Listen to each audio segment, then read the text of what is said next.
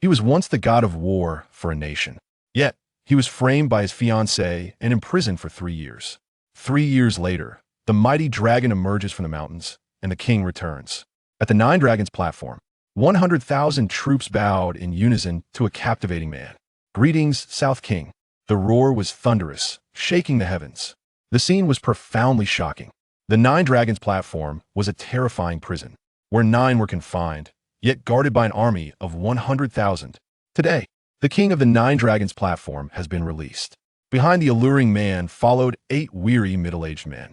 Though their spirits seemed low, their malevolence was palpable. None of them possessed a kind heart. Any one of them, if unleashed, could cause tremors in the outside world. Now, they trembled in the shadow of Shunyi. The air outside is so refreshing. Shunyi breathed in the fresh air, murmuring to himself, "Congratulations, South King. You have served your time." The 8 men exclaimed in unison, their eyes brimming with tears of joy. For who could fathom how they endured those 3 years? "You all seem rather pleased." Shunyi turned, a wicked smile gracing his face. Upon seeing that familiar grin, the 8 men fell silent, trembling uncontrollably. It was this very smile that had haunted them with despair during countless nights. "WWE truly miss you, but your release is a good thing, and we are genuinely happy." Li Wuying, the world's richest man, mustered his courage to say, pulling out a golden black card from his pocket, "Your Majesty, this is a small token of our gratitude, containing 100 billion daxia coins. We hope you will accept it. Your thoughtfulness is appreciated. I must take my leave. Reform yourselves well, otherwise I may return." Shunyi accepted the black card, nodded, and stepped into a stretched Lincoln. As the Lincoln drove away, the 8 men could no longer contain their excitement. "Yay, we are finally free." In that moment, the 8 men were as joyful as children, leaping with glee. Yet, once seated in the Lincoln, Shun Yes' expression darkened. 3 years prior, he was the god of the Southern Realm, the South King of Daxia. But due to a certain incident, he was imprisoned. His fiancée, Lin Meng, was nearly assaulted, and in his rage, Shunyi broke the leg of the assailant, a young master from the Wang family. Had Meng testified, proving the assault against her, he would have been acquitted. But to Shun Yes' shock, Lin Meng declared in court that it was consensual. This betrayal led to Shun Yes' conviction for intentional injury and subsequent imprisonment. What puzzled Shunyi further was that as the South King, he should have been above such trivial charges. Even murder would have been negligible. Yet he found himself incarcerated for 3 long years. In Daxia, the only person capable of imprisoning him was the sovereign. During these 3 years, the sovereign visited him a few times, and each time Shunyi inquired, the reply was always the same: "For your own good." To this day, Shunyi remained bewildered by the sovereign's true intentions. Now, as he was finally released, certain matters must be clarified. He needed to understand why Lin Meng had so suddenly betrayed him. He also had to see how his aging parents had fared during these 3 years. With this thought, Shunyi instructed the driver, "Take me back to my old home. I wish to see my parents." "Understood, South King." The driver responded respectfully, and with a roar, the car sped away. Half an hour later, Shunyi arrived at the old district of Qingzhou. Here, there was no trace of his family's old house, only a construction site. "Excuse me, wasn't this the old district? Where did the original residents go?" Shunyi stopped a passing worker, puzzled. "The old district is being renovated. The residents have been relocated to the resettlement housing," the worker replied. Upon hearing this, Shunyi nodded. It seemed his parents had moved to resettlement housing, which was better than their old house with a leaky roof. "Do you know where the family of Shun Chongqing was relocated?" Shunyi inquired further. "Shun Chongqing?" A look of pity crossed the worker's face. Shun Yes' heart sank. "Listen, young man, the Shun family has had a rough time. 3 years ago, their son was imprisoned for intentional injury, and later the elderly couple was deceived by their future daughter-in-law, who unknowingly transferred their house to her name. That future daughter-in-law is worse than a beast. She caused Shun Chongqing to become a vegetable, and his wife, overwhelmed by grief, has lost her sight. Now, the old couple has become homeless, living under a bridge in the west of the city." As the worker finished, a chill enveloped him. An invisible and powerful aura radiated in all directions. When he finally regained his composure and looked for Shunyi, he found no trace of him. 10 minutes later, Shunyi stood in the foul-smelling, garbage-strewn underpass in the west of the city, his heart aching like a knife. Suddenly, a familiar figure appeared before his eyes. It was his mother, Li Fengmei. With hollow eyes, she clutched a moldy bun she had scavenged, tearing off a small piece and gently feeding it to an unresponsive middle-aged man beside her, murmuring, "Changqing, a kind person has given us some buns. Please eat a little." In that instant, Shen Ye's eyes turned red, and a wave of murderous intent surged within him. "Lin Meng, your betrayal led to my imprisonment, but that is not enough. You have even cruelly plotted against my parents. I shall ensure you suffer eternally, unable to seek life or death." In an instant, Shen Ye's murderous intent overflowed uncontrollably. He took a few quick steps forward, his voice choked with emotion. "Mother." Upon hearing Shen Ye's voice, Li Fengmei froze, tears welling in her eyes. "Is it as my year returned?" "Mother, it's me. I'm sorry, it's my fault you have suffered." Li Fengmei, overwhelmed with emotion, stood up, reaching out a trembling hand to touch Shen Ye's face. "Good. How wonderful my year has returned." "Shen Yi, I'm sorry, mother, your eyes." "Foolish child, why apologize to your mother?" "My eyes are fine. I've grown accustomed to it over the years. It's just your father. He has been turned into a vegetable and can no longer awaken." At this, Li Fengmei's sorrow deepened and tears flowed anew. "Do not worry. Mother, I will make those who have harmed you pay dearly." As he spoke, a cold glint flashed in Shen Ye's eyes. "Year, please don't be foolish. You've finally been released. If you were to return to prison, how could your mother bear it?" Hearing Shen Ye's words, Li Fengmei looked deeply concerned. "Mother, do not worry. During my years in prison, I learned medical skills from an elder. I can heal your eyes, and I will awaken father." While imprisoned, Shen Yi had encountered a peculiar old man who spoke in riddles and uttered nonsensical phrases. Yet, Shen Yi knew the elder was extraordinary, imparting all his skills to him. He possessed the miraculous ability to revive the dead and an invincible martial prowess. Really? Can father truly awaken? Li Fengmei cared little for her own eyes. Her foremost concern was for Shen Changqing, who had become a vegetable. Of course it is true. Allow me first to escort you to the hotel for a refreshing bath, to nourish your bodies with a hearty meal, and then we shall commence the treatment for you and father. As he spoke, Shen Yi prepared to bend down and lift his father onto his back. "Ah, the two old codgers are still alive, are they? Since you're still breathing, why not pay the rent for the bridge underpass?" At that moment, an incongruous voice pierced the air, arriving at the most inopportune time. Upon hearing that voice, Li Fengmei's body trembled involuntarily, and terror spread across her face. Shen Yi slowly turned around, his expression frosty as ice. The newcomers were a group of 5 or 6 burly men, each wearing a mocking grin. "Tiger brother, we truly have no money left. Please, spare us." Li Fengmei pleaded with the hulking figures, her face etched with fear. "No money? That's easily remedied. We shall just beat you up and then toss you to the mountain for the dogs." The man called Tiger Brother snarled, a cruel glint in his eyes directed at Li Fengmei. At this, fury ignited within Shen Ye's gaze. His parents had already fallen into such dire straits, living beneath a bridge, and these brutes still dared to demand rent. They were nothing short of less than beasts.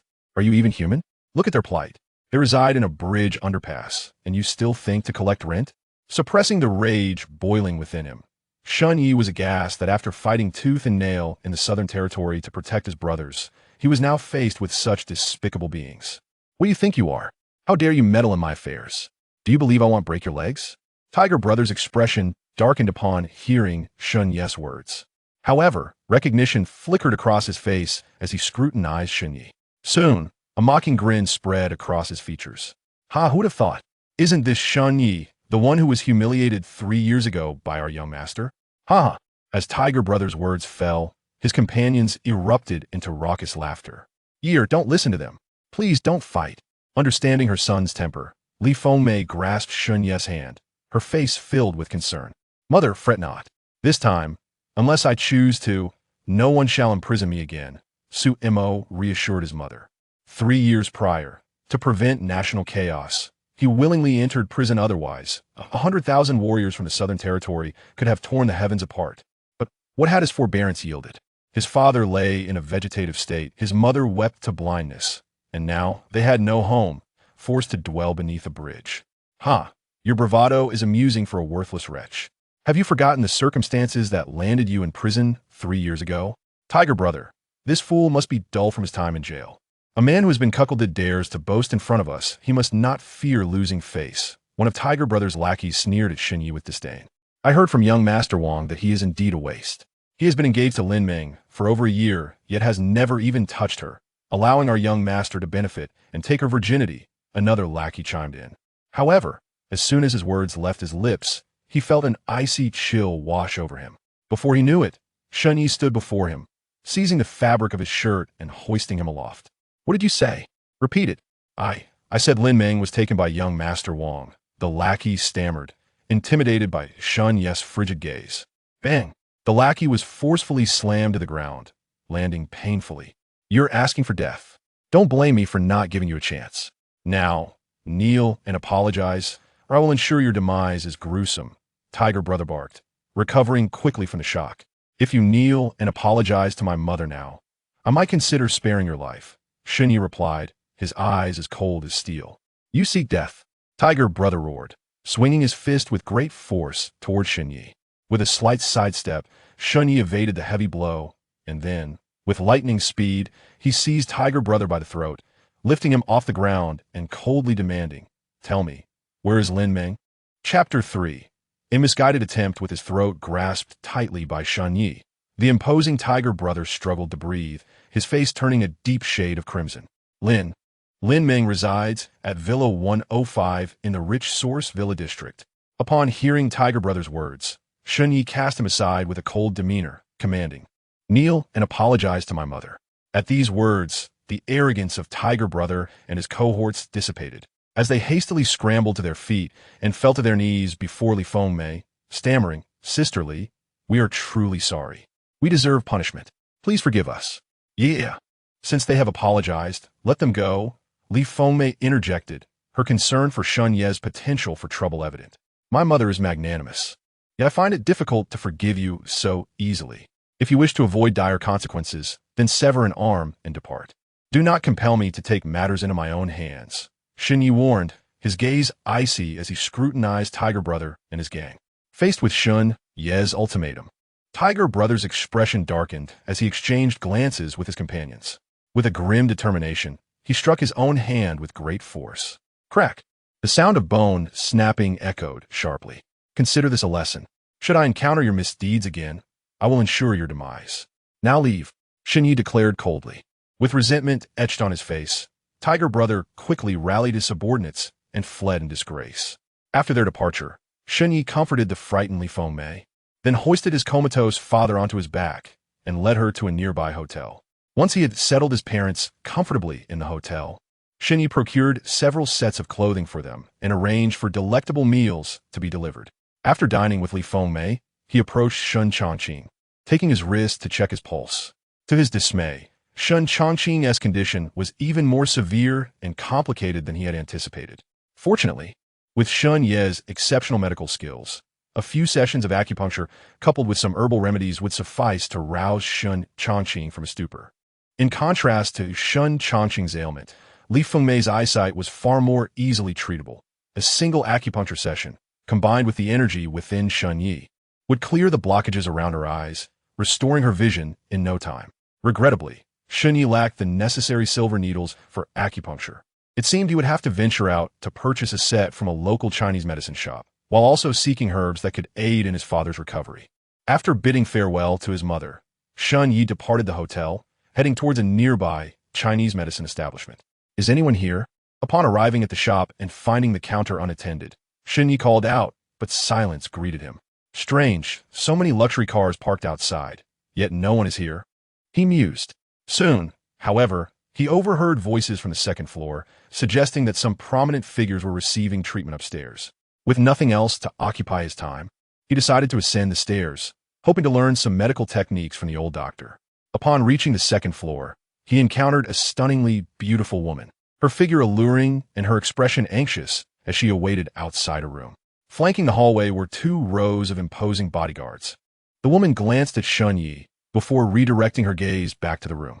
Inside, an elderly man with a face etched in wrinkles and a head of white hair lay upon a hospital bed, surrounded by several practitioners clad in white coats.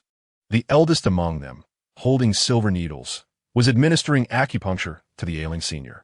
Shun Yi, eager to learn, leaned against the doorframe and focused intently on the procedure. However, after observing the old doctor apply just 2 needles, he felt a wave of disinterest wash over him. This old physician's skills were woefully inadequate. His treatment not only failed to heal, but could potentially harm a patient. Unable to remain silent, Shunyi interjected, I cannot stand by while this man's life is at stake. Silence. Dr. Xia is a renowned physician in the country. How dare you, a mere boy, question his expertise? A middle-aged doctor glared at Shun Yi, rebuking him. At that moment, the woman beside Shun Yi shot him an angry look. If you continue to speak out of turn and disrupt Dr. Xia's treatment, I will ensure you see no light of day tomorrow. Do you truly call him a divine doctor?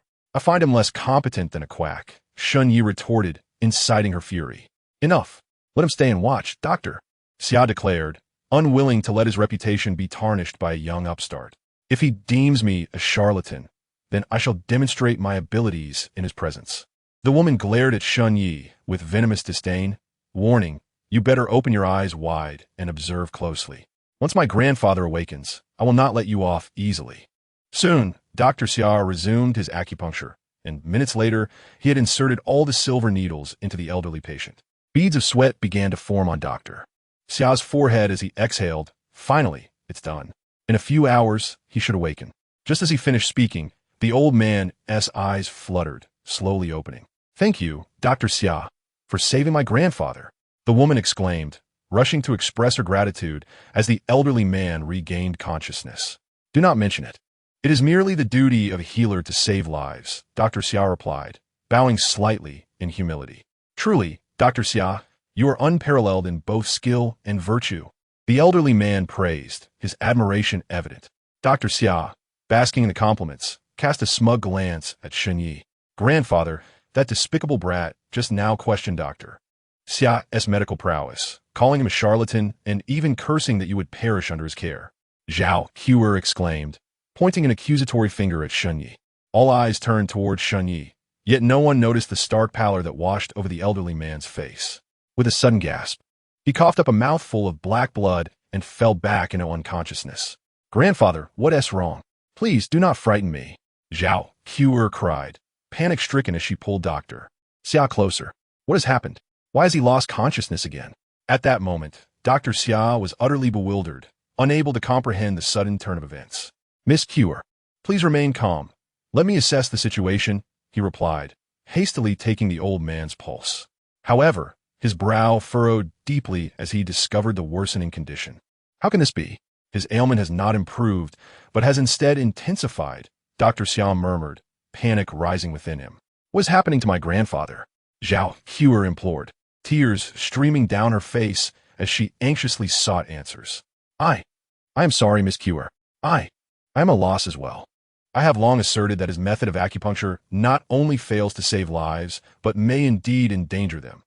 What a quack. At this moment, Shun Yi walked in slowly with his arms crossed over his chest. You speak nonsense. This merely indicates that old Zhao's illness is particularly stubborn. The medical skills of Dr. Xia are well known, retorted a traditional Chinese medicine practitioner in a white coat, facing Shun Yi with indignation. Is it so difficult to admit one's own mediocrity? To claim that old Zhao's illness is too complicated? If I were to treat old Zhao, merely 7 needles would suffice to rid him of his affliction. Shun Yi disdainfully scanned the group of white-coated practitioners and spoke slowly. Anyone can boast. Given your youth, I doubt you've even mastered the technique of needle insertion before you begin to brag. The group of practitioners glared at Shun Yi, firing back. How about we put it to the test? Then you'll know whether I'm boasting.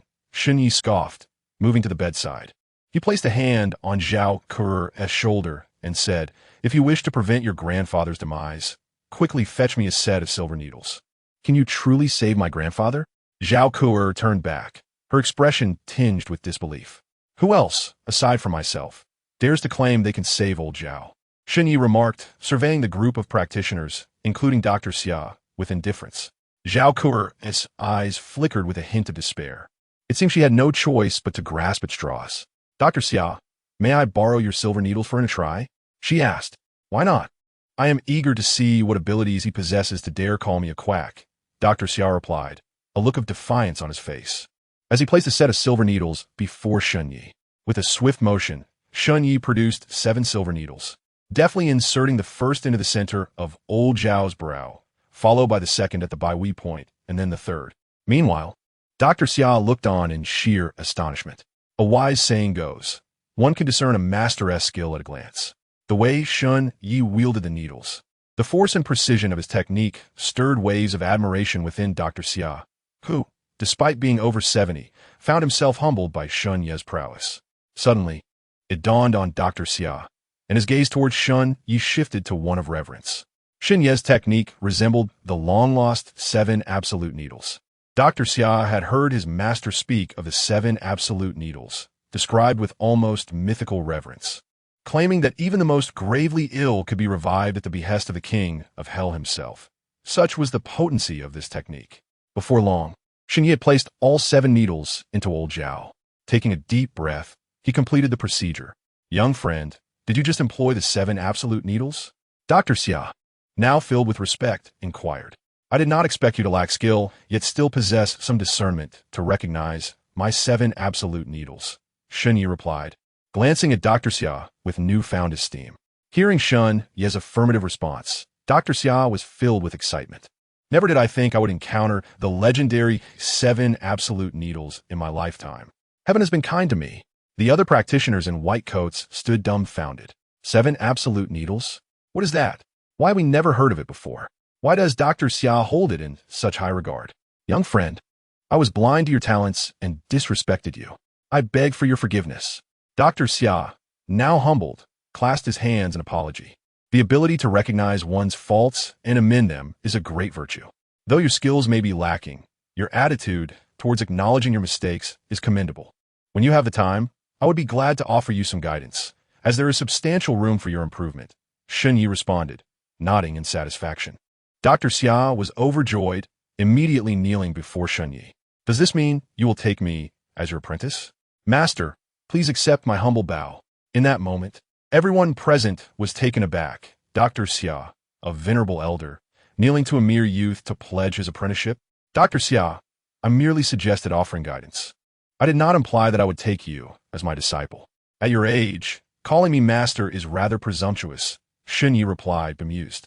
Just then, old Zhao, lying on the bed, suddenly erupted into a violent coughing fit, spewing forth a foul-smelling, dark blood. Zhao, alarmed by the sight, quickly turned to Dr. Xia, asking, Dr. Xia, what is happening to my grandfather? Why is he coughing up blood again? Dr. Xia rose from the floor, gazing at the pool of dark blood, then at old Zhao, whose complexion had regained some color.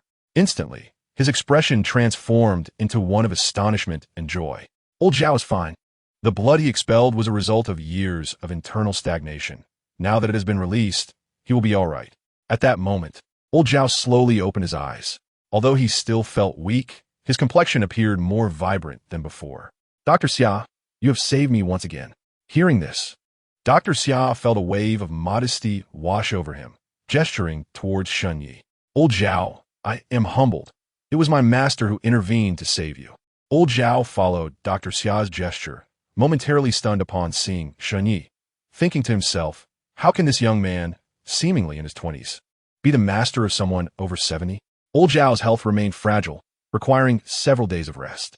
Let us leave for now to allow old Zhao to recuperate in peace, Shun Yi suggested, leading the way out of the room. The others quickly followed his lead. Dr. Xia, can I trouble you for a set of silver needles? Shun Yi asked once they exited. Of course. Dr. Xia promptly found a new set of silver needles and handed them to Shun Yi. By the way, do you have any 7 wild herbs or resurrection herbs? Shun Yi inquired, as these herbs were essential for treating his father. Unfortunately, those herbs are exceedingly rare and precious. It's unlikely you will find them anywhere in Qingzhou, Dr. Xia replied. Nodding in acknowledgement, Shun Yi turned and walked towards the door. Wait, just as he reached the entrance, Zhao Ku'er hurried to catch up with him. What is it? Is there something else? Shun Yi asked, frowning. I apologize for my earlier words. I had no idea your medical skills were so advanced, Zhao Ku'er said, her face filled with regret. Oh, that? I had already forgotten about it. If there's nothing else, I shall take my leave. Shanya replied nonchalantly. And thank you for saving my grandfather. Could you please leave your contact information? I would like to reach out to you in 3 days for your assistance with my grandfather's treatment, Zhao Ku'er hurriedly added. Certainly, Shun Yi nodded, providing her with his phone number before walking away without a backward glance. Watching him depart without so much as a second look, Zhao Ku'er stomped her foot in frustration, muttering, am I truly that unappealing? He won't even spare me a glance. Upon returning home, Shen Yi eagerly began treating his mother. Li Fengmei's eyes. 20 minutes later, after completing the acupuncture, he released a sigh of relief. He then took a roll of bandages to wrap around his mother's eyes, instructing her, "Mother, I have treated your eyes with acupuncture. Tomorrow morning, when you remove the bandages, you will see the light again. Until then, please refrain from any movement and do not attempt to remove the bandages yourself." Li Fengmei, filled with excitement, momentarily forgot her own concerns for her husband, saying, "Don't worry about me. Go check on your father. I have already seen to him. His condition is more severe and requires several special herbs for treatment. You should rest here while I go out to find those herbs to awaken him," Shen Yi declared. "All right, go find the herbs." Li Fengmei nodded in agreement. In no time, Shen Yi exited the hotel once again. This time, he had 3 tasks at hand. First, to confront Lin Meng about her actions towards him and his parents. Second, to visit the clinic left by his master to seek the herbs that could save his father.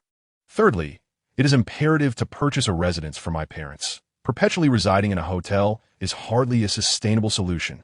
A mere 10 minutes later, Shen Yi arrived at the entrance of Villa number 105 in the Fuji Yuan Villa district. At that moment, a woman was tending to the flowers in the yard. She was none other than Lin Meng's mother. "Lin Meng, come out and see me," he demanded. Prior to arriving, Shen Yi had already gathered information indicating that Lin Meng's family had acquired this villa entirely with the money from the demolition of his parents' old house. This malicious woman, having benefited from her family's property, allowed her own parents to dwell under a bridge while she regularly collected rent from them.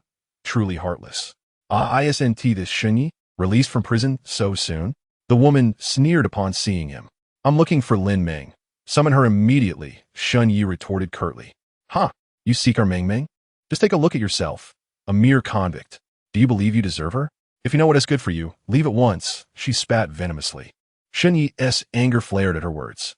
With a forceful kick, he struck the large iron gate of the villa, causing it to crash down. He then strode boldly into the villa. The woman was so startled by his sudden act of aggression that she stood frozen in place for a moment. As he approached the entrance of the grand hall, a sensually dressed woman with long flowing hair emerged from within. It was Lin Meng, Shen Yi's former fiancée. "Shen Yi," Lin Meng gasped, momentarily taken aback, a flicker of panic crossing her eyes. Shen Yi fixed his gaze upon Lin Meng and, after a long silence, softly asked, "Lin Meng, it has been 3 years. Do you not owe me an explanation? It was for you that I broke Wang Yang's leg. Why did you betray me? Why did you testify in court that it was voluntary, resulting in my 3-year imprisonment?" In Shen Yi's heart, Lin Meng had always been a kind and unmaterialistic girl. He could not fathom why she had so suddenly transformed. Was she coerced by the authorities? He awaited a reasonable explanation from her. However, Lin Meng's eyes glinted with disdain. With a mocking laugh, she responded, "Shen Yi, you desire an explanation? Let me tell you, during our 3 years together, what have you ever given me? Did you ever present me with any precious gifts? You could never provide the life I longed for, because you are merely a poor soldier." Shen Yi's heart trembled at her words. Was this truly the reason? He bitterly scoffed at himself. Yes, he was a soldier, but he was not impoverished. He was a king among soldiers, a war god. The foremost of the 4 war gods of the great Xia, and the only one anointed as king. Furthermore, let me share something that may cut deeper. The incident 3 years ago was a deliberate act on my part to sever our ties. I never anticipated you would be released so swiftly, Lin Meng continued. Her expression was filled with contempt, seemingly unfazed by Shen Yi's potential wrath. "Nevertheless, it is fortuitous that you have returned. In 3 days, I am to be wed to young Master Wang. I wish for no blemish on our marriage. So I require you to sign this annulment letter." With that, Lin Meng turned and re-entered the villa, shortly returning with a pre-prepared annulment letter, which she presented to Shen Yi. After perusing the contents of the letter, Shen Yi felt no sorrow or heartache. During his 3 years in prison, he had long since prepared himself emotionally and had come to terms with many things. Without hesitation, he accepted the pen from Lin Meng and inscribed his name upon the annulment letter. "I hope you will not regret this decision," Shen Yi remarked coolly after signing. "Ridiculous. Annulment with you and marrying young Master Wang will be the wisest choice of my life. Only when I am with young Master Wang will I truly understand the lifestyle of the elite. You now lack even the qualification to carry my shoes." "Regret? Never," Lin Meng retorted disdainfully. Upon hearing her words, Shun Yi nodded, a mocking smile on his face. Pray tell, where will your wedding with young Master Wang take place in 3 days? I would like to present you with a grand gift. He emphasized the word gift, and Lin Meng discerned the underlying meaning.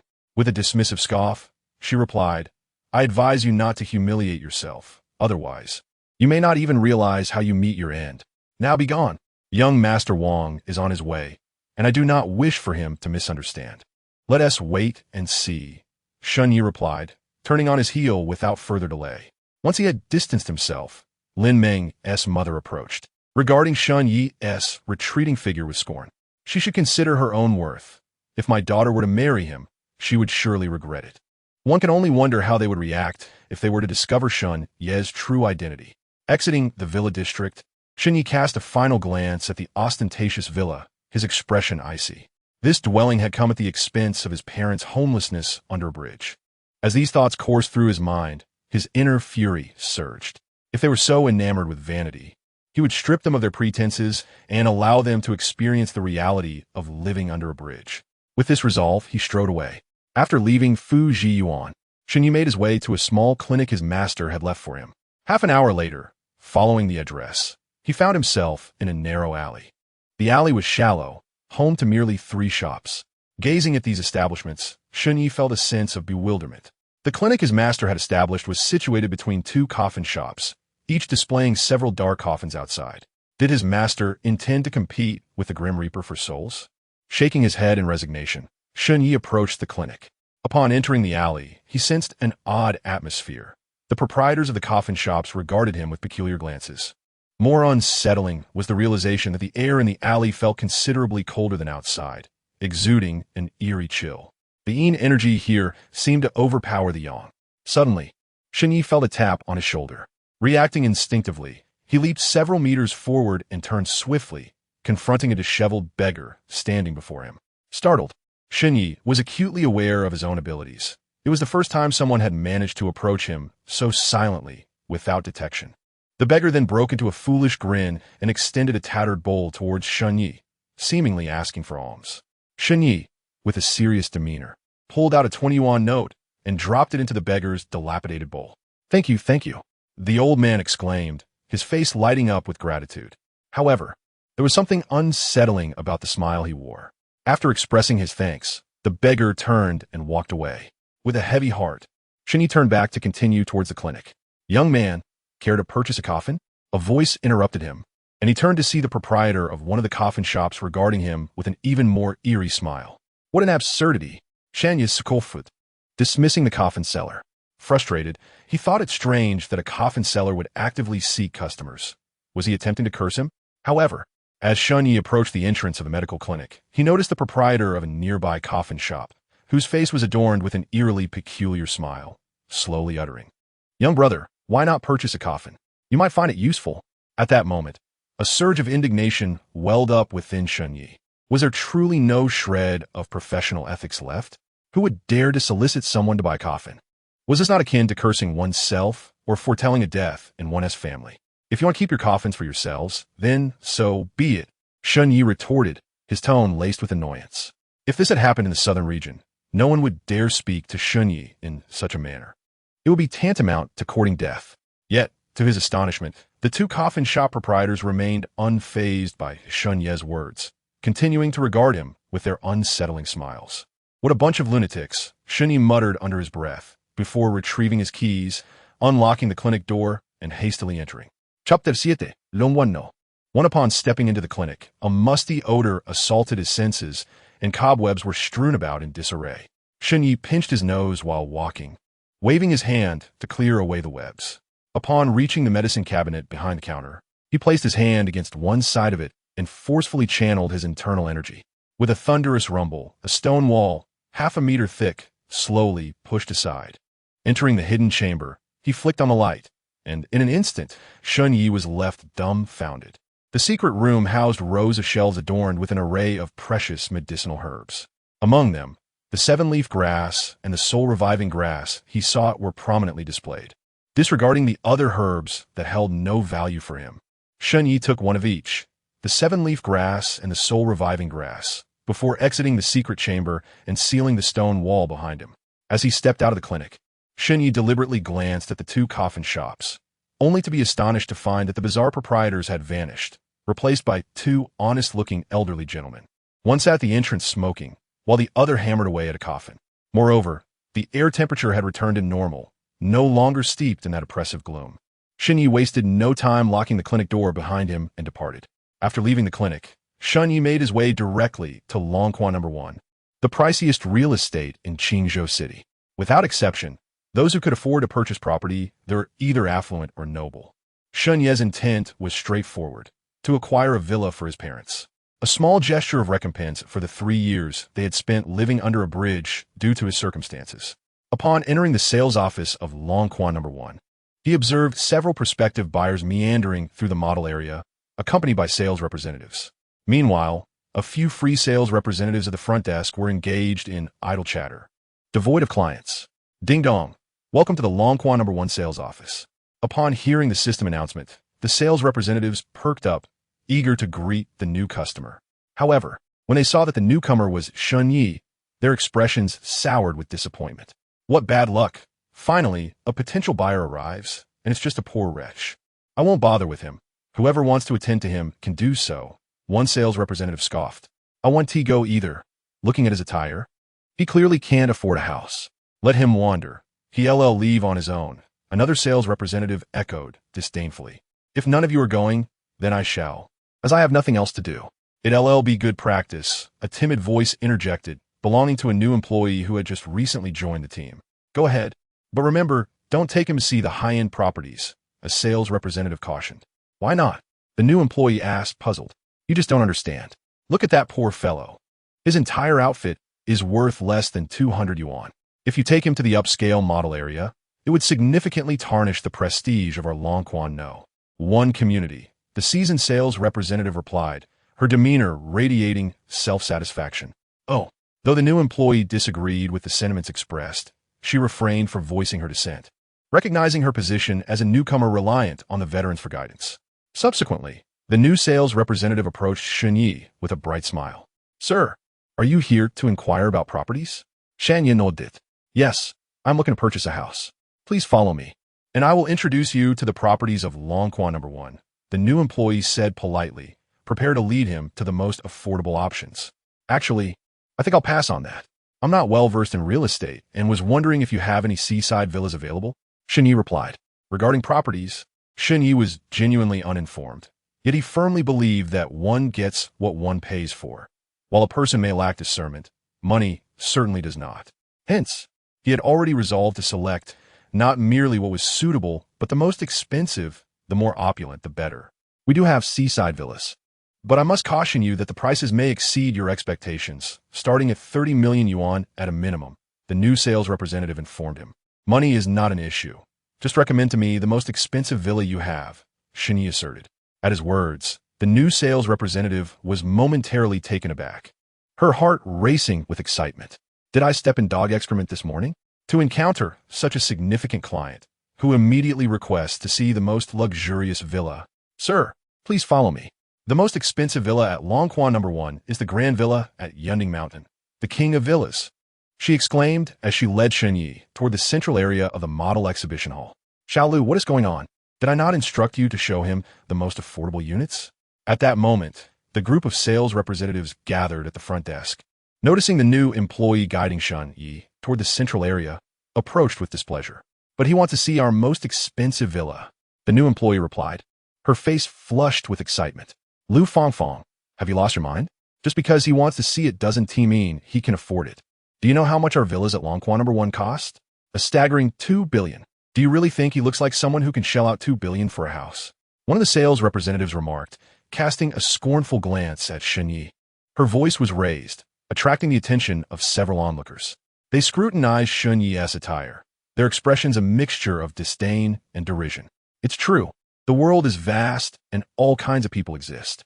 My husband's company earns several million a year, and I wouldn't dare casually suggest looking at the villas of Longquan No. 1. Yet this person, a quintessential pauper, shamelessly claims he wishes to see a villa worth 2 billion.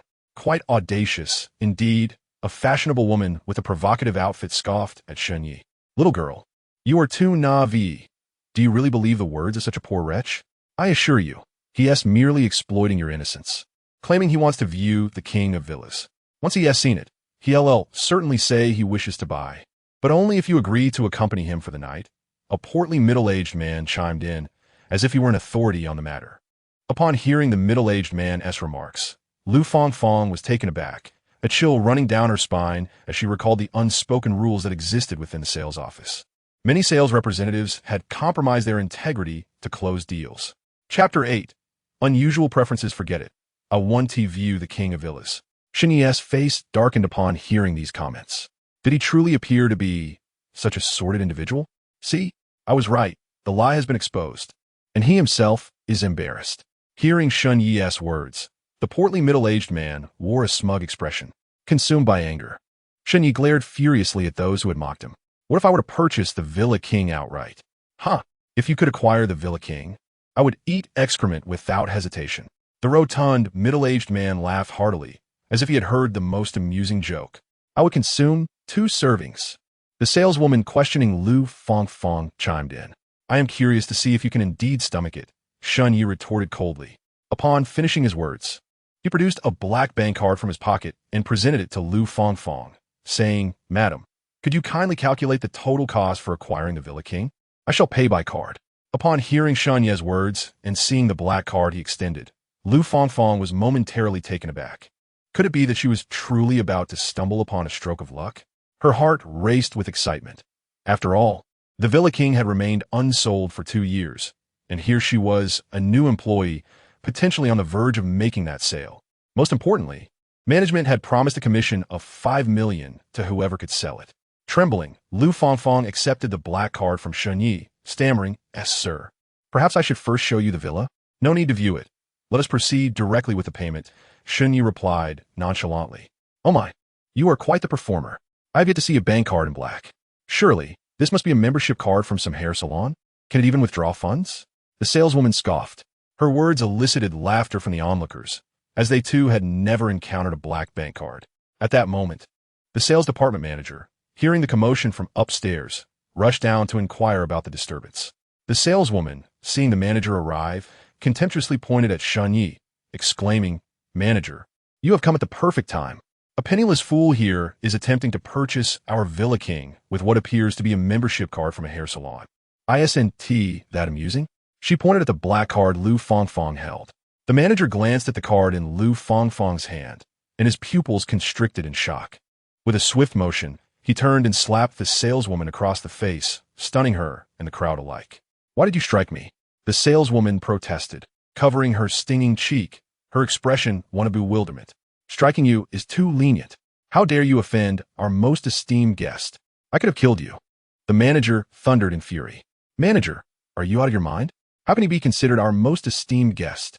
He is merely a penniless fool. The saleswoman argued defiantly. With that, the manager delivered another resounding slap. You foolish woman with long hair and short sight.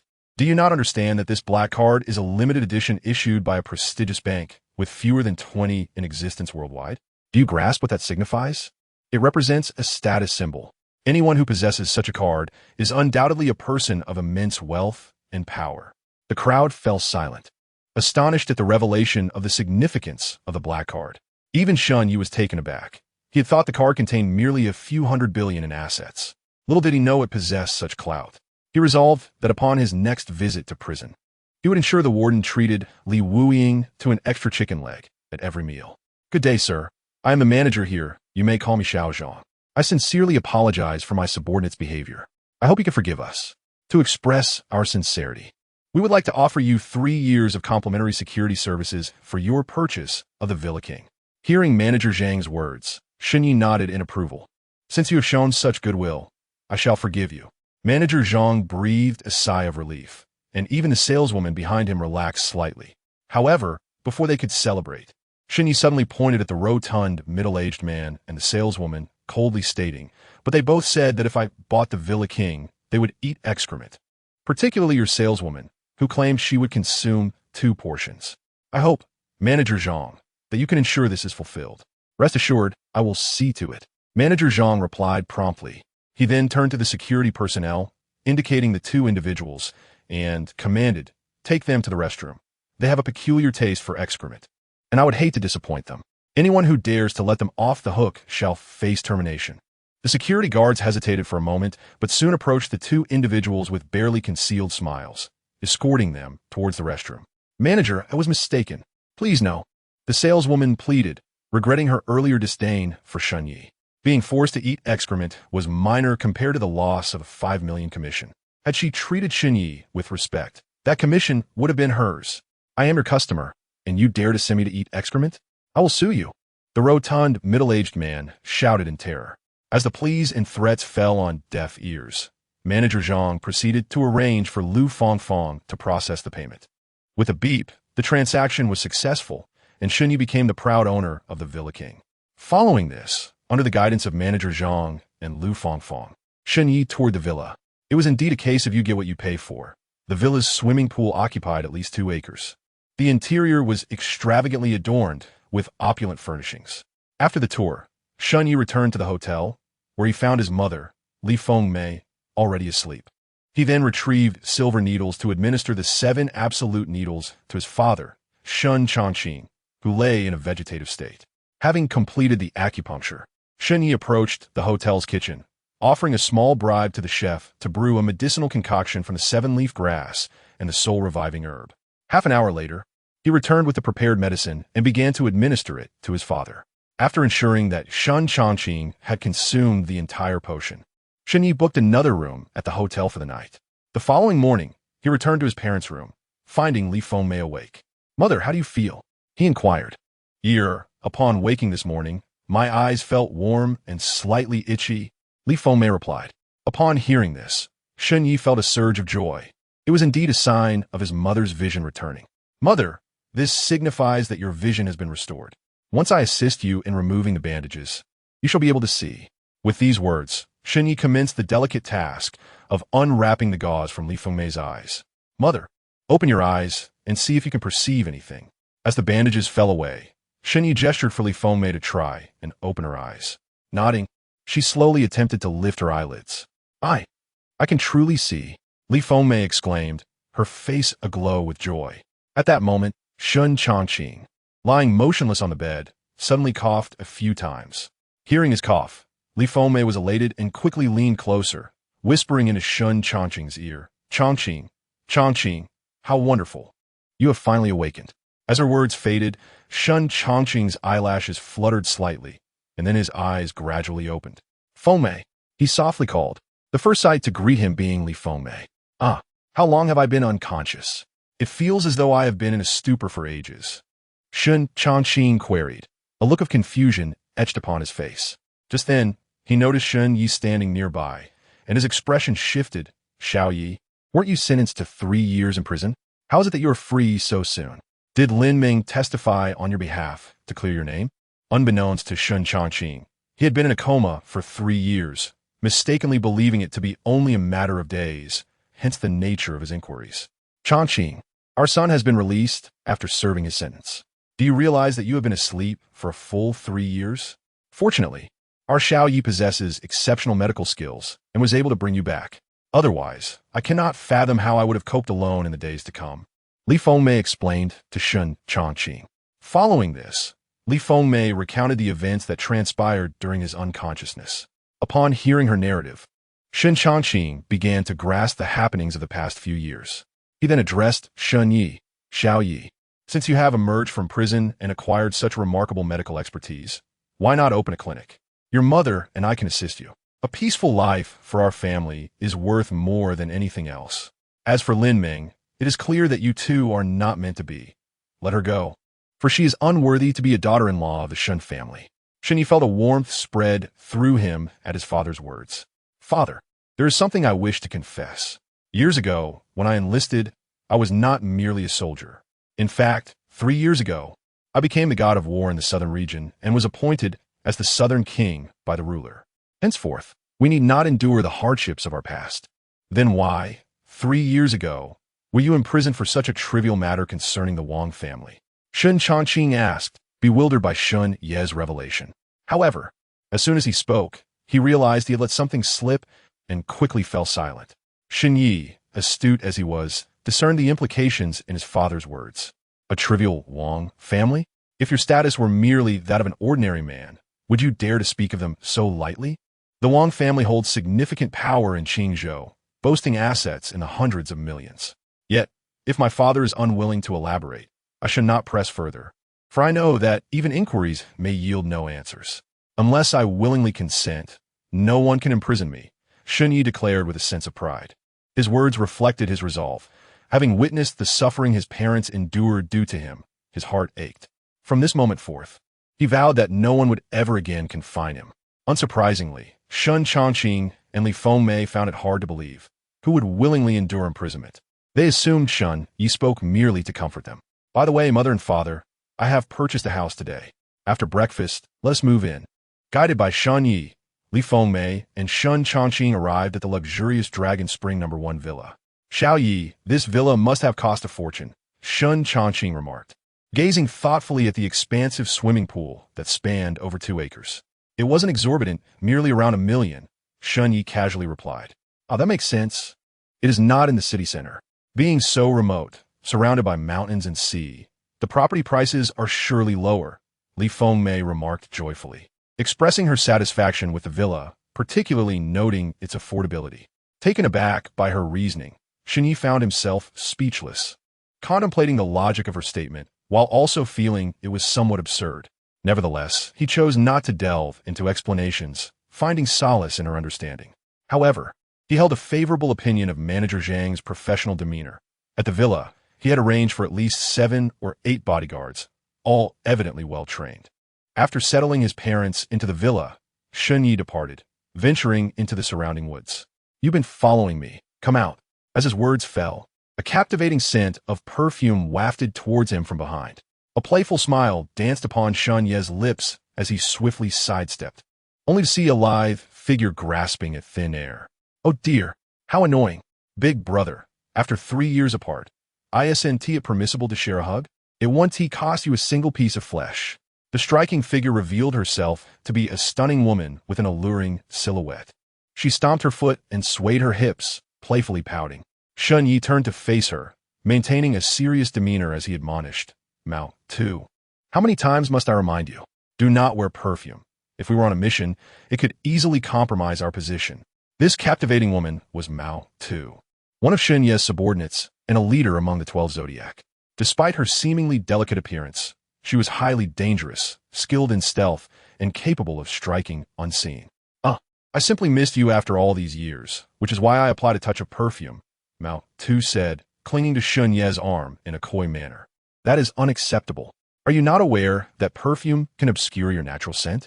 Your specialty is concealment, and should you become exposed, it could prove to be your most perilous weakness, Shun Yi responded sternly. All right, I want tea wear it next time, Mao Tu said, pouting in feigned disappointment. Now, tell me, how did you come to be here? Shen Long sent me to assist you. He knows that since your release from prison, you haven't returned to the southern region, likely due to matters from 3 years ago. If it were not for your desire for revenge, we would have dealt with those scoundrels long ago, she added. Nodding in agreement, Shun Yi acknowledged Chen Long's reliability. He was the most composed and formidable of the 12 Zodiac leaders, allowing Shun Yi to trust in his capabilities. In 2 days, they will hold a wedding. Find out the location and prepare a grand gift for them, Shun Yi commanded. At your service, Southern King. Mao tu replier. A glint of mischief sparkling in her eyes as she slipped into the shadows, vanishing from sight. Once Mao Tu departed, Shun Yi returned to the villa, unaware that news of his recent acquisition of the Dragon Spring No. 1 villa had spread throughout Qingzhou. Have you heard? The Dragon Spring No. 1 villa, valued at $2 billion, sold yesterday. Unbelievable. How could I not have heard? I also learned that the purchaser was none other than the infamous killer, Li Wuying, from 5 years ago. Indeed, when Shun Yi purchased the villa on behalf of Wang, he utilized the card of Li Wuying due to his unique status, specifically requesting the manager to register the villa under Li Wuying's name. In the afternoon, Shun Yi received a call from Zhao Kuer, which took him by surprise. Zhao Kuer informed Shun Yi that her grandfather, old Zhao, suddenly coughed up blood and fainted shortly after lunch. Shun Yi was perplexed. Logically, after administering the 7 absolute needle technique to old Zhao, his condition should have been improving, making such an occurrence improbable. Nevertheless, Shun Yi set aside his doubts. As he had promised Zhao Ku'er, he would aid in her grandfather's recovery. Fortunately, Zhao Ku'er resided in the villa district of Longquan No. 1. Upon arriving at the entrance of Zhao Ku'er's villa, he noticed her pacing anxiously outside the door. As soon as she spotted Shun Yi, she rushed to greet him and led him into the villa. Shun Yi, how could this happen? Didn't you say that after treating my grandfather with the 7 absolute needle, he would recover? Why is he now coughing up blood and unconscious? Zhao Ku'er inquired urgently as they hurried inside. I can only ascertain the answer after examining your grandfather's condition, Shun Yi replied. Soon, they entered the villa's grand hall, where a number of people had gathered, including the renowned physician Xia and several middle-aged Chinese medicine practitioners from the previous encounter. Among them was a striking woman who bore a resemblance to Zhao Ku'er, radiating an imposing aura that immediately led Shun Yi to conclude she belonged to the military. Ku'er, is this Shun Yi, the one treating grandfather? The woman's icy demeanor turned toward Shun Yi, unleashing a fierce energy upon him. Yes, sister, this is Shun Yi. Zhao Kai confirmed. This formidable woman was Zhao Shui, Ku'er's elder sister, who enlisted at 16 and attained the rank of Major General by 20, earning considerable military accolades for the great Xia nation. Shanye, you had better pray that my grandfather is unharmed. Otherwise, you will face dire consequences, Zhao Shui coldly warned, her gaze fixed on Shun Yi, perplexed by Zhao Shui's words. Shun Yi wondered if he had indeed made an error in treating her grandfather. I believe he was merely fortunate previously. His random acupuncture was labeled as the 7 absolute needle, and old Zhao's awakening might simply have been a fleeting moment of clarity, one middle-aged practitioner remarked disdainfully. Indeed, a mere youth, yet he dares to question the skills of our esteemed physician Xia. How laughable. Another practitioner scoffed. At that moment, even Zhao Ku'er appeared to falter in her faith in Shun Yi's abilities, as her grandfather's sudden relapse warranted an explanation. Only one person steadfastly believed in Shun Yi, physician Xia, who understood the potency of the 7 absolute needle, having heard of its efficacy from his mentor. Master, I have examined old Zhao. He is afflicted by the same ailment as before, but it seems more challenging this time, physician Xia respectfully reported to Shun Yi. Do not be deceived by this impudent youth. He is merely a charlatan who knows nothing, a middle-aged practitioner cautioned. Indeed, physician Xia, he is a fraud without any skills. How can you still address him as master? This tarnishes your esteemed reputation.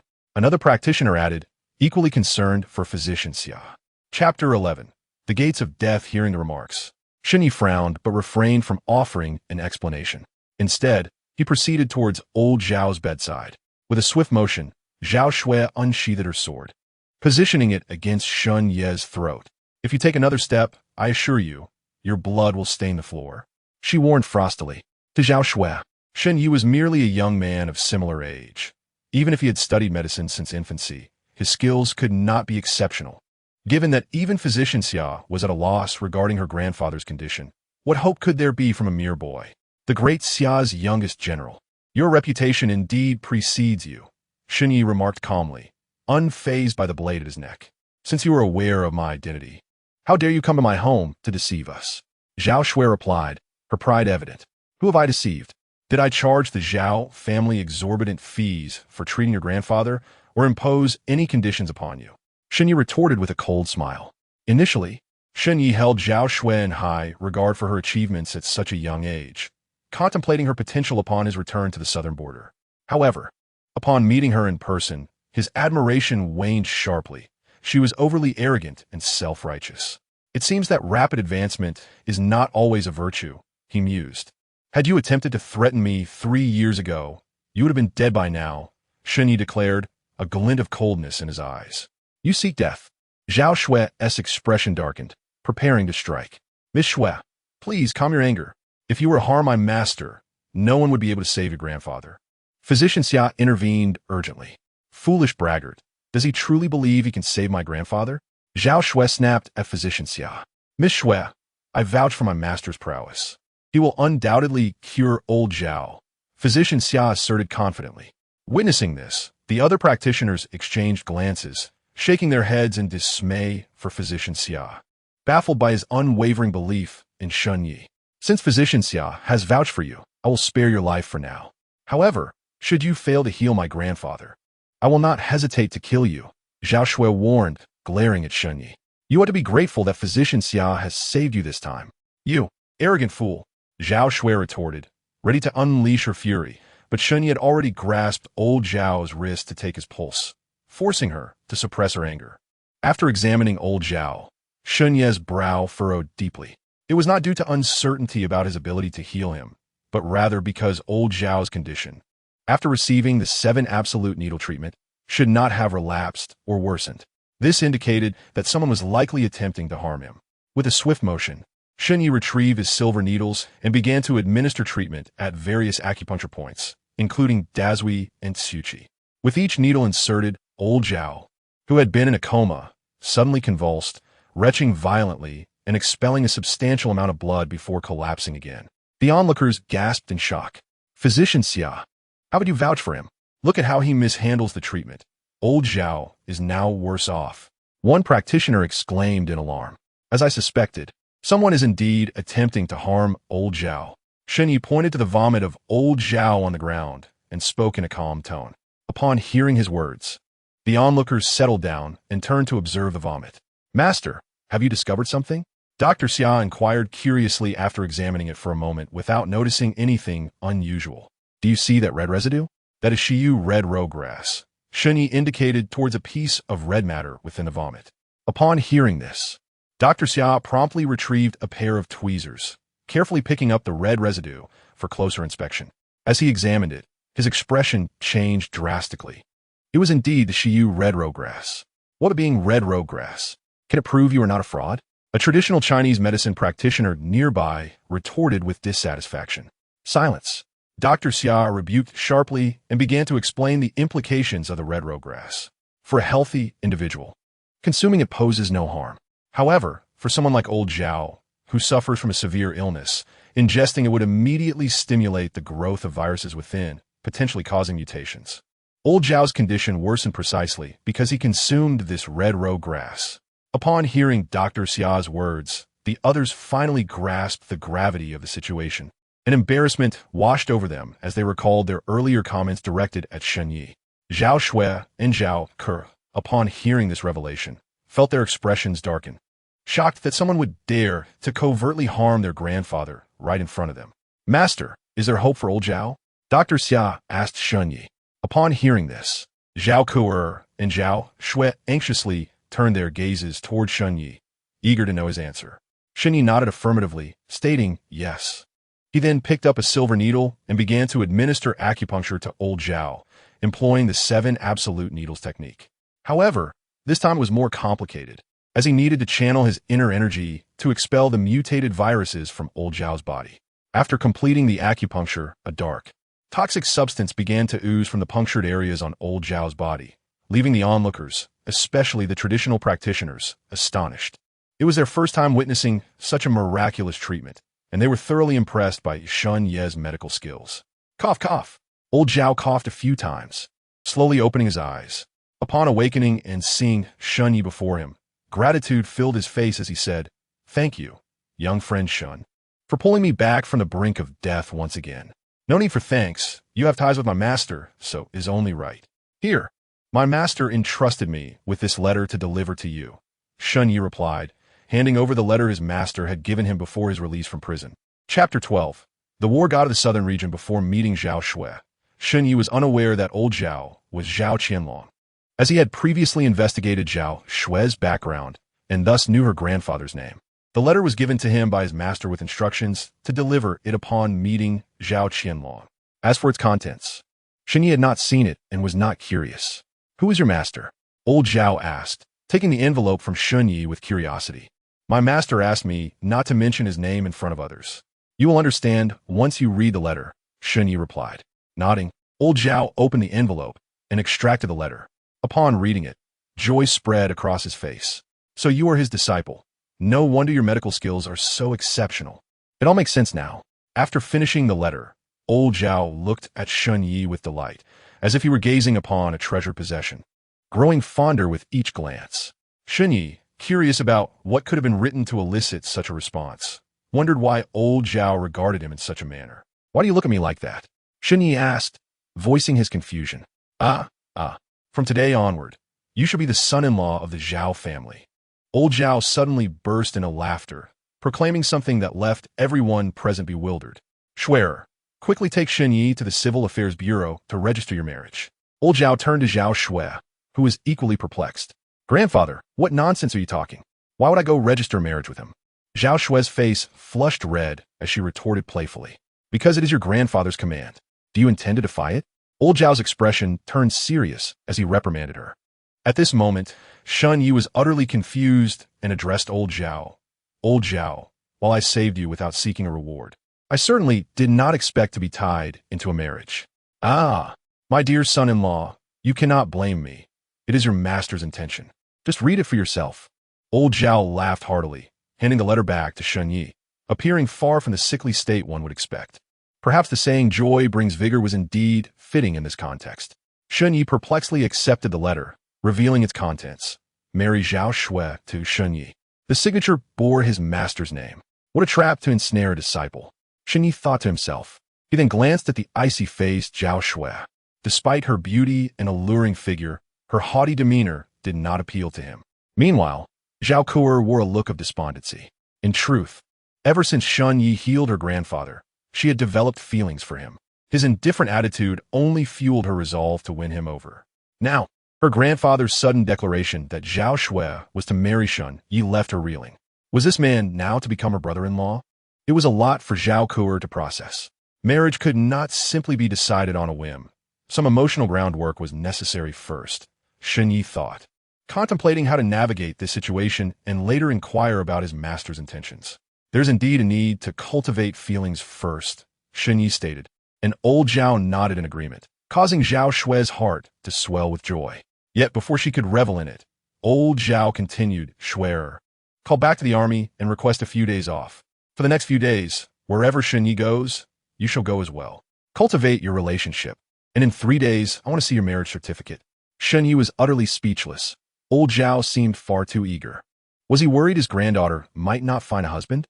In truth, Old Zhao was not concerned about that. He feared that such an outstanding man as Shen Yi might be taken away by someone else. After all, Shen Yi was his disciple, and Old Zhao felt compelled to secure his precious grandson-in-law before it was too late. 10 minutes later, Shen Yi exited the Zhao family's villa, followed reluctantly by Zhao Shui. There was no choice. It was her grandfather's command for her to accompany him and foster their relationship. Don't get cocky. I will never marry you, Zhao Shui said, her displeasure evident as they left the villa. Shen Yi, bemused, wondered where she saw any cockiness. If you don't want to marry me, then neither do I. He had already investigated her background after hearing from his sister that she had healed their grandfather.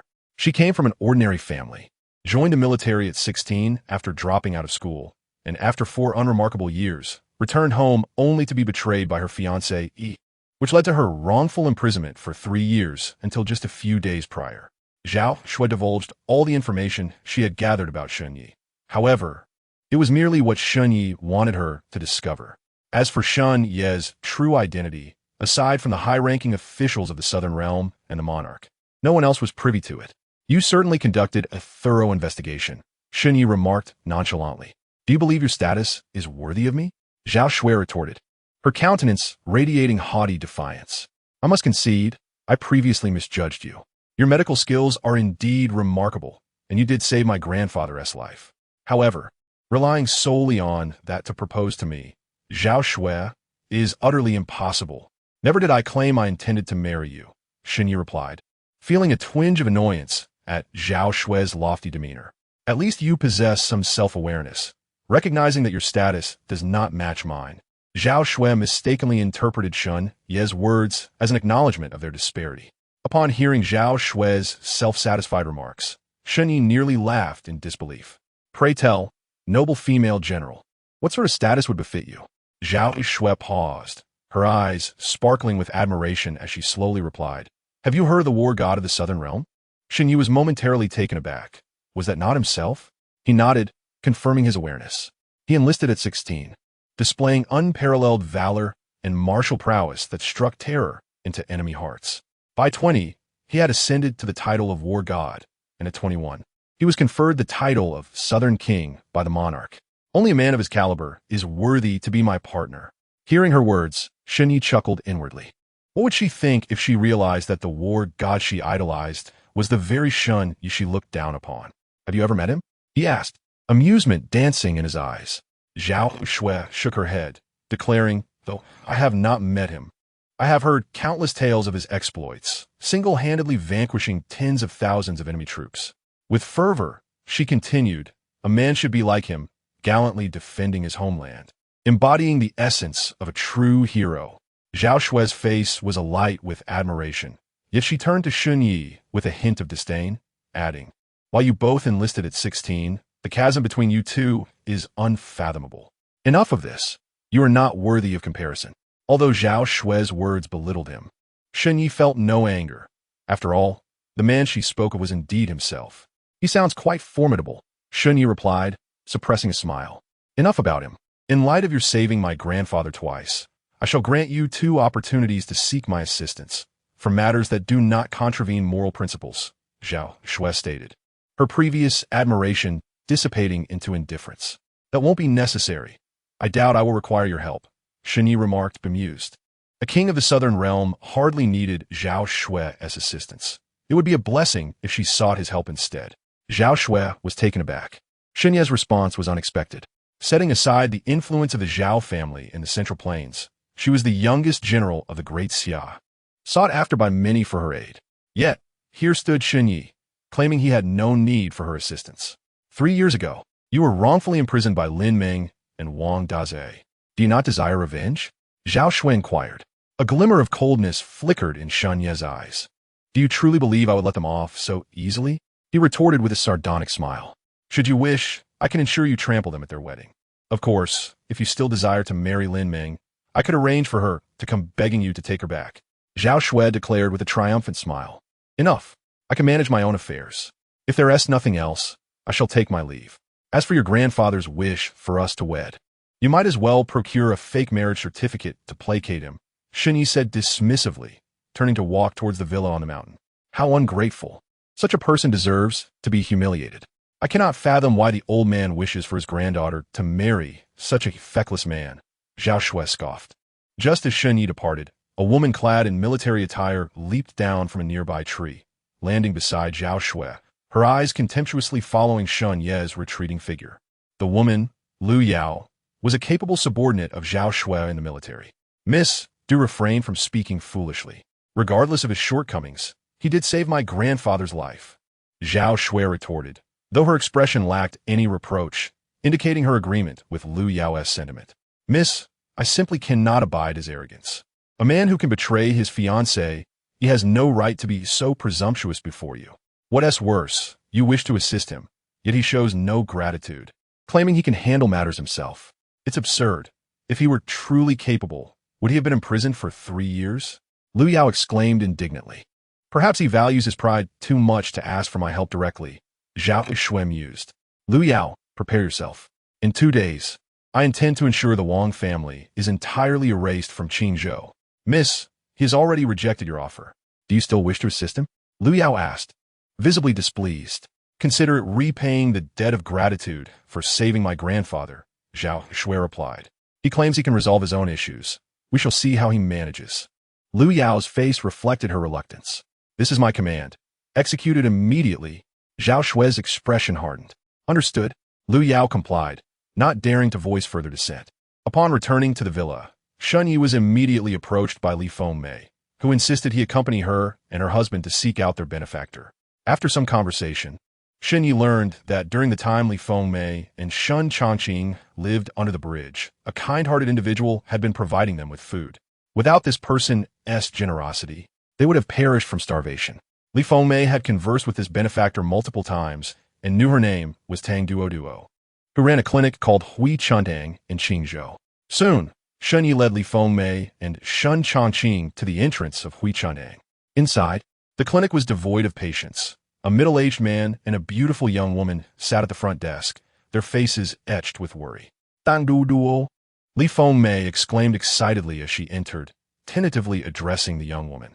Hearing her name, Tang Duo lifted her sorrowful gaze and, upon recognizing Li Fengmei, her face brightened with joy. Only, is that really you? Your eyes. It truly is you, Tang Duo. I never expected you to be so beautiful. My eyesight has been restored. I can see again, Li Fengmei exclaimed, approaching Tang Duo and grasping her hands tightly in excitement. Is this Uncle Shun? He has awakened? Tang Duo quickly noticed Shun Chongqing standing nearby, disbelief written all over her face. Yes, this is your Uncle Shun. By the way, when I arrived, I noticed you looked troubled. What is the matter? Li Fengmei asked concernedly. Upon hearing Li Fengmei's question, Tang Duo's expression darkened once more. With a heavy sigh, she replied, Alas, our clinic may not be able to continue operating. Li Fengmei's heart sank upon hearing this. After all, Tang Duo had been a great benefactor to her. What happened? She asked anxiously. Tang Duo, a few days ago, a patient who took the medicine prescribed by our clinic suddenly became paralyzed in both legs without any apparent reason. Tang Duo. Now the patient's family comes to our clinic every day to cause trouble, and as a consequence, our medical license has been revoked. Is it really that serious? Is there no chance for redemption? Li Fengmei furrowed her brow and asked. Alas, unless we can restore the patient's legs, our clinic faces inevitable closure. Tang Duo Sai. Chapter 14. The drama unfolds upon hearing Tang Duo's words. Li Fengmei's eyes lit up as she turned to Shunyi behind her, asking Year, can you help Tang Duo restore that patient has paralyzed legs? In response, Shunyi nodded and proclaimed, As long as there is breath, there is no ailment I cannot heal. Before Li Fengmei and Tang Duo could respond, Tang Wenshan, sitting nearby, coldly scoffed, expressing his dissatisfaction. You may not be very old, yet your confidence is quite grand. It was understandable for Tang Wenshan to voice such skepticism. For Shunyi appeared to be in his early 20s, and few would believe his medical prowess could be substantial. Tang Duo, after hearing Shun Ye's declaration, felt a flicker of displeasure in her eyes, labeling him a braggart in her mind, and her fondness for him plummeted. Just as Li Fengmei was about to explain, a rowdy group burst into the clinic, carrying a stretcher upon which lay a young man, paralyzed from the waist down. Quack! Return my son's legs! A woman in her 40s shouted vehemently at Tang Wenshan upon entering. Though her words were fierce, Shunyi discerned no trace of the sorrow or anger one would expect from a mother whose son's legs had been ruined. With a mere glance, he could ascertain that these individuals were not the patient's family, but hired actors. Shunyi speculated that once the commotion reached its peak, the individual who had paid for these actors would reveal themselves, and thus, he decided to wait and observe the true intent behind the chaos. Faced with the belligerent crowd, Tang Wenshan and Tang Duo remained silent, watching helplessly as the intruders wreaked havoc in the clinic. If you cannot restore my son's legs today, I shall take you to court and ensure you are imprisoned. The woman feigned outrage as she addressed Tang Wenshan. Upon hearing her words, both Tang Wenshan and Tang Duo turned pale. If these people truly went to court, Tang Wenshan would almost certainly face imprisonment. Ma'am, please calm down. We deeply regret this incident, and as a gesture of our sincerity, we are willing to offer compensation. What do you say? Tang Duo pleaded earnestly. Impossible. My son's legs are beyond monetary value. Either you heal him or prepare for prison, the woman declared resolutely. Upon hearing her unwavering stance, despair washed over Tang Wenshan and Tang Duo. Year, didn't you say you could heal his legs? Please help them. If it weren't for Duo, your father and I would have perished from hunger long ago. Li Fengmei, anxious, rushed to Shun Ye's side, imploring him. Mom, please don't rush. Just wait a moment. Shan Ye repeated. As soon as Shun Yi finished speaking, a young gentleman strode in from outside. Duo, what has transpired? The young man, clearly acquainted with Tang Duo, feigned ignorance. Seeing him, Tang Duo's face brightened as if grasping a lifeline in turbulent waters. Zhang Xiao, your timing is impeccable. ISN, your master, the renowned Dr. Xia. Please have him come to assist me. Otherwise, my father will face imprisonment. Tang Duo implored Zhang Xiao with a desperate expression. Upon hearing her words, a fleeting glimmer of cunning crossed Zhang Xiao's eyes, though he maintained an innocent fa, asking Duo, please calm down and explain what happened so I can understand how to assist you. Subsequently, Tang Duo recounted the entire sequence of events in detail. After listening, Zhang Xiao wore a troubled expression and said, Duo, it may be challenging to persuade my master to help. as he is a revered healer and does not treat just anyone. Isn't he your master? Can't you convince him? Tang Duoduo's face fell in disappointment. If it were a family member, my master would certainly assist, but for you, it's unlikely unless. Zhang Xiao paused deliberately, leaving the statement hanging. Unless what? Tang Duoduo pets an si oli. Unless you agree to marry me and become my wife. Only then would my master consider helping, Zhang Xiao stated. Upon hearing his proposition, Tang Duoduo fell silent. Duoduo, please don't misunderstand. I'm not genuinely asking you to marry me. I'm merely stating that this is the only way my master might be persuaded to assist. Don't fret. I have learned much from my master, and perhaps I can still be of help. I'll examine his condition, Zhang Xiao said, striding toward the stretcher to feign an examination. As he scrutinized the patient, his brow furrowed deeply. He turned to Tang Duoduo and said, Duoduo, after my examination, I find that his condition far exceeds my expectations. I fear only my master can heal his legs. Indeed, I must commend your acting skills. You would excel as an actor. However, the higher performers you brought are rather unprofessional, Shenyi interjected with a cold smile. Hearing Shen Ye's words, Zhang Xiao's eyes flickered with panic, quickly masked by an expression of confusion as he asked, What are you talking about? I don't comprehend your meaning. At that moment, Tang Wenshan, Tang Duoduo, and Shen Yi's parents looked at Shen Yi with puzzled expressions, unsure of his insinuation. Cannot comprehend? Allow me to be more explicit. They're all actors you hired, including the young man with paralyzed legs, whom I suspect you poisoned with a substance that causes paralysis. Your motive is clear, to coerce Tang Duoduo into marrying you, thus securing your master's assistance in treating the patient. I know you would deny it vehemently, but alas, you have encountered me today, and your scheme will not come to fruition, for I can heal his legs. Upon hearing Shen Ye's declaration, Zhang Xiao erupted into laughter as if he had heard the most absurd joke. If I'm not mistaken, you must be a medical student, which explains your overconfidence. If you can truly restore his legs, I would gladly call you father. Chapter 15. Drink the poison. I have no son such as you, Shen Yi replied coolly. You. Zhang Xiao's face flushed with anger. Let us be practical. If I succeed in treating him, you must drink the poison you made him consume. How about that? Shen Yi proposed. Agreed. If you fail, you shall drink it yourself. However, at that moment, Shen Yi fell silent, merely regarding Zhang Xiao with a mocking expression. At this moment, Tang Wenshan and Tang Duoduo glared fiercely at Zhang Xiao with a murderous gaze. It was only then that Zhang Xiao realized he had let something slip. Damn it, stop slandering me. I absolutely do not possess such poison, he hastily explained. Whether Tang Duoduo believed him or not was of no concern to him. As long as he denied it until his last breath, that was sufficient. At this point, Zhang Xiao harbored deep resentment toward Shen Yi and was already scheming revenge in his mind. I cannot understand what you are saying. If my son's legs are not healed today, I will ensure that that quack doctor ends up in prison, a woman interjected. Upon hearing her words, Zhang Xiao secretly gave her a thumbs up, thinking he would need to give her a bonus later. Miss Tang, could you please fetch me a set of silver needles? Also a sterilized surgical knife, if you would. Shen Yi merely smiled at the woman's words before turning to Tang Duoduo and asking, Can you truly manage this? After the recent events, Tang Duoduo's impression of Shen Yi had shifted slightly, yet she still doubted his ability to heal the man's legs. Do you have any other choice but to trust me? Shen Yi repeated, stunned by his words. Tang Duoduo could only retrieve a set of silver needles and a surgical knife and hand them to him. Sima, acting as a living horse doctor. Upon receiving the silver needles and surgical knife, Shen Yi approached the patient and began to administer the needles with precision, as he had already discerned the man's condition. I previously thought you had some medical training, but it seems I overestimated you. You haven't even made a basic diagnosis and are already recklessly needling. Zhang Xiao remarked smugly as he watched Shen Yi. At this moment, even Tang Wenshan and Tang Duoduo furrowed their brows, realizing they'd been too hasty in believing Shen Yi could indeed cure the man.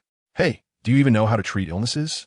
If you worsen my son's condition, I will hold you accountable, the woman shouted at Shen Yi. Yet, Shen Yi ignored both Zhang Xiao and the woman's words, swiftly inserting the silver needles into the patient. After securing the needles, he rolled up the patient's pant legs and made incisions on his calves with the surgical knife.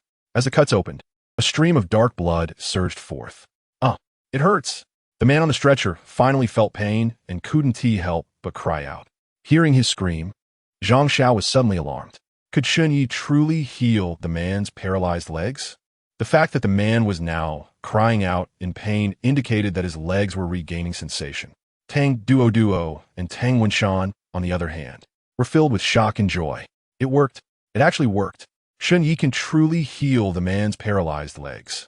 It was only at this moment that they realized Shun Yi's earlier claims were not mere boasting, but rather a testament to his genuine skill. However, what puzzled them was how someone who appeared to be in their early 20s could possess such remarkable medical expertise. Even the actors Zhang Xiao had hired were left speechless, unable to fathom how this young man had managed to restore the patient's paralyzed legs, fully aware that the paralysis was due to an extremely potent poison. Zhang Xiao quickly signaled the man with his eyes, urging him not to stand up. As long as he remained seated, it would remain unproven that his legs had been healed. Shun Yi, however, noticed Zhang Xiao's signal but felt no worry. As soon as he saw that the blood flowing from the man's legs had ceased to be black, Shun Yi coldly addressed him. You, who refuse to lead a good life and instead choose to follow certain individuals in their nefarious deeds, I shall rid society of your presence today. With that, Shun Yi raised the surgical knife high and aimed for the man's chest. The man, terrified, turned pale and screamed, rolling off the stretcher and scrambling to his feet, fleeing towards the exit of a medical hall. The paralyzed legs have been healed, Shun Yi declared triumphantly. Upon hearing this, Zhang Xiao's face twisted with rage as he glared at Shun Yi with animosity. You wait for me. I will not let this slide. With that, Zhang Xiao turned to leave. Wait a moment. Did I permit you to leave? Shan Yi replied coldly. What do you intend to do? Zhang Xiao retorted, looking back at Shun Yi with disdain. Do not forget our wager. Now that I have healed the man's legs, shouldn't you drink that poison? Shun Yi stated indifferently. I told you, I do not have any. Your words alone do not suffice. I found out after searching, Shun Yi sneered. With that, he stepped forward toward Zhang Xiao. What the hell do you think you're doing? Zhang Xiao exclaimed in shock. Shun Yi simply reached out and casually patted Zhang Xiao, who barely sensed what was happening before a vial of poison appeared in Shun Yi's hand. Come now, drink it. Shun Yi opened the vial and held it up to Zhang Xiao's mouth. You're seeking death, Zhang Xiao shouted angrily, throwing a punch at Shun Yi. Shun Yi merely sidestepped, evading the blow, then seized Zhang Xiao by the throat, forcing his mouth open and pouring the poison into it. Gulp. Due to the difficulty in breathing, Zhang Xiao swallowed the poison in one go. I will kill you. Just wait, my master is Shun Xian, and if he finds out how you treated me, he will not let you off. Zhang Xiao's face paled in panic as he yelled at Shun Yi. Fine, have your master come here. I would like to see how he educates his disciples, Shun Yi replied coldly. Chapter 16. The Divine Dr. Neil's Thud. It must be said that the poison in Zhang Xiao's vial was indeed potent. Within minutes of drinking it, he suddenly turned pale and felt his legs go numb, collapsing to the ground with a thud. Seeing Zhang Xiao fall, those actors he had hired, exhibiting remarkable responsibility, hurriedly lifted him from the ground and placed him back on the stretcher. This scene was utterly comical. Originally, the stretcher was meant to carry one of the actors, yet now Zhang Xiao lay upon it, while the man who had been paralyzed was lively and running about. Perhaps you should heal his legs, otherwise, when his master arrives and sees the state of his legs, the trouble will be considerable. At that moment, Tang Duo approached Shun Yi, concern etched on her face. Indeed, his master is Shun Xian. Countless prominent figures in the country seek his favor. Offending Shun Xian would yield dire consequences, Tang Wenshan added, equally worried. Hearing the words of Tang Wenshan and Tang Duo, Zhang Xiao, lying on the stretcher, wore a smug expression. Did you hear that? If you know what's good for you, hurry up and heal my legs, then kneel and apologize to me, and perhaps I will spare you. Otherwise, when my master arrives, you will all meet your end. Slap. Just as Zhang Xiao finished speaking, Shun Yi delivered a resounding slap across Zhang Xiao's face. The impact reverberated, causing both Tang Duo and Tang Wenshan's hearts to tremble. Enough of your nonsense. If you do not wish to suffer further, hurry up and comply, Shun Yi stated coldly. Well, you're finished. Just wait until my master arrives to deal with you, Zhang Xiao said with a sinister expression. He immediately took out his phone and dialed his master. Master, hurry. I've been forcefully poisoned at the Huachuntang clinic and my legs are paralyzed. You must stand up for me. As soon as the call connected, Zhang Xiao feigned a pitiful demeanor. Did you not inform him that you are my disciple, Xia Zhongwen? The voice of the divine healer, Master Xia, came through the phone. I did, but he dismissed you entirely and insisted that I call you over so he could see how you teach your disciples, Zhang Xiao replied. Do not worry.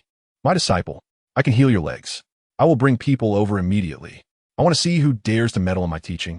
Master Xia's furious voice echoed before the call ended. Once he put his phone away, Zhang Xiao looked at Shun Yi with a triumphant expression and said menacingly, just wait. My master will arrive shortly, and you will kneel and bow to me 100 times. After delivering his threat, Zhang Xiao turned his attention to Tang Wenshan and Tang Duo, stating, you should consider it an honor that I have taken an interest in you, Duo. Now, I present you both with a choice. Either Duo marries me, or you, Tang Wenshan, will never have a place in the medical field again. My master is the divine healer Xia. With just one word from him, you will be unable to continue in the medical community. Despicable, vile, and shameless. Tang Duo's face turned pale with anger upon hearing Zhang Xiao's words. 10 minutes later, a stretched limousine pulled up at the clinic's entrance. The car door opened, and 2 middle-aged men stepped out first, followed by Xia Zhongwen, who wore a grave expression. At a glance, Shun Yi could tell that the 2 men Xia brought were not ordinary individuals, but rather 5th-tier martial artists. At that moment, Tang Wenshan and Tang Duo also noticed Xia Zhongwen and the 2 middle-aged men, their faces shifting in shock. They had not expected Xia to bring these 2 along, indicating that matters today would not end well. Aunt Li, you must quickly take uncle and your son out the back door. The men Xia Zhongwen brought are martial artists. We must leave before it's too late, Tang Duo urged Li Fengmei, prompting her to hurry Shun Yi away. Upon hearing Tang Duo's words, Li Fengmei was also greatly alarmed and turned to Shun Yi, wanting to call him to leave. Meanwhile, Zhang Xiao, who lay on the stretcher, wore a mocking smile and said, Want to leave? Not a chance. He then shouted to Xia Zhongwen at the door, Master, you finally made it. You must take my side. At that moment, Xia Zhongwen, seeing Zhang Xiao on the stretcher, wore a terrifyingly dark expression, his eyes ablaze with fury. He quickly entered the clinic with the 2 middle-aged men, concern etched on his face as he approached the stretcher. Disciple, who did this to you? Tell me, and I will seek justice for you today. Oh, divine healer Xia, your reputation is quite formidable. Shan Ye replied ijidi. Upon hearing Shun Ye's voice, Xia Zhongwen was momentarily startled. The tone sounded eerily familiar, reminiscent of his own master. What are you all waiting for? Can't you see someone is being disrespectful to my master? Zhang Xiao commanded the 2 martial artists Xia had brought. At his command, the 2 martial artists exchanged cold glances and charged at Shun Yi, their speed astonishing. In an instant, they were upon him. Let us see you survive, Zhang Xiao thought with delight. However, the next moment, Zhang Xiao's smug grin vanished as he watched the 2 martial artists fly back as quickly as they had come, landing on the ground in pain. Stop! Xia Zhongwen finally regained his composure and shouted, but it was too late.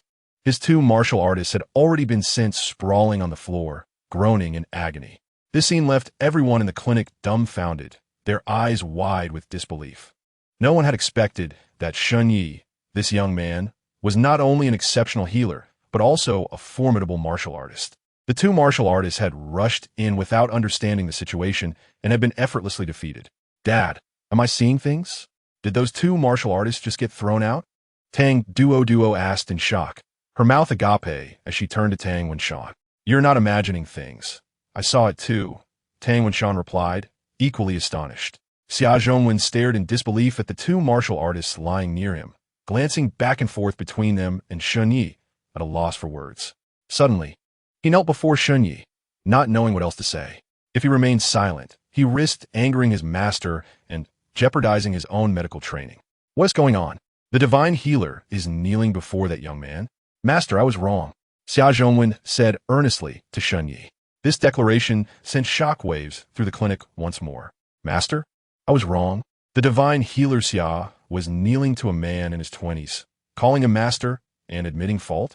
At that moment, everyone felt their minds struggling to comprehend the absurdity of the situation. Master, have you lost your mind? P.S. Just a young punk, not your master. Zhang Xiao, still on the stretcher, exclaimed anxiously to Xia Zhongwen. With a swift motion, Xia Zhongwen struck Zhang Xiao hard across the face. You wretched fool, be quiet. He is my master and your grandmaster. You dare to provoke him? It's a miracle you're still alive. No, from now on, you're no longer my disciple. I expel you from my teachings. We have no further connection. Xia Zhongwen hastily distanced himself from Zhang Xiao, unwilling for this disgraceful incident to tarnish his own pursuit of medical knowledge. Hearing Xia Zhongwen's words, Zhang Xiao's expression turned to one of sheer terror, his face ashen. The power and influence he possessed were entirely due to his identity as a disciple of the divine healer. Previously, anyone who learned of his connection to Master Xia would seek to curry favor, offering him beauty, wealth, and business stakes, all out of fear of falling ill and needing the divine healer's assistance. However, now that Xia Zhongwen wished to expel Zhang Xiao, it was akin to stripping him of his status, reducing him to a target for ridicule and scorn. Master, please. I didn't know he was your grandmaster. Don't expel me. I'll apologize to him. I'll kneel and beg for forgiveness. Zhang Xiao pleaded, struggling to prop himself up on his paralyzed legs and awkwardly kneeling on the ground, bowing repeatedly toward Shunyi. Grandmaster, I was wrong. I failed to recognize your greatness and offended you. I hope you can forgive your foolish disciple. Witnessing this spectacle, the onlookers could only feel the bitter irony. Just moments ago, Zhang Xiao had demanded Shunyi kneel before him, yet now he was the one on his knees begging for forgiveness. The tables had turned with astonishing swiftness. Shunyi ignored Zhang Xiao entirely, directing his gaze to Xia Zhongwen, who was also kneeling. I initially thought you were merely lacking in medical skill, but it appears your character is equally deficient for taking in such a beastly disciple, all while attempting to support him. Upon hearing Shunyi's words, Xia Zhongwen was drenched in cold sweat, mentally cursing Zhang Xiao's ancestors. He was utterly perplexed as to what misdeed this scoundrel had committed to provoke such a response from Shunyi. Master, I am wronged. I had no idea what this rascal was up to. Xia Zhongwen lamented, feeling deeply aggrieved. Indeed, Zhang Xiao had always presented himself as honest and kind-hearted in Xia Zhongwen's presence, which had led to Xia Zhongwen's misguided decision to take him as a disciple. This was also why, upon receiving a call from Zhang Xiao, Xia Zhongwen had assumed someone was bullying his disciple and had rushed to defend him in a fit of rage. After a thorough inquiry, Xia Zhongwen finally grasped just how much of a scoundrel Zhang Xiao truly was, causing his aged face to tremble with indignation. You wretch! You feigned innocence in front of me, yet behind my back you engaged in such vile acts. A scoundrel of your caliber shall not only be expelled from my sect, but I shall also ensure that you can never find a foothold in the medical community. Now, vanish from my sight, or else do not blame me for being unmerciful. Upon hearing Xia Zhongwen's words, Zhang Xiao's countenance darkened to an extreme. He knew that no amount of pleading or remorse would salvage his situation. Thus, he threw Shunyi a venomous glare before instructing the actors he had called to escort him away. Master, I truly had no idea that scoundrel was so despicable. I was deceived as well. Please forgive me. After Zhang Xiao's departure, Xia Zhongwen implored Shunyi for understanding. Ignorance is no excuse. I shall not hold this against you this time, but should I discover any such miscreants among your disciples in the future, do not blame me for severing ties. Shunyi replied indifferently. Xia Zhongwen's heart leaped with joy upon hearing Shun Ye's words. By the way, Tang Duo from the Rejuvenation Hall has rendered great favors to my parents. Given your esteemed position in the medical realm, it should not be difficult for you to help restore their medical practice license, should it? Shunyi stated. It is indeed not difficult at all. I shall arrange for the medical license of the Rejuvenation Hall to be delivered immediately. Xia Zhongwen replied eagerly, promptly dialing a number to expedite the process. Meanwhile, Tang Duo and Tang Wenshan stood by, utterly stunned. The esteemed Dr. Xia of the Great Xia Nation was showing such deference to a young man in his 20s, even addressing him as master. Subsequently, Dr. Xia consulted Shunyi on various medical conundrums, and Shunyi meticulously explained them, leaving both Tang Wenshan and Tang Duo in silent astonishment. It was no wonder that Dr. Xia regarded Shunyi as a master. His medical acumen had transcended the mundane, rendering him a formidable figure in the field. Half an hour later, Dr. Xia departed with two martial artists. Shunyi, I cannot thank you enough. Had it not been for your intervention today, our family's medical practice would surely have been lost, and my father could have even faced imprisonment. Tang Duo expressed her gratitude. It was but a trivial matter. I owe you my thanks as well. Were it not for your unwavering support in providing food for my parents all these years, they may have perished from starvation. Shunyi replied with a smile. At that moment, Li Fengmei approached with a mischievous grin, asking Tang Duo, Hey, Do you remember the agreement we made before? What agreement, Aunt Lee? Dan duo inquit pu. Back when we were under the bridge, I said if you hadn't found a partner by the time my son was released from prison, you would marry him. You agreed at the time. Li Fengmi exclaimed. Chapter 18. The wedding begins. Tang Duoduo's face flushed crimson upon hearing Li Fengmei's words. Stealing a glance at Shun Yi, she quickly averted her gaze, embarrassment flooding her features. Aunt Li, that was just to comfort you. I didn't mean it seriously. I don't care. I took it to heart. You are kind-hearted and beautiful. I genuinely like you, Li Fengmei insisted. Shun Yi, what do you think of Duo? Li Fengmei turned to Shun Yi for his opinion. Caught off guard, Shun Yi responded sincerely. She is quite lovely and possesses a good heart. In this world, such girls are rare. Tang Duoduo's cheeks reddened even further, a hint of delight blossoming within her. Since you made a promise, it would be unwise to go back on it. Why not try spending some time with Shun Yi? Tang Wenshan chimed in, having witnessed Shun Yi's medical prowess and strength. In his eyes, Shun Yi was a gem, and having his daughter marry him would be a tremendous boon. Dad, what are you talking about? Dan duo et galim. Her face aflame with embarrassment, wishing to disappear. You're no longer a child. It is time to consider marriage. I find Shun Yi to be an admirable young man. Tang Wenshan continued. Dad, how could you say that? I'm ignoring you. Flustered, Tang Duo stomped her foot, casting a shy glance at Shun Yi before dashing upstairs to the clinic. Watching Tang Duoduo's bashful demeanor, Shun Yi couldn't help but chuckle. She was undeniably adorable. After she ascended, Li Fengmei, seeing hope in Tang Duoduo's reaction, approached Tang Wenshan, engaging him in an animated discussion about the possibility of a union between Shun Yi and Tang Duo. They deliberated on auspicious dates for a ceremony, dowry details, and wedding arrangements. This exchange left Shun Yi and Shun Chongqing exchanging bewildered glances. Was this not progressing rather swiftly? They continued their discussions until dusk approached. Had it not been for Shun Chongqing restraining Li Fengmei, she would have been reluctant to depart, eager to take Tang Duo home. Before leaving, Li Fengmei obtained Tang Duoduo's phone number from Tang Wenshan and provided Shun Yi's number in return. On the way back, Li Fengmei incessantly urged Shun Yi to make a concerted effort to win over Tang Duo, as they were eager for grandchildren, causing Shun Yi's ears to grow weary of her entreaties. After returning to the villa and finishing dinner, Shun Yi stepped outside to the poolside, hands clasped behind his back. Come out. As his words echoed, a voluptuous beauty emerged from the shadows. It was Mao Tu's day. Big brother, I have completed the task you assigned. The wedding will be held at the Imperial International Hotel, Mao Tu reported respectfully to Shun Yi's back. Upon hearing this, Shun Yi nodded, a glimmer of cold light flashing in his eyes before returning to the villa. In a lavish room, a man and woman lay entwined, perspiring heavily. Big hammer. Guess whom I saw yesterday? Lin Meng said, drawing circles on Wang Dachui's chest with her finger. Who? Wang Dachui asked, intrigued. Shanye. Upon hearing this, Wang Dachui paused, disdain flickering across his face. What? That waste has come looking for you? Yes. I revealed the truth about that incident from 3 years ago to him. Yet he exhibited no reaction whatsoever.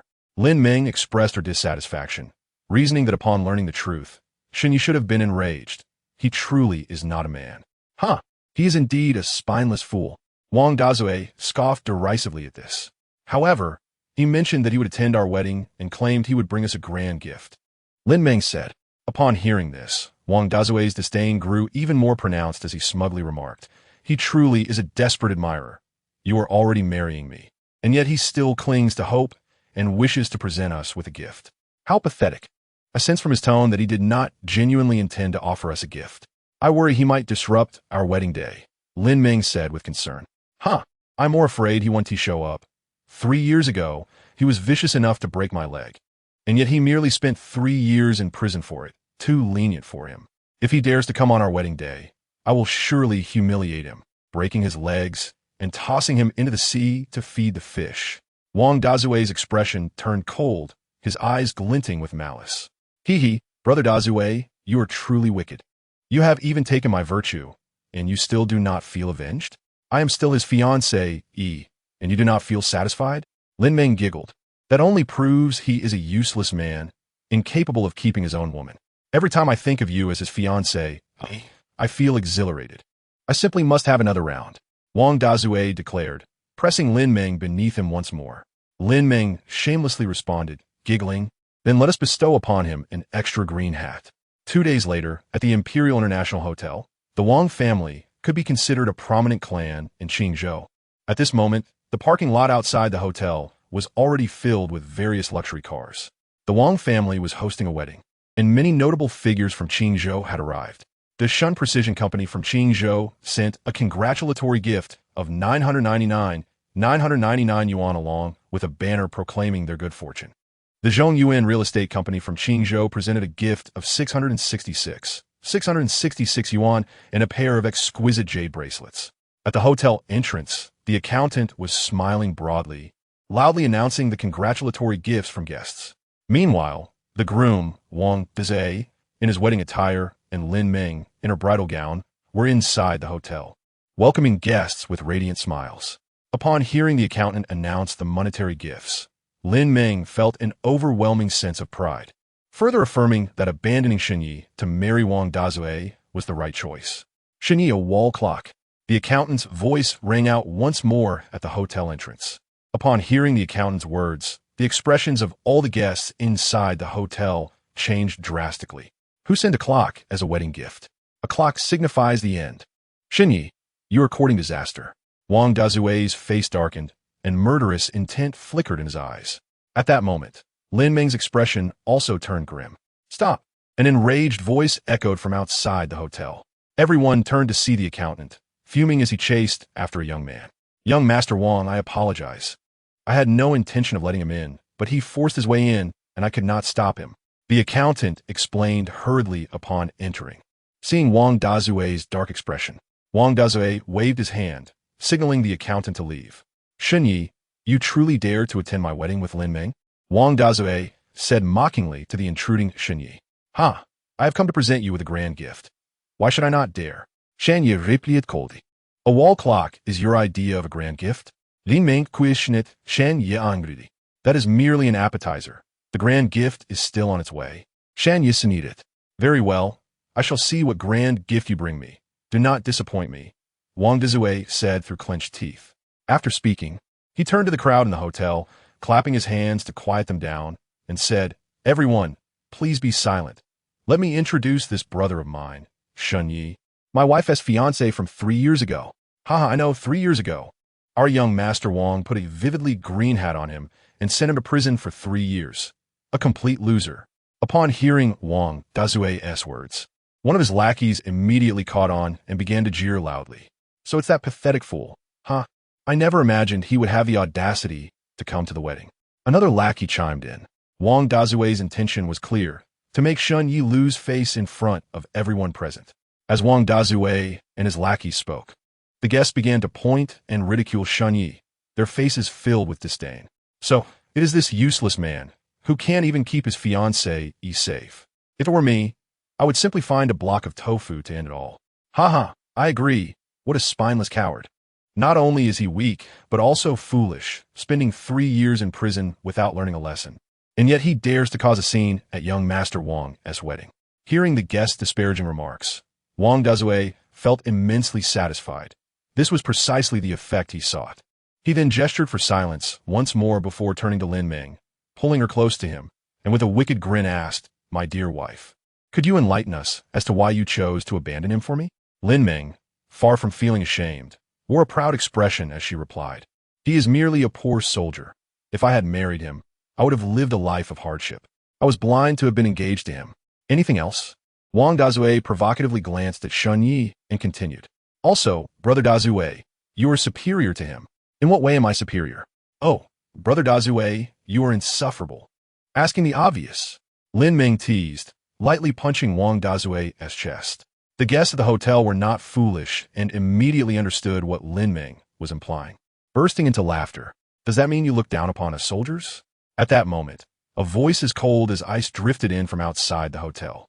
The crowd turned to see Zhao Shui, the youngest general of the great Xian nation, striding confidently into the hotel, clad in military attire, followed closely by Lu Yao, also in uniform.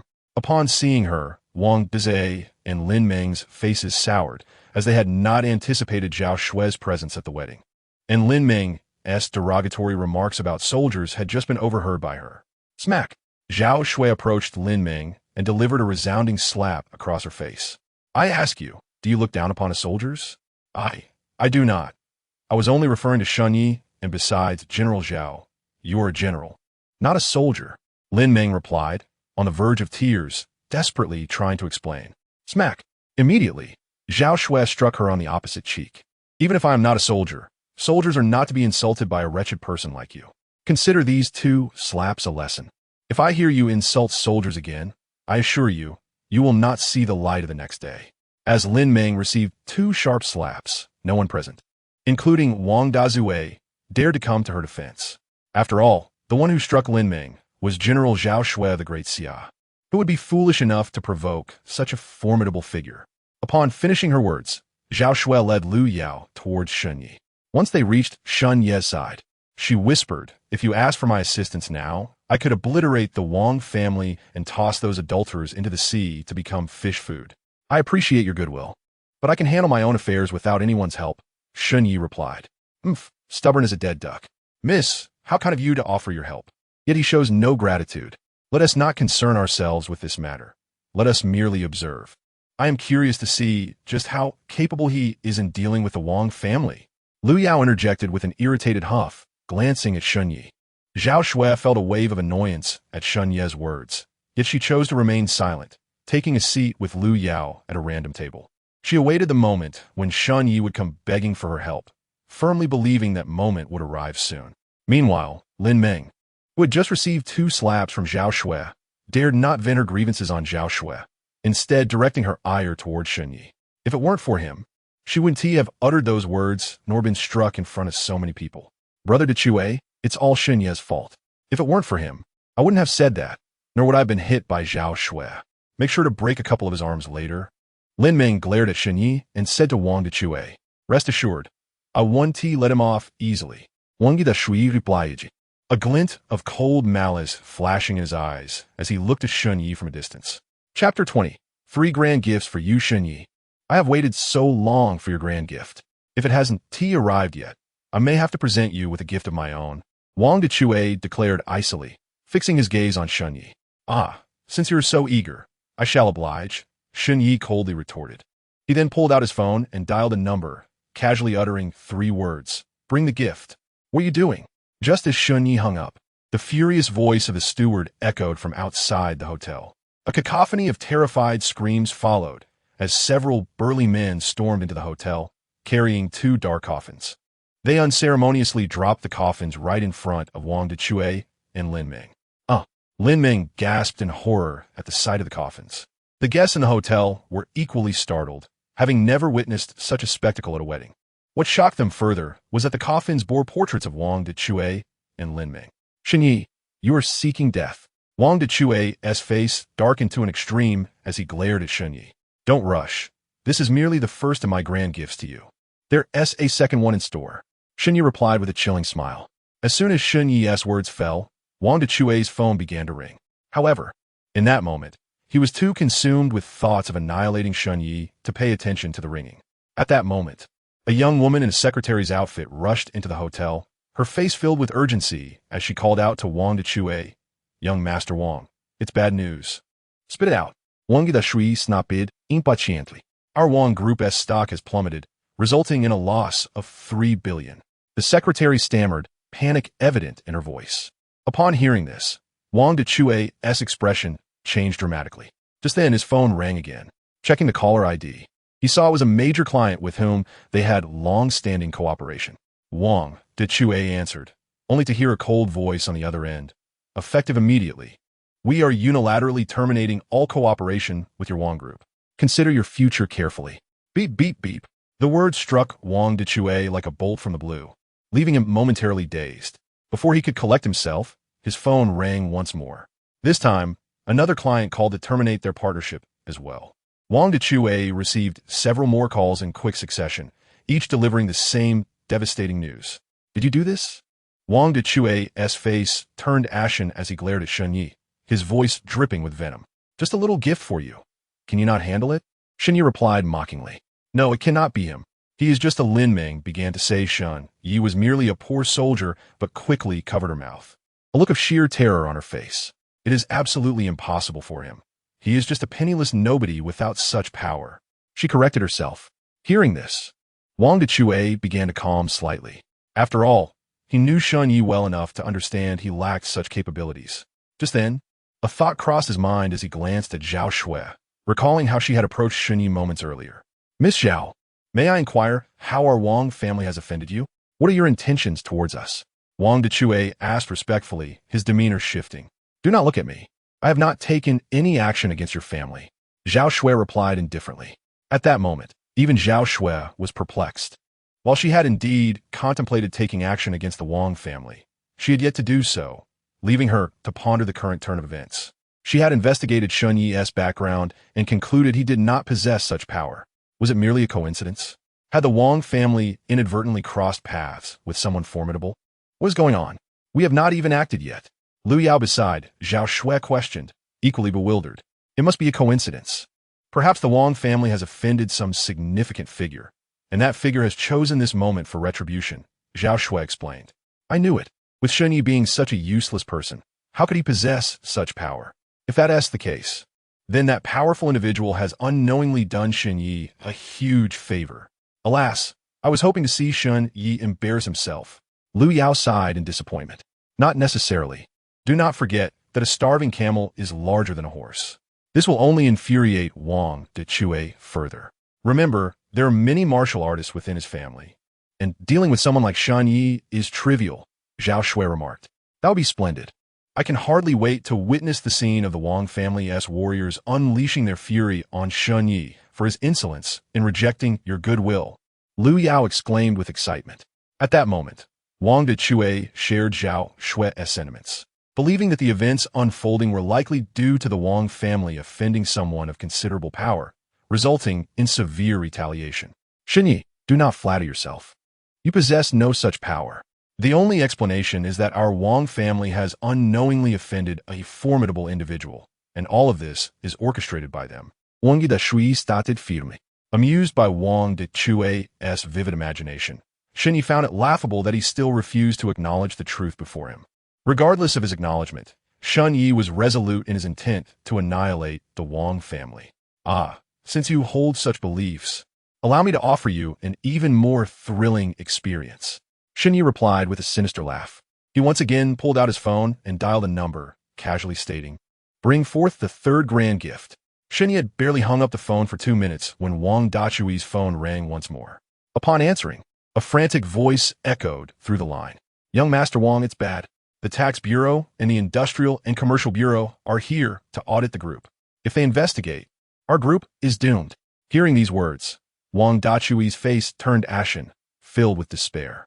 He was acutely aware that their group's accounts could not withstand scrutiny. Should they be investigated, the Wang family would face inevitable bankruptcy. Chapter 21. Lin Meng's thoughts. Brother Dachui, what has happened? Are you all right? Lin Meng, seeing Wang Dachui crumpled on the floor in desperation, rushed to his side with concern. It's over, completely over. The Industrial and Commercial Bureau and the Tax Bureau are investigating our Wang group. This will be the end of us.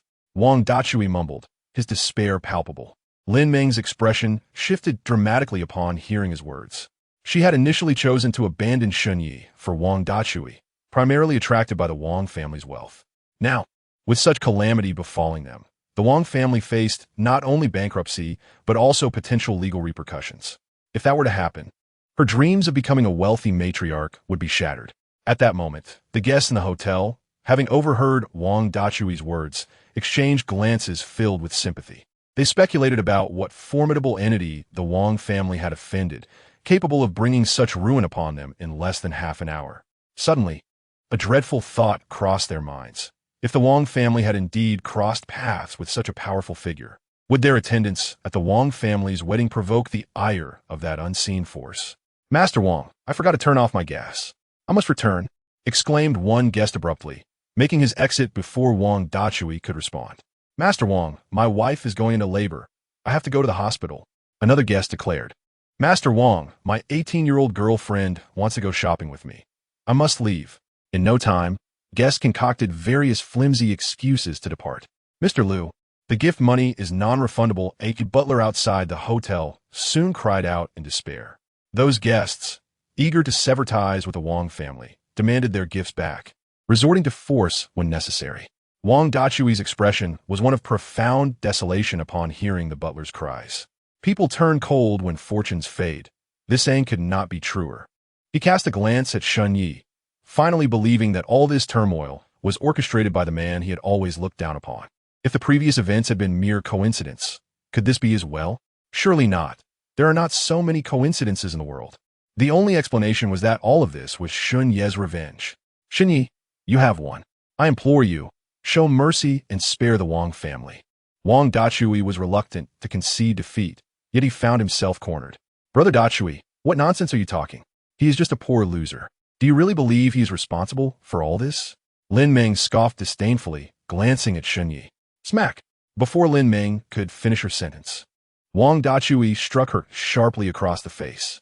It's all your fault, you wretched woman. If you hadn't seduced me, I would never have crossed paths with Shun Yi. You are the true harbinger of disaster. After slapping Lin Meng, Wang Dachui's anger intensified, gripping her neck tightly. You'd better apologize to Shun Yi and seek his forgiveness, or I swear I will tear you to pieces and feed you to the fish. Upon releasing Lin Meng, her face contorted with shock. She could never have anticipated that events would escalate to this point. Most surprising was that the usually obedient Wang Dachui had struck her and choked her. In that moment, Lin Meng felt a wave of regret. Reflecting on the sudden downfall of the Wang family, she began to consider that perhaps Shun Yi was indeed involved. Otherwise, how could this be mere coincidence? With this thought, Lin Meng's mind began to race. She convinced herself that Shun Yi must still harbor feelings for her. Otherwise, why would he choose to strike at the Wang family on the very day of their wedding? He must have aimed to prove his superiority over Wang Dachui, hoping to win her back. With this notion, Lin Meng felt a surge of pride, masking her emotions with a facade of vulnerability as she approached Shun Yi. Shan Yi, I have always loved you. My choice of Wang Dachui was solely for his wealth. But let the past remain in the past. You can bring down the Wang family. And surely you are far wealthier.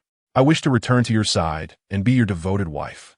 As she spoke, she lunged toward Shun Yi, but he sidestepped, causing her to fall awkwardly to the ground. Ouch!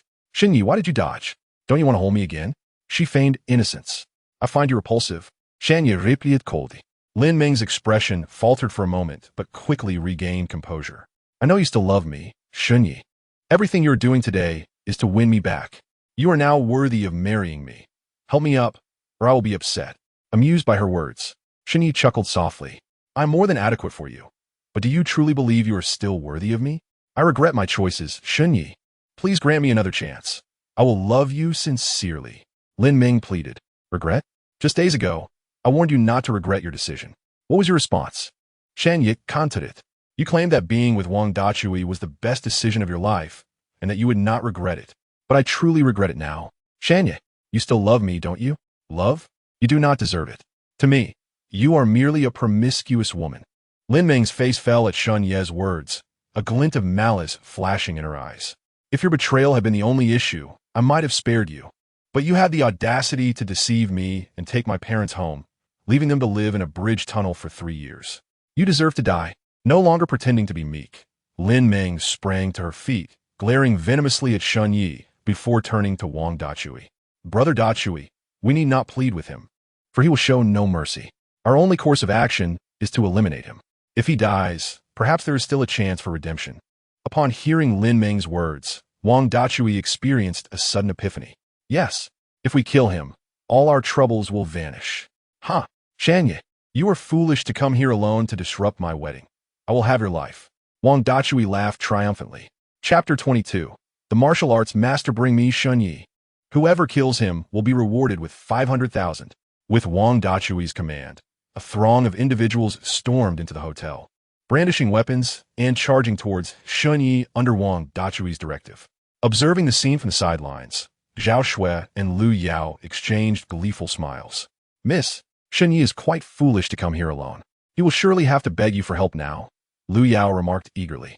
Upon hearing Lu Yao's words, Zhao Shui's lips curled into a slight smile, her face adorned with a look of triumph as she awaited Shun Yi's plea for assistance. Yet, just as the armed assailants were about to confront Shun Yi, a figure suddenly appeared at the hotel entrance, moving with remarkable speed and within the blink of an eye. stood protectively before him. This was a woman of striking beauty and a curvaceous figure, wielding a long sword which she brandished fiercely against the attackers, each swing resulting in a foe's swift defeat. She was none other than the leader of the southern region's 12 zodiac, Mao Tuesday. The sudden emergence of Mao Tu caused Zhao Shue's expression to shift, her demeanor growing serious as she sensed the formidable power radiating from the unexpected ally. This Shen Yi is rather fortunate. Assistance arrives just when he needs it, Lu Yao remarked, visibly displeased. It is not mere luck. This woman is likely a comrade of Shen Yi from the military, Zhao Shui replied. Meanwhile, on the other side, Wang Dachui and Lin Meng watched the beautiful warriors' onslaught with grave concern, realizing that their hired thugs stood no chance against her prowess. After assessing the situation, Wang Dachui hastily dialed his father, urging him to summon their family's martial experts without delay. Just as Wang Dachui hung up the phone, the hired hands he had gathered were swiftly incapacitated by the woman, writhing on the ground in agony. The sight left both Wang Dachui and Lin Meng visibly shaken. However, what shocked Wang Dachui even more was that after defeating all the attackers, the woman began to stride towards him. What do you want? Don't you dare make a move. My father is bringing our family's martial experts. If you harm me, he will not let you off easily. Wang Dachui stammered. Panic etched across his face. Yet, Mao Tu showed no fear of his threats, her sword aimed directly at his legs. Wang Dachui attempted to evade, but her speed was unparalleled. Before he could react, his tendons were severed, and he collapsed to the ground, letting out a heart-wrenching scream. Witnessing his plight, Lin Meng turned pale with fear. No, please, she cried out, but as Mao Tu's icy gaze fell upon her, she screamed in terror, attempting to flee, only to meet the same fate as Wang Dachui, her legs incapacitated, blood spilling forth. At that moment, Wang Dachui's father, Wang Fugue, stormed in with a group of imposing figures.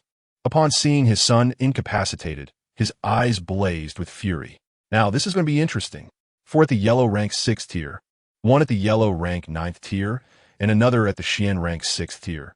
Even if that woman is formidable, she should be unable to withstand them, Lu Yao remarked, excitement coursing through her. That is uncertain. While she may appear to possess only yellow rank 9th tier strength, I sense her true power exceeds that. Zhao Shui warned, her brow furrowed. Regardless, even if she has hidden strength, the elder brought by Lu Fugue is a top-tier expert in Qingzhou. I refuse to believe she can surpass him. Lu Yao retorted confidently. Just wait and see. Soon that woman will be defeated by Wang Fugue's men. When that time comes, Shen Yi will surely seek your assistance. However, do not show mercy. Even if she kneels to plead, do not relent. We must temper her arrogance. Lu Yao advised Zhao Shui with a smug expression. Who is Shen Yi? Come forth and meet your demise. Wang Fugue announced, surveying the hotel with a commanding presence. I am Shen Yi, but with the lackluster fighters you've brought, it seems improbable that I will perish today. Shen Yi replied disdainfully, stepping forward to face Wang Fugue. The martial experts accompanying Wang Fugue glared at Shen Yi, their expressions darkening. How audacious! Allow me to test your abilities. One middle-aged man declared, charging at Shen Yi. Your opponent is me. Mao Tu interjected, drawing her sword and swiftly severing the man's arm. His agonized scream echoed through the room as he collapsed, writhing in pain. Ambush! What kind of hero are you? Scoffed another yellow rank 9th tier fighter, advancing towards Mao Tuesday. As a mere woman, I cannot claim to be a hero. Mao Tu retorted, deftly evading his attack before delivering a knee strike to his chest, resulting in a resounding crack that echoed as he staggered back, bloodied and defeated. Witnessing this, Wang Fugue's expression darkened further, and he turned to an elder among his entourage. Li Lao, I implore you, avenge my son. The elder narrowed his eyes, a fierce glint igniting within. If you sever your own hands, I may spare your life. He proclaimed arrogantly, stepping forward to confront Mao Tu with disdain. Old man, considering your age and dwindling years, leave now, and I shall show you mercy, Mao Tu replied boldly, her confidence unwavering. You seek death. The elder, incensed, unleashed his internal energy, striking towards Mao Tuesday. As the elder attacked, Lu Yao, watching intently, turned to Zhao Shui. How many moves do you think she can withstand against that elder? However, scarcely had Lu Yao voiced her thoughts when her eyes widened in disbelief.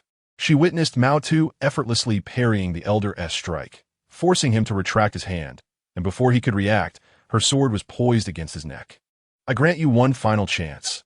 Depart now, and I may spare you. Otherwise, death awaits. Mao Tu's voice was icy as she pressed her blade against the elder's throat. The sight sent shockwaves through Wang Fugui, Wang Dachui, and Lin Ming. How could a mere woman so easily dominate a Xian rank 6-tier master? This elder was their last hope. Apologies, Wang Zong, I'm not your match. The elder admitted, a defeated expression washing over him as he bowed slightly to Wang Fugui before turning and striding out of the hotel. Li Lao. Wang Fugui called out, desperation lacing his voice, but the elder did not look back, disappearing into the night. Do you possess any further tactics? If so, unleash them. If not, I shall declare the Wang family's downfall, Shunyi declared coldly, fixing his gaze on Wang Fugui and Wang Dachui. Do not rejoice too soon, Shunyi. The Wang family has stood firm in Qingzhou for decades. It is not for a mere child to dictate our fate. Wang Fugui retorted, fury evident in his tone. Upon finishing his words, Wang Fugui pulled out his phone and contacted Zhao Tailong, the leader of the Qingzhou Black Dragon Society. Long Gu, we find ourselves in a predicament. I hope you can assist us. Understood, I will await you at the Imperial Hotel. Do hurry. Soon, Wang Fugui hung up the phone, a triumphant expression on his face as he glanced at the rabbit and addressed Shunyi. You must have heard of Zhao Tailong, the leader of the Black Dragon Society. If you know what's good for you, kneel down about 10 times and then sever your own hands. I might consider sparing your life. Zhao Tailong. Upon hearing Wang Fugui's words, Shunyi was momentarily taken aback. Wasn't Zhao Tailong one of his subordinates in the southern region? 3 years ago, he had chosen to retire due to a family crisis, and now, unexpectedly, he had risen to become a significant figure in Qingzhou. It seems you have heard of his name. If you know what's best for you, obediently comply with my demands, or you'll find yourself unaware of how you met your end. Seeing Shun Yi repeat Zhao Tielong's name, Wang Fugui's self-satisfaction grew, mistakenly believing Shun Yi was frightened. I'm curious to see how you think you can kill me. Shun Yi was equally intrigued to know whether Zhao Tailong would still recognize him after 3 years apart. 10 minutes later, Zhao Tailong arrived with dozens of brothers in tow, making a grand entrance. Upon seeing Zhao Tailong, Wang Fugui rushed over with a beaming smile. Dragon brother, I sincerely apologize for troubling you with this. Our Wang family is in serious trouble. In Qingzhou, there are still people causing trouble for your Wang family. However, let me make it clear, I can help you with your troubles, but this year's protection fee will have to double, Zhao Tailong stated. Of course. Wang Fugui quickly agreed. Now, who is so bold as to dare? Zhao Tielong's words were abruptly cut off as he spotted Shunyi in the hotel. At that moment, Shunyi was smiling back at him. South. Zhao Tielong's expression turned respectful, ready to address Shun Yi as the king of the south. But a single glance from Shun Yi silenced him. Dragon brother, it's this Shun Yi. You must help me kill him. Wang Fugui pointed at Shun Yi. His face twisted with malice. Slap. Before Wang Fugui could finish a sentence, Zhao Tailong suddenly executed a graceful turn, delivering a resounding slap to his face. Dragon brother, why? Wang Fugui exclaimed, clutching his stinging cheek, utterly bewildered. Not only was Wang Fugui confused, but even Zhao Shui and Lu Yao, sitting nearby, were equally perplexed as to why Zhao Tailong had suddenly struck Wang Fugui. What is going on? Why can't I control my body? Zhao Tailong feigned terror, and without hesitation, he delivered another sharp slap to the opposite side of Wang Fugui's face. To his credit, Zhao Tailong had a natural talent for acting, his expressions perfectly executed. Wang Fugui, now terrified, stumbled away in confusion. President Wang, run. I can't control myself. Zhao Tailong pursued Wang Fugui, continuing his charade. Bang! A heavy punch landed on Wang Fugui's head, causing stars to explode in his vision as he collapsed to the ground. I can't control my body. Bang! Bang! Bang! Zhao Tailong shouted as he rained down punches on the fallen Wang Fugui, leaving him a bloody mess before finally relenting. After rising, Zhao Tailong ran out of the hotel, panting and murmuring to himself, Thank heavens I ran fast. Otherwise, I'd surely have been beaten senseless by the king of the south. That damned Wang Fugui, provoking our king of the south and asking me to kill him. Does he wish for his own demise? At that moment, the group of brothers Zhao Tailong had brought followed him out, anxiously asking, Dragon brother, Are you possessed? Should I find a shaman to perform an exorcism for you? Bang! Zhao Tailong struck the head of one of his subordinates. What nonsense! Did you see that person named Xinyi inside? Yes. Should we go in and deal with him? The subordinate inquired. Bang! Zhao Tailong struck him again. Deal with your grandfather. Remember this person well. From now on, when you see him, treat him as if you were seeing me. Whatever he commands, you must obey unconditionally or face the consequences. Zhao Tailong said irritably. Inside the hotel, Xinyi coldly glanced at Wang Dachui and Lin Ming, instructing the rabbit, put these two adulterers into a pig cage and toss them into the sea. Yes. The rabbit responded and turned to signal the individuals who had just carried in the coffin. They understood immediately and approached Wang Dachui and Lin Ming. Please no, I don't want to die. They pleaded, terror-stricken. Xinyi, I was wrong. Don't put me in the pig cage and throw me into the sea. Wang Dachui and Lin Ming were so frightened that they lost control of their bladders, a stream of yellow liquid flowing down their legs as they begged for mercy. Stop! Just as the others were about to drag Wang Dachui and Lin Ming away, Zhao Shui, who had been seated, stood up and shouted coldly. Seeing Zhao Shui intervene, Wang Dachui and Lin Ming were overjoyed, believing that as long as Zhao Shui acted, they would be safe. What do you wish to stop me? Xinyi turned and coldly fixed his gaze on Zhao Shui. I don't care about your dealings with the Wang family. While they are wicked, they do not deserve death. Even if they truly deserve punishment, it should come from Allah, not from you. Zhao Shui said, approaching Xinyi. And if I insist? Xinyi replied coldly. You can certainly try. Zhao Shui retorted. Upon hearing this, Xinyi signaled the rabbit. Zhao Shui was too arrogant. It was time for the rabbit to temper her sharpness. Understanding Xinyi's intent, the rabbit immediately pointed her sword at Zhao Shui. If you wish to meddle, let us see how capable you truly are. I admit you possess some strength, but remember, there are always greater forces beyond your own. You can still retract your sword. Zhao Shui responded icily. Greater forces beyond my own? That is something I should be saying to you. Do you truly believe being the youngest general of the Great Xia is impressive? The rabbit scoffed. Since you are so stubborn, do not blame me for being ungracious. Zhao Shui cried out sharply, her figure darting forward like lightning, moving so fast that she left only a faint shadow in her wake. Ah, how fortuitous! Let me see just how formidable the youngest general of the Great Xia truly is. The rabbit coldly huffed, crossing her sword in front of her chest to block Zhao Shui's incoming punch. She then swiftly countered, pushing Zhao Shui back a step. At that moment, Zhao Shui's expression shifted to one of gravity. Though they had exchanged only a single blow, she realized that the woman before her might be her equal in strength. Miscatch! Lu Yao, who understood the situation, quickly tossed the sword toward Zhao Shui. Zhao Shui caught the sword deftly. Whoosh! The sharp blade was drawn. Again, Zhao Shui called out, wielding her sword toward the rabbit, attacking with extreme ferocity, each strike aimed directly at her vital points. Before long, the two were locked in combat, their blades flashing with blinding speed. The more Zhao Shui fought, the more astonished she became. She had never expected to encounter a woman in the Great Xia whose strength could rival her own. As for the battle, Xinyi remained apathetic. Zhao Shui was no match for the rabbit. The only reason they seemed evenly matched was that the rabbit was concealing part of her power. This did not imply that Zhao Shui lacked strength, but rather that the rabbit was exceptionally formidable. Otherwise, she would not hold the position of the leader of the 12 Zodiac. Miss, go for it. Beside her, Lu Yao was far less composed than Xinyi. Her fists clenched tightly, her face etched with anxiety as she fervently cheered for Zhao Shui. The youngest general of the Great Xia, her prowess was evidently limited. I'm done playing. Mao Tu taunted, her voice sharp as she struck Zhao Shui's sword with renewed ferocity. The immense force caused Zhao Shui to stagger back, a sharp pain piercing her chest. Enraged, Zhao Shui had never before endured such humiliation since joining the military. Just as she regained her composure to continue the fight, Mao Tu's sword was already poised at her throat. In that moment, a flicker of desolation crossed Zhao Shui's eyes. She had been utterly defeated, and it was clear from the display of strength that Mao Tu had not fought with her full capacity before. Who are you? Zhao Shui inquired.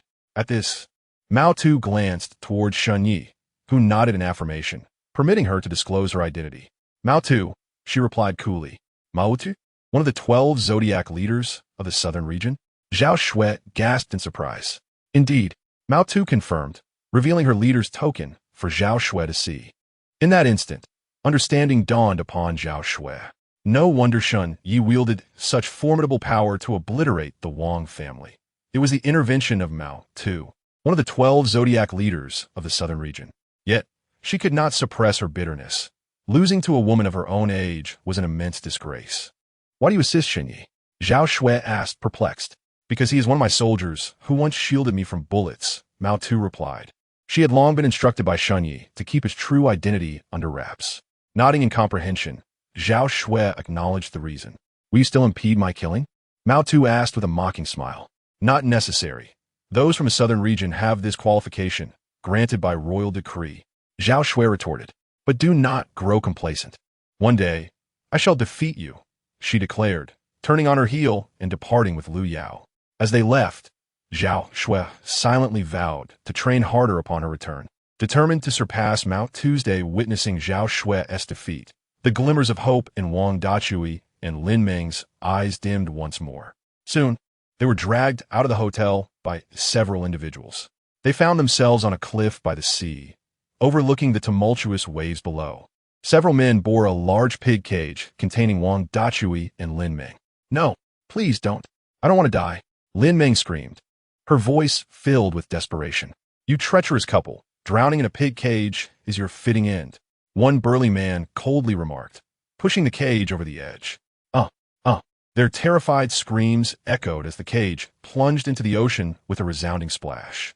Seeing it sink, the men shared a knowing smile and turned to leave. However, moments later, a speedboat sped towards the spot where the cage had disappeared. On board were two old men with peculiar expressions, who tossed a hooked rope into the water. In no time, the submerged cage was retrieved, revealing Wang Dachui and Lin Meng, both unconscious. Had Shun Yi been present, he would have recognized the two old men as the mysterious coffin shop owners he encountered during his last visit to his master's clinic. They were not the coffin shop owners, as they had vanished after Shun Yi left the clinic. The true owners remained unknown. Miss Shun Yi's luck is remarkable. During his service, he even shielded General Mao Tu from bullets. No wonder he previously declined your assistance, Lu Yao remarked, feeling disgruntled about the day's events. Fate and destiny. His fortune in gaining Mao Tu's aid stems from his past sacrifice. There's nothing more to say, Zhao Shui replied. Just then, her phone rang, and upon checking, she realized it was a call from her superior. Answering respectfully, she greeted, Old Son. Zhao Shui, where are you? There's an urgent mission. The voice of Old Son came through. Zhao Shui's eyes brightened at his words. What mission? She inquired eagerly. We have received intelligence that the world S-class fugitive, known as the Flying Eagle, has entered our Great Xia territory. It's highly likely he has reached Qingzhou, Old Son informed her. Zhao Shui's expression shifted in shock as she repeated, The Flying Eagle? Yes, your task is to capture the Flying Eagle with minimal cost, Old Son commanded. But Zhao Shui hesitated. Are you suggesting you're not capable of confronting the Flying Eagle? He interrupted. Indeed, the Flying Eagle is an S-class fugitive with unfathomable strength. I may not be able to match her, Zhao Shui admitted. She had heard of the Flying Eagle's notorious reputation, and truthfully, she had less than 50% confidence in capturing her. Currently, we are short on manpower, and those who could assist are tied up with their own missions, leaving you to devise a plan to find allies. Old Son concluded. Where am I to find help? Zhao Shui sighed, realizing she might have to face the challenge alone. You could seek out Li Wuying at Villa Wang in Longquan No. 1, Old Son suggested. Zhao Shui paused, surprised. Isn't Li Wuying imprisoned in our most secretive jail for the past 5 years? Has he been released? Yes. The latest news indicates that Villa Wang has been sold for 2 billion, and the buyer is indeed Li Wuying, Old Son confirmed. All right, I'll give it a try, Zhao Shui exclaimed, hanging up with newfound enthusiasm. Strictly speaking, she had once been an ardent admirer of Li Wuying. Tales of his exploits had reached her since childhood. Back then, the Great Xia was weak, its martial arts forces considerably inferior to those of other nations. Many foreign martial artists frequently challenged the Great Xia, particularly from the eastern countries, often wreaking havoc on its martial practitioners. It was during this tumultuous time that Li Wuying emerged, achieving greatness and defeating those who came to provoke. Ultimately, he single-handedly stormed into the eastern lands, leaving countless martial artists begging for mercy. From that moment, Zhao Shui became a devoted fan of Li Wuying. As for the reason behind his imprisonment, she remained in the dark. Miss, why don't we seek Mao Tu's assistance?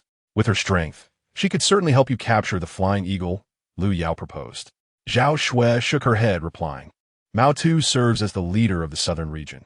Her duty is to protect it from foreign threats, a responsibility that outweighs my own. Let's go buy some gifts and then head to Longquan No. 1 to see if we can persuade Li Wuying to help me capture Fei Ying, Zhao Shui declared, leading Lu Yao off to shop for presents.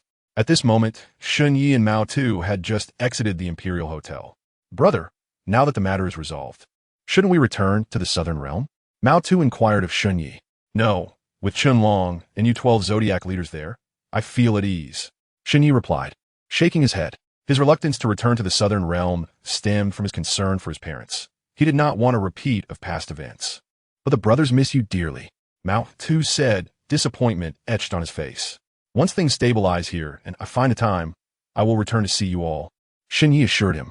All right then, brother, you must remember to come back and visit us. We will miss you, Mao Tu responded. With that, he turned and hurried back to the southern realm. After Mao Tu's departure, Shun Yi hailed a taxi and returned home. Upon arrival, he noted that Li Fengmei and Shun Changqing were absent. It was evident they had gone to the Huichun Hall again, likely discussing the marriage between him and Tang Duo. In recent days, Shun Yi had grown weary of Li Fengmei's incessant nagging about being more proactive, suggesting he invite Tang Duo to a movie or a shopping outing. Suddenly, Shun Yi sensed a chilling presence within the villa. Stop lurking in the shadows and show yourself, he commanded coldly, directing his gaze towards a particular spot. As his words fell, a middle-aged man in his 40s materialized before him, a sinister grin plastered across his face. Well, I didn't expect you to be so vigilant, capable of sensing my presence, the man said mockingly. Fei Ying? Shun Yi was momentarily taken aback. Was this not the S-class international fugitive? How had he ended up in his home? Thankfully, his parents were at the Huichun Hall. Had they been present, it could have been perilous. It seemed necessary to recruit some skilled individuals from the southern realm to ensure his parents' safety in case he needed to leave. Suddenly, an idea struck Shun Yi. This Fei Ying, as an S-class fugitive, possessed formidable strength. If he could subdue him, perhaps he could employ him as a bodyguard for his villa. You possess some discerning eyes. Recognizing me as Fei Ying, I hereby declare that this villa now belongs to me. As for you, given that you've provided me with such a splendid abode, I shall spare your life. You will serve as my personal servant, attending to my every need, Fei Ying proclaimed, his face gleaming with arrogance. However, Shun Yi's gaze suggested something was amiss. Rather than fear, there was an unsettling excitement in his eyes, akin to a hunter finally encountering his prey. Hey kid, do you have any manners? I am an S-class international fugitive. You should be terrified upon seeing me, not looking at me like that. Please, show some respect for my status. Fei Ying's expression darkened as he addressed Shun Yi. In response, Shun Yi remained unfazed.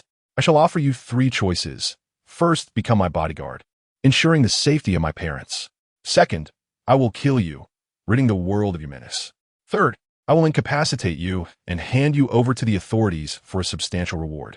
Upon hearing this, Fei Ying's face fell, his eyes flashing with cold fury. I had intended to spare your life, but since you failed to appreciate it, don't blame me for what follows. With that, Fei Ying unleashed a clawing strike towards Shun Yi's neck. Seeing this, Shun Yi smirked, revealing a hint of cold amusement.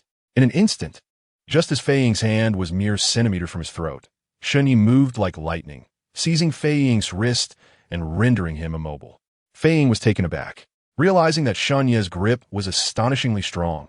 No matter how he struggled, he could not break free. Seizing the opportunity, Shun Yi swiftly grabbed Fei Ying by the hair and forcefully pressed his face against the ground, rubbing it back and forth. Despite Fei Ying's desperate attempts to escape, he remained trapped. At that moment, Fei Ying was utterly stunned. He had never anticipated that such a young man could possess such terrifying strength. Release me. I choose option 1. Fei Ying, suppressing his indignation and fury, pleaded for mercy. Had you made that choice earlier, this could have been avoided, Shun Yi remarked, finally releasing his grip. Fei Ying scrambled to his feet, gasping for fresh air and shaking out his limbs. He believed his earlier predicament resulted from his own complacency. Once he felt he had regained his peak condition, a glint of coldness flickered in his eyes. D. A chilling light appeared in Fei Ying's hand as he thrust a dagger towards Shun Ye's chest at breathtaking speed. I knew you wouldn't yield so easily. Shun Ye's lips curled into a smirk, a hint of coldness flashing in his eyes. With a flick of his finger, he deflected the dagger, sending it flying from Fei Ying's grip. Undeterred, Fei Ying tightened his fist and swung it towards Shun Ye's face with all his might. Yet, Shun Ye effortlessly caught his fist, immobilizing him. Suddenly, Shun Ye yanked Fei Ying upward, propelling him into the air before slamming him down to the ground. The impact with the floor was jarring, causing Fei Ying to emit a muffled grunt. Before he could recover, Shun Ye seized his waistband, lifting him as one would chicken. Then, Shun Ye drove his knee sharply into Fei Ying's chest, launching him several feet into the air until he collided with the ceiling, crashing back down with a resounding thud. Shun Ye advanced a couple of steps and delivered another kick to the downed Fei Ying, the force sending him skidding across the floor. With a loud crash, Fei Ying slammed against the wall, shaking the entire villa. At that moment, tears streamed from the corners of Fei Ying's eyes, not from the pain of his injuries, but from the humiliation and indignation of being so thoroughly defeated. Having risen through the ranks, he had never been treated in such a manner. What kind of monstrous being was this young man, capable of rendering him, an S-class fugitive, utterly powerless? Spitting blood, Fei Ying pleaded, "Stop. I am willing to be your servant. Please spare my life." However, Shun Ye merely chuckled coldly, approaching Fei Ying and crouching down to deliver another punishing blow to his chest. Ack! The intense pain forced a scream from Fei Ying's lips. In the instant he cried out, Shun Ye produced a black pill and thrust it into Fei Ying's mouth. Quickly, Shun Ye pressed several acupoints on Fei Ying's chest. Gulp! Fei Ying involuntarily swallowed the black pill, his face contorting in terror. What did you make me swallow? Just a poison of my own concoction. After ingesting it, you will need to take an antidote every half-month. Otherwise, the poison will consume your organs, leaving you in excruciating torment. Shun Ye rose to his feet, hands clasped behind his back, and coldly remarked you. Upon hearing his words, Fei Ying was taken aback, his face a mask of panic. There is no need for such alarm. As long as you obediently serve as my family's bodyguard and ensure the safety of my parents, I shall provide you with the antidote in due time. Of course, you could also attempt to seek out a world-renowned physician to see if they can alleviate my poison. Shun Ye held great confidence in the poison he had concocted. In this world, apart from the master in prison, it seemed unlikely anyone could unravel its effects. Fei Ying's expression darkened as he considered Shun Ye's words, not daring to doubt the severity of the poison he had ingested. After all, Shun Ye's prowess was evident. Despite being a top-tier expert himself, he had been thoroughly subdued by Shun Ye. This demonstrated the terrifying extent of Shun Ye's abilities, surpassing Fei Ying's comprehension. Such a person creating an antidote that was deemed unsolvable was hardly surprising. Yes, master. Bowing to Shun Ye's overwhelming authority, Fei Ying respectfully addressed him. Very well. From today onwards, your duty is to safeguard this villa and protect my parents, Shun Ye stated, nodding in satisfaction. At that moment, the heavy door of the villa was suddenly rung. Go, see who is at the door. Shun Ye instructed Fei Ying with a casual tone. Yes, master. Fei Ying replied respectfully before turning and heading towards the entrance. At the door, Zhao Shui stood with an expression of excitement, clutching several large bags of gifts, while Lu Yao was beside her, pressing the doorbell. The thought of soon meeting her childhood idol filled Zhao Shui with immense joy. Chapter 27. Shouting until horse is futile. Just then, the heavy door of the villa creaked open. A disheveled Fei Ying, with a bruised face, appeared before Zhao Shui and Lu Yao. Miss, so this is what Li Wuing looks like. Lu Yao whispered to Zhao Shui. Assuming the battered figure before them was Li Wuing, Zhao Shui, equally bewildered, could hardly recognize Fei Ying in his current state. This doesn't seem like Li Wuing, but he looks somewhat familiar, almost like that international fugitive, she murmured uncertainly to Lu Yao. Suddenly, Zhao Shui's expression changed as she exclaimed, I remember now. He is that international S-class fugitive, Fei Ying. Upon hearing Zhao Shui's words, Lu Yao's face paled, and she swiftly drew her sidearm, aiming it at Fei Ying's head. Ready for action. Humph, I detest having guns pointed at my head, Fei Ying replied coldly. Having been humiliated by Shun Ye earlier, he felt a surge of anger and, with a swift motion, appeared before Lu Yao, delivering a powerful punch to her chest. Bang! Ah! Lu Yao, no match for Fei Ying, was sent flying several meters back, crying out in pain. Ouch, that hurts! She groaned as she sat up, rubbing her sore backside. Seeing this, Zhao Shui was alarmed and quickly drew her gun, aiming it at Fei Ying's head. Raise your hands. Don't move. I am Major General Zhao Shui of the Great Xia Kingdom, and I am here under orders to apprehend you. Haha, so you are the Great Xia's foremost female general. However, whether you can capture me remains to be seen. Fei Ying scoffed before charging at Zhao Shui with remarkable speed. Bang! Without hesitation, Zhao Shui pulled the trigger, but the bullet was effortlessly dodged by Fei Ying. Realizing this, Zhao Shui swiftly holstered her gun and retreated a few steps, preparing to confront him again. In a matter of moments, the two engaged in a fierce exchange, their movements so rapid that Lu Yao could hardly discern them. Both were secretly astounded by each other's strength, particularly Zhao Shui, who noted that despite Fei Ying being gravely injured, she was still unable to gain the upper hand, leaving her feeling quite frustrated. Indeed, as expected of the Great Xia's leading female general, your strength is formidable, Fei Ying remarked, while continuing to parry Zhao Shui's attacks. Suddenly, pain flashed across Fei Ying's face, a result of the earlier injuries inflicted by Shun Yi. Seizing the opportunity, Zhao Shui landed a solid punch to Fei Ying's chest. Bang! The blow struck true, and with his previous wounds exacerbated, blood trickled from the corner of Fei Ying's mouth. Yet, true to his reputation as an international S-class fugitive, as he stumbled backward, he retaliated with a sweeping kick that struck Zhao Shui in the neck, causing her to stagger sideways. Meanwhile, Shun Yi, having heard the commotion outside, made his way to the top of the villa to observe the unfolding drama. He watched with satisfaction as Fei Ying, despite his injuries, managed to hold his own against Zhao Shui. The stronger Fei Ying proved to be, the safer Shun Yi's parents would remain.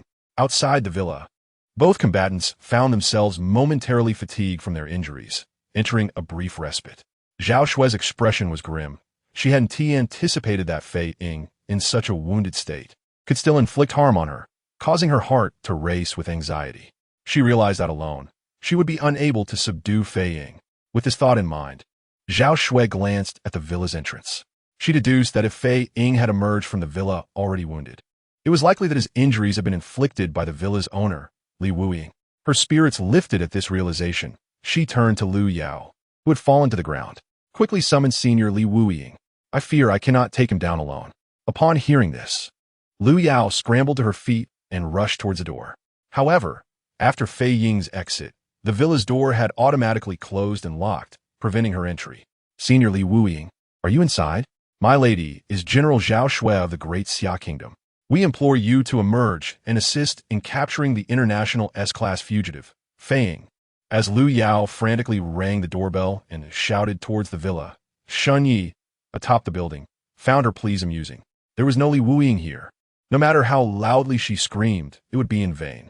Meanwhile, Fei Ying and Zhao Shui, having regained their composure, clashed once more. This time, both acknowledged the other's formidable prowess, deploying their signature weapons. Zhao Shui wielded a chilling longsword, while Fei Ying brandished a menacingly aggressive blade. Lu Yao, witnessing their fierce battle, grew increasingly anxious, aware that her own abilities were far inferior to theirs, rendering her unable to assist. This realization nearly brought her to tears. Meanwhile, Shun Yi, having watched the skirmish for some time, found it tedious and prepared to retreat to his room for a nap. At that moment, as Shun Yi turned away, Lu Yao stepped back and, through the high walls of the villa, caught a glimpse of a familiar silhouette. What is going on? Why does that figure resemble that useless Shun Yi? Lu Yao pondered, her face twisted in confusion. Impossible. This is Senior Li Wuying's villa. I must be mistaken. Shun Yi is not even worthy of entering this place, she rationalized internally. The fierce clash between Fei Ying and Zhao Shui continued for several minutes, both sustaining various injuries, though fortunately not in critical areas. Zhao Shui, I remember you. This time, consider yourself fortunate. I have sustained severe injuries, but once I recover, I will undoubtedly seek you out. At this moment, Fei Ying was beginning to falter. The wounds inflicted by Shun Yi were indeed grave. He cast a harsh remark towards Zhao Shui and swung his long knife at her, forcing her to retreat. Then, he dashed into the dense forest by the roadside. Escaping swiftly, Zhao Shui, having been pushed back by Fei Ying, did not pursue him, for she understood that even if she caught up, capturing him would be impossible, and it would only result in mutual destruction. Chapter 28. Living under another's roof. Miss, are you all right? Upon seeing Fei Ying flee, Lu Yao hurried to Zhao Xue's side, her face filled with concern. Fortunately, it is merely a minor injury, Zhao Xue replied, glancing at the few cuts on her body. Was Li Wuying even considered senior? It's absurd that you idolized him since childhood. I've shouted until my throat was hoarse, yet he has not made an appearance. After confirming that Zhao Xue's injuries were not serious, Lu Yao pouted, visibly displeased. Lu Yao, do not speak ill of senior Li Wuying. If it were not for his prior severe wounds inflicted upon Fei Ying, my life could have been lost here today. Zhao Xue reprimanded Lu Yao. Hearing Zhao Xue's admonition, Lu Yao merely pouted, her dissatisfaction lingering within her heart. By the way, miss, I just saw a figure on the rooftop of the villa. It looked like that useless Shun Yi, Lu Yao remarked. Impossible. This is senior Li Wuying's villa. How could Shun Yi possibly be here? You must have misseen, Zhao Xue responded incredulously.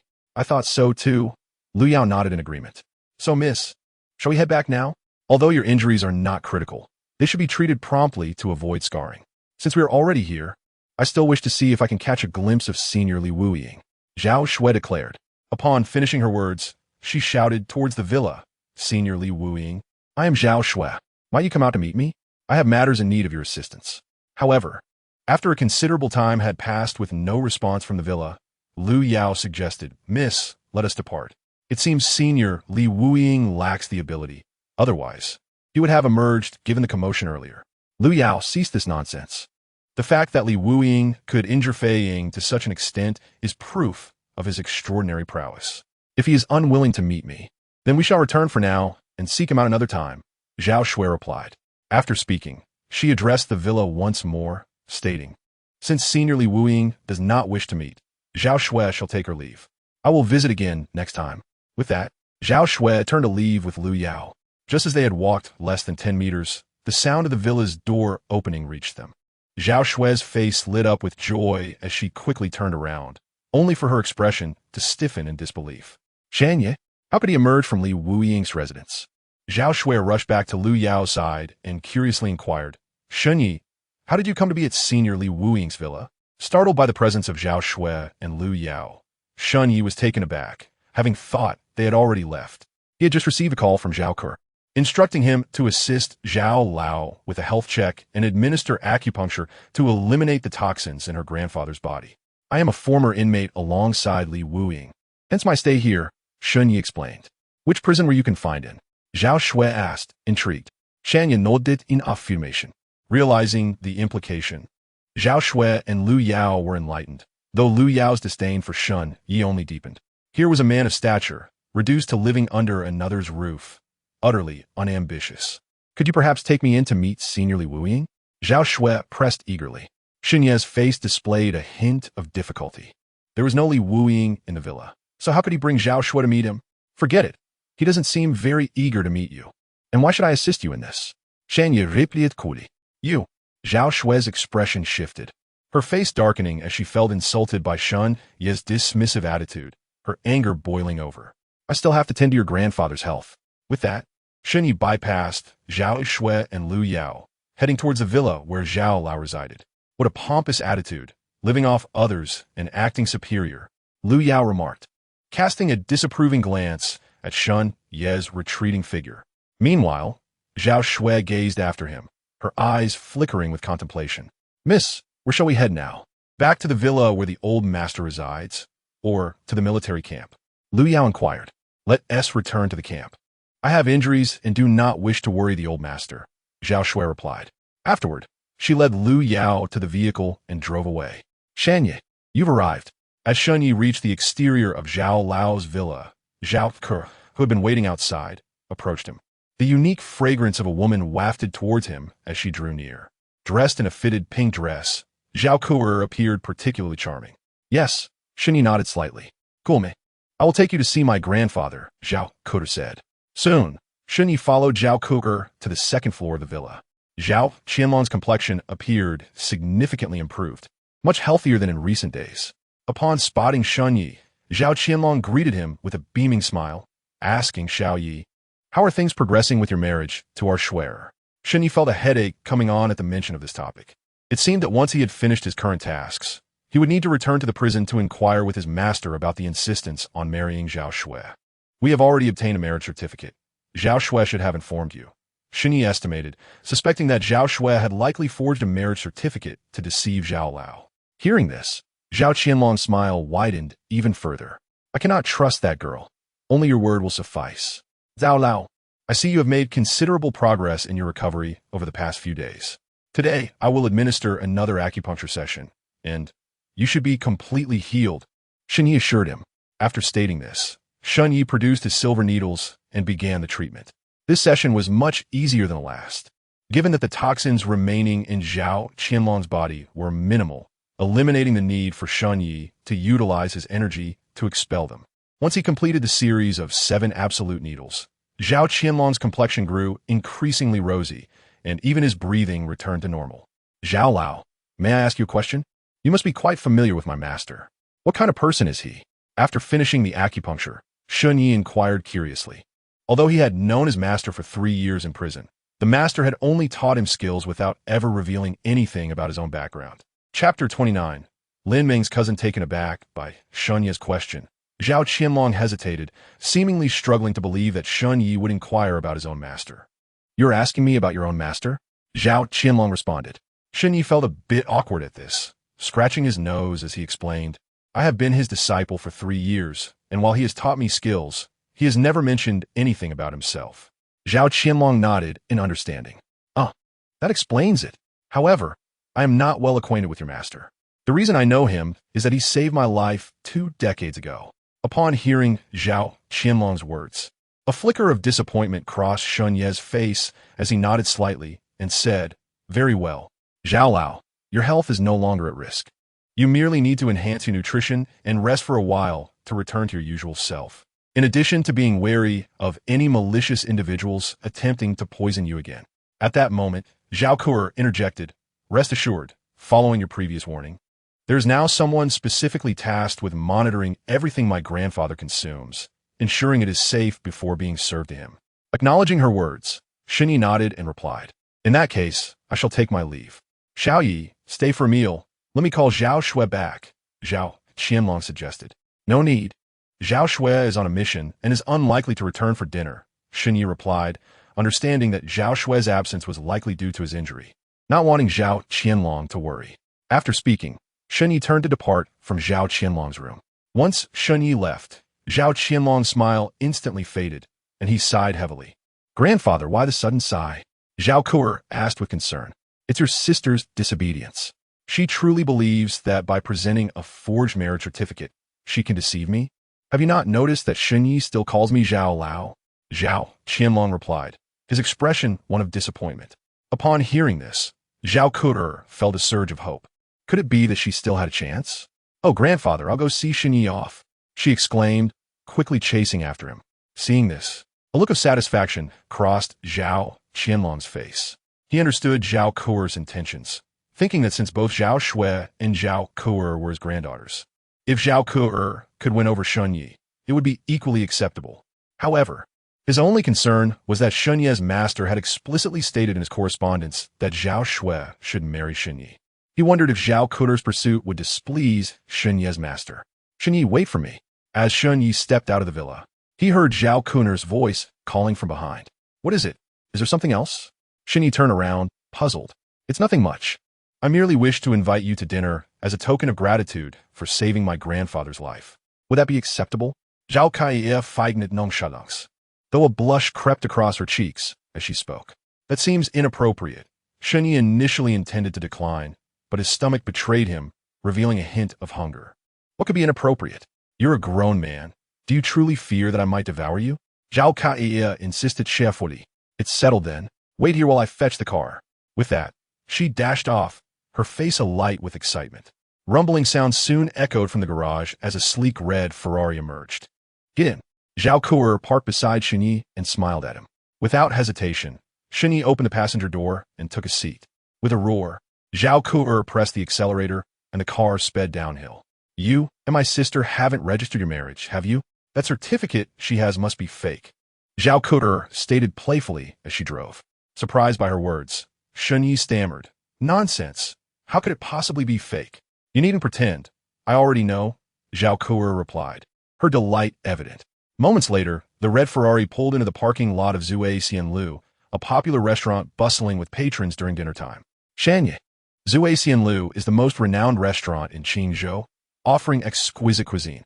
Please do not hesitate to order whatever you desire. I am treating, Zhao Kuer declared as they exited the car. Hearing that makes my stomach grumble with anticipation, Shunyi replied eagerly as they entered the restaurant. Unbeknownst to Shunyi, the manager had spotted him on the surveillance cameras. Ye Wang. Manager Wang Jinhe exclaimed in shock. Yi Wang was the title given to Shunyi during his time in that mysterious prison. Wang Jinhe recognized Shunyi because their employer, Li Wuying, had circulated Shun Ye's photograph to all heads of his enterprises, instructing them to treat Shunyi as they would Li Wuying himself. Wang Jinhe quickly summoned his secretary. Prepare an exclusive VIP card immediately. At the front desk of Zue Xianlu, Zhao Kuer politely inquired, Miss, do you have any private rooms available?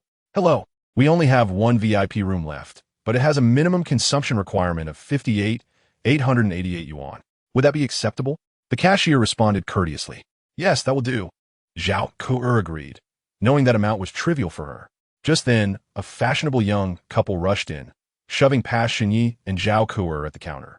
We need a VIP room, the man in the designer's suit demanded rudely. I apologize, sir, but our last VIP room has already been reserved for this gentleman and lady.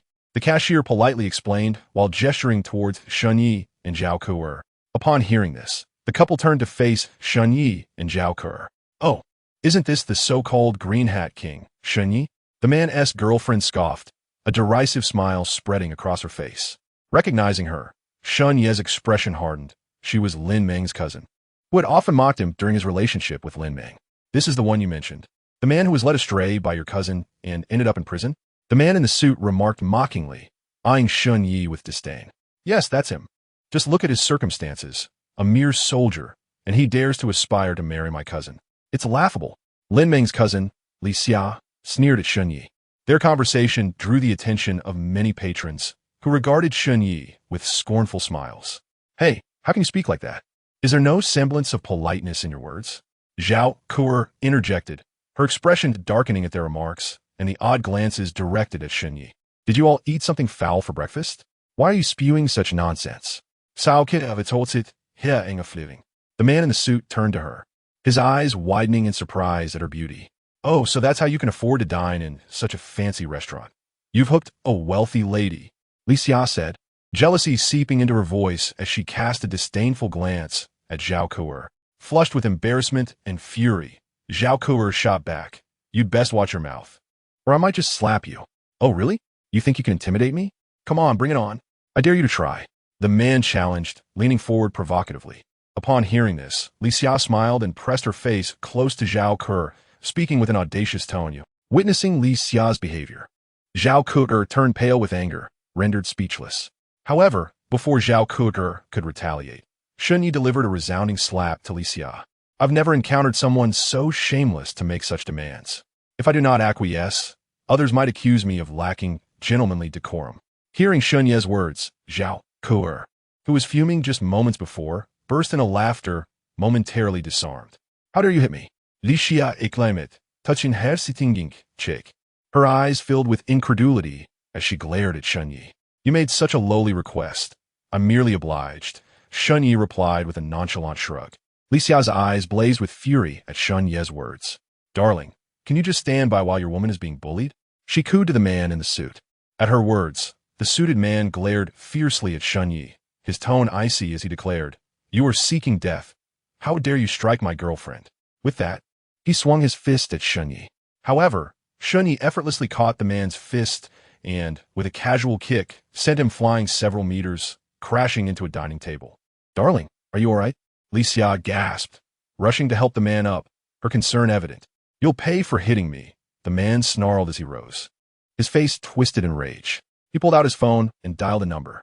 Manager Qian, is your restaurant still open? I am a VIP customer who spends no less than 2 million every year at your establishment. Now, I have been assaulted here. What do you intend to do about it? Shortly after hanging up, Manager Qian stormed down from the second floor, flanked by 7 or 8 security guards. Who has the audacity to assault our VIP customer in Zue Xianlu? He demanded, his tone brimming with arrogance as he surveyed Shenyi and Zhao Kuo. Manager Qian had been in a private room, engaged in a heated discussion when he received the call, and his anger was palpable. Seeing Manager Qian arrive with security, the suited man beamed with satisfaction, pointing at Shenyi. It was this green-haired turtle. Ah, it's you. What gall you possess to strike our esteemed VIP customer here at Zue Xianlu. If you know what is good for you, kneel and apologize to young Master Lu 100 times to seek his forgiveness. Otherwise, do not blame me for breaking your legs. Manager Qian glowered at Shenyi, seething with indignation. Why should I? They were the ones who spoke out of turn and insulted us. Why? Simply because he is our VIP, who spends no less than 2 million at our establishment annually. Isn't that sufficient? Manager Qian scoffed, raising an eyebrow. So, what you're implying is that as long as one spends a lot at your restaurant, they are free to bully others. Zhao Kai questioned. Exactly. If you disagree, then you should also spend millions here to become a VIP customer, enjoying the same privileges as I do. But do you possess such wealth? Young Master Lu proclaimed with a smug expression. Bah, I wouldn't spend millions here even if I could. Zhao Kuo shot back. If you can't afford it, just admit it. Stop pretending. Manager Qian, stop wasting words with him and just break his legs. Young Master Lu commanded haughtily. At that moment, a middle-aged man rushed down from the second floor, calling out to the security guards ready to strike. Mr. Wang. Manager Qian greeted the newcomer, bowing respectfully. Wang Jinhao's expression was grim, his demeanor chilling. He shot a cold glance at Manager Qian before turning to Shenyi with a conciliatory smile, intending to approach him, but was blocked by young Master Lu. Mr. Wang, you're just in time. I am indeed a VIP customer of Zue Xianlu. Isn't that right? Young Master Lu asserted confidently. Wang Jinhao nodded. Indeed. Yet, as your VIP, I have been assaulted in your establishment. The assailant is him. As your VIP, I demand you assist me in breaking his legs. That is a reasonable request, is it not? Young Master Lu cast a challenging look at Shenyi while addressing Wang Jinhao. By rights, that is plausible. Wang Jinhao acknowledged. Upon hearing this, young Master Lu's expression grew increasingly smug. But what? Young Master Lu inquired. But he is our supreme VIP, a status that surpasses your VIP level. Wang Jinhao revealed. Young Master Lu was momentarily taken aback, incredulous. Mr. Wang, I must have misheard you. He's a supreme VIP? You heard correctly. He is indeed our supreme VIP, Wang Jinhao confirmed. At this revelation, young Master Lu and Li Xia exchanged bewildered glances before bursting into laughter. Ha ha ha. Mr. Wang, you must be mistaken. Shenyi, is merely a poor soldier. How could he possibly be your supreme VIP? If my memory serves, the minimum annual expenditure to achieve that status should be no less than 50 million, and Shenyi, if not for his current association with that wealthy woman, would likely never afford a meal at your establishment. Li Xia lauga fartili. At her words, Wang Jinhao's expression darkened. Miss, do you realize the consequences of insulting our supreme VIP in such a manner? He replied coldly. I maintain that he cannot possibly be your supreme VIP. You must be mistaken. Li Xia retorted dismissively, oblivious to Wang Jinhao's intensifying fury. Wang Jinhao shot her a frigid glare before producing a supreme black card from his pocket, bending slightly as he approached Shenyi with utmost respect. Mr. Shen, this is our supreme VIP card. From now on, you may enjoy complimentary dining at Zue Xianlu for life. As Shenyi stared at the card being presented with such reverence, confusion washed over him. He mused, is this establishment truly unhinged? Not only did I strike one of their VIP customers, but they are now bestowing upon me a supreme VIP card for lifetime complimentary meals. Meanwhile, young Master Lu, Li Xia, and Manager Qian stood in stunned silence. What was happening? Why was the manager presenting that young man with a supreme VIP card for lifetime free meals? Had he lost his mind? Mr. Shen, our owner as surname is Li. Wang Jinhao whispered to Shenyi, noting his bewilderment. Realization dawned upon Shenyi. So, this Zue Xianlu was part of Li Wuying's empire. No wonder Wang Jinhai inexplicably decided to present him with a supreme VIP card. This clarifies everything. This young man, Li Wuying, possesses quite a knack for strategy. The next time I visit the prison to see my master, I must ensure the warden treats him to an extra chicken leg with every meal.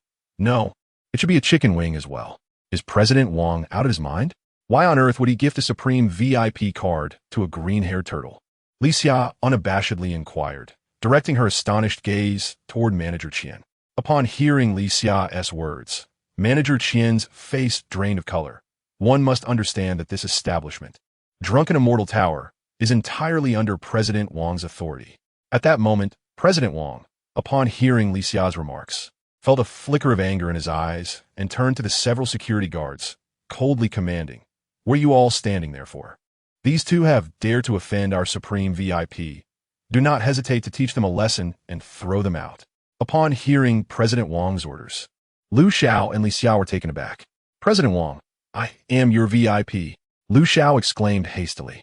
"What does that matter? You have offended our supreme VIP." Wang Jinhai replied coldly.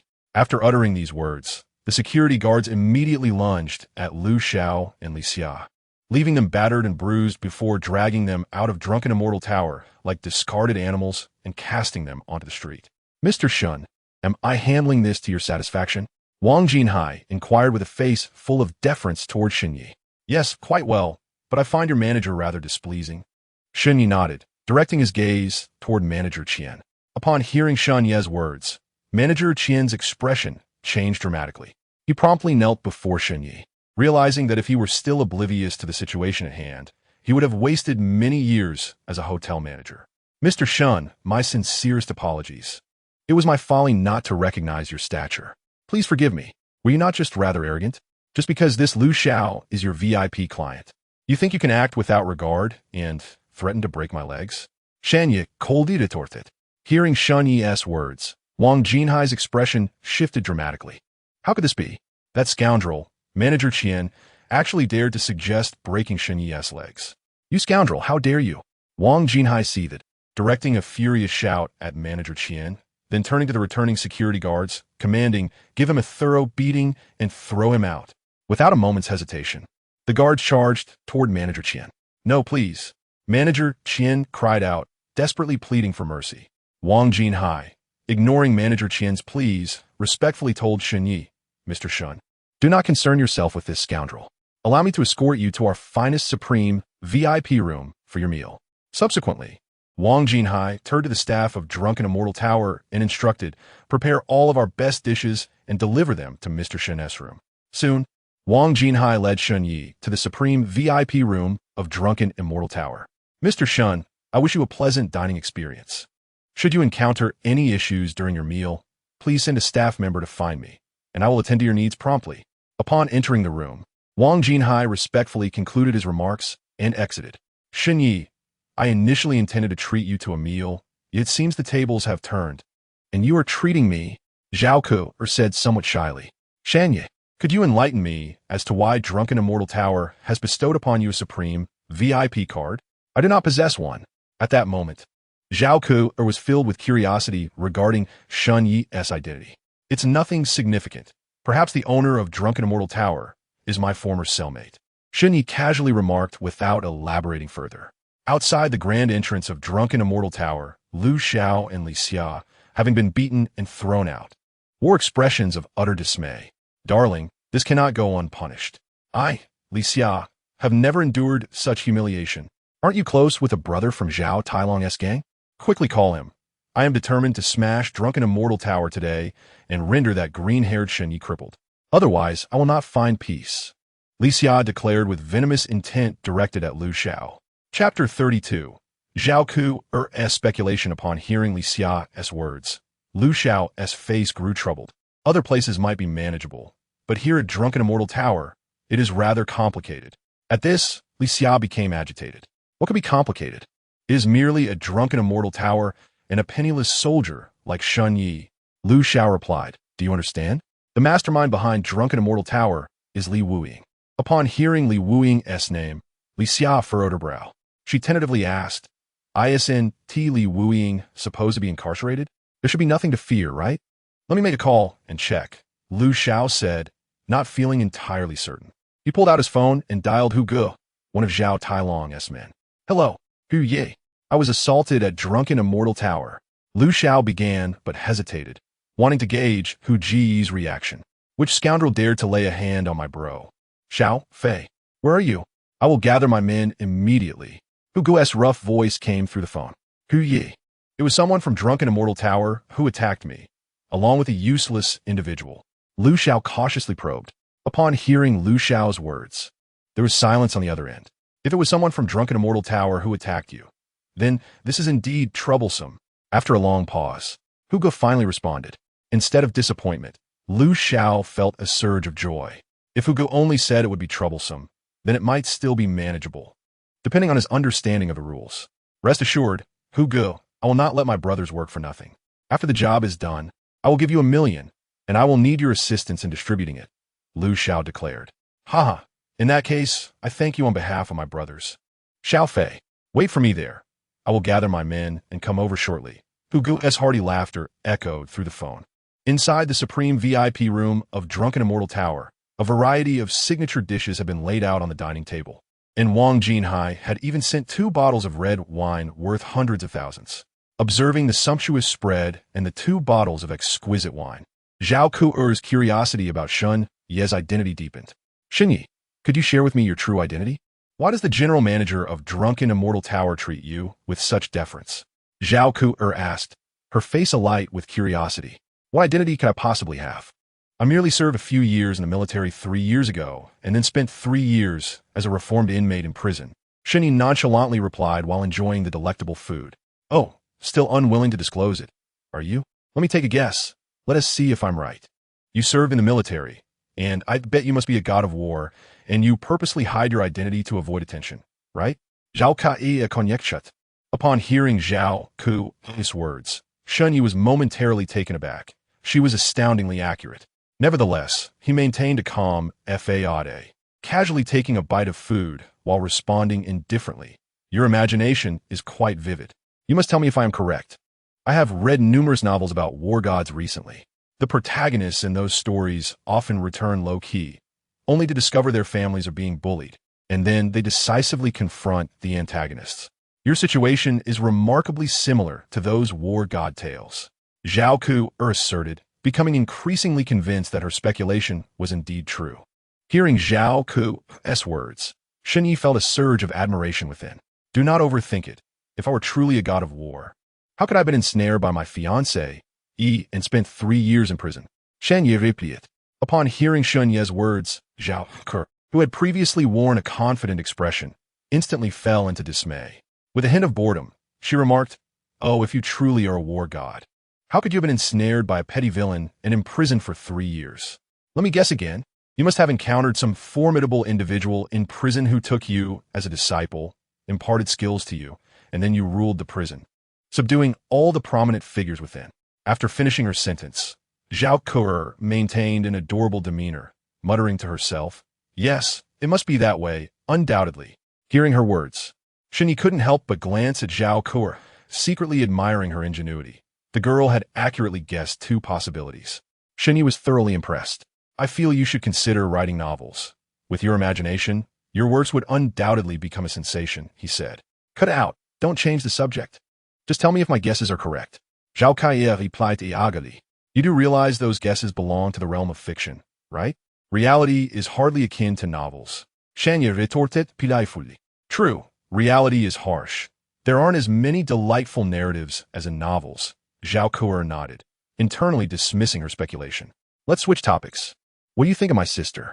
Is she beautiful? Is she the type you like? Zhao Ku inquired, her face alight with anticipation. Not particularly. She became famous at a young age. Her pride is excessive, and her demeanor is too haughty for my taste, Xunyi replied. Zhao Ku felt a rush of joy upon hearing his words. So, if you were to find a girlfriend or a wife, what kind of person would you seek? She pressed further. Xinyi pondered for a moment before responding. Firstly, she must honor both sets of parents and elders. Secondly, she should be kind, adorable, and gentle, not overly assertive. Zhao Ku felt a wave of delight wash over her. She sensed that Shun Ye's description seemed to mirror her own qualities, as she considered herself kind and lovable, unlike her sister's assertiveness. This thought made her cheeks flush, her heart racing. Previously, I acted indifferent, but it seems I was merely playing hard to get. Ha min. Suddenly, the door to the private room was kicked open forcefully. The unexpected intrusion caused Zhao Kuo to tremble with fright. As the door swung open, Lu Xiao and Li Xia entered with menacing expressions, followed by a group of intimidating individuals. Huge brother, it's this waste. You must help me break his legs. Li Xia exclaimed venomously, pointing at Shanye. Her expression, one of pure malice. Green-haired turtle, if you know what's good for you, kneel down and bow 100 times, and perhaps I'll consider sparing you some suffering. Lu Xiao said triumphantly to Shunyi. Chapter 33. Gun-shaped lighter Zhao Kuo turned pale at the sight of the intimidating crowd and quickly reached for her phone to call for help. At that moment, Wang Jinhe arrived with a large group of security personnel. Anticipating Lu Xiao's retaliation, he had been monitoring the situation from the office above. Upon seeing Lu Xiao leading a group of menacing thugs, he hastily gathered all the security at the drunken immortal pavilion. Lu Xiaofei, do you dare bring people to assault our esteemed VIP at the drunken immortal pavilion? You must be tired of living, Wang Jinhe declared angrily upon entering the room. Wang Jinhe, open your eyes and see clearly who is beside me, Lu Xiaofei retorted, pointing to huge brother with a sneer. Liungria.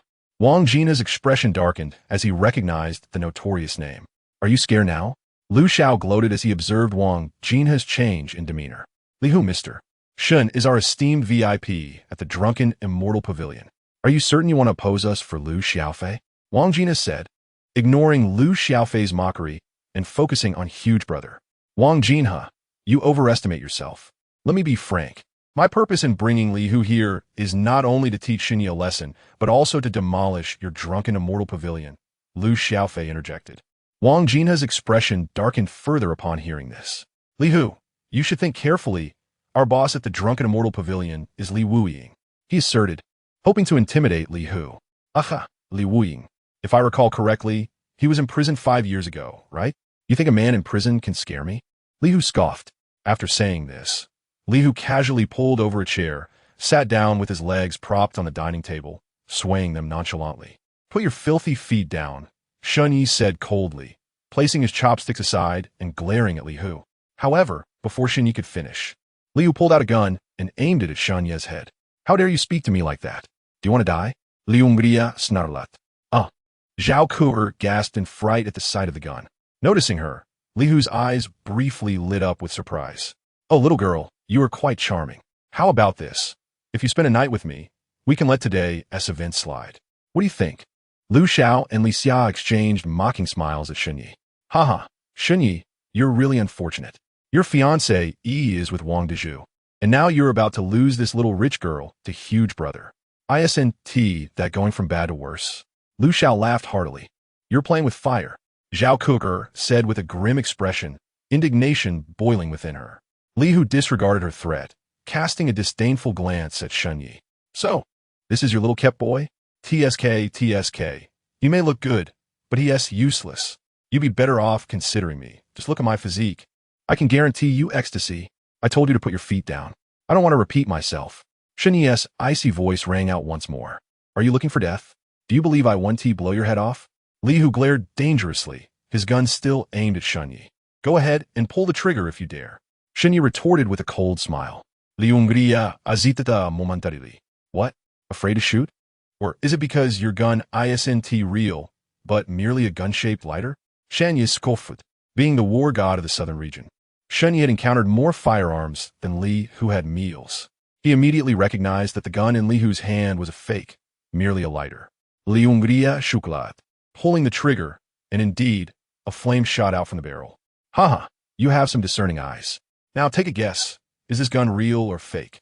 With that, Li Hu brandished a real handgun, pressing it directly against Shunyi's forehead. A cold smirk plastered across his face. Meanwhile, at the entrance of the drunken immortal pavilion, a long Mercedes-Benz came to a gradual halt. The automatic doors slid open, and Zhao Tailong slowly emerged from the vehicle. Quite the lively scene here, so many people. Upon disembarking, Zhao Tailong noticed a large group of underlings brought by Li Hu stationed at the entrance, prompting his exclamation. Boss Long.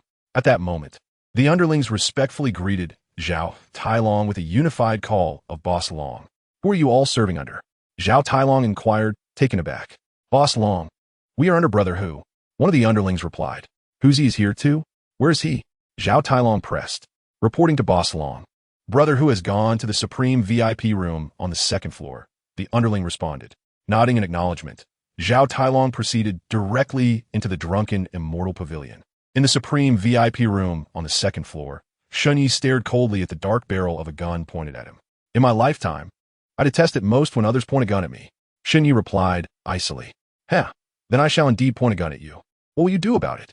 If you are wise, you will have your little wealthy lady spend the night with me, or else I shall blow your head off. Li Hu sneered, utterly oblivious to the grave danger he was in. A glint of murderous intent flashed in Shun Ye's eyes.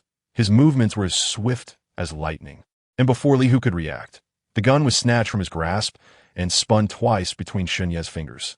Bang! A shot rang out, striking Li Hu in the thigh. Li Hu emitted a terrified scream, turning to Shun Yi in rage. You son of a bang!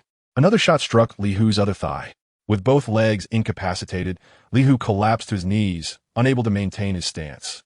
At that moment, Lu Xiao Li Xia and the underlings accompanying Li Hu were all rendered speechless. They had never imagined that Shun Yi would dare to shoot Li Hu, who was Zhao Tielong's top enforcer. And Zhao Tailong was the boss of the entire Qingzhou. Chapter 34. Clearing the ranks, get him killed.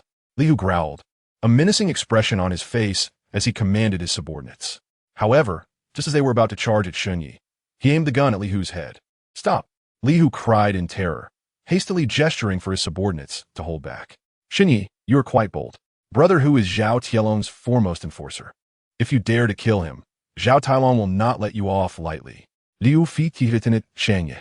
Indeed, young brother, do not act impulsively. My boss is Zhao Tailong of the Black Dragon Society. If you dare to kill me, my boss will surely annihilate your entire family for revenge. Think carefully. Li Hu pleaded, fear evident in his voice. Hey, Zhao Tailong, is he truly that formidable? Even if he were here, I would not hesitate to shoot you in front of him. Shun Yi scoffed. The wind outside is strong. Do you fear your own braggadocio? If your boss were truly here, I suspect you would be begging for mercy. Lu Xiao retorted. Who's he? Who has provoked you to this extent that you would resort to gunplay? Just then, a voice echoed from outside the room, belonging to Zhao Tailong. Having heard the gunfire while ascending the stairs, he initially thought that Li Hu was the one committing murder. Upon hearing Zhao Tielong's voice, Li Hu's spirits lifted. You're finished. My boss, Zhao Tailong, is here. Before Li Hu could finish his sentence, Zhao Tailong appeared at the entrance of the room with several underlings. Upon entering, his eyes immediately fell upon the kneeling Li Hu and the blood seeping from his thigh. Rage ignited within Zhao Tailong. How dare someone injure his top enforcer in Qingzhou? However, as his gaze swept the room and settled upon Shun Yi, the fury that had flared within him ebbed away, replaced by a look of sheer panic. Boss Long, your timing is impeccable. If you had arrived just a few seconds later, your top enforcer, Brother Hu, might have been shot dead by this green-haired turtle. Lu Xiao exclaimed. A smile plastered on his face. Boss, you must seek justice for me. I've been shot in both legs. You must have him torn to shreds in revenge. Li Hu, with an expression of malice, pointed at Shun Yi as he implored Zhao Tailong. Slap! Slap! Zhao Tailong responded by striking Lu Xiao and Li Hu across the face, leaving them bewildered. Why did you hit me, boss? Li Hu asked, a look of confusion on his face. Yes, Boss Long, have you made a mistake? You should be punishing that green-haired turtle, not us. Lu Xiao echoed, equally bewildered. Bang! As Lu Xiao's words fell, Zhao Tailong kicked him hard in the abdomen, sending him flying. Mr. Shun, after kicking Lu Xiao away, Zhao Tailong hurriedly approached Shun Yi, bowing his head with a terrified stutter. I shot your subordinate. Are you not angry? Shun Yi regarded Zhao Tailong with a cold smile. Mr. Shun firing at him was undoubtedly justified. Zhao Tailong quickly replied. Witnessing Zhao Tielong's tremulous demeanor, Li Hu, Lu Xiao, and Li Xia were left dumbfounded. Was this truly the formidable leader of the Black Dragon Society in Qingzhou? Why was he so fearful of Shun Yi? A chilling fear crept over Lu Xiao and Li Xia as they sensed impending calamity. At that moment, genuine fear gripped Lu Xiao and Li Xia. Who was Shun Yi that even a figure like Zhao Tailong would cower before him? Handle your own subordinates, Shun Yi commanded coldly, extending the gun toward Zhao Tailong. Yes. Zhao Tailong responded eagerly, taking the gun from Shun Yi and aiming it at Li Hu's head. Boss, please don't. Li Hu exclaimed in horror, a stream of yellow liquid trickling down his pants. Li Hu, do not blame me. Blame yourself for provoking Mr. Shun. In your next life, remember to choose your battles wisely. Zhao Tielong's gaze was icy as he addressed Li Hu. Hearing Zhao Tielong's words, Li Hu was drenched in cold sweat. Turning to Shun Yi in terror, pleading, Mr. Shun, I apologize. I did not recognize your greatness. I implore your mercy. Yet, as Li Hu begged for forgiveness, Shun Yi turned his head away. Bang! Without a moment's hesitation, Zhao Tailong fired a bullet into Li Hu's head. As Li Hu slumped to the ground, Lu Xiao and Li Xia went pale, trembling uncontrollably, a yellow liquid pooling at their feet. Mr. Shun, please do not kill me. For the sake of my cousin Lin Ming, spare my life. Li Xia fell to her knees before Shun Yi, begging for mercy. Seeing Li Xia kneel, Lu Xiao quickly followed suit. Mr. Shun, I apologize. I should not have called you a green-haired turtle. I will slap myself, he exclaimed, hastily slapping his own face in a desperate bid for Shun Ye's forgiveness. Bang! Bang! 2 more shots rang out as Zhao Tailong executed Lu Xiao and Li Xia without hesitation. Shun Yi was the god of war of the southern region and the only one to have been conferred title. Daring to provoke him was tantamount to a death sentence. Mr. Shun, are you satisfied with this outcome? Zhao Tailong asked, trembling in fear. In response, Shun Yi rose, wiping the grease from the corner of his mouth, and remarked, Tailong, do not forget your former identity. Keep your subordinates in check. Should I witness them bullying others again, I will have to take issue with you. Upon hearing Shun Ye's words, Zhao Tailong was taken aback, promptly standing upright and respectfully stating, certainly, I will ensure my subordinates are well disciplined upon my return. That would be best. Shun Yi concluded, then turned to Zhao Ke, asking, have you eaten enough? If so, let us depart. MHM. Zhao Ke obediently nodded, rising to follow Shun Yi out of the private room. It was not until a considerable time had passed after Shun Ye's departure that Zhao Tailong realized his back was drenched in cold sweat. He wiped his forehead, turning to his group of lackeys, and declared, pass the word. If anyone dares to commit crimes again, do not blame me, Zhao Tailong, for being ruthless. Shanye, why does Zhao Tailong fear you so much? Could you perhaps reveal your true identity to me? Inside the crimson Ferrari, Zhao Ke grew increasingly curious about Shun Ye's identity, feeling that her previous speculations might indeed be correct. I was a squad leader in the northern border when I served in the military, and several years ago, Zhao Tailong was one of my subordinates, Shun Yi explained. That's impossible. If you were merely a squad leader, Zhao Tailong, being a veteran now, would not fear you so greatly, Zhao Ke retorted, skeptical of Shun Ye's words. Believe it or not, Shan Ye repeated. Hearing this, Zhao Ke pouted, choosing not to delve deeper. Upon returning home, Shun Yi found Li Fengmei and Shun Changqing already there. Year, come here, I need to speak with you. Li Fengmei called out as soon as she saw him. Mom, what is it? Shun Yi asked as he sat beside her. Have you been in touch with Tang Duo these past few days? Li Fengmei inquired. I have. Shun Yi fibbed, feeling a headache at the question. What nonsense? I asked Duo today, and she said you haven't contacted her at all. Li Fengmei scolded. The truth is, I wasn't sure what to say if I did reach out. Shun Yi admitted. Li Fengmei lightly tapped his head, exclaiming, what do you need me to teach you about romance? It's clear that Duo has feelings for you. Moreover, I've observed that she is quite well endowed, which bodes well for future offspring. You ought to seize this opportunity. Your father and I are eagerly awaiting grandchildren. Li Fengmei said with exaggerated enthusiasm. All right, I understand. I'll call her now, Shun Yi replied, hastily making his way up the stairs, almost fleeing. As soon as he entered his room, Shun Yi noticed Feng sitting on the floor, meditating to heal his wounds. Master, Feng exclaimed upon sensing Shun Ye's presence. Quickly greeting him with respect, Shun Yi nodded and produced a black pill from his pocket, tossing it to Feng, instructing, take this pill. Feng hesitated, concerned it might be poisonous. It's for healing.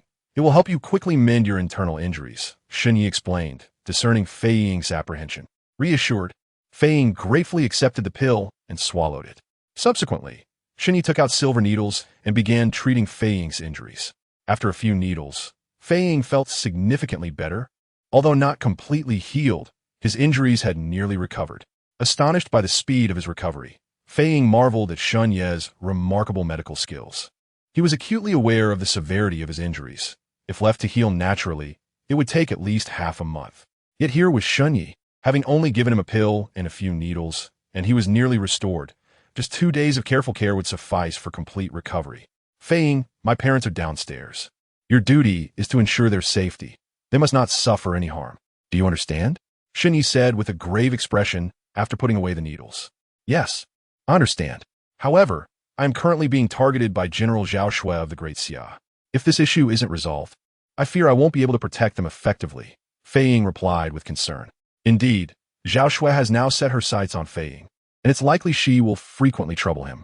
If she encounters my parents while pursuing him, it could lead to serious complications, Shun Yi acknowledged. Your concerns are valid. Let me alter your appearance. This way, Zhao Shui will not recognize you, he offered. Alter my appearance?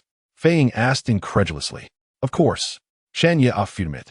He then gathered the necessary materials for the transformation, and once everything was prepared, he began the process. Half an hour later, Fei Ying stood before the mirror, utterly astonished at the unfamiliar reflection staring back at him, as though he had exchanged faces entirely. At that moment, Fei Ying was thoroughly impressed by Shun Yi's abilities. Not only was he immensely powerful, but his medical skills were unparalleled, and now he displayed an extraordinary mastery of disguise. The following day, after enjoying breakfast prepared by his mother, Li Fengmei, Shun Yi exited the villa. He intended to visit the mysterious prison in Qinyu Prefecture to consult his master, seeking answers regarding the necessity of marrying Zhao Shui. However, as soon as he opened the villa door, he was met with the sight of Zhao Shui and Lu Yao standing at the entrance. Shun Yi frowned at the sight of them, and Lu Yao, standing beside Zhao Shui, turned her head disdainfully upon seeing him, refusing to acknowledge his presence. What brings you both to my doorstep? Shun Yi asked coolly. Lu Yao bristled at his tone and retorted, You really are shameless. You're merely staying at the home of the esteemed Li Wuying. Do you truly believe this is your residence? Although Zhao Shui remained silent, her expression indicated her displeasure with Shun Yi's remark. We are here to see Li Wuying. Please relay a message for me. Zhao Shui stated with an air of superiority. Shun Yi felt a surge of irritation at her haughty demeanor. Was this the attitude one should adopt when seeking assistance? Why should I assist you? He countered. Yu Zhao Shui faltered, her expression stiffening. I warn you, I have crucial matters to discuss with Li Wuying that pertain to an important mission. If you delay me, the consequences will be dire, she declared coldly. Shun Yi chuckled. Isn't it just about capturing an international S-level wanted criminal? If you can't even apprehend a mere Fei Ying, why do you seek Li Wuying's help? I fail to see why you're so arrogant before me. Zhao Shui was momentarily speechless, unable to formulate a response. Lu Yao, overhearing Shun Yi's words, became incensed and retorted sarcastically. Oh, you may not be very capable, but your bravado is quite grand. If you consider yourself so formidable, why don't you go capture Fei Ying for us? Capturing Fei Ying is your task, not mine. Why should I assist you in this endeavor? Shan Ye replied, bimusit. If you're afraid, just admit it. There is no need for theatrics. If the Flying Eagle were here, he wouldn't even have the courage to attempt capturing him. He would likely be paralyzed with fear, wouldn't he? Lu Yao, mistaking Shun Yi for someone cowardly, taunted him. The Flying Eagle has already been slain by me. Since he is no longer among the living, your mission is consequently rendered unnecessary. You may return. Shun Yi, weary of encountering these two at his doorstep daily, chose to speak thusly. However, upon hearing Shun Yi's words, Zhao Shui and Lu Yao exchanged disdainful glances, their disbelief evident in their expressions. Oh, really? You killed the Flying Eagle? Can you survive a day without boasting? With your capabilities, you wouldn't even be a match for one of his fingers. Truly, there are all types of people, and some dare to brag, Lu Yao remarked sarcastically. Believe what you wish.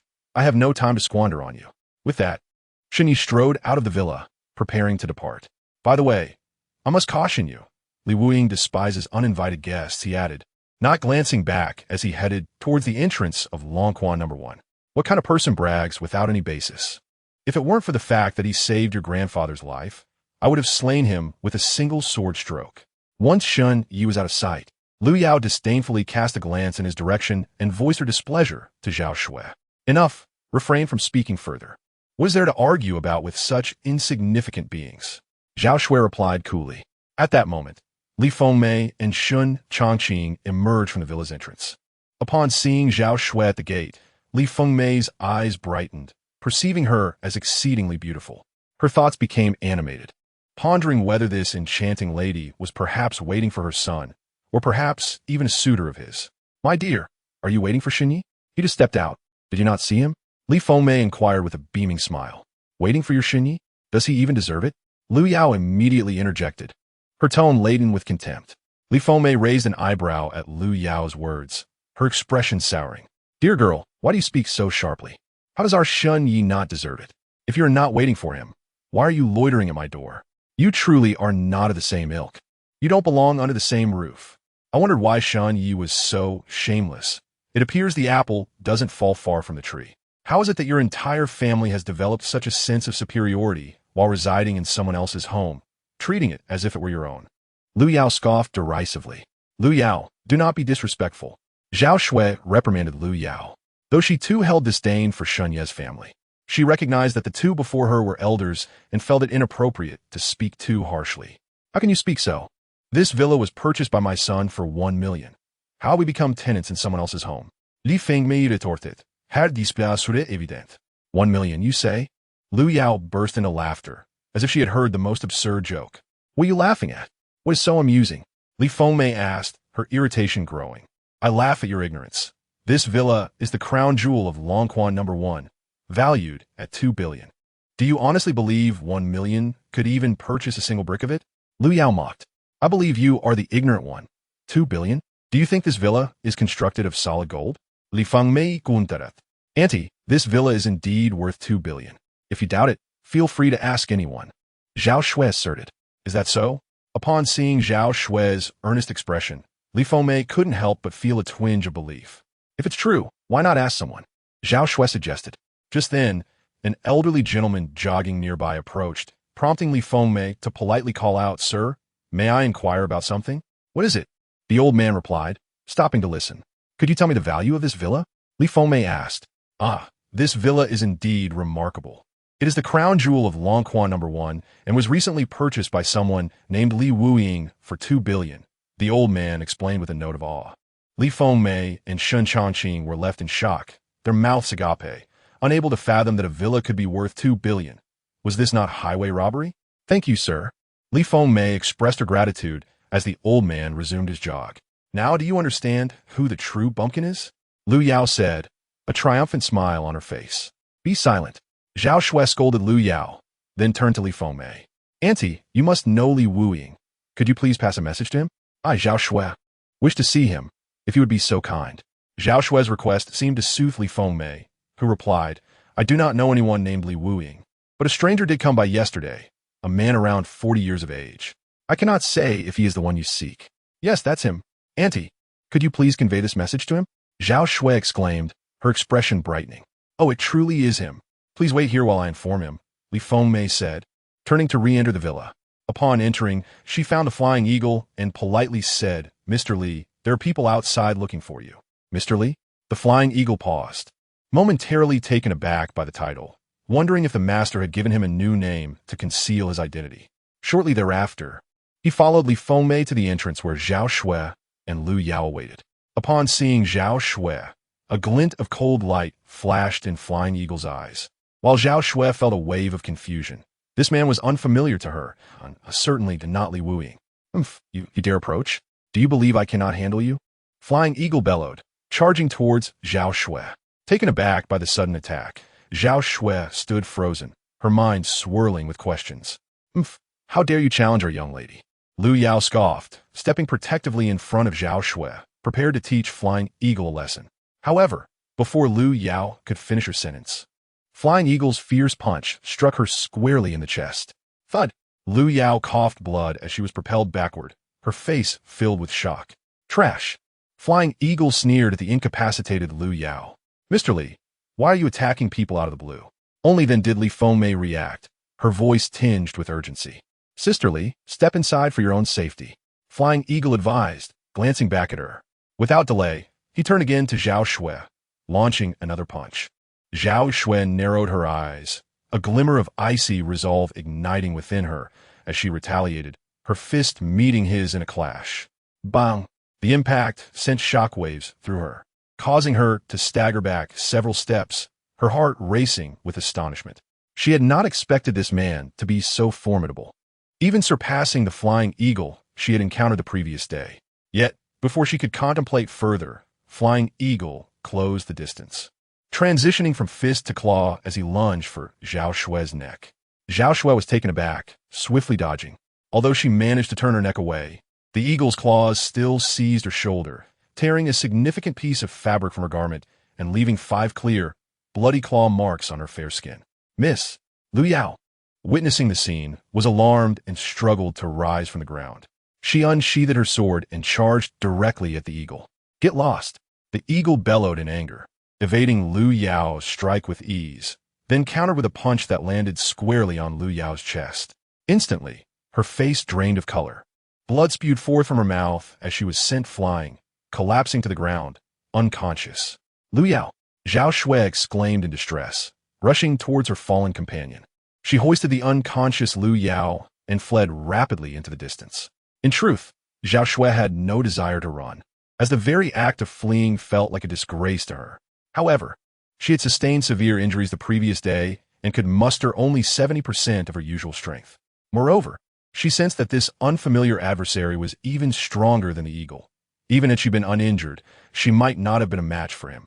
After fleeing a considerable distance and confirming that the stranger did not pursue them, Zhao Xue finally breathed a sigh of relief and slowed her pace.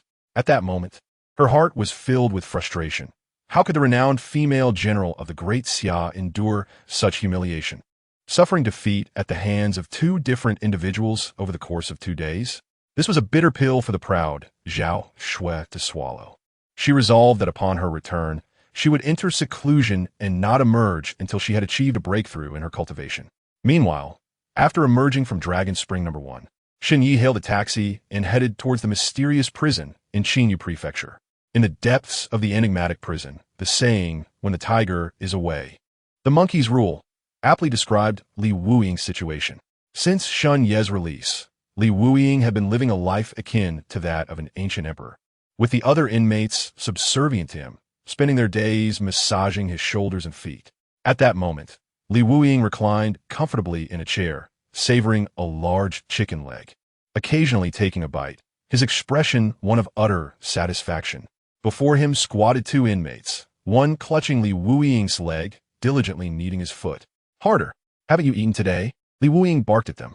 The 2 immediately increased their efforts, cautious not to apply too much pressure for fear of causing him pain. A few other inmates huddled in a corner, their expression sour. I suddenly missed the Night King, one sighed softly. Indeed, when the Night King was around, though we were mercilessly beaten, at least we retained some dignity without having to massage anyone's back or feet. But now, with the Night King gone, this monkey has taken over. He not only beats us, but also makes us endure such humiliation. Another inmate chimed in. Who are you calling a monkey? Li Wuying, having keen ears, overheard their hushed complaints. At the sound of his voice, the inmates froze, fear evident on their faces. I once feared the Night King due to my lack of strength, but just a few days ago I broke through. Now, even if the Night King returns, I can confidently say I would make him flee. Li Wuying boasted, convinced Shun Yi would not return, which emboldened him to make such claims. Stop boasting. If the Night King returns, you'll be the one groveling. One inmate retorted. Exactly. You only dare to act tough because you know the Night King won't come back. Another echoed. Shut your mouth. If the Night King dares return, he'll have no choice but to massage my feet. Li Wuying shotaludli. Oh, just then, a cold voice resonated from outside. The inmates' faces lit up with joy, recognizing it as Shun Ye's voice.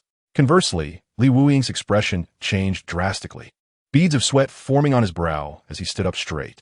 Who just said they wanted me to massage their feet? Step forward. Shen Yi scanned the room, his tone icy. Him. As soon as Shun Ye's words fell, everyone pointed at the upright Li Wuying. Heh, Night King, don't listen to their nonsense. How could I ever say such a thing? Li Wuying, startled, forced a smile and addressed Shen Yi. Extend your leg. Shen Yi ignored his protests, speaking matter-of-factly. Upon hearing this, Li Wuying's face drained of color, and he stumbled back 2 steps, panic-stricken. Night King, what do you want? Didn't you say you'd massage my legs? I'm here for that. Shen Yi replied, a glint of mischief in his eyes. No, let me help you instead. Li Wuying hastily waved his hands, quickly moving to place the chair he had just vacated beneath Shen Yi. Li Wuying, don't be cowardly. Just now, you were boasting that even if the Night King returned, you'd make him massage your legs. The other inmates, reveling in the spectacle, taunted Li Wuying. Chapter 38. The Wang family of Zhongzhou, shut your mouth. What I clearly said was, even if the Night King returned, I would still massage his feet. Hearing this, Li Wuying broke into a cold sweat, glaring fiercely at the inmate who spoke, quickly attempting to clarify. Cut out.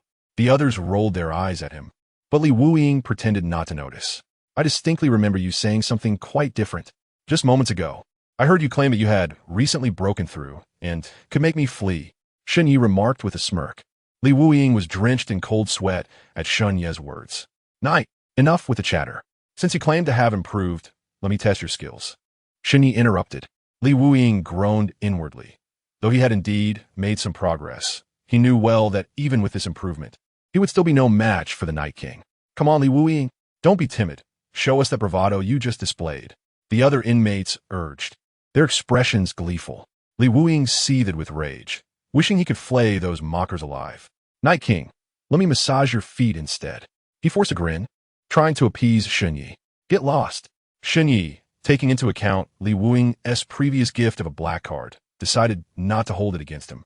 But the reward of chicken legs and wings he had planned for him was now off the table. With that, Shen Yi turned and exited the prison, heading towards the cell where he had been confined, for his master was held there. However, upon arrival, he discovered that his master was not present in the prison. Shen Yi turned to Li Wuying and the others behind him, asking, what happened to the old man who was locked up with me? The inmates exchanged confused glances. What old man? This prison has only ever had you, right? We've never seen any old man. They all chimed in, asserting they had never encountered such a person. At this, Shen Yi was left utterly bewildered. How is that possible? That old man was in prison with me. How could you all not have seen him? Shen Yi carefully recalled and suddenly realized that the old man in the prison had seemingly never spoken to anyone other than himself. Even during mealtimes, he did not join the others. Was it possible that the old man had come to the prison solely to impart those extraordinary skills to him? After Shen Yi's release, the old man departed as well. But what could be the reason behind his actions? It seemed that to uncover the truth, he must seek out the national sovereign. The sovereign had previously mentioned that confining him in prison was for his own good. Perhaps he possessed knowledge about the old man. With this thought in mind, Shen Yi turned and walked toward the prison's exit. Night King, where are you headed? Upon seeing Shen Yi about to leave, the individuals who had been tormented by Li Wuying became frantic, urgently questioning him. Of course, I'm going back, Shen Yi replied nonchalantly. Please no. Instantly, the prison was filled with wails. When Shen Yi had previously exited, they had cheered joyfully as if celebrating a festival. Yet now that he was about to leave again, despair gripped them. They understood that once the Night King departed, Li Wuying would undoubtedly intensify his cruelty towards them. You scoundrels, do you wish for the Night King to remain in prison for a few more years? Li Wuying scolded, thinking to himself, you fools, once the Night King leaves, I will have my way with you.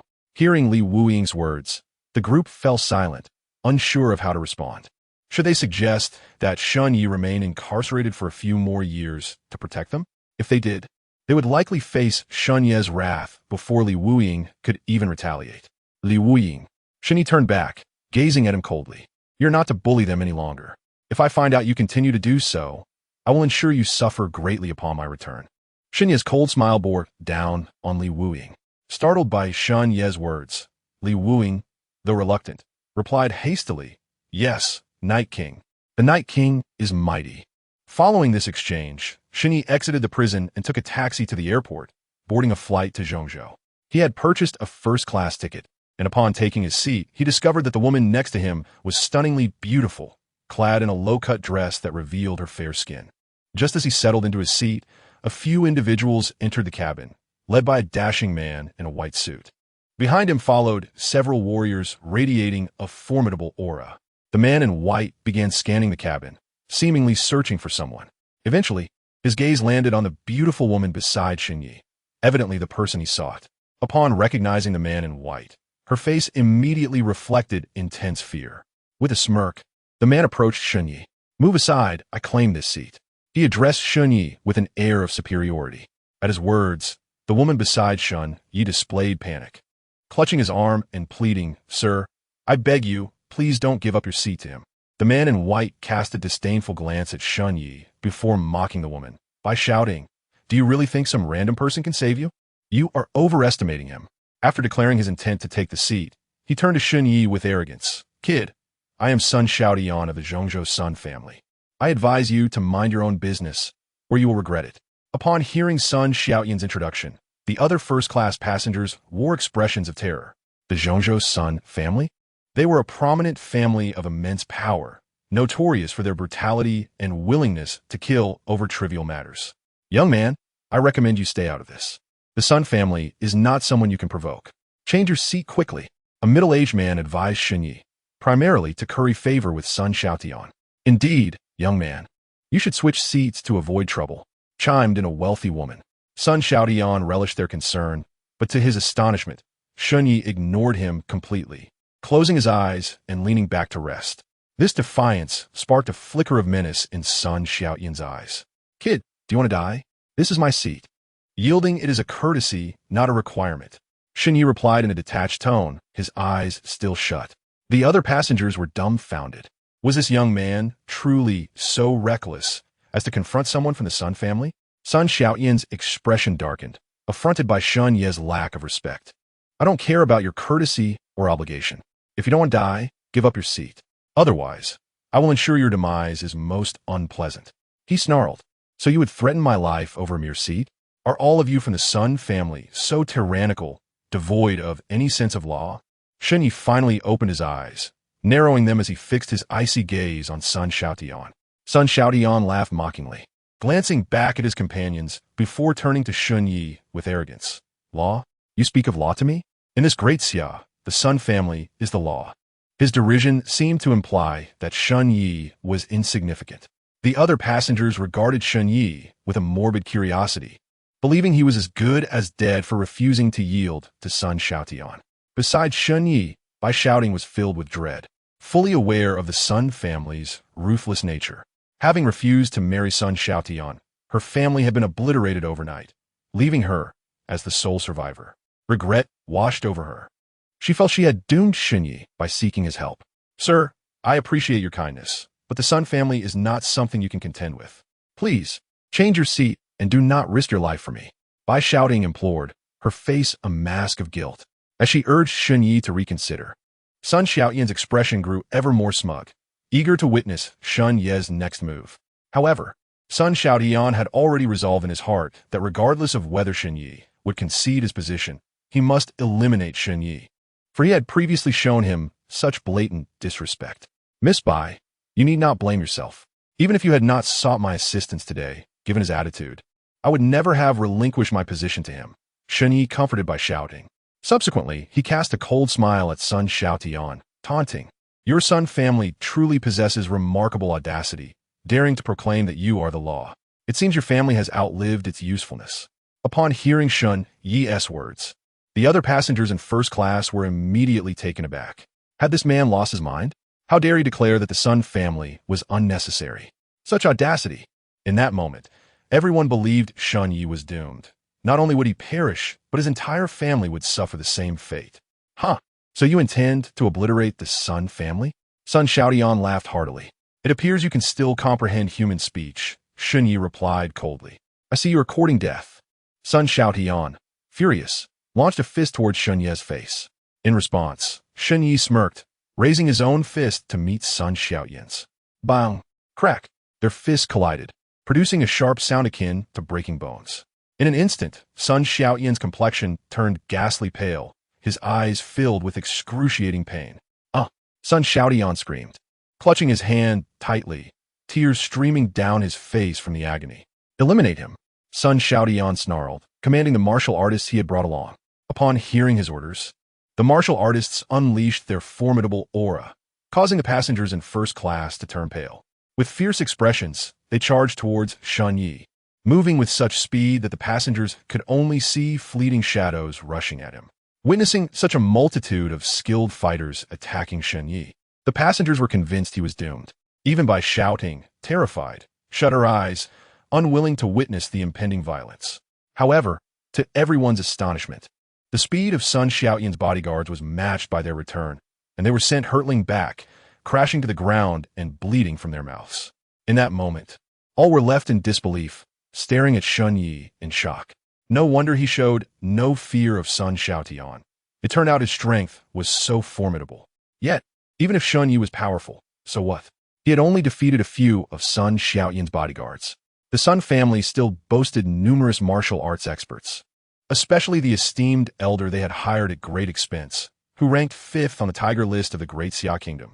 No matter how strong Shun Yi was, could he possibly surpass the elite of the tiger list? Sun Xiaoyan's expression darkened further upon witnessing his bodyguards being sent flying. You are finished. You dare to break my hand? Prepare to face the wrath of the Sun family.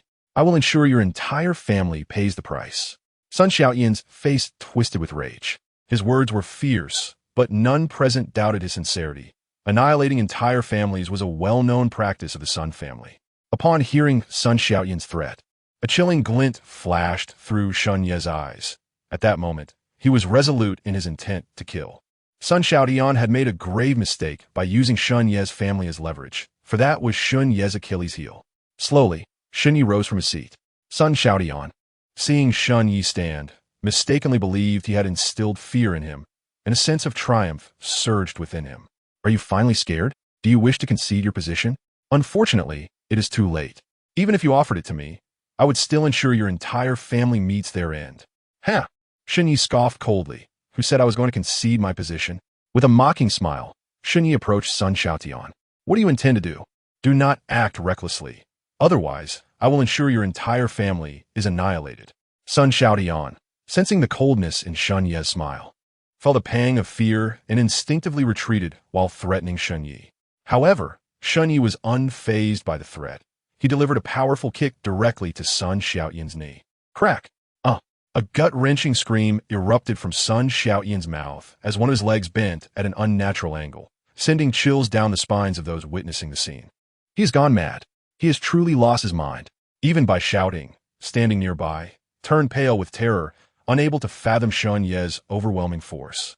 Not only defeating Sun Xiaoyan bodyguards, but also breaking Sun Xiaoyan's leg. Sir, you absolutely cannot do this. It will bring you catastrophic repercussions. By shouting, frightened that Shun Yi would continue down this path, implored him to stop. This situation was ignited by him, and she did not wish for Shun Yi to suffer the same fate as her, with his family shattered. The small Sun family lacks the capability to bring about my downfall. Shan Yi replied coldly. Upon finishing his words, he delivered another kick to Sun Xiaoyan's other leg. Crack!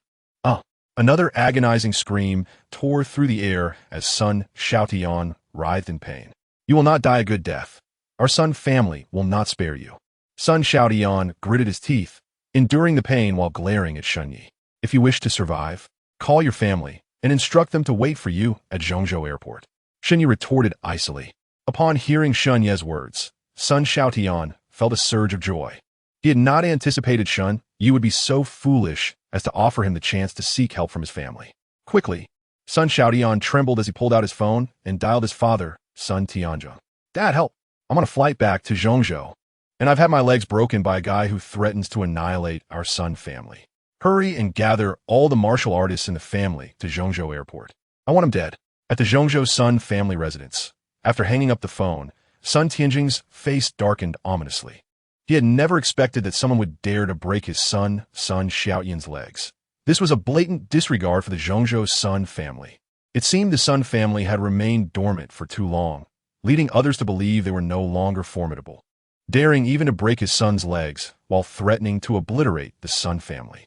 Old Wang, immediately gather all the martial artists in the family.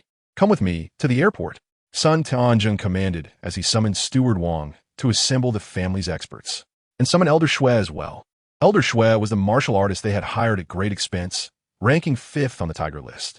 10 minutes later, dozens of martial artists from the Sun family gathered at the family's training ground, with over 10 at the Xian level, including 2 at the 9th tier of the Xian level. At this moment, the martial artists were all filled with excitement and anticipation. It had been a long time since the family head had gathered all the experts at once. The last time was 5 years ago when the Sun family sought to ascend to a first-rate family. resulting in the annihilation of a first-rate family and their subsequent rise to the second tier. After 5 years, the family head called upon all the experts once more, leading them to believe the Sun family was preparing to challenge the first-rate families again, aiming to assimilate others.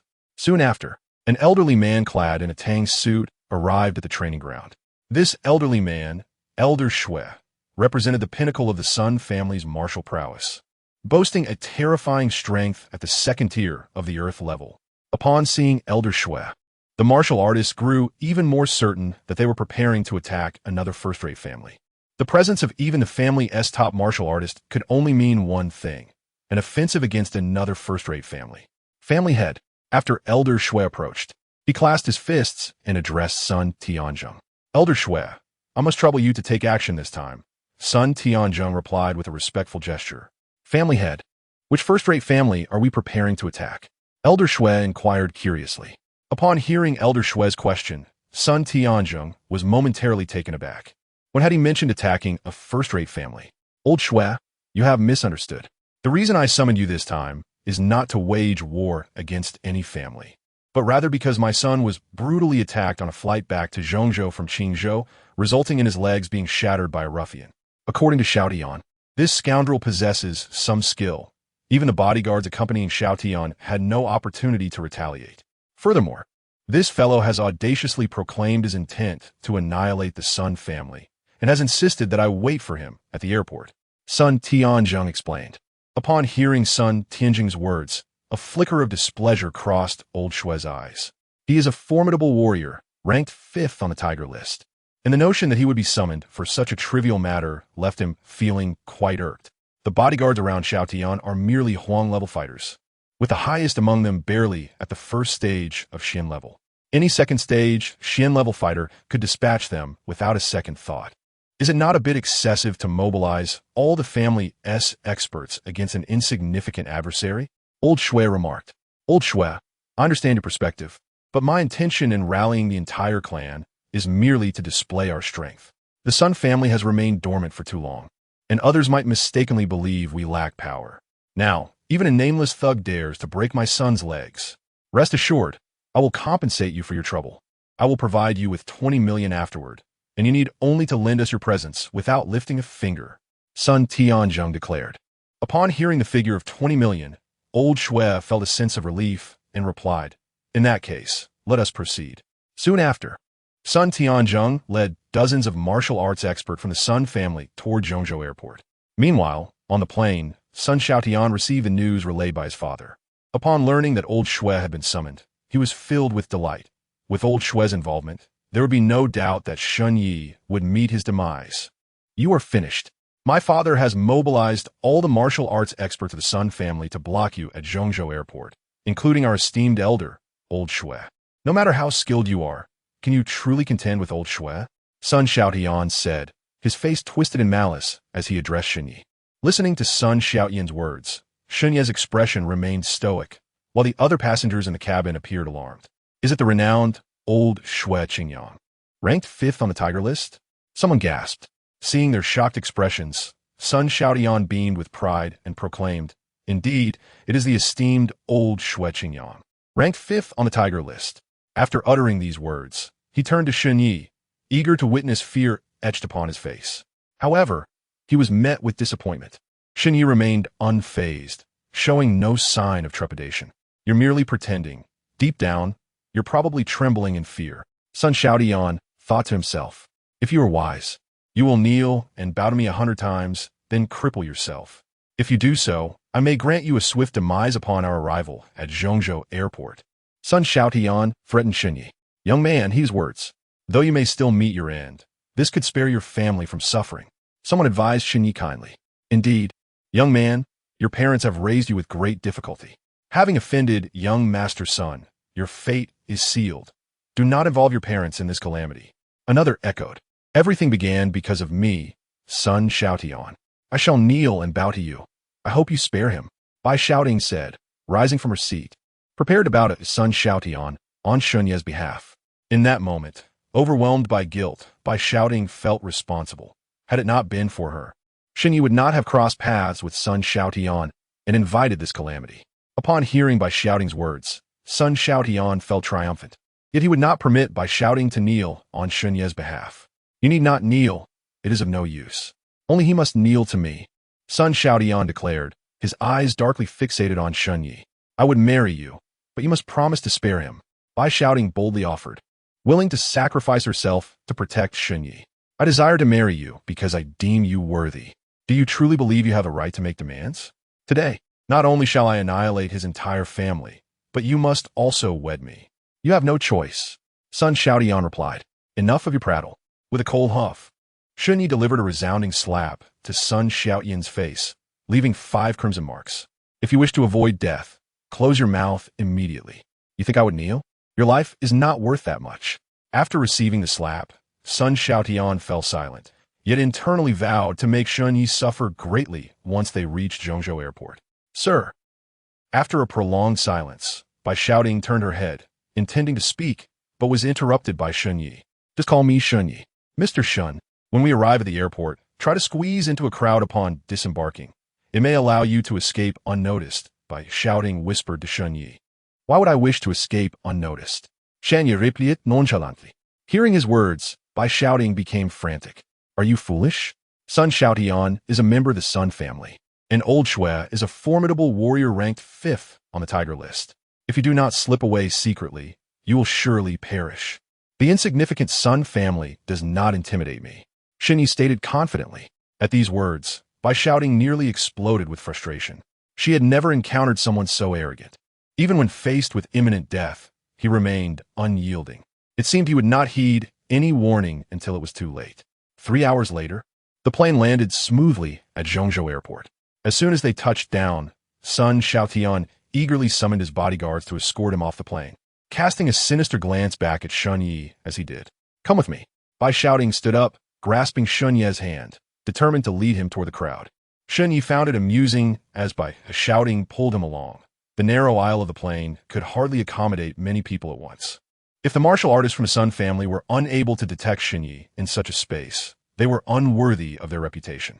Upon stepping off the plane, they were greeted by dozens of imposing figures standing at the foot of the stairs, including Sun Xiaotian, whose legs had been shattered by Shun Yi. Sun Xiaotian fixed a piercing glare on the door of the aircraft. This is bad. We will surely be discovered when we descend the stairs. Bai Xiaoting's face blanched at the sight of the crowd below. However, before she could react, Shun Yi had already begun walking down the stairs. She reached out to grab him, but it was too late. Dad, it's him. He is the one who broke my legs and threatened to eliminate our family. Sun Xiaotian pointed accusingly at Shun Yi as he descended the stairs, his face twisted with malice. As Sun Tianzheng followed his son's finger to spot Shun Yi, a glint of icy hostility flashed in his eyes. He then signaled to a martial artist beside him, who understood the cue and leaped forward, swiftly closing the distance to Shun Yi. All unrelated individuals must leave immediately. The Sun family conducts its affairs, the martial artist commanded, causing panic to erupt at the foot of the plane. Passengers hurriedly scrambled down the stairs, with some young individuals even vaulting over the railings, resulting in one unfortunate soul suffering a broken leg. You there, you are the one who shattered our young master's legs and threatened to obliterate the Sun family? The martial artist said, regarding Shun Yi with disdain.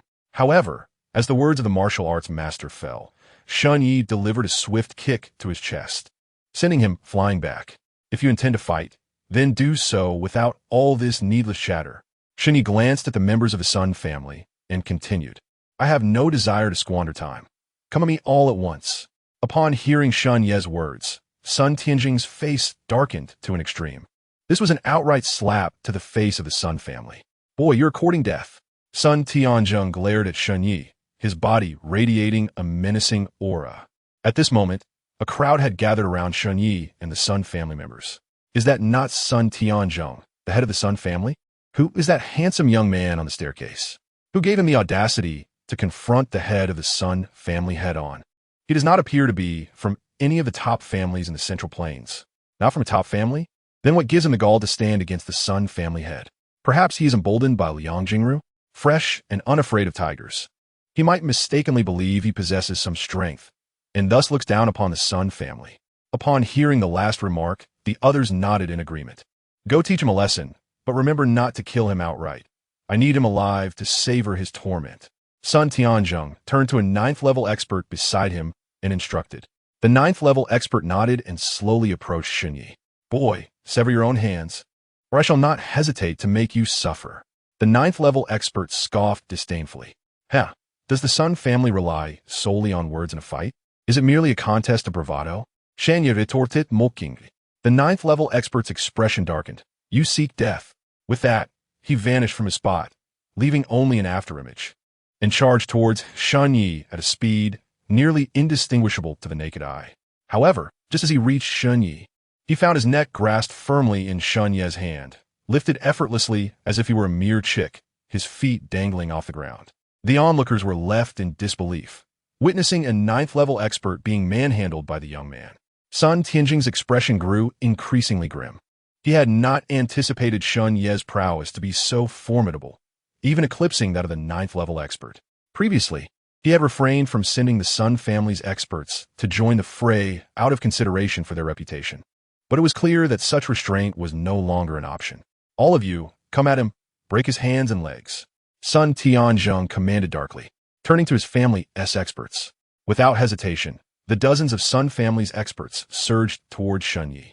Seeing the entirety of the Sun family's experts charging at him, a smirk curled on Xunyi's lips as he tossed the expert he had been holding into the air, then swept his leg, landing a powerful kick to the expert's chest. The force sent the Sun family expert hurtling towards the oncoming attackers with incredible speed. The charging individual's expressions shifted dramatically, attempting to evade, but it was too late. 5 or 6 of them were struck by the flying expert, crashing to the ground, wounded severely. The remaining fighters pressed on. They were swiftly dispatched by Xunyi's fists and kicks. Within mere 20 seconds, all of the Sun family's experts lay groaning on the ground in agony. The spectators stood dumbfounded. Who exactly is this young man? How can he be so formidable? Could he possibly be a master from the Tiger List? At that moment, Sun Tianjing's face was as dark as thunder. He muttered curses at the fallen Sun family experts, calling them worthless. He turned to an elderly man in traditional attire beside him, wearing a bitter smile, and said, Old Shui, it seems the time has come for you to take action. Do you have the confidence to defeat him? Old Shui was Sun Tianjing's last hope, and at that moment, he even entertained the thought that perhaps Old Shui might not be able to match Xunyi's strength. Are you questioning my abilities, or suggesting that I have aged? Old Shui's expression soured upon hearing Sun Tianjing's words. I dare not. Seeing Old Shui's displeasure, Sun Tianzhong hastily replied, Have you heard of any young man on the Tiger List? Old Shui inquired. Without hesitation, Sun Tianzhong shook his head. If not, it indicates that his strength is indeed sufficient to rank on the Tiger List. If he is not a master of the Tiger List, how could I lack the confidence to defeat him? Old Shui declared with an air of arrogance. Upon hearing Old Shui's words, Sun Tianzhong contemplated and realized that indeed, if that young man was not a Tiger List master, then it was improbable for him to surpass the 5th-ranked Shui Qingyang. With that thought, Sun Tianzhong felt a sense of reassurance. Noticing Sun Tianjing's enlightenment, Shui Qingyang regained his composure, striding confidently to the staircase, casting a disdainful glance at Xunyi, and said, Young man, I recognize your martial talent, and am inclined to take you under my wing. If you are willing to become my disciple, I can intercede on your behalf with the head of the Sun family, allowing you to merely kneel and apologize to him. What do you think? Before Xunyi could respond, by shouting behind him, exclaimed joyfully, urging, Mr. Shun, you must agree. Doing so will ensure your survival. Just based on him, he lacks the qualifications to be my master. Shanya replied coldly. Hearing Xunyi's words, Old Shui's expression darkened, a glimmer of coldness flashing in his eyes. Boy, I offered you this opportunity out of appreciation for your talent. Do not be ungrateful. A mere 5th on the Tiger List dares to claim the right to accept me as a disciple.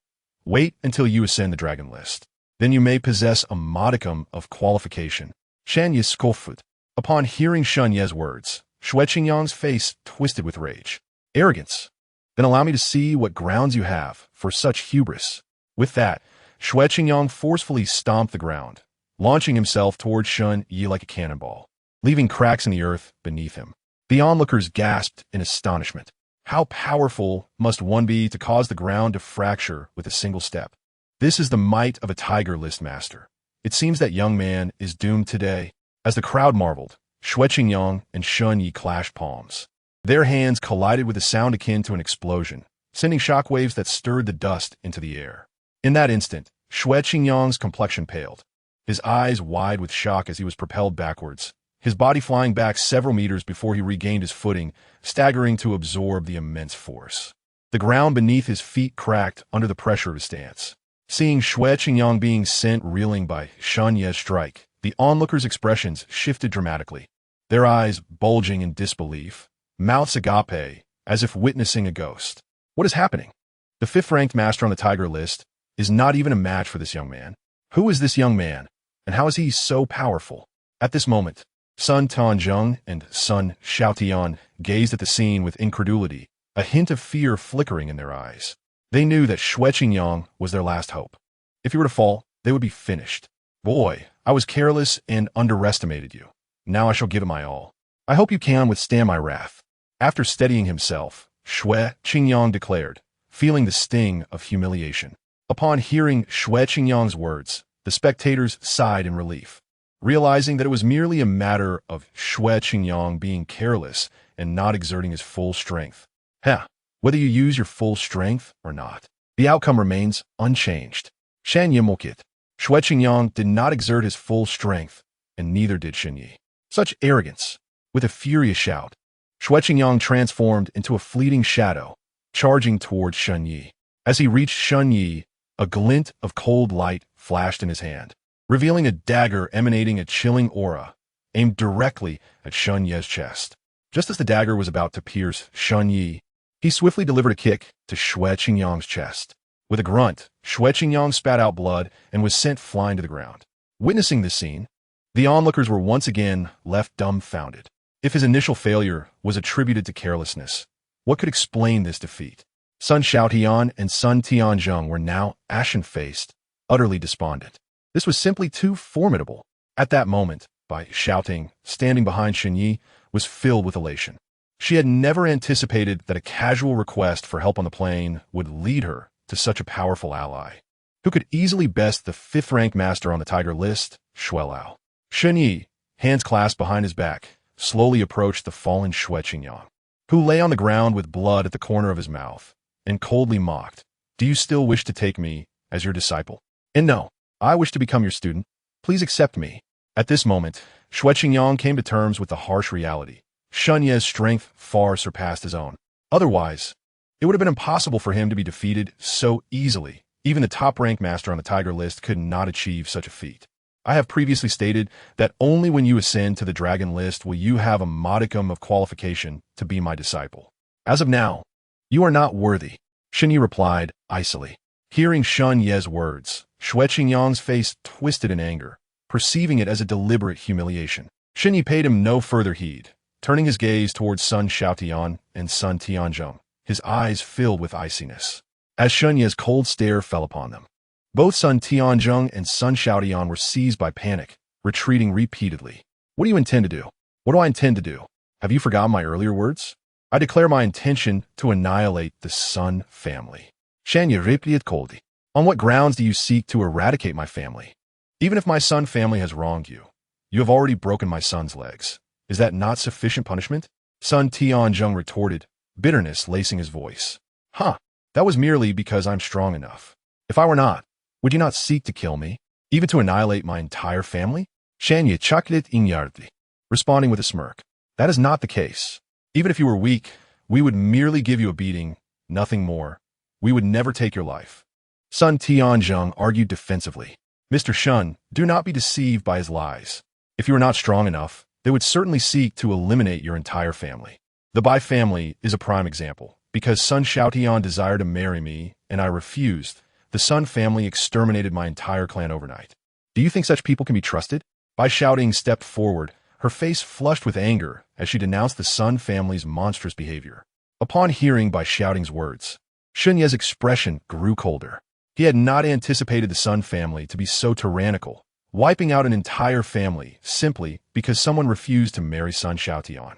It seemed he must act as a force of justice today and eradicate this malignant tumor, the Sun family. Is what she said true? Shun Yi coldly questioned Sun Tianzhong. Shut your mouth, you wretched girl. Sun Tianjing barked at by shouting. After reprimanding her, he quickly turned to Shun Yi. Mr. Shun, do not listen to her nonsense. Who knows what grievances the Bai family had with others that led to their annihilation? We, the Sun family, will not bear that blame. You lie. When you came to propose marriage and I refused, you immediately set your sights on exterminating my Bai family. That same night, several martial artists entered my home and slaughtered my entire family, leaving only me alive. Bai shouting cried out with grief and indignation. Once she finished speaking, she quickly glanced at the several martial artists from the Sun family, seeking the culprits of that fateful night. It was them, those 5. They were the ones who entered my home that night and killed my entire family. Bai shouting pointed at the 5 individuals lying on the ground, her voice trembling with rage. Shun Ye's icy gaze swept over the 5 before he turned back to Sun Tianjung and his son.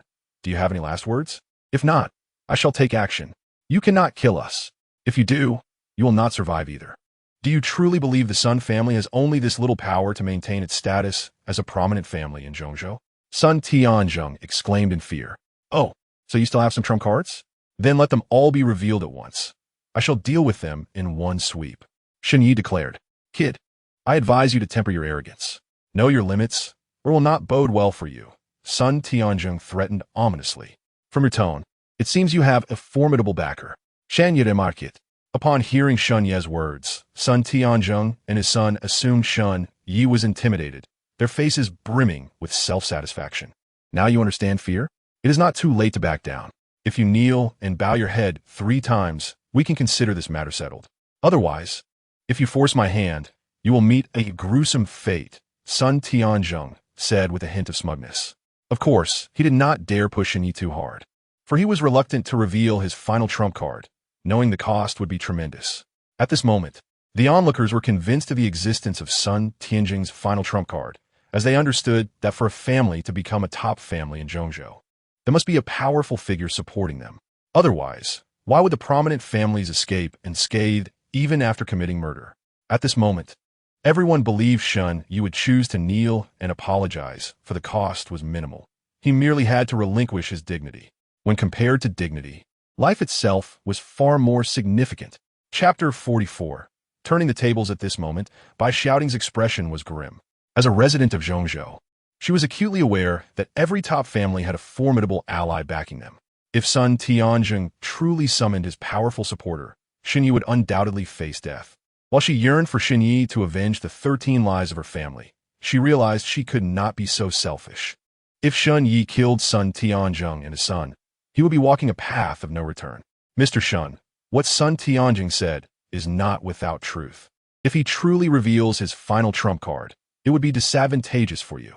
It may be wiser to heed his advice and kneel, bowing 3 times to settle this matter. After all, dignity pales in comparison to life. Bai shouting urged Shen Yi. Do you not wish to avenge the lives of your family? Shen Yi turned to Bai shouting and asked. Upon hearing Shun Ye's words, Bai Xiaoting's eyes reddened, and tears welled in her beautiful eyes. I wish I could, more than anything. She gritted her teeth in frustration. Then why do you still advise me against it? If I kill them, would that not avenge your Bai family? Shen Yi countered. I long for revenge, but I cannot be that selfish. I cannot place you, Mr. Shun, in a position of no return just for my own vengeance. Bai Xiaoting replied. Upon hearing her words, Shen Yi nodded. It was evident that Bai Xiaoting was a kind-hearted girl. However, those around them misinterpreted Shun Ye's nod as submission, believing he was preparing to kneel before Sun Tianjung and his son. Sun Tianjung and his son shared this belief, particularly Sun Xiaotian, who vividly remembered the agony he felt when Shun Yi broke his legs. Forcing Shun Yi to kneel before him would do little to alleviate the hatred he harbored in his heart. Father, we cannot let him off so easily. My legs have been shattered. While I do not wish for his life, he must suffer the same fate as my legs and kneel to apologize. This matter cannot simply end here, Sun Xiaotian declared to his father. Sun Tianjung, having noticed Shun Yi's earlier nod, felt a surge of pride. Believing Shun Yi had been intimidated, he confidently added, Indeed, you have broken my son's legs, and you must endure the same punishment. Otherwise, this affair remains unresolved. Hearing their words, Shen Yi found their arrogance amusing. He had not even spoken, yet they presumed he was afraid. Reveal your final card now. This is your last chance. Further discussion will lead to your demise. Shen Yi coldly asserted, a glint of icy menace flashing in his eyes. Sun Tianzhong was taken aback, realizing they had pushed him into a corner. We may forego breaking your legs, but you must kneel and apologize. That is my final bottom line. He reluctantly conceded. Have you failed to comprehend my words? I urge you to reveal your last card immediately. This is your final opportunity. Speak further, and you shall meet your end. Shen Yi's tone was frigid. A shadow crossed Sun Tianjing's eyes, and he gravely replied, You have forced my hand. If so, then let destruction ensue. With that, he took out his phone and dialed a number. Old Chun, it's me, Sun Tianzhong. I am in trouble and need your assistance. Otherwise, our Sun family is doomed. In a grand building located at the heart of Zhongzhou, a venerable man in his 60s placed his phone aside and turned to a commanding figure in his 40s seated nearby. Your Excellency, Sun Tianzhong has called for help. The elder spoke with deference. Help? He has offended the king of the southern territories. Who could possibly save him now? Let him be. The Sun family has acted excessively in recent years. It is time to rectify their misdeeds and instill fear in other families. The middle-aged man responded. They were already aware of the events at the airport. Upon hearing his words, the elder nodded and said into the phone, Sun Tianzhong, wait where you are. I shall come immediately. After hanging up, he stepped outside. Elated, Sun Tianzhong thought that he would have to sacrifice a significant portion of their family's assets to gain Old Chen's assistance. To his astonishment, Old Chen made no demands and readily agreed to come. Boy, prepare to meet your end.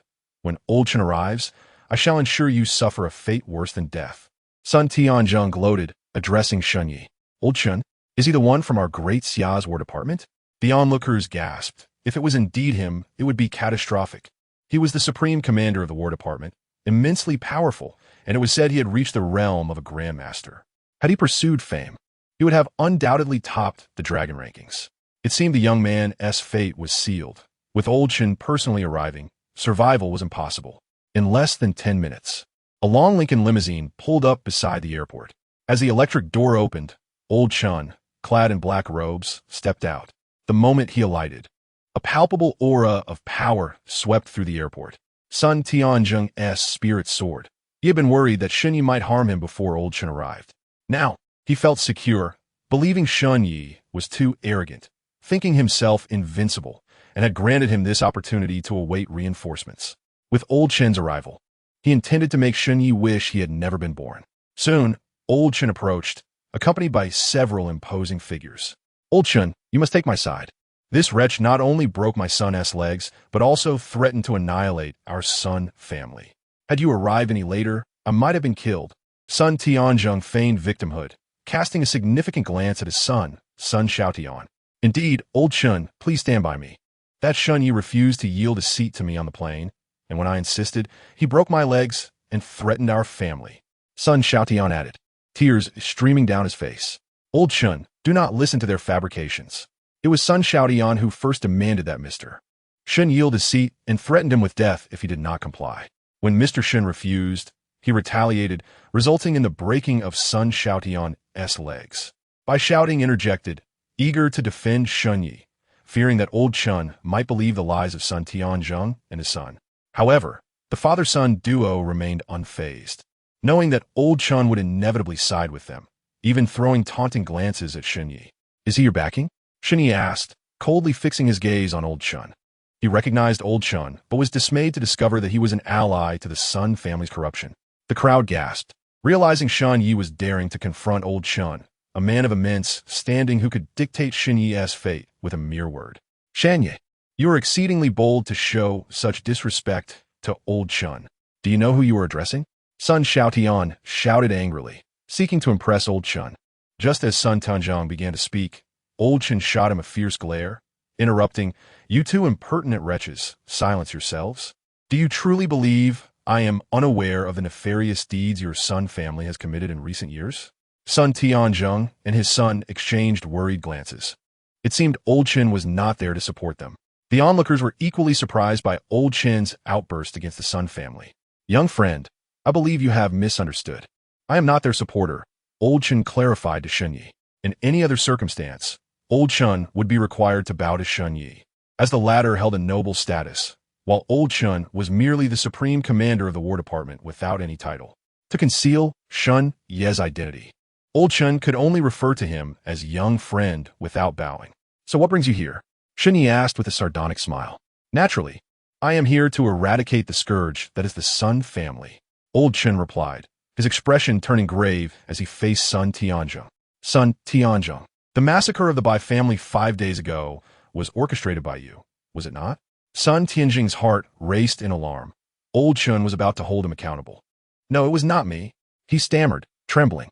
"Huh, do not attempt to refute. Do you think your actions could escape my scrutiny?" Old Chun retorted coldly. "Since your family, the Sun clan, has risen to prominence, I am well aware of all your deeds. The lives lost at your hands number not less than 100, if not more. Given this, your family's existence has become unwarranted. It is time for your downfall." With a thunderous proclamation, Sun Tianzhong and his son were struck by despair and terror. The onlookers were equally astonished to find that Elder Chun had come not to support the Sun family, but to dismantle it. Execute Sun Tianzhong, his son, and all the martial experts of their clan on the spot. At that command, several individuals drew their firearms, aiming at the Sun family and the other martial experts. "No, Elder Chun, I promise we will adhere to the law from now on and cease our heinous acts. Please give us a chance," Sun Tianzhong pleaded, his face a mask of terror. "I don't want to die, Dad. I truly don't want to die," Sun Xiaodian echoed, also gripped by fear, trembling uncontrollably. Elder Chun, however, ignored Sun Tianjing's pleas. With a series of gunshots, one by one, the Sun family members and their martial experts fell lifeless to the ground. Witnessing this scene, Bai Shouting could not hold back her tears, feeling that justice had finally been served. Unbeknownst to her, the Sun clan's demise was largely due to Shun Ye's intervention. Had he not appeared, their punishment would not have been so swift.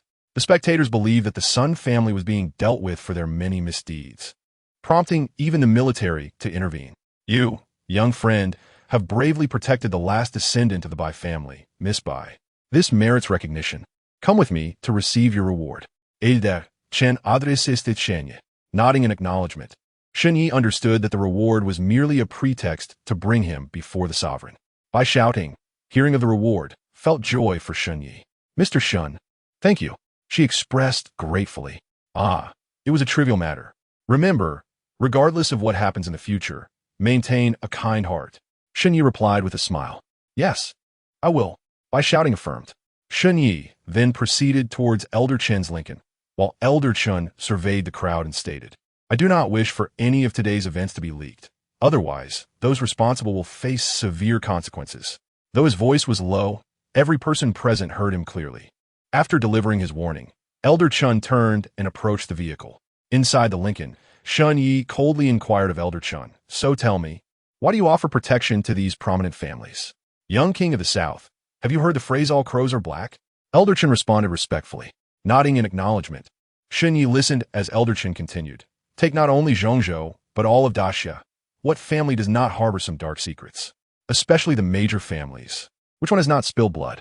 Evil cannot be entirely eradicated. Our task is to minimize it as much as possible, as long as they do not overstep. We tend to turn a blind eye. For instance, the Sun family, a leading family in Zhongzhou, if I were to eliminate them. Can you assure me that the new leading family would behave any better? Power and wealth can easily corrupt one's nature. Once a person possesses power, their inner darkness often surfaces. Few can retain their true selves." Hearing Elder Chen's words, Shun Yi found some merit in them, but did not fully agree. However, he refrained from further discussion.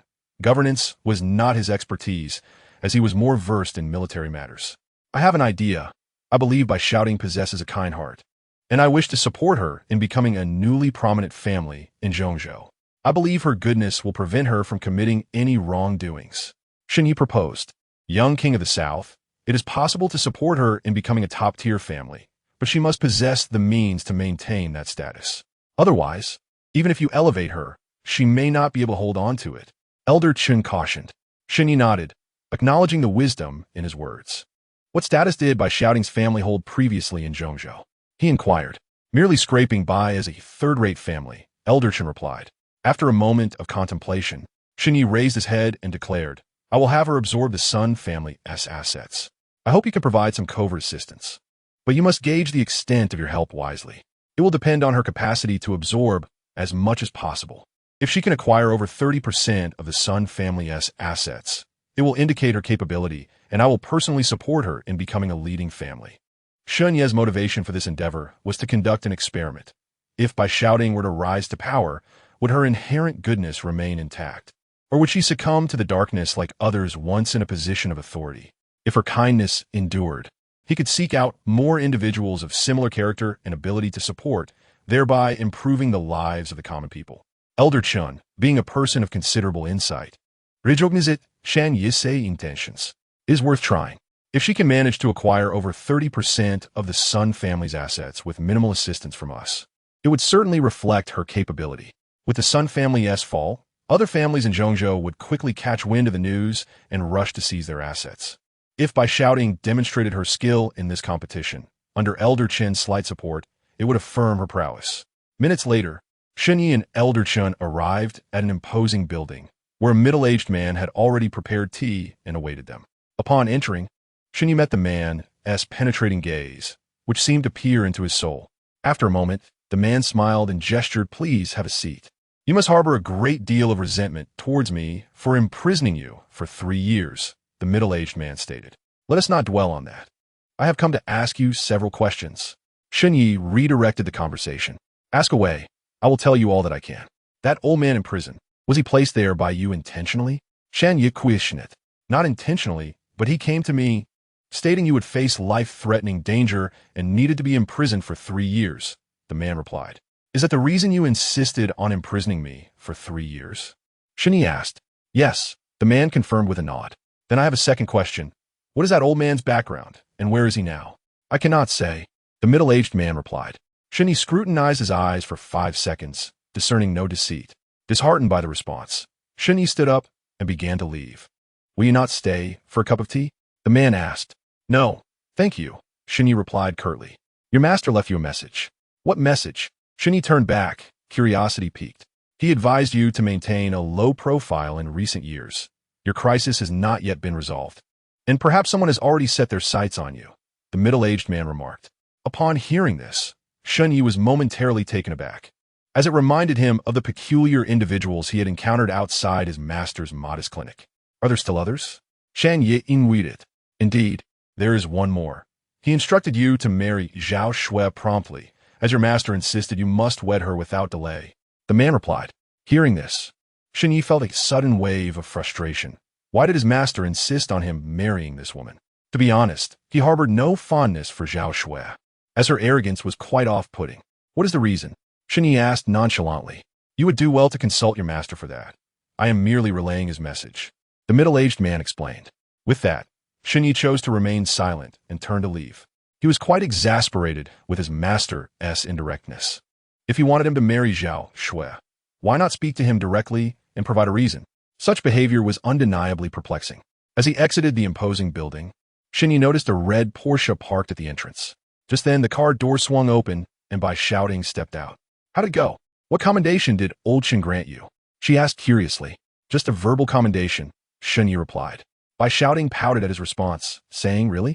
A figure as significant as Old Chen merely gave you a verbal commendation without any tangible reward? How is your family business faring? You should have taken the reins by now. Shen Yi shifted the topic. Why do you ask? By shouting queried, puzzled. Wouldn't you want your family to ascend to the ranks of the elite in Zhongzhou? Shen Yi posed. By shouting was momentarily taken aback, responding, Of course. I dream of such a thing, but our family barely qualifies as a third-rate family, let alone an elite one. If you desire it, you must act. With the Sun family's downfall, it's up to you how much of their assets you can seize, Shen Yi advised. I wish to absorb the Sun family's assets, but we are merely a third-rate family. How can we possibly compete with such prominent families? By shouting lamented. Given your family's circumstances, Old Chen sympathizes and is willing to provide some degree of assistance as compensation to your family. So you should proceed boldly. As for how much of the Sun family's assets you can acquire, that depends on your own capabilities, Shen Yi stated. Chapter 47. Grandfather's illness, is that true? Did Old Chen really say that? Bai shouting exclaimed with joy upon hearing Shen Yi's words.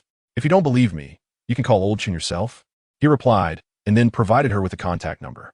After receiving it, Bai shouting hurriedly stepped aside to call him. 2 minutes later, she returned, excitement radiating from her as she thanked Shun Yi. Mr. Shun, thank you. For what? He asked. I know that if you hadn't spoken favorably about me to old Shun, he likely wouldn't have agreed to support my endeavor to seize the Sun family's assets. By shouting explained. Shun Yi smiled, realizing that the girl was quite astute. Mr. Shun, do you have a girlfriend? She asked, her cheeks slightly flushed. Her gaze lowered as she played with her fingers. Taken aback by her question, Shun Yi replied, not at the moment. Hearing this, By shouting felt a surge of delight. She secretly stole a glance at him, finding him not only powerful but also handsome. Most importantly, despite his seemingly aloof demeanor, he possessed admirable character. It would be wonderful if he could be your boyfriend. I'm also single, just like you. When my parents were alive, I didn't see anything wrong with being single, but since they passed, I long for someone to rely on. She confessed, her face growing even redder. Her words were a clear hint that she was open to Shun Yi's pursuit. As he studied her, he noted her bright, clear eyes, elegantly arched brows, and long lashes that fluttered gently, with her cherry-like lips exuding a vibrant allure. Her beauty was undoubtedly above a score of 95. With your looks, finding a boyfriend should be quite easy, Shun Yi remarked. By shouting, inwardly cursed, feeling frustrated that he seemed oblivious to her obvious hints. After a long flight, you must be hungry. Allow me to treat you to dinner as a token of my gratitude for your significant help today, she suggested, changing the topic. Now that you mention it, I am a bit hungry. Let us go. Shun Yi agreed, feeling no need to decline her offer, as he had indeed helped her a great deal. They then headed to a nearby restaurant in by Shouting's car. After their meal, they exchanged contact numbers before she drove him to Zhongzhou Airport for his flight back to Qingzhou. Upon returning home, the sky had already darkened. As Shun Yi stepped into the villa, he found his parents seated in the living room, watching television, but Li Fengmei's eyes were red-rimmed, suggesting she had been crying. Even Shun Changqing wore a somber expression. Noticing Li Fengmei's condition, Shun Yi turned his gaze to Fei Ying, seeking to understand what had transpired that day. Fei Ying approached him and quietly recounted the encounter between Li Fengmei, Shun Changqing, and Zhao Shui. After listening to Fei Ying, Shun Yi pondered. It shouldn't be such a big deal that Li Fengmei cried, even if she discovered the villa was not purchased for $1 million. Unable to comprehend, he sat beside Li Fengmei and asked, Mom, what is wrong? Your grandfather, he is gravely ill. Li Fengmei's tears streamed down her cheeks once more as she spoke. Shun Yi was taken aback upon hearing this. The term grandfather was foreign to him, as he had never heard his parents mention having a grandfather. My grandfather is still alive? They are still living? Shun Yi asked, perplexed. Shun Changqing glared at him, reprimanding. Child, how can you say such things? After the admonishment, Shun Yi quickly corrected himself, asking, Mom, why have I never heard you mention that I have a grandfather? Year. Li Fengmei then recounted the circumstances. When she married Shun Changqing, her parents had opposed the union due to his impoverished background and lack of family support. Faced with strong objections from her family, she had no choice but to elope with Shun Changqing from Jizhou to Qingzhou. Since then, she had lost all contact with her family, uncertain of how to face them. However, today, while shopping with Shun Changqing, she encountered a neighbor from Jizhou who informed her that her father had been bedridden with a serious illness for half a month, and it was likely he would not survive much longer. After hearing this, Shun Yi comforted her, saying, Mom, don't cry. If it's merely a serious illness, I can help him recover. Upon hearing his words, Li Fengmei's eyes brightened. Indeed, her son possessed remarkable medical skills, even earning the respect of the renowned doctor in the nation. Surely he could heal her father. Is that truly possible? Li Fengmei, feeling somewhat apprehensive, inquired. Shun Yi nodded earnestly. Let us go. We shall head to Jizhou now to treat your grandfather. Upon finishing her sentence, Li Fengmei stood up from the sofa and returned to her room to pack her belongings in preparation for the journey to Jizhou. After entering her room, Shun Changqing, with a face full of concern, asked Shun Yi, Xiaoya, how can you be so certain you can cure your grandfather's illness when you're unaware of what ails him? Shun Changqing's worry stemmed from his previous encounters with Li Fengmei's family, where, apart from Shun Yi's grandfather, the rest were rather difficult to get along with. Should Shun Yi fail to heal his grandfather, there was a chance that Li Fengmei's family could blame him for the outcome, believing he had caused his grandfather's demise. Father, rest assured, as long as grandfather draws breath, I am confident I can heal him. Shun Yi expressed a strong belief in his medical skills. Hearing this, Shen Chongqing merely nodded, though the concern on his face remained palpable. In a bid to save time, Shen Yi promptly arranged for their flight to Jizhou over the phone. 2 hours later, Shen Yi arrived in Jizhou accompanied by Li Fengmei and Shen Chongqing, entering an affluent residential district. Upon reaching the entrance of a sprawling villa, after a moment of inner turmoil, Li Fengmei pressed the doorbell. After about a minute, a middle-aged man emerged from within, his demeanor far from amiable. At first, the man did not recognize Li Fengmei, merely finding her somewhat familiar, but soon enough his expression darkened as he identified her. Li Fengmei, how can you still show your face here? Are you back because you've hit rock bottom and need a sponge off us? Upon hearing his words, a flicker of guilt crossed Li Fengmei's eyes as she lowered her head and called out, "Elder brother, do not call me that. I have no sister like you." The middle-aged man retorted sharply. This man was none other than Li Fengmei's elder brother, Li Jianguo, the head of the third-rate Li family in Jizhou. "I heard that father is critically ill and has only a few days left. Is that true?" Li Fengmei asked with concern, realizing the implication of her words. Li Jianguo's eyes glinted coldly as he replied, "So, you haven't contacted us in decades, and now you suddenly return because you've heard the old man is on his deathbed, hoping to get a share of the inheritance?" Li Fengmei shook her head in pain, explaining, "Elder brother, you misunderstand me. I am not here for the inheritance. I brought my son back to help treat father. My son is so skilled that even renowned doctors acknowledge him as their master. Perhaps he can cure father's illness." At this, Li Jianguo looked at Shen Yi with a hint of disdain. "Ha, Li Fengmei, can you not come up with a better excuse? Your son appears to be barely in his 20s. Even if he studies medicine, how proficient could he possibly be? It seems you merely wish to return for the inheritance. Elder brother, please believe me, my son is truly remarkable. Even the famous divine doctor of Daxia addresses him as master. Li Fengmei the Funda. You must be referring to the divine Dr. Xia, I presume?" Li Jianguo said mockingly. Yes, the divine Dr. Xia. He even calls our Xiaoya master. Xiaoya, quickly greet your uncle and tell him that divine Dr. Xia is indeed your mentor," Li Fengmei urged, pulling Shen Yi forward to address Li Jianguo. "Uncle." Shen Yi politely greeted Li Jianguo, though he understood the man's tone was less than cordial given Li Fengmei's long absence.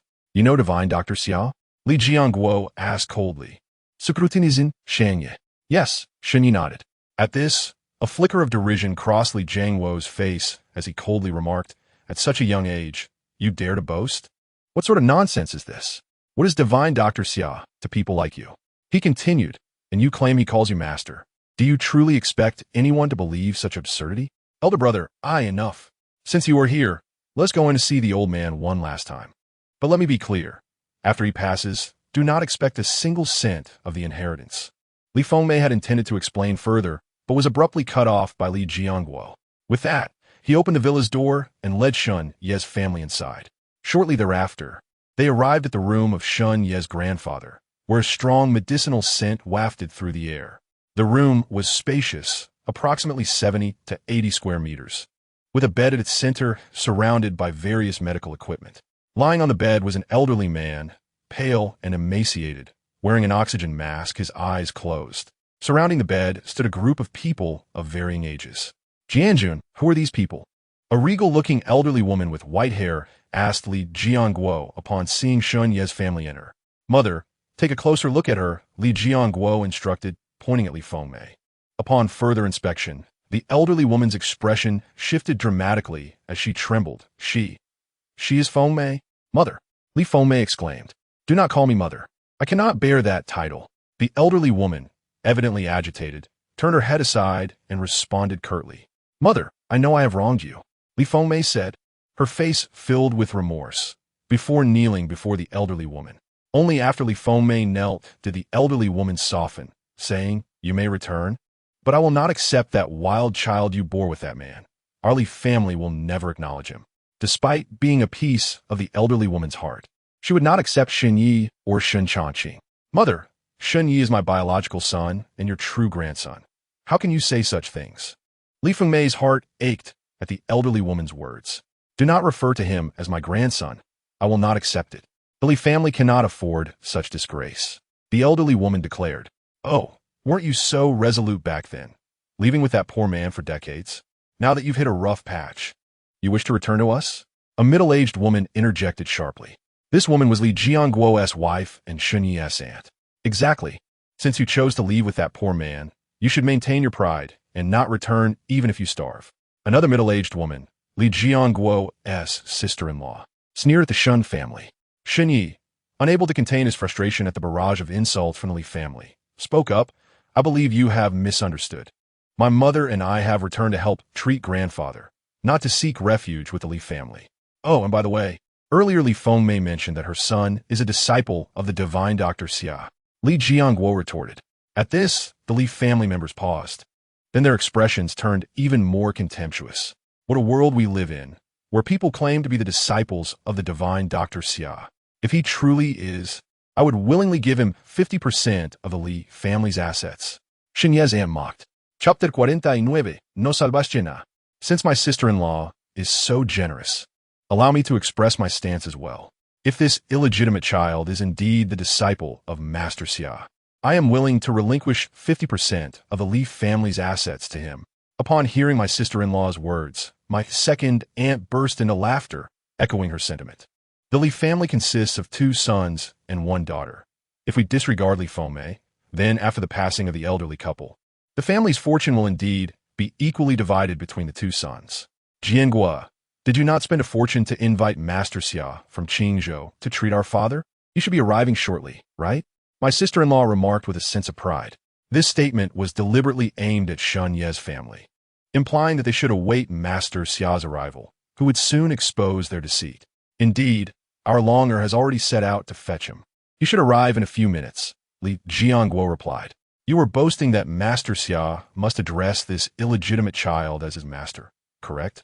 Master Xia will soon arrive, and when he does, I shall see if he can truly call this illegitimate child master. My sister-in-law declared triumphantly. Just as her words fell, a voice echoed from the staircase outside. Master Xia, this way please, my grandfather is in the room upstairs. It was the voice of Li Chenglong, Li Jianguo's son. He has arrived. Master Xia is here. Come, let's all go to welcome him. Li Jianguo exclaimed, urging everyone in the room to quickly greet Master Xia, fearing they might offend him. However, to his chagrin, while everyone else hurried outside, Shunye's family remained motionless in the room. What are you standing there for? Quickly come with me to welcome Master Xia. Do you truly think you are his master?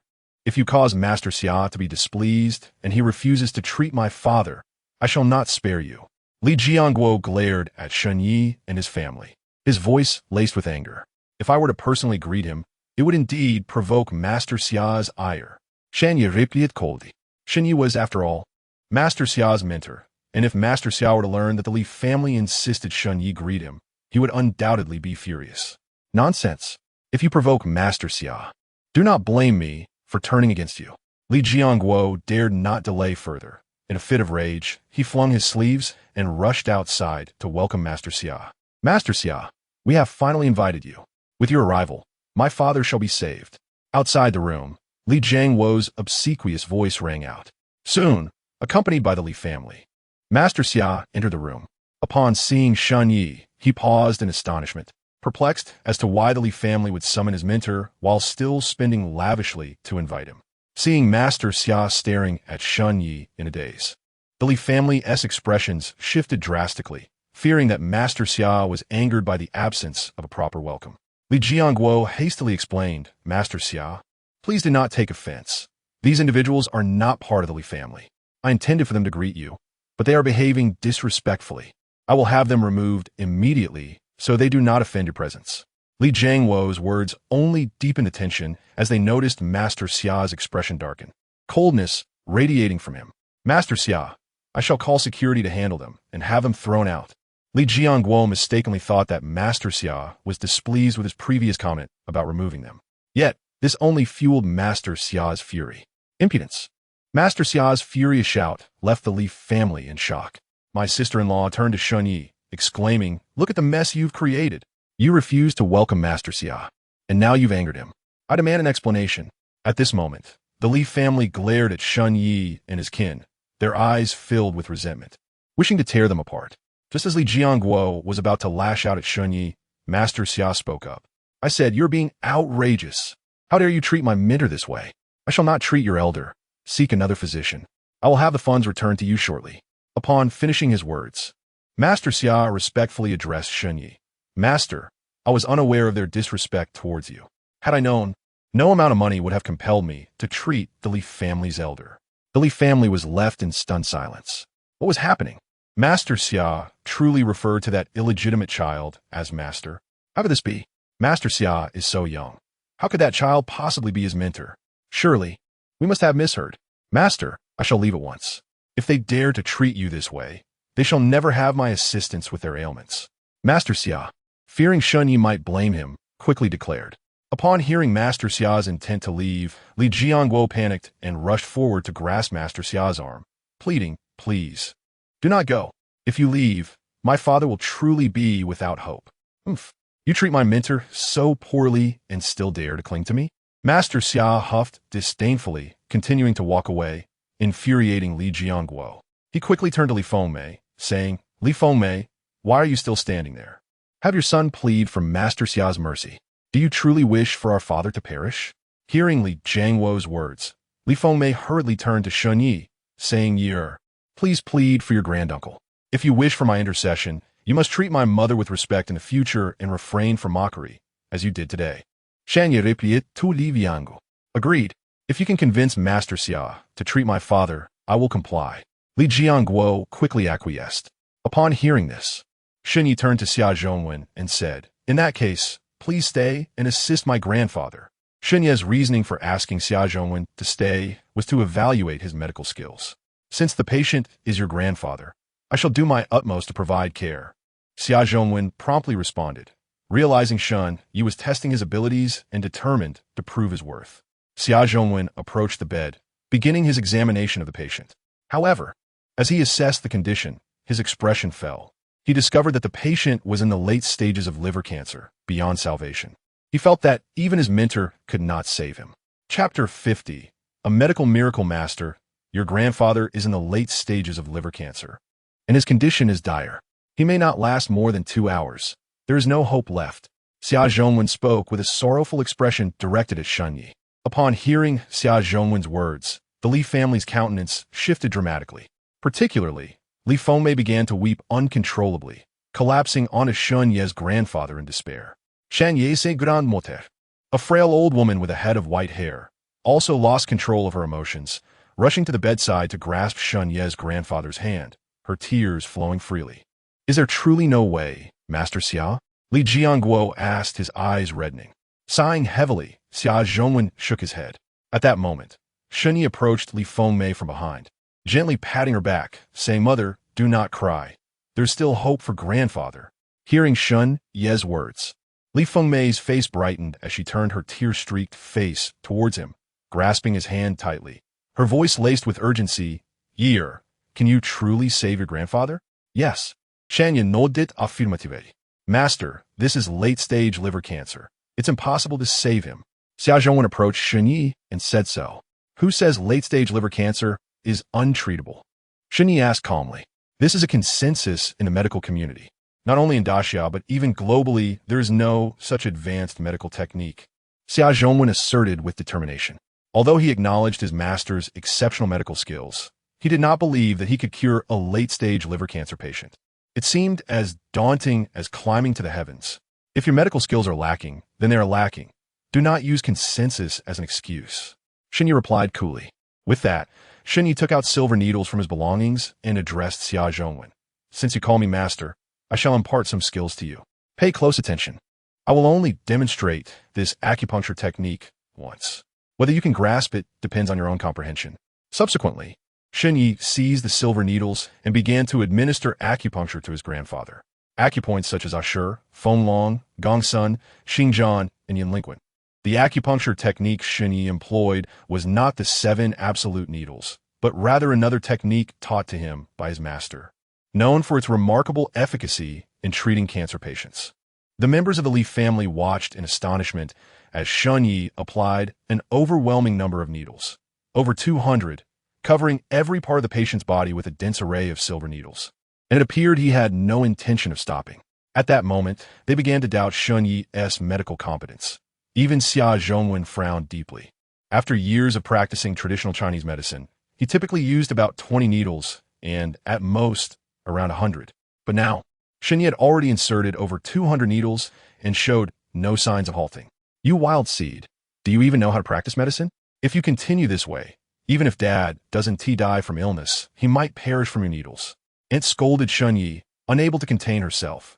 However, Shen Yi merely cast her a cold glance, causing her to promptly shut her mouth, too frightened to speak further.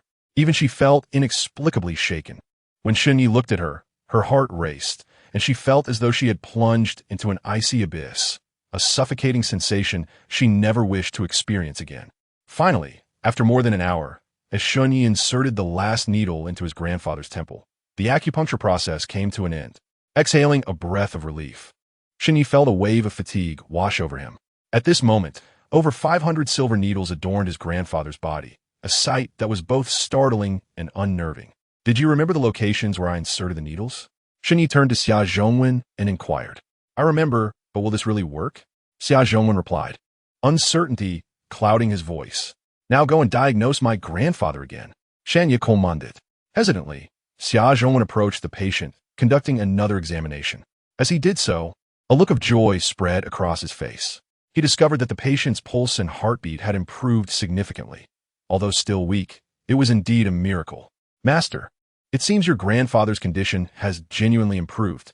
Xia Zhongwen turned to Shen Yi, disbelief etched on his face. Without delay, he rushed to gather various precision instruments for monitoring cancer, available in the room, and proceeded to conduct a detailed examination. The more he examined, the more astonished he became. Through the sophisticated instruments, he observed that the cancer cells within the patient's body were dying at a visible rate. Albeit slowly, it was indeed noticeable. A miracle! I have witnessed a miracle in the history of medicine today. Xia Zhongwen exclaimed, his excitement palpable. Upon hearing his words, the Li family members erupted in joy, completely astonished that Li Fengmei's son truly possessed such incredible medical skills. Subsequently, Shen Yi retrieved a piece of paper and a pen, inscribing a prescription and handing it to Xia Zhongwen. Gather the herbs listed in the prescription, boil them into a potion, and administer it to my grandfather. By tomorrow morning, he should awaken. Remember, the silver needles must remain in place until he regains consciousness. Not a single one should be removed. All right, I will fetch the herbs immediately, Xia Zhongwen replied, taking the prescription and promptly exiting. Mom, I feel a bit tired. Let us find a hotel to stay in for the night. By tomorrow morning, grandfather will surely awaken, so do not worry. Shen Yi turned to the equally joyful Li Fengmei. If you're tired, just find a room in this villa to rest. I wish to stay by your grandfather's side, Li Fengmei said. Our Li family has no extra rooms for you to sleep in. Aunt interjected, raising her eyebrows at Li Fengmei's words. Upon hearing Aunt's remark, Shen Yi couldn't help but scoff internally, despite having healed his grandfather. They were unwilling to offer him even a room to stay in. How revealing of human nature. Dad, what about you? Shen Yi ignored Aunt and turned to inquire about Shun Changqing's intentions. I will stay here with your mother, Shun Changqing replied. Nodding, Shen Yi left the Li family villa and found a hotel to rest, exhausted from the extensive acupuncture session. At 2 in the morning, in the Li family villa, in Li Jianjun's room, Jianjun, what if Dad really wakes up tomorrow? What shall we do? Second, Aunt expressed her concerns to Li Jianjun, who had already closed his eyes. Preparing for sleep. What kind of talk is that? Do you wish for our father to die? Li Jianjun opened his eyes upon hearing her and glared at second Aunt Zheng Dongmei with a flash of anger. Jianjun, let me finish. Why the rush? Consider this. Dad has always favored Li Fengmei. If his illness is genuinely cured by that wild son of hers, he will undoubtedly lean more towards their family, and they might take away a third of our Li family's fortune, Zheng Dongmei argued. Upon hearing her words, Li Jianjun's brows furrowed deeply, starting to see her point. What do you mean? Li Jianjun asked. Even if Dad's illness is cured, considering his age, he won't live much longer. If he wakes up tomorrow, our share of the inheritance will diminish significantly. Therefore, I wonder if we could prevent Dad from waking up? Zheng Dongmei's eyes glinted with a hint of malice. How could that be possible? He is my biological father, Li Jianjun retorted, his eyes wide in disbelief. A similar scene unfolded in Li Jiangwo's room. The following morning, Shen Yi awoke in the hotel, feeling refreshed, as the fatigue of the previous night dissipated. After a quick morning routine, he headed straight to the Li family villa. Upon entering his grandfather's room, he saw Li Fengmei, Shun Chongqing, and Xia Zhongwen gathered there. From their expressions, it was evident they had kept vigil all night. I stayed by your grandfather's side all night, yet there are no signs of him waking. Li Fengmei anxiously asked upon seeing Shunyi. Without answering her immediately, Shunyi approached the bedside, lifting his grandfather's eyelids, and was taken aback to find them bloodshot. He quickly took his grandfather's pulse and discovered that it was barely perceptible, on the brink of vanishing. Seeing Shun Ye's change in demeanor, the others, especially Li Fengmei, tensed up nearly in tears. What is happening? Please don't scare your mother. Li Fengmei urgea ansiosely. Shunyi did not rush to answer her, but instead glanced at the silver needles on his grandfather's body and noticed a problem. One of the acupoints was missing a needle. Did the three of you leave this place together last night? Shunyi inquired, turning to the others. Before leaving the previous evening, he had instructed that the silver needles must not be removed until the patient regained consciousness. Li Fengmei, Shen Shunqing, and Xia Zhongwen would certainly not have dared to do so. Thus, there was only one possibility. Someone else had entered and removed a silver needle during that time. No, we stayed here the entire time. Li Fengmei, Raplia. Then did anyone come in and remove a silver needle from my grandfather? Shunyi continued to probe. Not all. Shortly after you left, everyone else returned to sleep. No one came in here, Li Fengmei asserted. Upon hearing her words, Shunyi furrowed his brow. If what Li Fengmei claimed was true, then the missing silver needle could not have simply vanished without a trace. Mother, think carefully. Even a brief absence could have made a difference. Shanya urgit. At his words, Li Fengmei appeared to reflect deeply, and soon she recalled, I remember now. Last night, Dr. Xia went out to fetch medicine and didn't he return, and your father was worried I might be hungry, so he went out to buy me a late-night snack. At that moment, I had a pressing need to use the restroom, which took only about 3 or 4 minutes. With this revelation, Shunyi understood that someone must have entered the room during those few minutes and removed a silver needle from his grandfather. He could surmise the motive, to prevent his grandfather from waking. As for the identity of this intruder, he had his suspicions, but without concrete evidence. He refrained from voicing them. Knight, what on earth happened? Speak quickly. You're driving me mad. Li Fengmei exclaimed anxiously. Someone took a silver needle from my grandfather while you were in the restroom. Shunyi disclosed. That's impossible. This villa is filled with members of the Li family, and you specifically instructed that no one should remove the needles until your grandfather wakes. Surely, no one would dare to do such a thing, Li Fengmei said, her disbelief evident. Shunyi chose not to elaborate further, realizing that Li Fengmei was underestimating the nature of human intentions. At that moment, several individuals entered the room. Shun Ye's grandmother, along with his uncles and aunts. Has Dad woken up? As soon as she entered, his aunt glanced at the patient in bed and asked Li Fengmei. Not yet, Li Fengmei replied, her expression grim. Didn't that wild child of yours say that Dad would wake up early today? Is he deceiving us? Doesn't he know a thing about medicine? How could he have done all those acupuncture treatments last night? The aunt's tone turned accusatory. I suspected he lacked medical knowledge from the start. How pitiful for Dad to suffer such torment before passing. That has hundreds of needles piercing his body. How much pain must he endure? This wild child must not escape our wrath. If you don't provide us with an explanation today, don't blame us for turning against you. Another aunt chimed in ominously. The reason Dad hasn't woken is that someone came in last night and removed a silver needle. Li Fengmei insisted. Li Fengmei, what do you mean by that? Are you implying that we wish for Dad to die? The first aunt raised an eyebrow, her voice dripping with skepticism. Exactly. You must take responsibility for such claims. Besides, weren't you the one who stayed by Dad's side all night? If someone did remove a needle, it could only have been you. The second aunt echoed. I did leave to use the restroom. The room was unoccupied during that time. Li Fengmei defended herself. Spare us your excuses. Your son clearly knows nothing about medicine. He probably can't even recall how many needles he inserted last night. Now that Dad has died, you try to shift the blame elsewhere. How laughable. The first aunt retorted. Enough, Li Fengmei. I demand an explanation. Shun Ye's grandmother interjected angrily, directing her ire at Li Fengmei.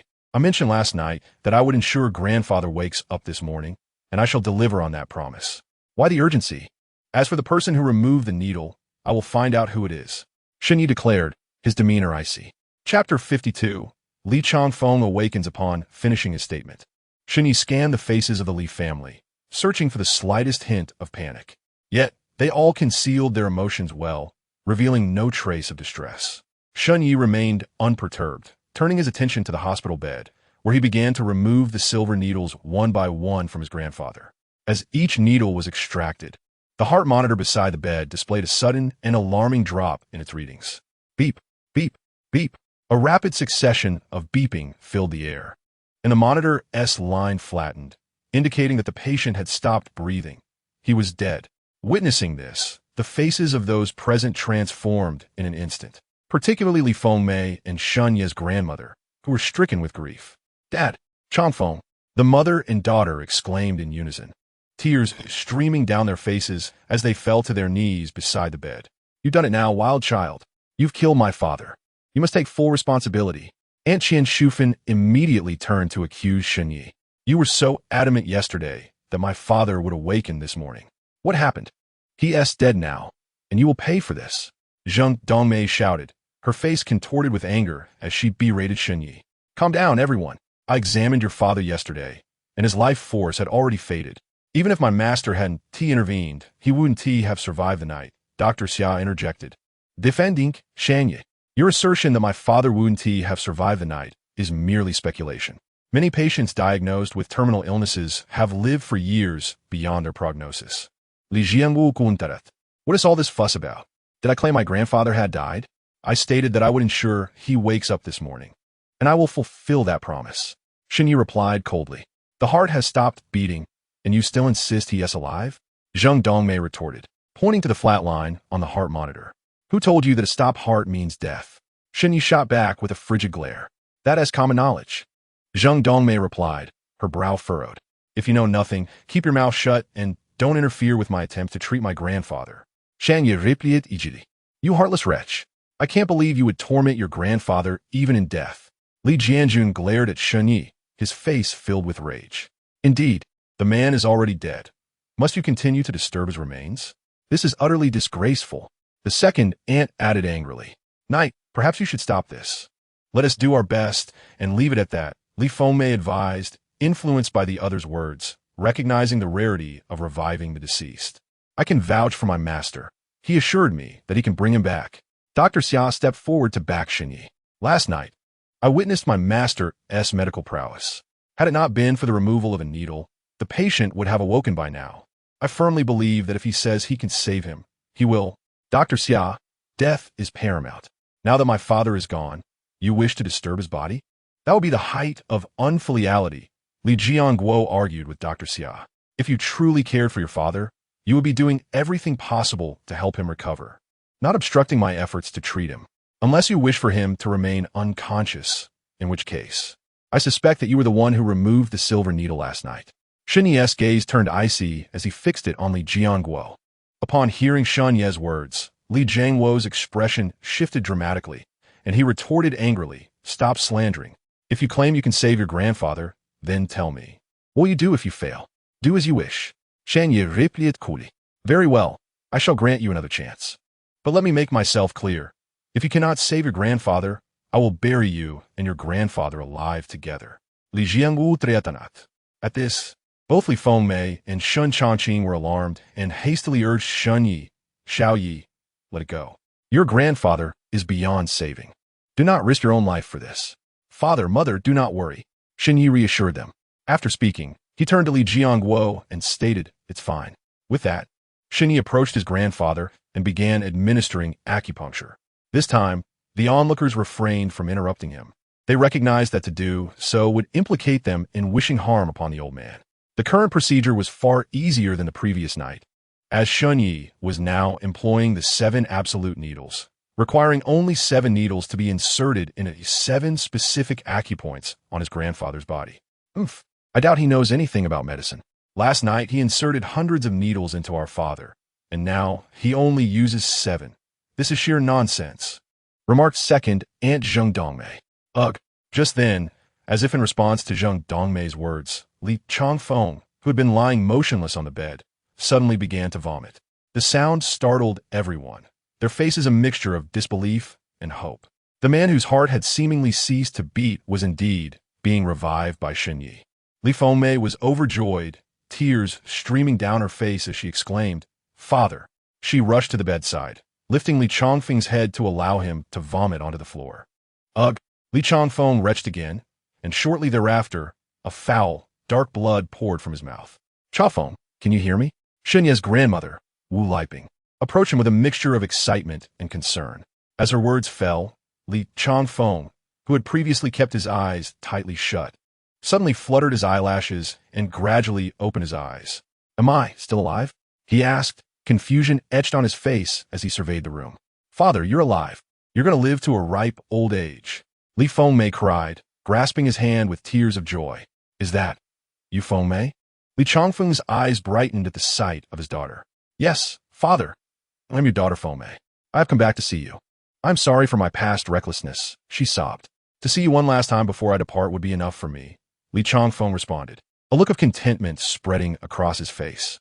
Father, you will not die. My son Shun Yi can cure your illness. You have awakened because of him. Li Fengmei quickly assured him. Upon hearing her words, Li Chongfeng turned his gaze toward Shun Yi. You are my grandson? He asked, a tremor of excitement in his voice. Chapter 53. Unmasking the needle puller, seeing the fervent gaze of Li Chongfeng upon him, Shun Yi felt a sense of validation in his actions. Although the Li family had not been particularly welcoming towards the Shun family, his grandfather's reaction was notably different, filled with excitement at his presence. Grandfather, it is I, your grandson, Shun Yi, he affirmed with a nod. Oh, what a fine child you are. You have endured much hardship over the years. Li Chongfeng expressed his satisfaction. After a moment, a flicker of guilt crossed his face as he continued. It is my fault. Decades ago, my stubbornness led me to oppose your father simply because he was poor. I forced your mother to elope, and she has been away from our family for decades.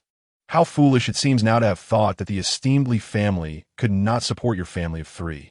Why was I so obstinate about my daughter marrying someone of equal standing?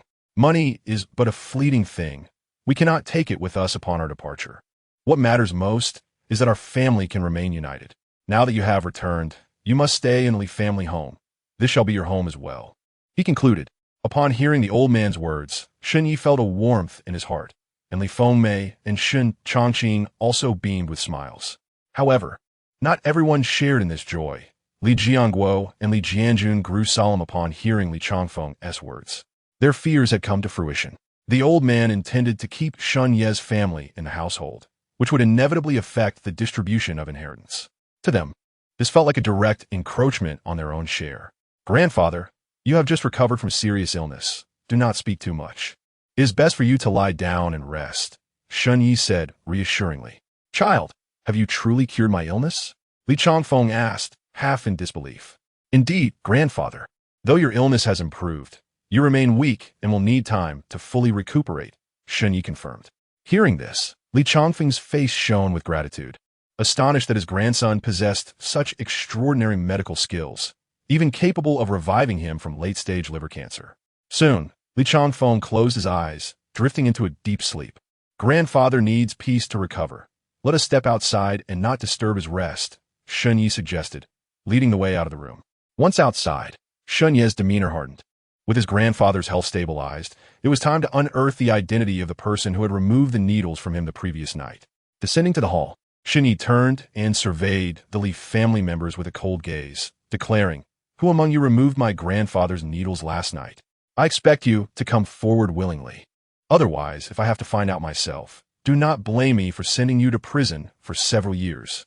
The Li family members bristled at his accusation. Do not slander us. We are all the old man's closest kin. How could we commit such a heinous act? Li Jianguo glared at Shun Yi. Indeed, we are all concerned for the old man's well-being. Otherwise, we would not have spent a fortune to summon Dr. Xiao from Qingzhou to treat him, added Chen Shufan. If none of you confess, how can I uncover the truth? Shan Yi replied. If I am not mistaken, the removed needle must be hidden nearby. Once I locate it and have it fingerprinted, the culprit will be revealed. As he spoke, Shun Yi's piercing gaze swept across the crowd, noting a flicker of panic in Second-Hand's eyes. He smirked inwardly, but refrained from exposing her, saying, I will go out and find 100 people to assist me. I will search high and low until I find that needle. With that, he strode out of the villa. Once outside, Shun Yi leapt onto the rooftop with agility, ready to engage in a game of cat and mouse. Meanwhile, Second-Hand, seeing Shun Yi leave, feigned a stomachache and hurried back to her room, anxious to dispose of the incriminating needle she had secretly hidden there. Upon returning to her room, Aunt Zheng Dongmei hastily seized a quilt, extracting a slender silver needle from within.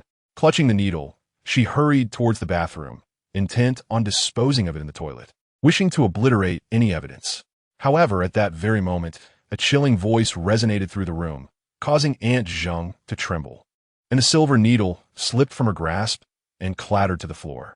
Following the sound, her expression shifted dramatically as she beheld Shun Yi, who had entered through the open window, brandishing a phone with its camera trained on her.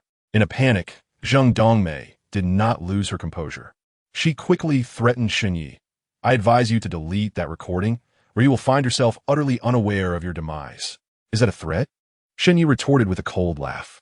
"Consider it as such," Zheng Dongmei replied defiantly. "Then you shall be disappointed, for I detest being threatened. I offered you a chance, which you squandered. Now, do not blame me for ensuring you spend several years behind bars."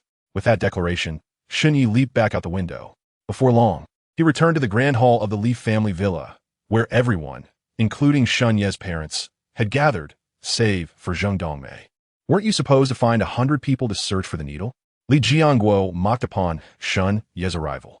"I have located the individual who removed the needle from grandfather," Shun Yi declared, presenting his evidence by tossing the phone into Li Jianguo's hands. Upon viewing the footage, Li Jianguo's expression darkened severely, and he shot a venomous glare at Li Jianjun. "Brother, why are you glaring at me? I haven't done anything." Li Jianjun protested, feigning innocence. "Take a look for yourself." Li Jianguo handed the phone to him. As Li Jianjun reviewed the video, his face paled. He could scarcely believe that Zheng Dongmei had dared to extract the life-saving needle from their father. Chapter 54. A Conspiracy Last Night. Zheng Dongmei had indeed broached the subject of not wanting their grandfather to awaken, but Li Jianjun had firmly rejected the notion, as it was, after all, his father. However, he never imagined that Zheng Dongmei would undertake such a heinous act alone, and worse yet, leave behind incriminating evidence. This could severely jeopardize his share of the inheritance. "Zheng Dongmei, come out!" Li Jianjun bellowed angrily toward her room. At his command, Zheng Dongmei promptly emerged. Without a moment's hesitation, Li Jianjun lunged at her and delivered a resounding slap across her face. Rather than reflecting on her actions, Zheng Dongmei shot an accusatory glare at Shun Yi, feeling that if he hadn't been present, no one would have discovered her culpability. "Second brother, you owe us an explanation," Li Jianguo insisted, a glint of triumph in his eyes. As the eldest of the Li family, he had long resented their father's declaration that upon his passing, the family fortune would be divided equally between the two brothers. Now, he had finally found a way to diminish the second brother's share. Li Jianjun's expression darkened as he comprehended Li Jianguo's intent. He was merely seeking to persuade him to agree to a lesser share of the inheritance. He cast a furious glance at Zheng Dongmei, blaming her for this predicament. "Brother, that is quite unfair. I didn't act alone in this. My sister-in-law was complicit. I was responsible for entering the room to extract the needle, while my sister-in-law was to keep watch," Zheng Dongmei retorted, pointing an accusing finger at Qian Shufen. Li Jianguo's countenance fell as he turned his gaze upon Qian Shufen, who immediately lowered her head. The implication was clear. Zheng Dongmei's assertion held truth, and Qian Shufen had indeed participated. Such wickedness! The elderly matriarch, who had remained silent until now, was infuriated. "Since the culprit has been identified, I shall fulfill my earlier promise and ensure you both spend some time in prison," Shun Yi stated coldly, producing his phone to call the authorities. Seeing this, Zheng Dongmei and Qian Shufen's faces paled in terror. They understood that their actions could lead to severe consequences, and if Shun Yi made that call, they would face years behind bars. "Shun Yi, please don't. I recognize my mistakes. Just don't call the police," Zheng Dongmei pleaded, rushing to seize his hand. "Yes, dear nephew, we have come to realize our errors. In our moment of folly, we acted irrationally, but we promise to divide the family fortune with you if you refrain from reporting us," Qian Shufen added desperately. Hearing their pleas, Shun Yi felt a cold amusement. It was merely the evidence he now possessed that rendered them so compliant. "Your family's meager assets are of no interest to me," he scoffed. "Regardless of your motives, your actions amount to attempted murder, and I must report you for the sake of justice," Shun Yi declared resolutely, raising his phone once more. In a panic, Both women sank to their knees before him. "Dear nephew, please don't call the police. We truly regret our actions. We beg for your forgiveness," they cried. Desperation led them to kneel before the elderly matriarch, imploring, "Mother, please intercede on our behalf. If we are imprisoned, what will become of your grandson?"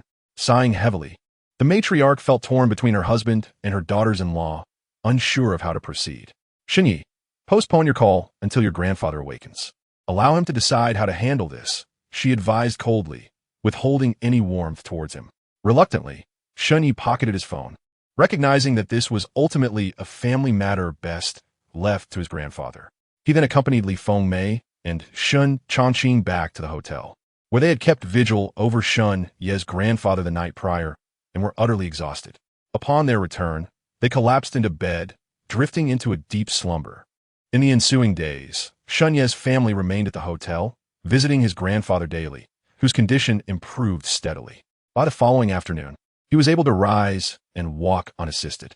To avoid disturbing his grandfather's recovery, the family chose not to disclose the incidents involving Zheng Dongmei and Qin Shufan, intending to wait until he fully recuperated to prevent undue stress. On the third day, Shun Yi received a call from Elder Chun, who informed him that by shouting had, within a mere 3 to 4 days, managed to seize nearly 40% of the Sun family's assets with limited assistance from Elder Chun. At this moment, the Bai family has successfully entered the ranks of second-tier families in Zhongzhou. Although they occupy the lowest position among these families, Bai Xiaoting's achievements as a woman are commendable. Just after hanging up on Old Man Shun, Bai Xiaoting's call came through. It goes without saying that she was calling to share her joy. She expressed her gratitude to Shun Yi repeatedly, stating that without him, she would not have attained her current standing. Meanwhile, the Li family, represented by Li Jianguo and Li Jianjun, convened at a CAF in Jizhou. Observing the old man's improving health day by day, they could no longer remain idle. Today, the two families gathered with the intent of devising a strategy to counter Shun Yi's family, ensuring that the Li family's assets would not be siphoned away. Chapter 55. Inheritance Dispute. Brother, the old man has nearly recovered. I estimate that tomorrow, the old lady will inform him about the matters that my sister-in-law and I have been involved in. What if he insists on sending us to prison? Zheng Dongmei voiced her concerns to Li Jianguo. Upon hearing her words, the others turned their gazes toward him. Li Jianguo took a sip of his coffee, savoring it before responding, "Rest assured, the old man will not send you to prison." "Brother, how can you be so certain?" Zheng Dongmei pressed. "Because the old man wishes to keep the Shun family members within the Li family and also intends to share a portion of our assets with them," Li Jianguo replied. "So what? What does that imply?" Zheng Dongmei was perplexed. If the old man were truly intent on imprisoning you, do you think he would still want to keep the Shuns around and share our inheritance with them? My brother and I would never agree to that. Don't forget, during the old man's illness, it was Jianjun and I who managed the Li family's assets. Do you think he could share our inheritance with the Shuns without our consent? Li Jianguo explained. Upon hearing his words, the others began to understand the underlying logic. They realized they need not fear imprisonment, and their anxious hearts finally found solace. Yet, they were unwilling to see their family's assets shared with the Shuns. Why should our Li family's assets be divided with them? Brother, is there no better solution? Zheng Dongmei asked, frustrated. Li Jianjun's anger flared as he glared at Zheng Dongmei. Isn't it your fault for taking matters into your own hands and pulling the needles from the old man? Second brother, what good does it do to dwell on that now? We should focus on how to ensure the Shuns receive nothing, Qin Shufan interjected. For now, we must agree to the old man's wishes and consent to share a portion of our assets with the Shuns. Once this is over, we can find a way to ensure they receive nothing at all, Li Jianguo suggested. I say we skip all this trouble. Once the old man agrees to spare us, we can simply hire someone to eliminate the Shuns. That would resolve everything. Zheng Dongmei proposed, a glint of malice in her eyes. She could not forget the humiliation of kneeling before Shun Yi, begging him not to report her, a shameful act for her. I concur. Given our Li family's standing in Jizhou, eliminating a few individuals is hardly a challenge, Qin Shufan echoed. Let us see if they understand the situation. If they insist on clinging to our assets, even if they're my own sister and niece, I will show no mercy, Li Jianguo declared coldly. The following morning, Shun Yi, along with Li Fengmei and Shun Chongqing, arrived at the Li family villa.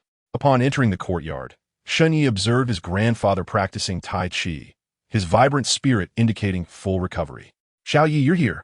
I say, why not stay here instead of a hotel? We have plenty of rooms. Li Changfeng greeted them with a smile. Grandpa, how are you feeling today? Shen Yi inquired, avoiding the previous topic. I'm feeling excellent, with an indescribable sense of comfort all over, Li Changfeng replied, stretching his limbs. That's wonderful to hear, Shen Yi responded, and they proceeded indoors to converse in the living room. Not long after, Li Jianguo and Li Jianjun, along with Shen Ye's grandmother, arrived. Changfeng, I need to discuss something with you.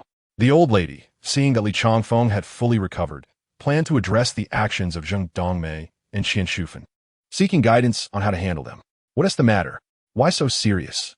Li Changfeng asked, puzzled. The old lady recounted in detail the misdeeds of Zheng Dongmei and Qian Shufan towards the old man. Upon hearing this, Li Changfeng's expression darkened, and he trembled with fury.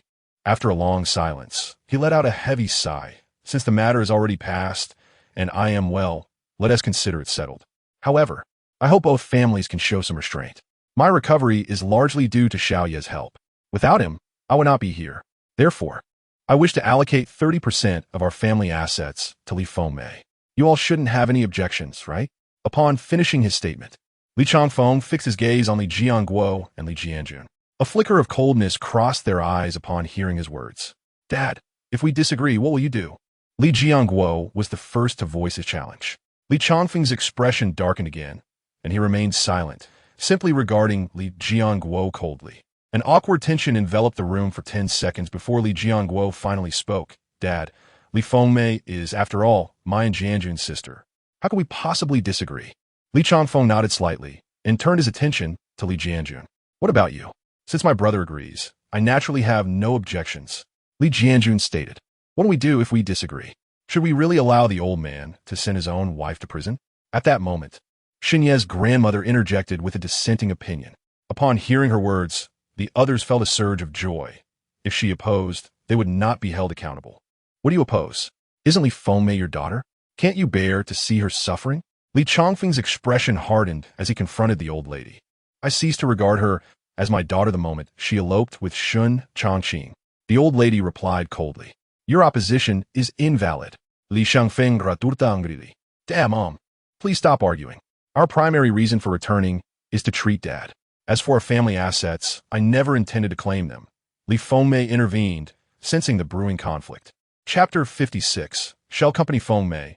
I know you don't care about our Li family's assets, but as your father, I must fight for you. This matter is decided, and you must listen to me. No one can oppose this. Li Changfeng asserta firmly.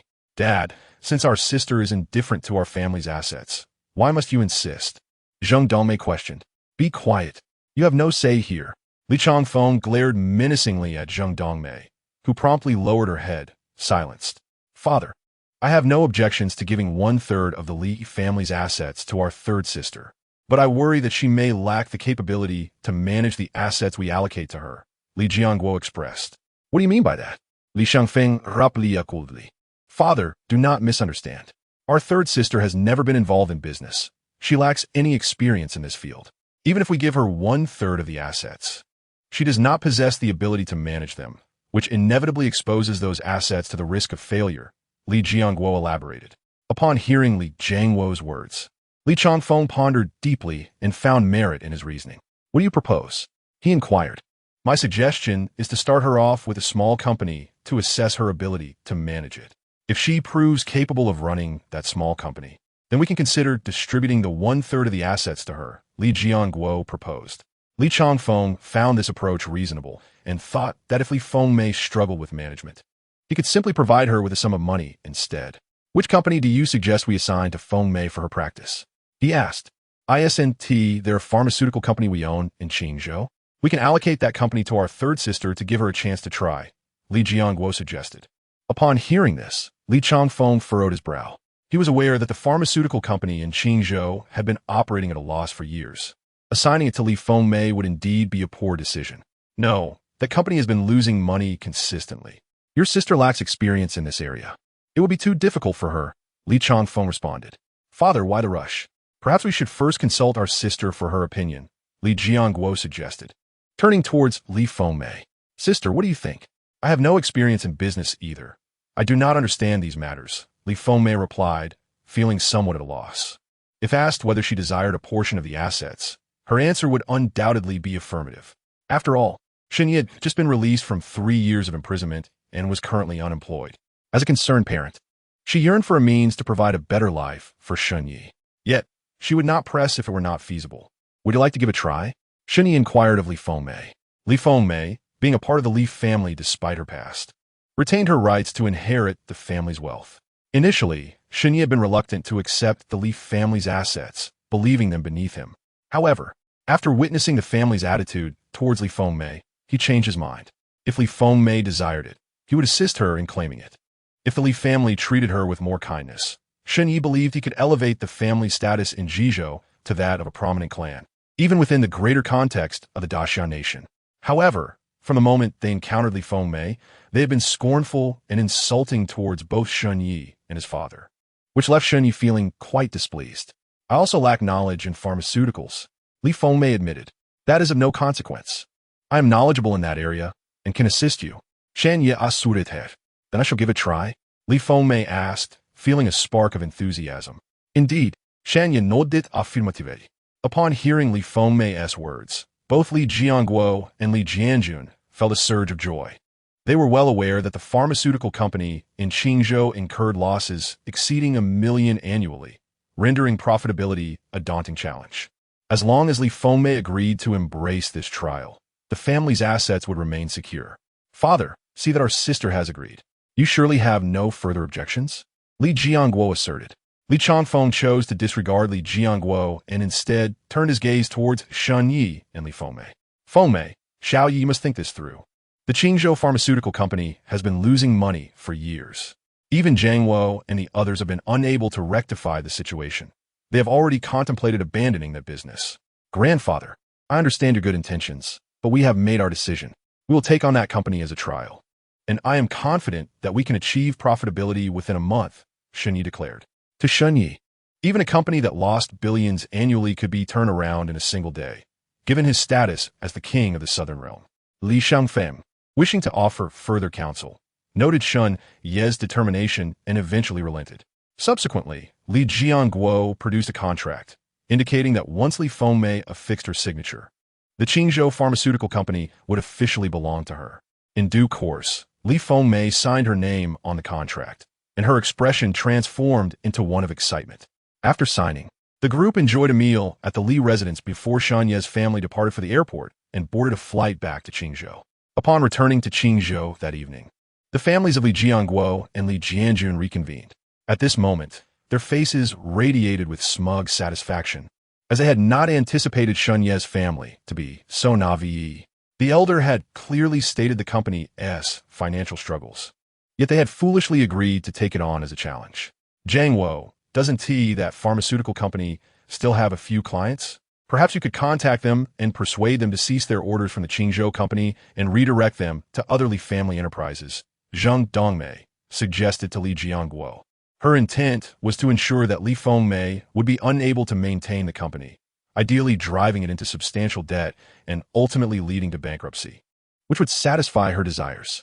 Of course, Li Jiangguo replied with a cold smile, promptly retrieving his phone to call several clients of the Qingzhou Pharmaceutical Company, instructing them to terminate their cooperation. Within a mere 10 minutes, Li Jiangguo successfully convinced the clients to comply. Done. After concluding the calls, Li Jiangguo looked at the others with a triumphant expression. Isn't that wild child confident in her ability to manage that company? Now, it stands as nothing more than an empty shell. I shall relish witnessing her struggle to turn a profit within a month, Zheng Dongmei said maliciously. Chapter 57. The arrogant general manager. Upon returning home to Jizhou, the sky was nearly dark. Following dinner, Shen Yi retreated to his room for the night. Early the next morning, Shen Yi, accompanied by Li Fengmei and Shen Changqing, departed the villa to inspect the pharmaceutical company. The company was located a mere 5 or 6 kilometers from Longquan No. 1. After exiting, the trio hailed a taxi, arriving at the pharmaceutical company's entrance in less than 10 minutes. Ui Pharmaceutical Compagnie, Ltd. To Shen Yi's surprise, he spotted Tang Duo standing outside the company. Glancing around, Her gaze soon landed on the taxi Shan Yi was in. What brings Tang Duo here? Shan Yi wondered, casting a glance at Li Fengmei, suspecting she might have invited her. Are we hesitant to take on this pharmaceutical company? Your father and I lack understanding in this field, while you, despite your medical knowledge, are still a man. You may not possess the meticulousness of a woman, so I called her last night to assist. Li Fengmei explained. Shan Yi perceived Li Fengmei's intentions clearly. She merely sought to create opportunities for him to interact with Tang Duo by bringing her to the company. However, given his limited time for management, entrusting the company to Tang Duo would alleviate his concerns. Duo, I apologize for keeping you waiting. Li Fengmei exclaimed with a smile as she stepped out of the taxi, approaching Tang Duo. Li Auntie, I just arrived too, Tang Duo replied. After speaking, Tang Duo glanced at Shan Yi, her cheeks flushing slightly as she quickly averted her gaze, avoiding direct eye contact. Upon witnessing the scene, Shan Yi was momentarily taken aback. Was this young lady truly so bashful? A mere glance caused her face to flush. Duo, this is my son Shan Yi, whom you met last time. From now on, this pharmaceutical company will be managed by the two of you together. You must collaborate harmoniously to ensure our family's business thrives. Li Fengmei emphasized the term our family with great intent. Tang Duo, standing nearby, clearly understood the implication behind Li Fengmei's words, causing her cheeks to redden even further as she lowered her head slightly. After a few seconds of gathering her courage, Tang Duo reached out her hand, preparing to shake hands with Shan Yi. Shan Yi, I look forward to your guidance in the future. Shan Yi couldn't help but chuckle as he reciprocated the handshake, quickly releasing her hand with a smile. I shall trouble you greatly in the future, Miss Tang. Just call me Duo. Tang Duo replied in a voice barely audible to herself. Indeed, referring to her as Miss Tang feels too formal. Calling her Duo is much more endearing. Li Fengmei remarca. The group then proceeded to enter Huahui Pharmaceutical Company, ostensibly to inspect the company's condition. Upon entering the company, they immediately noticed the employees displaying a lackadaisical attitude, huddled together, engrossed in conversation and laughter. Upon spotting unfamiliar faces, the employees cast puzzled glances at Shan Yi and his companions. One male employee inquired, "What brings you here?" Shan Yi stepped forward, asking the individual, "We are the new owners of this company. Where's your manager?" The employees exchanged bewildered expressions upon hearing Shan Yi's words. "Our general manager is in the office on the second floor." "I can take you there," the employee replied. Subsequently, Shan Yi and his companions followed the employee to the entrance of the general manager's office on the second floor. Knock, knock, knock. The employee lightly tapped on the door, but there was no response. Instead, a woman's laughter echoed from within. The employee's face flushed with embarrassment, clearly aware of what the general manager was engaged in. "You may return to your duties," Shan Yi instructed. Hearing this, the employee left. Knock, knock, knock. Shan Yi knocked more forcefully on the door. The loud rapping finally caught the attention of those inside, silencing the woman's laughter. "Who is it?" A man's irate voice called from within. "Your new boss." Shan Yi replied coolly. Following his words, sounds of hurried, clothing rustling could be heard from inside the office.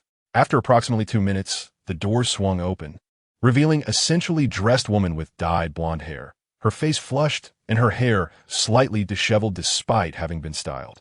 "Gumin," she said, casting a disdainful glance at Shan Yi and his companions. "What kind of attitude is this? We are the new owners of the company, and this is how you treat us?" Li Fengmei retorted sharply, incensed by the woman's demeanor. Yes, new bosses, please step inside."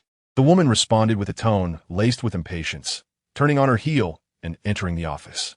No wonder this company has been losing money for years, with such employees. It's no surprise. Li Fengmei muttered irritably as they followed her into the office.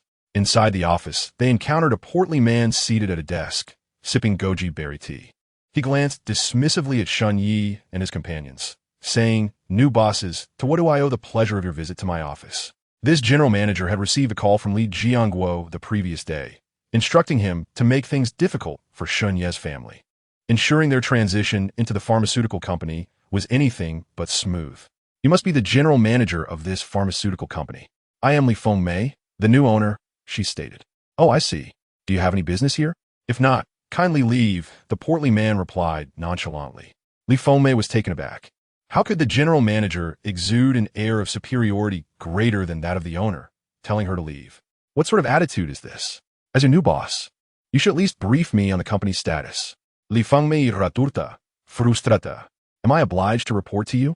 Do you even understand the operational model of a pharmaceutical company?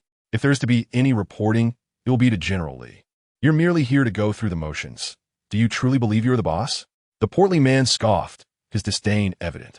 Li Jianguo had colluded with him, informing him that the company was temporarily under Li Fengmei's ownership. If Li Fengmei could not turn a profit within a month, the company would revert to the Li family. Achieving profitability within such a short time frame was an impossible task. Upon hearing the portly man's words, Shun Ye's expression turned icy. He strode confidently toward the man, a devilish smile gracing his lips. What do you think you're doing? The portly man barked as Shun Ye approached. Shun Ye did not answer, instead seizing the man's hair and yanking it downward with force. Bang! The man's head struck the desk with a resounding thud. You dare! Bang! Bang! The portly man screamed in pain, attempting to retaliate, but Shun Ye did not afford him the opportunity, repeatedly slamming his head against the desk. In mere moments, the man's head was bloodied from the blows. Witnessing Shun Ye's sudden aggression, Li Fengmei, Shun Changqing, and Tang Duo were all taken aback. Xiaoye, don't act impulsively. Violence can lead to imprisonment. Shun Changqing rushed forward, grasping Shun Ye's hand, concerned about the potential consequences of his actions. Shun Changqing and Li Fengmei feared that Shun Ye might face years behind bars for assault. Dad, you needn't worry about me. As long as I refuse to comply, no one can detain me, Shun Ye declared resolutely. You scoundrel, how dare you strike me? I am the general manager of this pharmaceutical plant. Just wait. I will summon security to deal with you. If I do not break your legs today, I will not share your surname. The portly man, freed from Shun Changqing's grasp, seethed with rage, pointing accusingly at Shun Ye. Have you lost your mind? Can't you see the situation? My Aunt Li is the true owner of this company. Why do you have to act so arrogantly? Tang Duo interjected, unable to tolerate the portly man's insolence. You think being a temporary owner means you're a boss? The portly man sneered disdainfully. Even if it is for just a day, you are still the boss. You're direct superior. You think you are so important as a general manager? Let me inform you, you are fired. From this day forward, you are no longer part of this company. Pack your belongings and leave. Shun Ye stated coldly. Fire me? Who do you think you are? The portly man scoffed dismissively. Slap. Before the portly man could finish his sentence, Shun Ye delivered a resounding slap across his face, knocking out one of his front teeth due to the force of the blow. He screamed, clutching his bleeding mouth, slurring his words. You dare strike me? I will call General Li right now and have him take care of this. He hastily dialed Li Jianguo's number. However, before he could connect the call, the office door swung open and in walked Li Jianguo. Upon seeing Li Jianguo, the portly man's expression brightened, and he rushed to Li Jianguo's side. His face contorted with rage as he pointed at Shun Ye and the others, exclaiming, General Li, you must help me. They not only assaulted me, but also threatened to fire me. Upon witnessing the bloodied visage of the corpulent manager, Li Jianguo's countenance darkened. He addressed Shun Ye with gravity. Shun Ye, regardless of the circumstances, he is the general manager of Huahui Pharmaceuticals and has been with me for over a decade. It would not be an exaggeration to call him a stalwart of our company. Your actions against him are unjust. I care not for your reasons. You must apologize to Mr. Hu immediately. Shun Ye found amusement in Li Jianguo's words. Whether he is a veteran of this firm matters little to me. My mother is the proprietor. If he dares to show disrespect to the owner, my actions against him are merely lenient. Li Jianguo's expression soured further, a flicker of coldness igniting in his eyes, as he had not anticipated Shun Ye's utter disregard for him. Li Fengmei, is this how you have raised your son? I am his uncle, and does he not owe me at least a modicum of respect? He reprimanded Li Fengmei. Shun Ye chuckled at the notion of Li Jianguo speaking of respect. He, after all, was the king of the southern realm. If one were to weigh the scales, Li Jianguo lacked even the standing to converse with him, let alone demand respect. My son speaks the truth. We have already entered into a contract. For the next month, this company belongs to my mother. How we manage personnel is not for you to interfere with. Li Fengmei asarta. Very well. I shall observe how you manage to turn this company from losses to profits within a month. But let me make myself clear. If you fail, You shall receive nothing from the Li family's assets, Li Jiangguo declared, flinging his hand dismissively as he exited the office. Once Li Jiangguo departed, Shen Yi turned his gaze to the corpulent manager and coldly commanded, "Are you not yet on your way? Fine, you are indeed ruthless. We shall see how you operate this pharmaceutical company without me." The manager retorted angrily before storming out. After the manager's exit, Li Fengmei expressed her concerns. With the manager dismissed, who will oversee the company? None among us possess management experience. Did he not summon Duo for assistance? Let her assume the role of manager. Shen Yi replied. To him, management experience was secondary. Integrity was paramount. What? Me as manager? Absolutely not. Tang Duo shook her head vigorously at the suggestion. I assure you, you are more than capable. Shen Yi similit enjuragingri. Surprised by Shen Ye's faith in her, Tang Duo resolved to prove herself worthy of his confidence. I shall certainly strive to fulfill the responsibilities of the manager to the best of my ability, she declared earnestly. Shen Yi then instructed the manager's secretary, the woman with dyed hair, to gather the company's management for a meeting, effectively announcing Tang Duo's appointment. Shortly thereafter, Tang Duo immersed herself in her new responsibilities. After an hour of diligent effort, she discovered that the company had lost all its clients, with an overabundance of pharmaceutical products languishing in storage without a market. She relayed this predicament to Shen Yi, inquiring how to navigate this dire situation, as continued client absence would spell doom for the company. Chapter 59. By any means necessary, Shen Yi was unfazed by Tang Duo's revelations. They fell precisely within his expectations. Li Jiangwu, intent on thwarting Li Fengmei's efforts to stabilize the company, was likely orchestrating a scheme to siphon away its clients. However, this did not deter Shen Yi. He promptly dialed Summer Zhongwen. Upon answering, Summer's voice brimmed with excitement. It was the first time his mentor had initiated contact, leaving him pleasantly astonished. Shen Yi conveyed that he had recently taken over a pharmaceutical company, which was currently devoid of clients and struggling to find a market for its products. Summer, ever the confident healer of the great Xia kingdom, assured Shen Yi that he would rectify the situation, promising to secure a robust demand for the company's offerings. After hanging up, he promptly began reaching out to hospital directors across Qingzhou, urging them to procure all their medical supplies from Huahui Pharmaceuticals starting that very day. That afternoon, Tang Duo sat in her office, despondently contemplating where to find clients. Just then, a knock interrupted her thoughts. "Come in," she called. The door swung open to reveal a middle-aged man with a briefcase. "Greetings, Manager Tang. I am the procurement officer from Qingzhou Huaka Hospital." He introduced himself, stating his purpose was to purchase medical supplies. Delighted by the unexpected visit, Tang Duo realized that fortune had favored her. Clients were indeed seeking her out. Their conversation flowed seamlessly, encompassing the medications and medical supplies needed, culminating in a 3-year supply contract with favorable pricing. To her astonishment, as soon as she bid the man farewell, another procurement officer arrived from a different hospital. Over the course of the afternoon, she attended to 7 or 8 procurement officers from various hospitals, successfully signing multiple contracts, which left her overjoyed. However, amidst her elation, Tang Duo was perplexed as to why these hospitals were so eager to collaborate with her firm. Meanwhile, in Jizhou, Li Jiangguo received a call from his informant within Huahui Pharmaceuticals. Upon learning that several hospitals had approached the company for partnerships, his expression soured considerably. Li Jiangguo understood that with these new clients, Huahui Pharmaceuticals would soon achieve profitability, a scenario he was desperate to prevent. Observing his father's distress, Li Chenglong interjected, "Father, you need not worry. I have a plan to ensure that all Huahui Pharmaceuticals clients withdraw their partnerships." Intrigued, Li Jiangguo inquired, "What is your plan?" "Father, what is the greatest fear for a pharmaceutical company?" Li Chenglong replied with a sinister smile.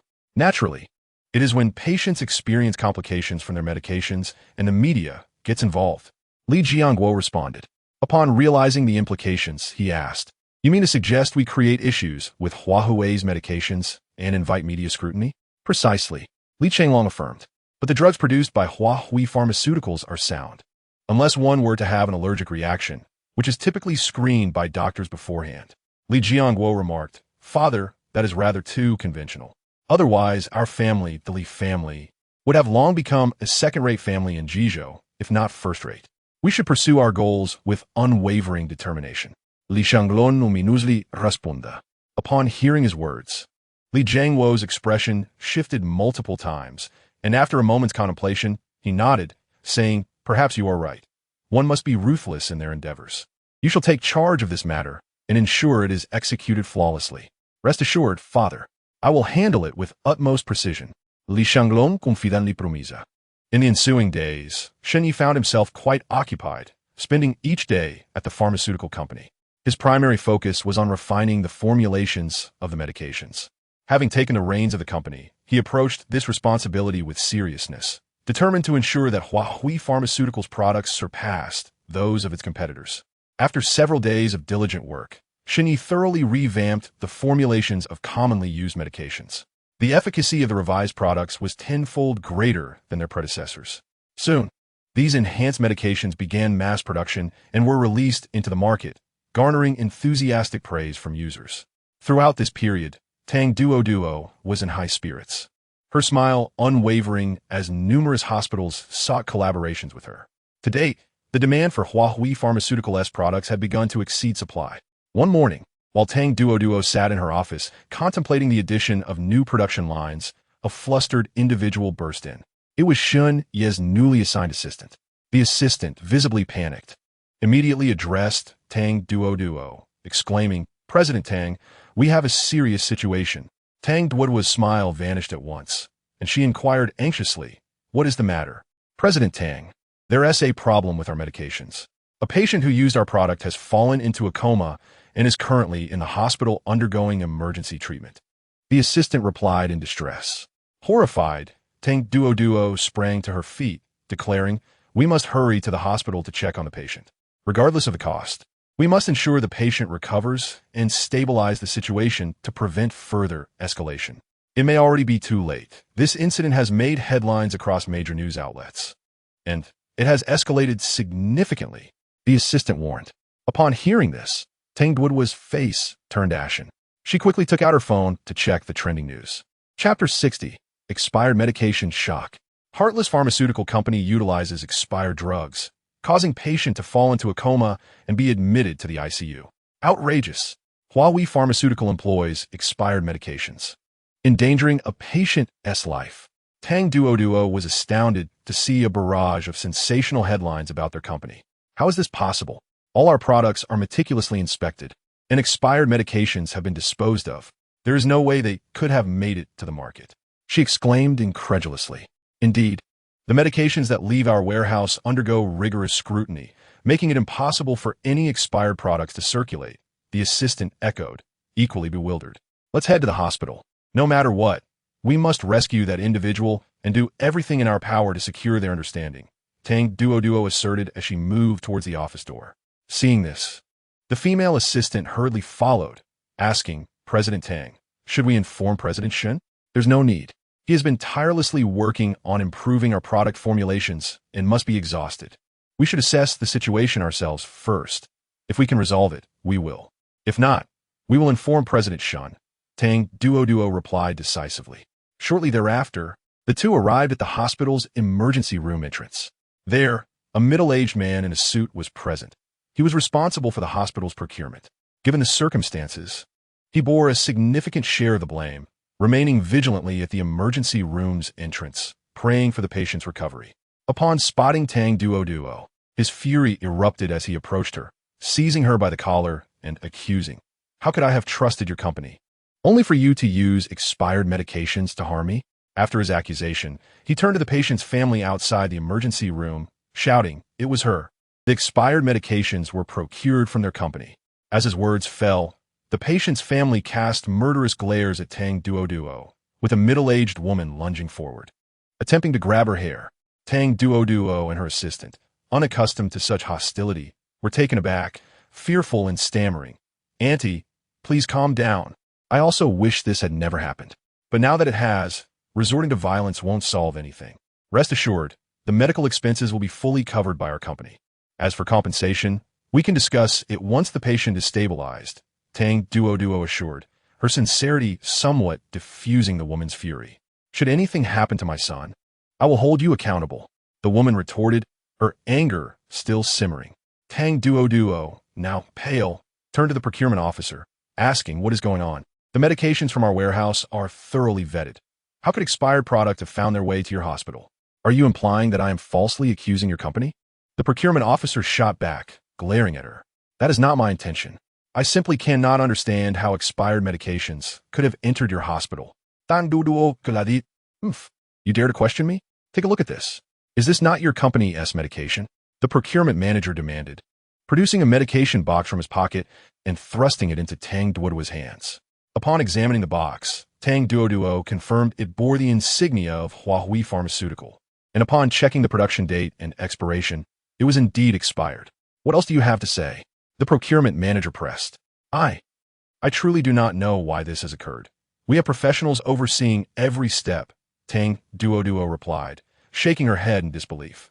At that moment, the emergency room door swung open, prompting everyone to rush forward, clamoring for updates on the patient's condition.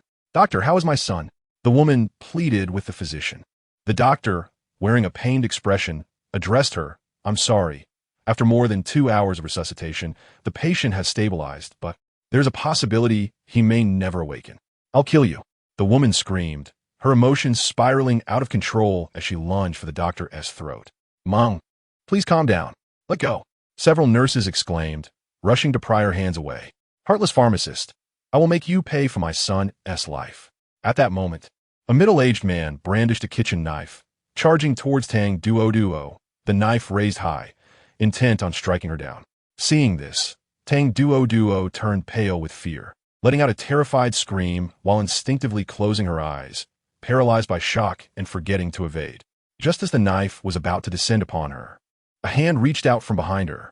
The man in question was Shunyi. With a firm grip, he caused the assailant to wince in pain, prompting the man to drop the kitchen knife with a clatter onto the floor. Subsequently, Shunyi swiftly pulled Tang Duoduo behind him. It was only at this moment that the terrified Tang Duoduo finally opened her eyes. Upon seeing Shun Ye's back shielding her, she exclaimed, "Who the hell are you? Get away." As soon as Shun Yi released the middle-aged man's wrist, the man, seething with rage, shouted at him, "What kind of skill is it to bully a defenseless woman? I am the owner of Huahui Pharmaceuticals."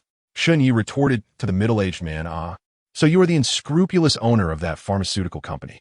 Today, I shall see to it that you meet your end."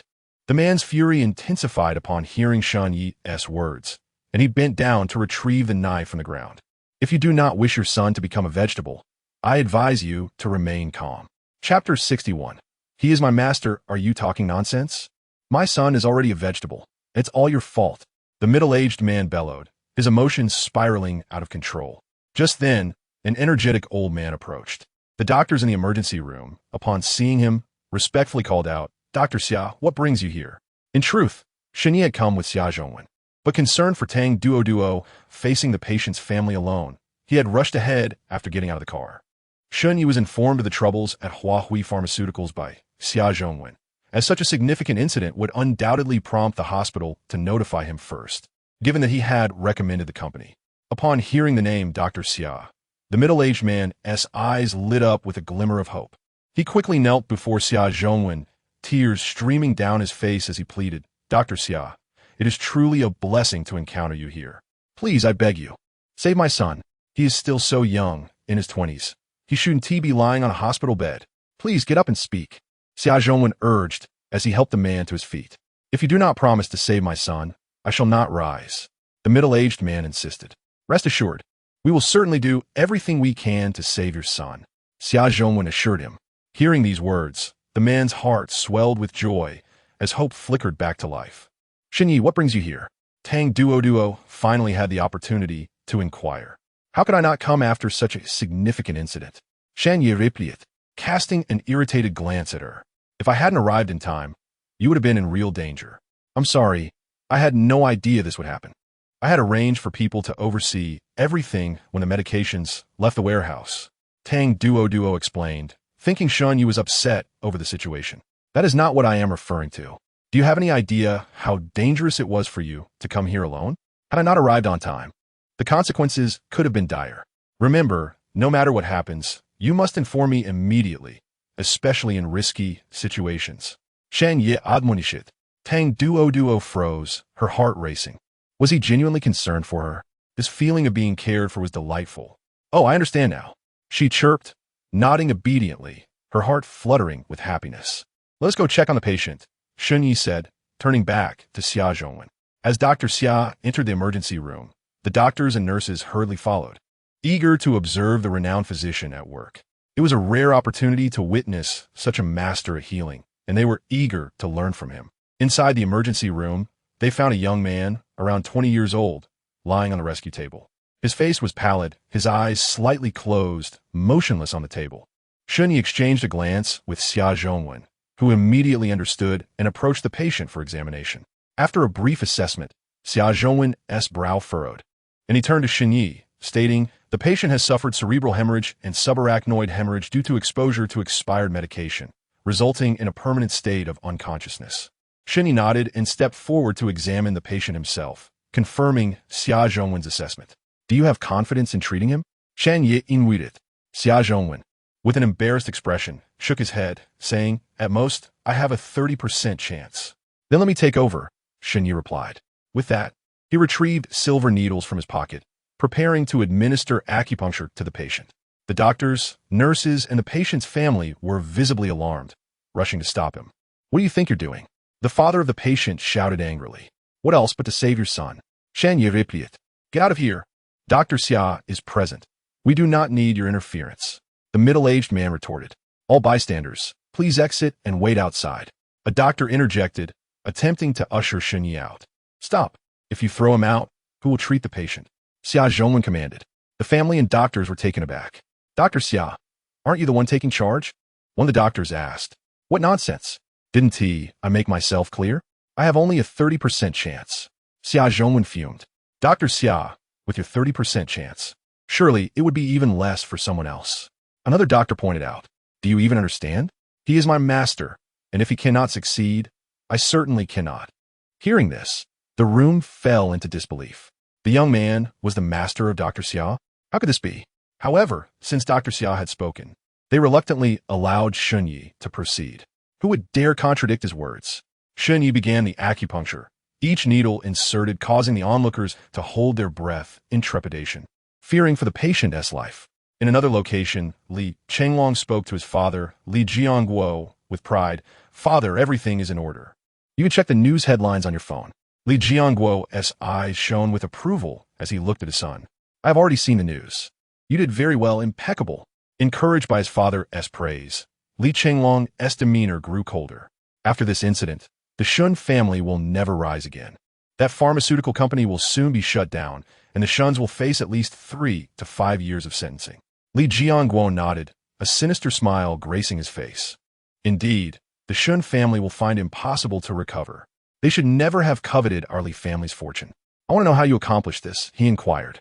"I bribed the procurement officer at the hospital and supplied him with a batch of expired medications previously produced by Huahui Pharmaceuticals. He simply had to find a way to get them into the hospital's inventory." Li Chenglong boasted, a triumphant expression on his face. At this moment, the group of onlooking doctors stood in stunned silence, believing they had witnessed a miracle. Each needle that Shun Yi placed was executed with remarkable precision. Whether in terms of the accuracy of the acupuncture points or the depth of insertion, his mastery was nothing short of extraordinary. To their astonishment, such expertise could not possibly be attained without decades of experience. Yet Shunyi appeared to be just in his 20s, even if he had been practicing acupuncture since birth. Such proficiency seemed implausible. However, while they were awestruck by his technique, they remained skeptical of his medical knowledge, as they noted that every acupuncture point he utilized did not align with their medical education, almost as if he were randomly inserting needles. Minutes later, Shen Yi completed the final needle placement. "Ah, it's done." He exhaled a breath of relief, stretching his limbs with an air of ease. In stark contrast to his composure, the expressions of the onlookers shifted dramatically. They gasped as they observed black blood oozing from the patient's eyes, nostrils, and ears following Shen Yi's last needle. The patient's family, particularly, was horrified by this sight. "You scoundrel! You have turned my son into a vegetable, and now you dare to pretend to be a doctor, causing him to bleed from all his orifices? I will have my revenge." The father of the patient, filled with fury, prepared to confront Shun Yi once more. At that moment, A nurse exclaimed in astonishment. Look, his fingers are moving. The room fell silent. All eyes, including the father's, shifted to the patient's hand, which was now twitching slightly, while others were filled with excitement. Shunyi remained tranquil. This was all part of his plan. The black blood flowing from the patient was merely the result of Shun Yi using silver needles to expel the stagnant blood within the patient's body. Once the congestion in the patient's brain was alleviated, awakening was imminent. Indeed, as the patient's fingers trembled, his eyelids began to quiver, and soon, he strained to open his eyes. My son has awakened. This is wonderful. My son is awake. The mother cried out joyously. The atmosphere in the emergency room transformed into one of elation, save for one individual whose expression remained conflicted, the hospital's procurement officer. Noticing this, Shunyi was quick to observe as well. Taking advantage of the general astonishment, the procurement officer slipped away to a secluded spot and hastily made a phone call. The call was promptly answered, and the procurement officer, his face etched with anxiety, reported, Li Xiao, we have a crisis. The patient who became a vegetable from expired medication has been cured by a young man. On the other end, Li Chenglong was taken aback, asking, who cured him? I believe his name is Shunyi. Even the renowned Dr. Xia refers to him as master, the officer replied. Li Chenglong's memory was jogged. He recalled Shunye's remarkable skills, having even saved his terminally ill grandfather, and he realized that reviving a comatose patient would be within Shunye's capabilities. However, he dismissed the notion that it mattered much. Even if Shun Yi succeeded, the scandal surrounding Huahui pharmaceutical sale of expired drugs would be irreparable. It doesn't matter. Even if he revives the patient, Huahui Pharmaceuticals is finished, Li Chenglong stated before hanging up. After the call, the procurement officer hurried back to the emergency room, keen to avoid raising suspicion. Inside, the doctors and nurses now regarded Shun Yi with newfound admiration. They never expected that even the esteemed doctor Xiao would have only a 30% chance of awakening a comatose patient. Yet Shun Yi had accomplished it effortlessly.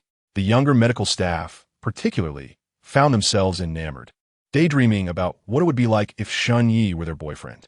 Subsequently, the doctors conducted a series of examinations on the patient, confirming that he had returned to full health, with all medical indicators within normal ranges. Following this, Tang Duo and the patient's family negotiated compensation. Since the patient had fully recovered, the family's demands were reasonable, asking only for 10,000 yuan in emotional damages and for Huahui Pharmaceuticals to cover all medical expenses. Thus, the matter was settled. Once outside the hospital, Tang Duo wore a look of remorse as she addressed Shun Yi. I am so sorry. My mismanagement led to this grave error on the part of the pharmaceutical company. This is not your fault. I suspect someone is deliberately framing our company, Shun Yi replied. Taken aback by his words, Tang Duo questioned, but I have seen the batch of medication. It was indeed produced by our company. Huahui Pharmaceuticals is not the sole producer of that medication, Shun Yi countered. Tang Duo, not foolish, immediately thought of the Li family, recalling that the pharmaceutical company had originally been theirs, and they likely still possess some of its products. You suspect? Sure. Shun Yi motioned for silence. Until we have evidence, we must refrain from making accusations. Let's keep our suspicions to ourselves. What do we do now? With such a serious incident, the relevant authorities will undoubtedly come to investigate and shut down our company. Tang Duo sighed, her face filled with worry. You should return to the company and soothe the employees' fears. I will handle the rest. They may wish to see the pharmaceutical company shut down, but they haven't sought my permission, Shun Yi said coldly. Tang Duo, though skeptical of Shun Yi's ability to resurrect Huahui Pharmaceuticals, kept her doubts to herself and nodded, taking a taxi back to the company. Just as she left, a black Toyota Alphard pulled up beside Shun Yi. The window lowered, revealing Mao Tu at the wheel. Brother, hop in, he called. As the electric door of the luxury vehicle opened, Shun Yi stepped inside. Chapter 63. The Thoughts of the Flying Eagle. Greetings, King of the Southern Realm. Upon entering the vehicle, Shun Yi was greeted by 4 individuals clad in military uniforms, exuding an undeniable air of authority. They respectfully bowed and addressed him as the King of the Southern Realm. Shun Yi nodded in acknowledgement and took a seat. Mao Tu, why are you here again? Shan Ye inwided. Of course, I came to see you, brother. Have you missed me? Mao Tu teased, glancing back at Shun Yi. Shun Ye's expression hardened. Enough of this nonsense. Just as he was about to reprimand Mao Tu, he was interrupted. Oh, brother, You really lack a sense of humor. It was Chun Long who sent me. We saw the news and learned about the trouble your company is facing. Chun Long asked me to assist you in dealing with these issues. After all, you are the king of the Southern Realm. Those petty criminals are not worthy of your direct involvement, Mao Du explained. The South needs you more, Shun Yi succinctly remarked. Rest assured, brother, with your formidable presence, those border scoundrels wouldn't dare to provoke us. And should any dare to cross our borders, Chun Long and the others will handle it, Mao Du replied. Shun Yi nodded. Indeed, the neighboring countries have been thoroughly intimidated and would not dare challenge the Southern Realm. Moreover, his 12 Zodiac leaders were all capable individuals. Any nation foolish enough to threaten their borders would find that even a single leader from Chun Long's group could easily manage the situation. This was precisely why Shun Yi felt secure returning to the city for such an extended period. Since the arrival of the Moon Rabbit, it has been rather convenient. To be honest, Shun Yi found it beneath him to deal with those wretched individuals personally. With the Moon Rabbit here, he could delegate such matters to him. You may stay by my side, but from this day forth, you must conceal your identity. No one must know you are from the Southern Realm, Shun Yi stated. His master had indeed relayed this caution from the monarch, advising him to maintain a low profile as there were eyes upon him. Thus, even the Moon Rabbit was required to hide his true identity. Ah, do I need to alter my appearance? The Moon Rabbit inquired. Yes, let us return to my home for now. I shall provide you with a disguise, Shun Yi replied with a nod. Brother, could you possibly transform my visage into one that you find appealing? The Moon Rabbit asked with anticipation. Shun Yi chose not to respond, leading the Moon Rabbit to feel somewhat disheartened. She pouted and focused on driving. Shortly thereafter, they arrived at the villa known as Longquan No. 1. Shun Ye's parents were in the living room watching television, and when they saw Shun Yi enter with the Moon Rabbit, their eyes lit up. This girl is quite lovely. Not only is her face beautiful, but her figure is also exceptionally alluring. If Shun Yi were to marry her, surely neither adult nor child would go hungry. Li Fengmei remarked as she approached the Moon Rabbit with a warm smile, grasping her hand. Hearing Li Fengmei's compliments, the Moon Rabbit felt a surge of happiness. Auntie, I do not have a boyfriend yet, she exclaimed. And what do you think of our Shun Yi? Li Fengmei asked, her excitement palpable. Upon hearing this, the Moon Rabbit cast a proud glance at Shun Yi and feigned shyness as she replied, Auntie, I have always had a fondness for your son, but alas, he doesn't seem to notice me. Oh, how it saddens me. Shun Yi felt a wave of exasperation wash over him. Her words would surely lead Li Fengmei to nag him incessantly about securing the Moon Rabbit's affection. Why are you rambling? Come upstairs with me, he said, his tone stern. Feeling wronged by Shun Ye's reprimand, the Moon Rabbit acquiesced and followed him upstairs. Year, why are you being so harsh with the young lady? Don't frighten her. You truly are a handful for your mother. Li Fengmei chided Shun Ye's back. Fengmei, you are simply idle. Previously, you were trying to matchmake for Xiao Yi and Duo. Now, upon seeing another woman, you wish to do the same? Shun Changqing remarked. I am merely anxious. Do you not wish to hold a grandchild sooner? Li Fengmei retorted, rolling her eyes at him. Anxious as you may be, you cannot haphazardly play matchmaker. What would that mean for Duo? Shun Changqing replied. Li Fengmei paused, a flicker of guilt crossing her features. Indeed, Duo has done us a great favor. I should steadfastly support her. No, I must go upstairs and ensure that our Year behaves. He must not do anything to wrong Duo, she declared, hastening to follow Shun Yi upstairs. Can you not take a break? Our Xiao Yi is grown. He knows how to manage his affairs.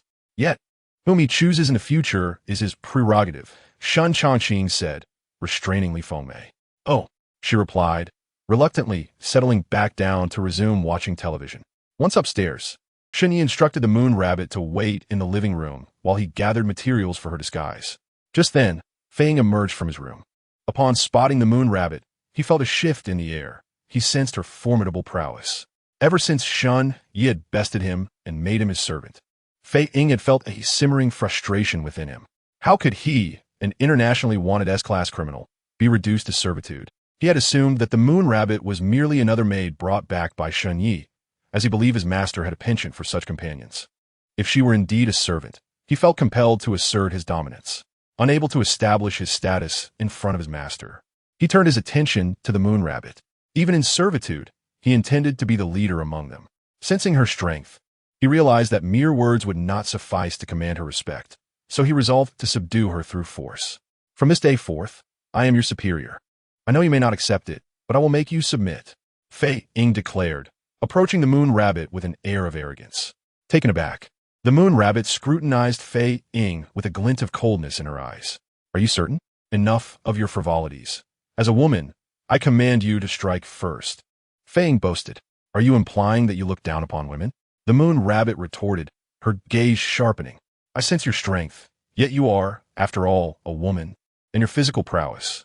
Fei Ying began, but was abruptly interrupted as a shadow lunged toward him. Alarmed, he attempted to dodge, but it was too late. Bang! The moon rabbit's fist connected squarely with Fei Ying's face, sending him staggering backward, stars dancing before his eyes. Regaining his composure, he glared at her with fury. You scoundrel! How dare you strike without honor? You asked me to go first, did you not? She replied coolly, advancing to attack him again. Fei Ying was taken aback. He could tell that her strikes were astute and imbued with immense power.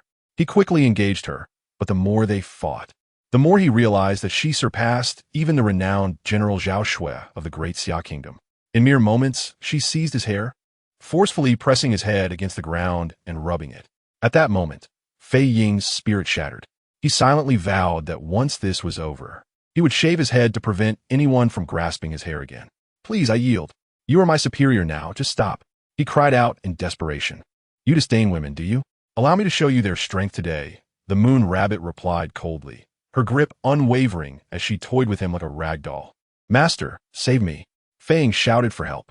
Just then, Shunyi emerged from his room with the disguised materials in hand, bewildered by the scene. What is happening here? He wondered, scratching his head in confusion. Upon hearing the moon rabbit's explanation, Shunyi found himself torn between amusement and sympathy as he gazed at the battered Fei Ying sprawled on the floor.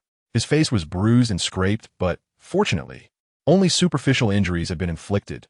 The moon rabbit had not struck it with malice. From now on, be more cautious. Did you truly think you were invincible? Shan Ye admonishit. Yes, master.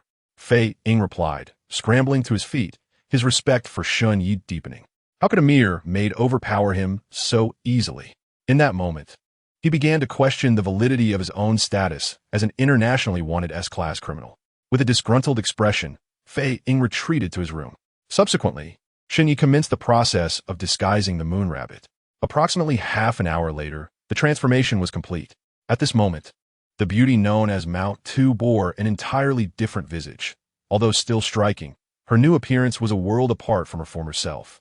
Even she felt a sense of unfamiliarity when gazing into the mirror. Brother, so you prefer this type of beauty? Mao Tu gestured towards Shen Yi. In response, Shen Yi merely rolled his eyes, choosing not to engage in that line of conversation. For the sake of convenience in our dealings, you may request Qianlong to arrange a new identity for you and secure a position in the city. Understood. Mao Tu replied, then promptly dialed Qianlong on her phone. At 8 o'clock in the evening, a sleek black Alpha business car glided into a residential complex. The procurement manager of Huaji Hospital resided within this very building. At this moment, the manager was at home, enjoying a candlelit dinner with a provocatively dressed woman. Suddenly, with a resounding bang, the front door was kicked open. In rushed a stunning woman accompanied by several others. Ah! The seductive beauty shrieked in terror. Who are you? Trespassing in someone's home is illegal.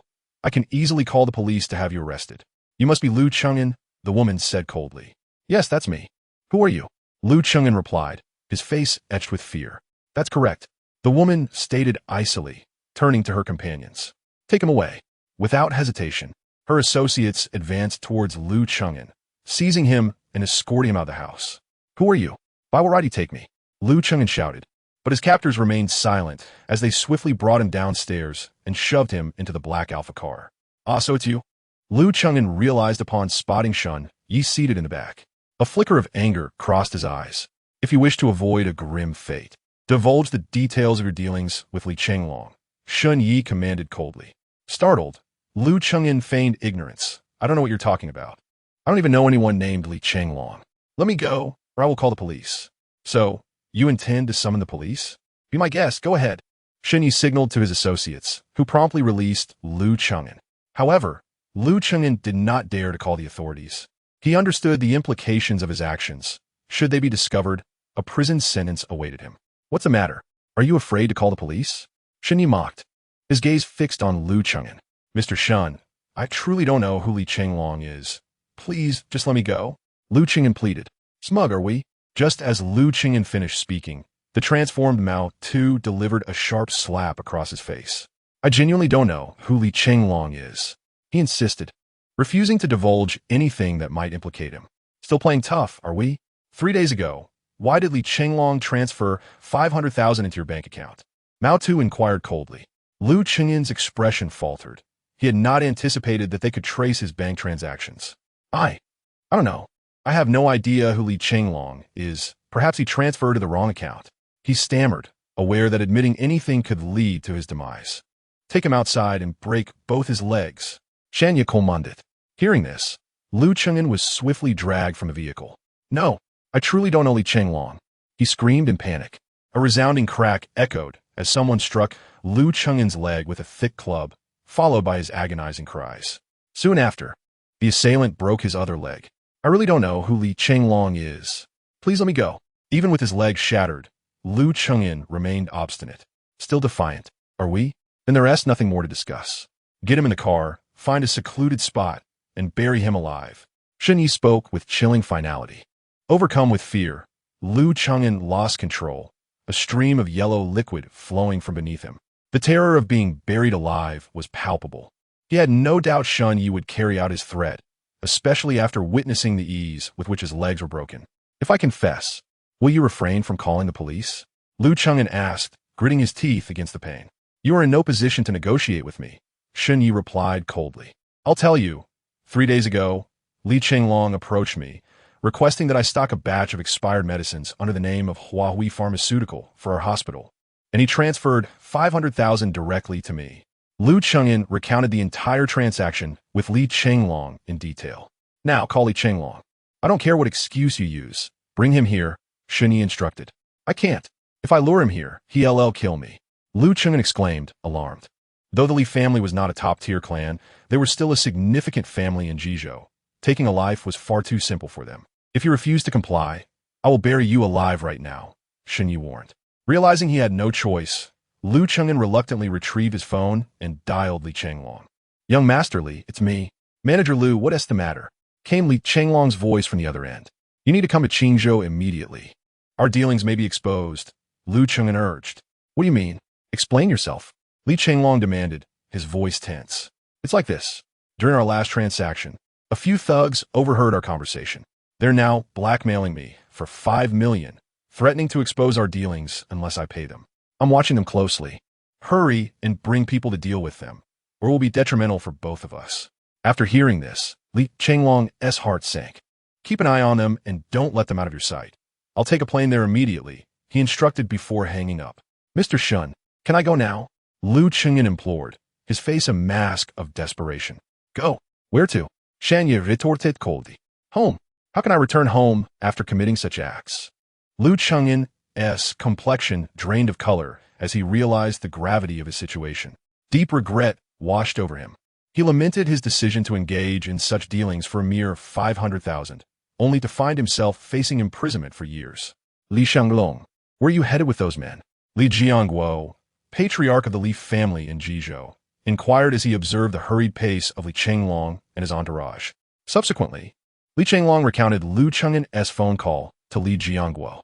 After listening, Li Jiangguo fell into contemplation, and after a long pause, he looked up at Li Chenglong and said, Something seems amiss. Father, what do you mean by that? Li Chenglong asked, puzzled. Just moments ago, I perused the headlines on my mobile device and observed that all negative news concerning Huahui Pharmaceutical had vanished without a trace. A search yielded no results whatsoever.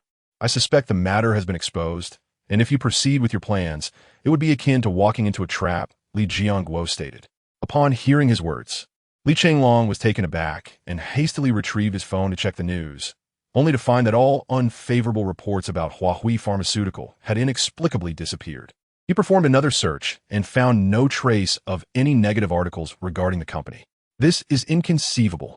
The Shun family cannot possess such influence to compel major news outlets to simultaneously erase their reports, Li Chenglong exclaimed incredulously. The deleted articles were, in fact, removed under the coercive authority of Mao Tu, utilizing Chun Long's new identity. I too find it peculiar. If your actions had indeed been exposed, the news would have surely trended, yet there is not a single mention of it. Furthermore, even in the absence of news, there should be law enforcement pursuing you. Yet nothing of the sort has occurred, which raises legitimate suspicions about the situation, Li Jianguo remarked, furrowing his brow in contemplation. He pondered for an extended period, yet could not unravel the underlying issues. Father, what do you propose we do?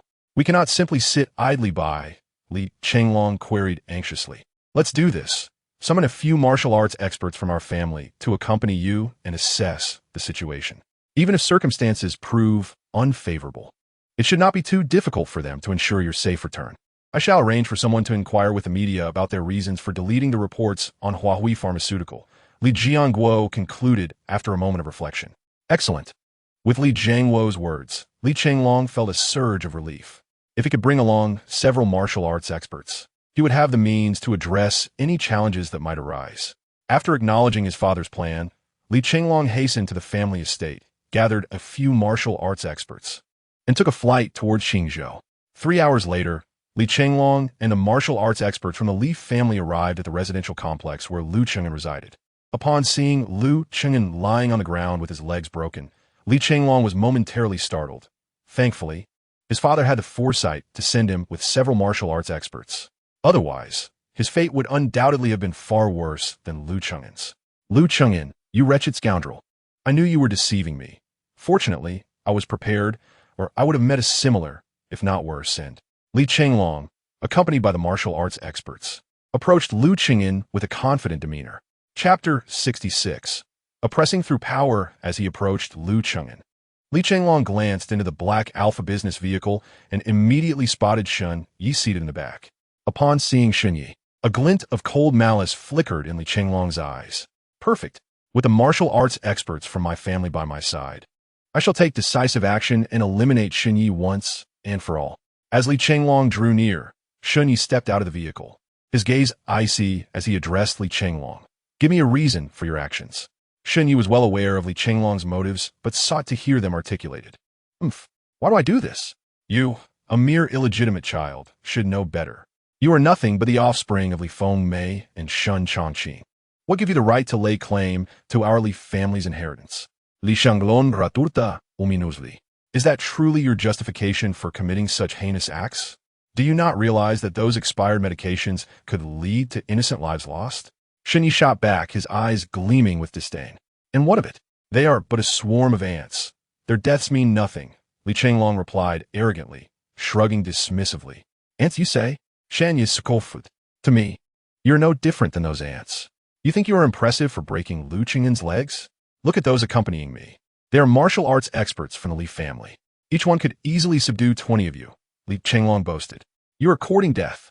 Mao Tu, witnessing Li Henglong's audacity, could no longer contain her fury. She leaped from the vehicle and delivered a powerful kick that sent him flying. Li Chenglong cried out in pain, rising from the ground with a menacing glare towards Mao Tuesday. You filthy wretch, how dare you kick me? He spat. What are you waiting for? Find that woman. Tonight, I intend to make her wish for death, he commanded his martial arts entourage. Hearing this, the group of martial arts experts grinned lewdly and charged at Mao Tu, intent on capturing her. Li Chenglong eyed Mao Tu with overt desire, his gaze filled with lust. Mao Tu, repulsed by their leering expressions, let out a disdainful huff and confronted them directly. The martial arts experts from the Li family were merely at the yellow level, the strongest among them barely reaching yellow level 7. For Mao Tu, they posed little challenge. In mere moments, she dispatched them with a flurry of strikes, leaving them groaning in pain on the ground. Li Chenglong's face turned ashen in shock. He could not believe that the seemingly delicate woman possessed such formidable strength. At that moment, he deeply regretted not bringing along a few Xian-level experts from his family. Brother, how shall we deal with this one? Mao Tuanqired. Turning to Shun Yi, after incapacitating Li Chenglong's entourage, break his legs, and then bring him alongside Lu Cheng'en. We shall call the authorities to ensure he faces justice. Shan Yi instructed. You dare. Li Chenglong exclaimed in a panic, his voice laced with fear as he directed anger at Shun Yi. What do I have to fear? Make your move. Shun Yi replied with a chilling smile. I am your cousin. If you break my legs, my father and grandfather will not let you off easily. Li Shanglong triatanat. Upon hearing Li Chenglong's words, Mao Tu glanced at Shun Yi, uncertain. After all, Li Chenglong was indeed Shun Ye's relative, and she worried that if she broke his legs, it might complicate matters for Shun Yi with his family. Noticing her hesitation, Li Chenglong wore a smug expression. No need to concern yourself, Shun Yi assured Mao Tuesday, nodding in agreement. She picked up a thick wooden club and steadily approached Li Chenglong. As she advanced, terror washed over Li Chenglong's face. He was genuinely afraid. Shun Yi, I am your cousin. You cannot bang. Before Li Chenglong could finish his sentence, Mao Tu struck him fiercely with the club, shattering his leg with a resounding crack. He let out a heart-wrenching scream, collapsing to one knee. Bang! Mao Tu delivered another blow to his other leg, fracturing it as well, causing him to kneel helplessly on the ground, unable to rise. Following the brutal assault, Mao Tu retrieved her phone and called the authorities, requesting that they send someone to take Li Chenglong and Lu Qingyan into custody for legal proceedings. 10 minutes later, a vehicle from the authorities arrived, led by an officer named Zhou Daling. Upon seeing Zhou Daling, Li Chenglong's face lit up with relief. For Zhou Daling was his university classmate, and Li Chenglong had often bestowed favors upon him. However, Zhou Daling's expression darkened upon witnessing Li Chenglong's broken legs, and he cast a cold, piercing gaze at Shun Yi and his companions. Did you do this to him? Zhou Daling approached Shun Yi and his companions, exuding an air of authority, and addressed them. Captain Zhou, I believe there has been a misunderstanding. I was the one who reported this incident. These two scoundrels, one is the procurement manager of a hospital, and the other is the son of the Li family from Jizhou, colluded to frame Huahui Pharmaceutical Company using expired medication. The evidence is irrefutable. I implore you to take them into custody and let the law take its course. Said Mao Tuesday. You need not elaborate. My question is simple. Did you break their legs? Captain Zhou's expression darkened as he barked. Upon hearing this, Li Chenglong wore a smug expression. And what if we did? Mao Tu replied coldly. Your admission simplifies matters, Zhou Daling declared, turning to his subordinates. Arrest them and take them back to the station. You didn't see this coming, did you? Captain Zhou is my classmate, and we share a close bond. You dare to break my legs? Prepare for imprisonment. Li Chenglong cackled maliciously. Zhou Daling's subordinates, upon hearing his orders, advanced towards Mao Tu and his group, aiming to apprehend them. In response, Mao Tu's companions swiftly positioned themselves in front of Shun Yi and Mao Tu, confronting Zhou Daling's men. What? Are you challenging the law? Zhou Daling questioned icily. Are you intending to wield your position to intimidate us? Mao Tu retorted frostily. Upon hearing Mao Tu's words, a mocking smile appeared on Zhou Daling's face. I shall indeed use my position to exert pressure. What will you do about it? In response, Mao Tu exchanged a knowing smile with Shun Yi. Who could possibly overshadow Shun Yi, the king of the southern border? Mao Tu then produced a golden token from his person and tossed it to Zhou Daling. Open your eyes and see clearly. Zhou Daling received the token casually, barely glancing at it. However, that fleeting glance caused his expression to shift dramatically.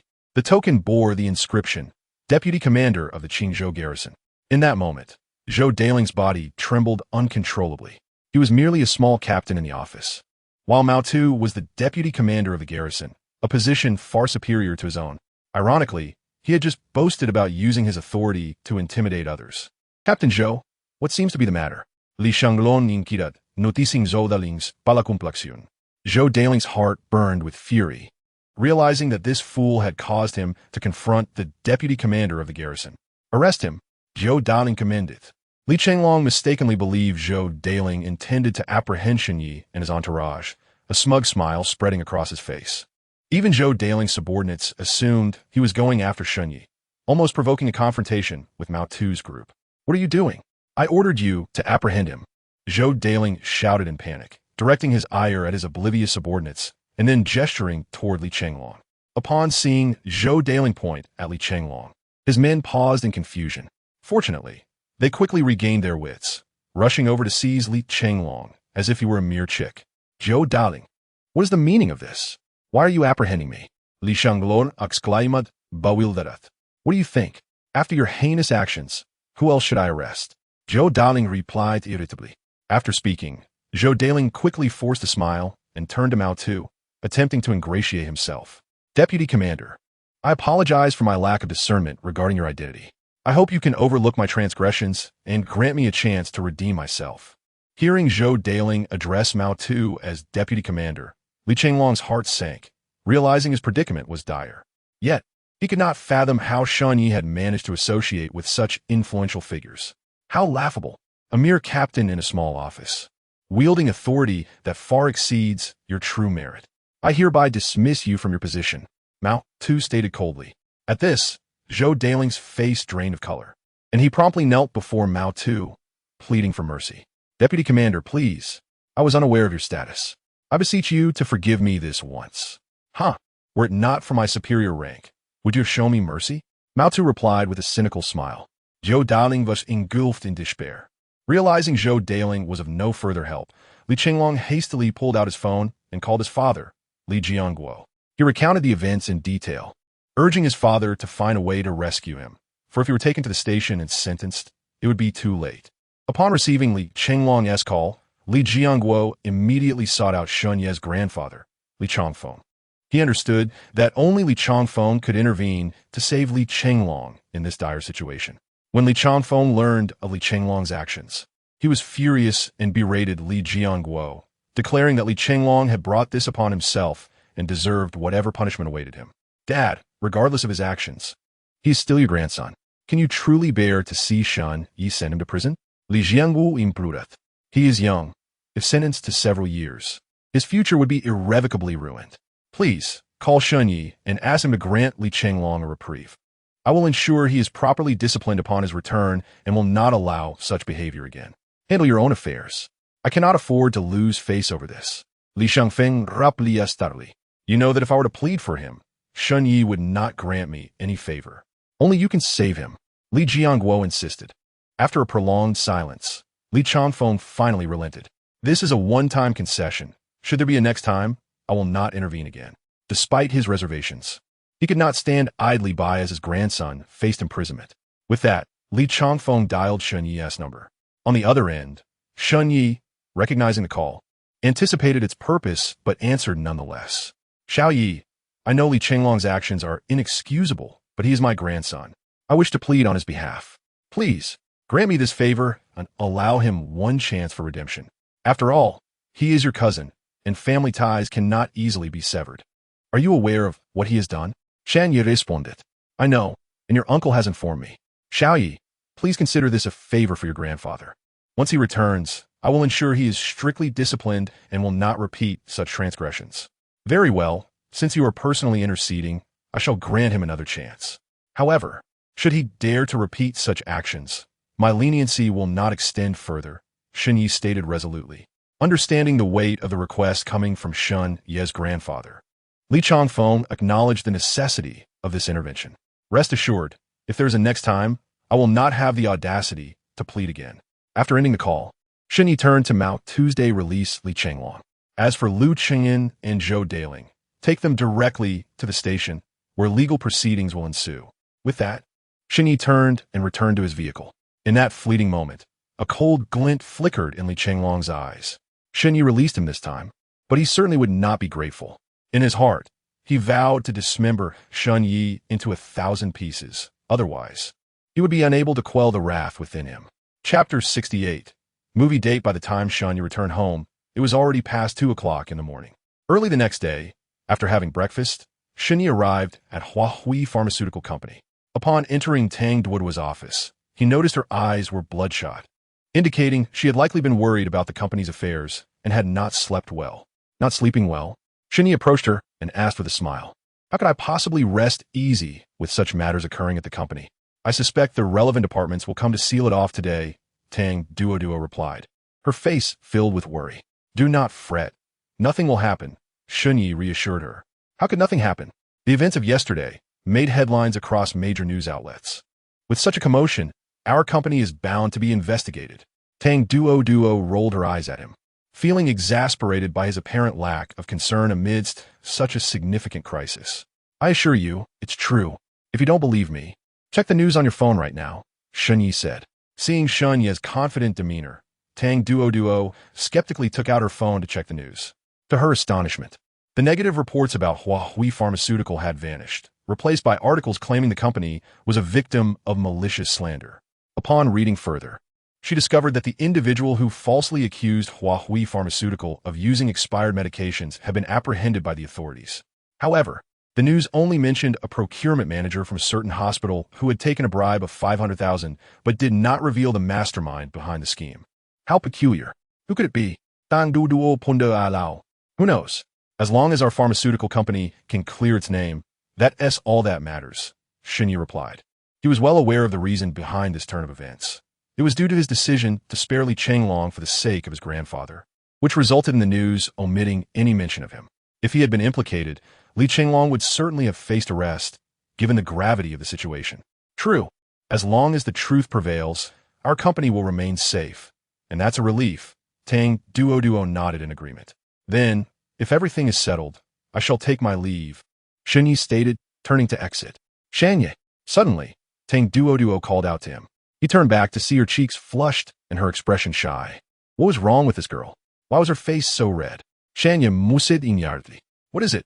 Shanye inwided, puzzled. Well. Tang Duo dam. Lowering her head, her face so red it seemed as if it could drip with water. What on earth is going on? Xinyi was completely baffled. Taking a deep breath, Tang Duo summoned her courage and looked up at Xinyi, saying, Do you have time tonight? A horror movie is being released, and I would really like to see it, but I'm scared to go alone. I was wondering if you could accompany me. Upon hearing her request, Xinyi was momentarily taken aback, so that was the matter at hand. Why had she felt embarrassed to ask? Of course. But why does a young lady like you enjoy horror movies? If you're frightened, why not simply avoid watching them? He replied. Tang Duo gritted her teeth in frustration at his bluntness, cursing him as a dense man.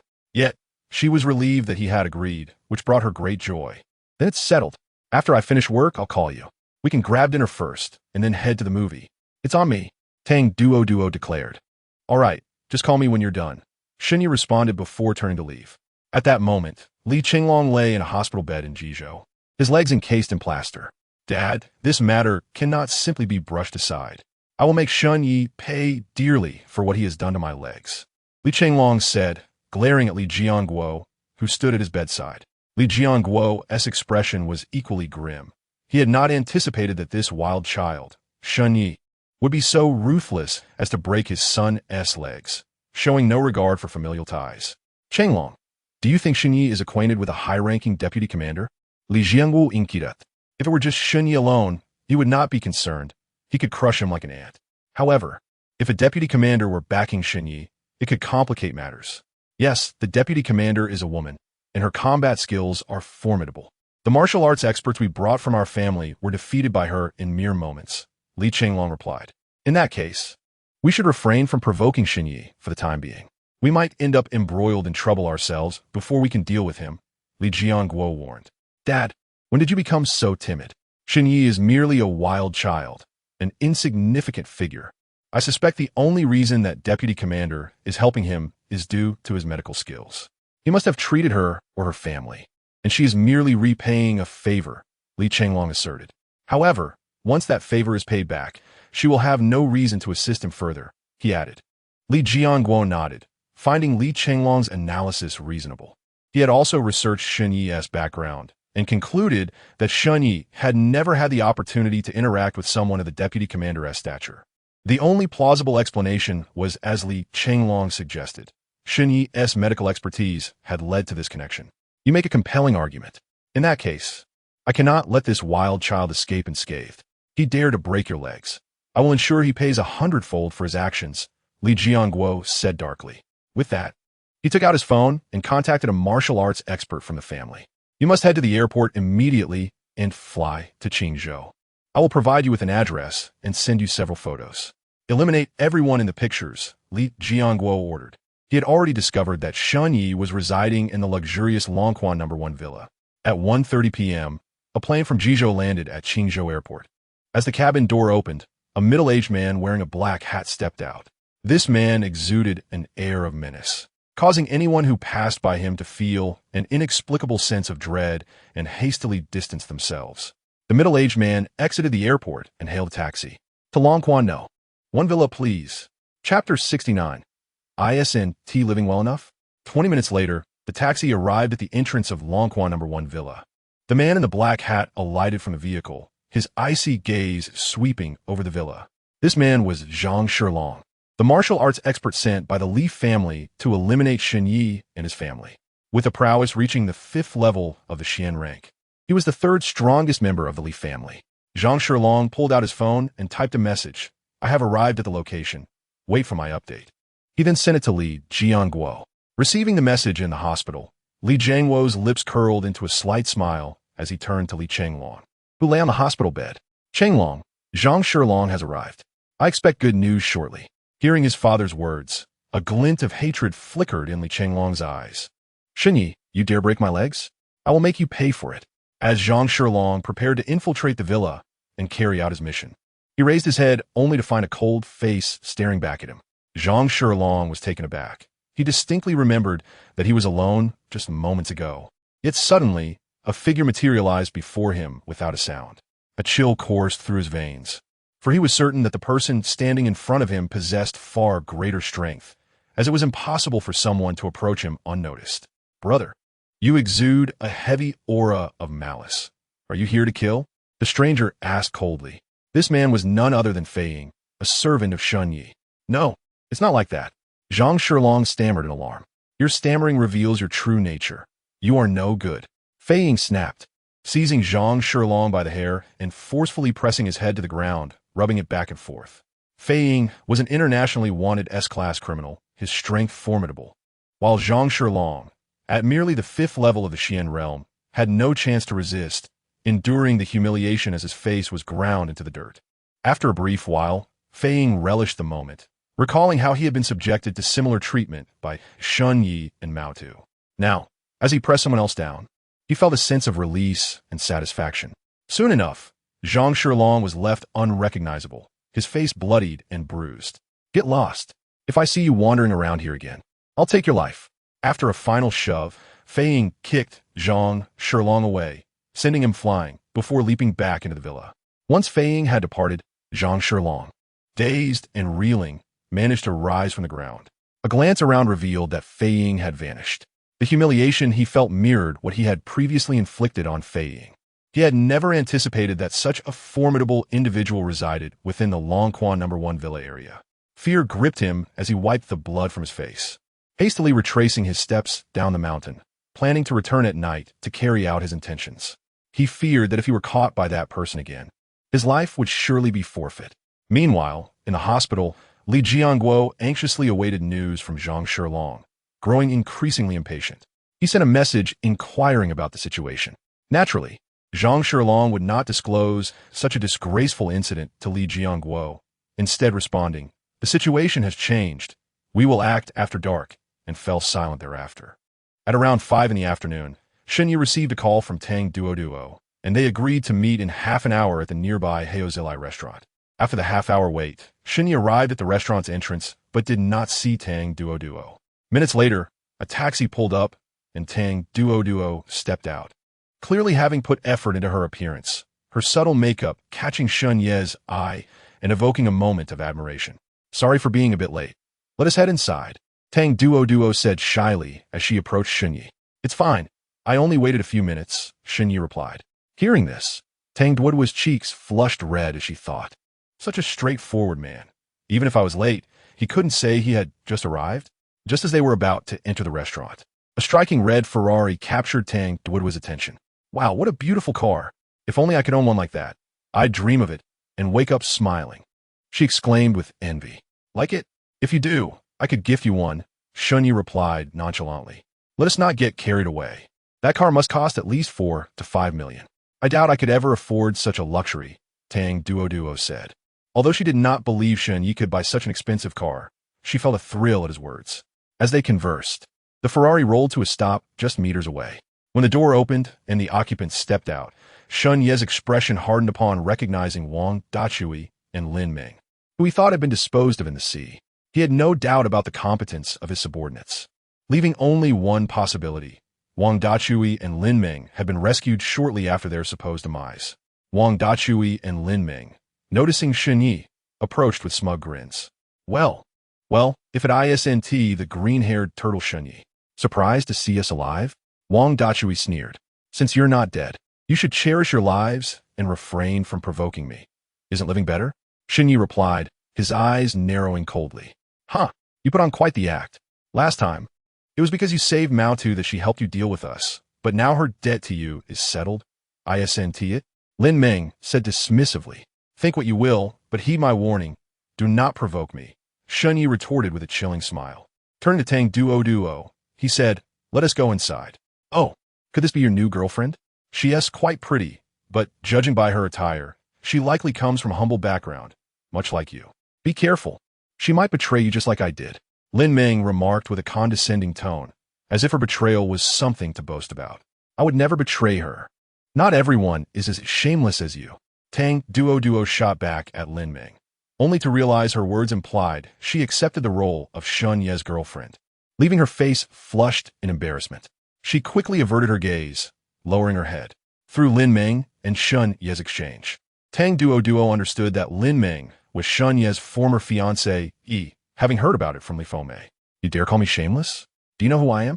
I am now the adopted daughter of Yang Yishan, the current head of the prestigious Yang family in Qingzhou. Believe me, with a single word, I could have your family destroyed. Lin Meng threatened, her demeanor darkening. Indeed, following their rescue, Lin Meng and Wang Dachui had risen in status, with Lin Meng becoming the adopted daughter of the Yang family, and Wang Dachui being taken in by the Zhang family. They had turned misfortune into fortune, for the Wang family had previously been considered a mere third-rate family in Qingzhou. Upon hearing Lin Meng's words, Tang Duo's expression shifted, fear flickering in her eyes. After all, the Yang and Zhang families were both powerful martial clans, filled with experts, making them formidable adversaries she could not contend with. Shen Yi, let us depart. There is no need to stoop to their level, Tang Duo urged, her heart racing with trepidation as she grasped Shen Ye's hand, eager to retreat into the restaurant. Why should they endure such disdain? Having offended me, do they truly believe they can simply walk away? I do not permit you to leave. Let me see you attempt it, Lin Meng threatened, her demeanor chilling. Upon hearing Lin Meng's words, Tang Duo shivered, a wave of dread washing over her, compelling her to halt in her tracks, too fearful to advance. What must we do to be spared? Tang Duo inquired, glancing back. Now you feel fear? Kneel before me and bow your head 3 times, loudly proclaiming your shame 100 times, Lin Meng replied smugly. Tang Duo's expression darkened at Lin Meng's taunts. Her anger simmered beneath the surface, yet she dared not express it. Come, let us dine and ignore such wretches. Shen Yi interjected, firmly grasping Tang Duo's hand, leading her into the restaurant. To Shen Yi, Lin Meng was merely a foolish jester, unworthy of his attention. Tang Duo felt a jolt as Shen Ye's hand enveloped hers. She glanced down, her cheeks aflame, her heart racing with a delightful thrill as she permitted him to guide her inside. Dare to leave if you can, Lin Meng sneered, her eyebrows raised in a menacing challenge. Look back at your vehicle, Shen Yi retorted coldly. At his words, Lin Meng turned to her red sports car, her expression shifting to one of alarm as a Jeep barreled toward her vehicle. With a resounding crash, the Jeep collided with her Ferrari, leaving it severely mangled.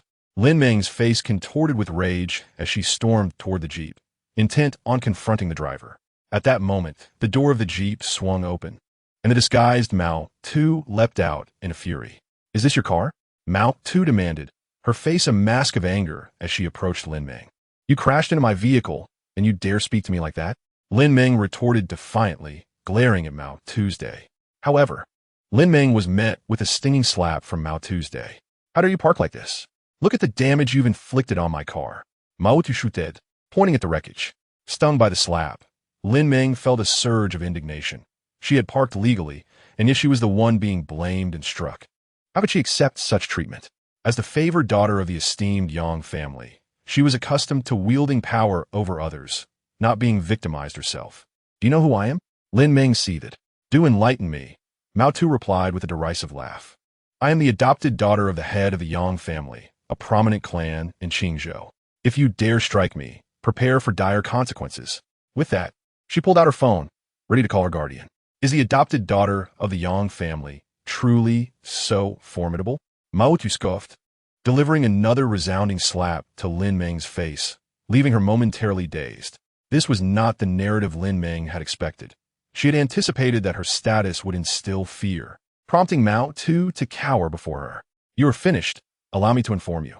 Another sharp slap interrupted her, reddening half her face. "Do not presume that your title makes you immune. Even if the head of the Yang family were present, I would not hesitate to strike," Mao Tu declared coldly. With that, she brandished a golden insignia before Lin Meng's eyes. "Open your eyes wide and observe what is inscribed here." Lin Meng's gaze fell upon the insignia, and her face paled as she read, "Vice Commander of the Qingzhou City Defense Army." Panic surged through her. This was not someone she could afford to offend. "My car was parked legally. You drove into it. Will you still bully me with your status?" Lin Meng protested, her frustration palpable. Mao Tu found amusement in Lin Meng's predicament, noting her penchant for intimidation. "Spare me your lofty principles. I have little patience for such discourse. Kneel, bow your head 3 times, and loudly declare your disgrace 100 times, along with compensating for my vehicle as damages. Otherwise, I will not hesitate to make you suffer," Mao Tu declared with authority. Lin Meng's expression shifted as she registered Mao Tu's words. They struck a familiar chord, reminiscent of her own treatment of Tang Duo. "Can we not settle this with a monetary compensation? I could offer a larger sum," Lin Meng proposed, attempting to negotiate. "That is out of the question." Mao Tu retorted coldly. "Is this excessive?" Lin Meng questioned, suppressing her fury.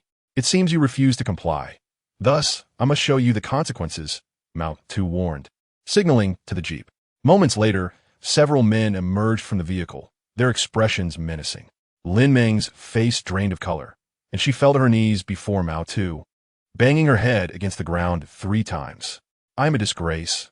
I am a disgrace," she muttered, her voice barely audible. "Is that all? Speak louder." Mao Tu tonted.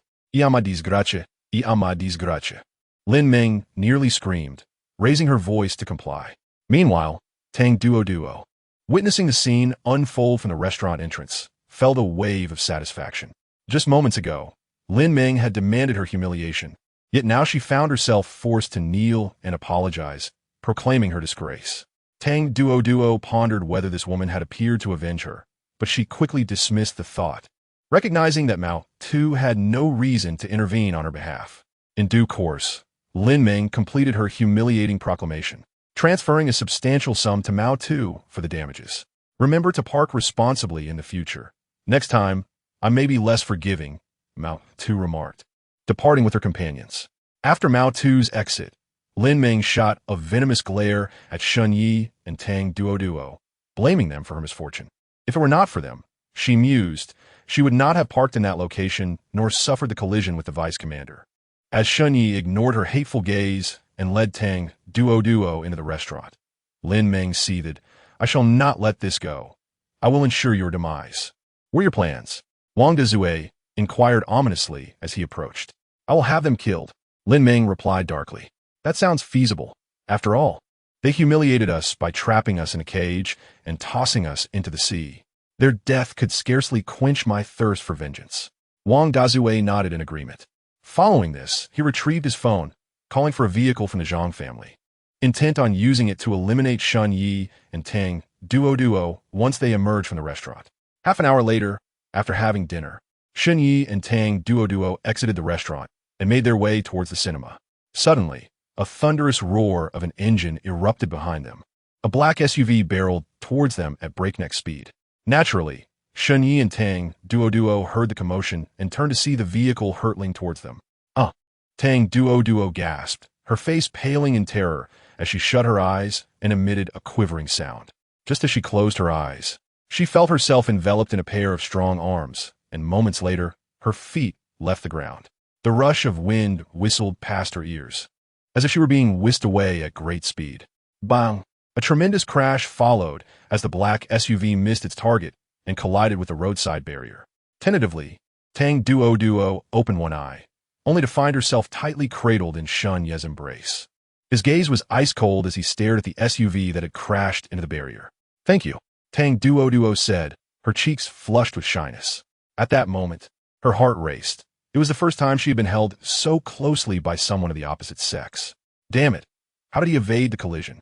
Wang Dachui fumed from inside the SUV, slamming his hands against the steering wheel in frustration. Just moments ago, he had been mere meters away from Shunyi, ready to send the two of them flying. However, unexpectedly, he felt something flash before his eyes, causing him to miss his target entirely. I didn't see clearly either. It was as if their figures blurred and they dodged out of the way. Lin Meng chimed in, equally perplexed. Whatever it was, I refuse to believe in the supernatural. Wang Dachui declared, restarting the engine, intent on turning around to pursue Shunyi and Tang Duo once more. However, as he backed up to turn, another jeep came roaring towards him, crashing directly into his SUV. Bang! The massive impact sent Wang Dachui's vehicle soaring into the air, spinning 360 degrees before landing heavily on its roof, the wheels facing skyward, sparking as they scraped against the ground. The SUV skidded for another 20 to 30 meters before coming to a halt. Quickly, the doors swung open, and a disheveled Wang Dachui and Lin Meng, bloodied and battered, crawled out of the wreckage. Just as they were about to vent their anger at the reckless driver, they spotted the jeep parked a short distance away, silencing their complaints. At that moment, they both cursed their misfortune for crossing paths with the unreasonable deputy commander. The jeep's doors swung open, and Mao Tu, exuding an aura of menace, stepped out, striding towards Wang Dachui and Lin Meng. Chapter 72, The Eerie Old Man. As Mao Tu approached, Lin Meng and Wang Dachui were filled with dread. What do you want? We weren't parked recklessly. You crashed into us. Lin Meng stammered in fear. Until now, she had believed that Mao Tu's aggression stemmed from a misunderstanding regarding their parking.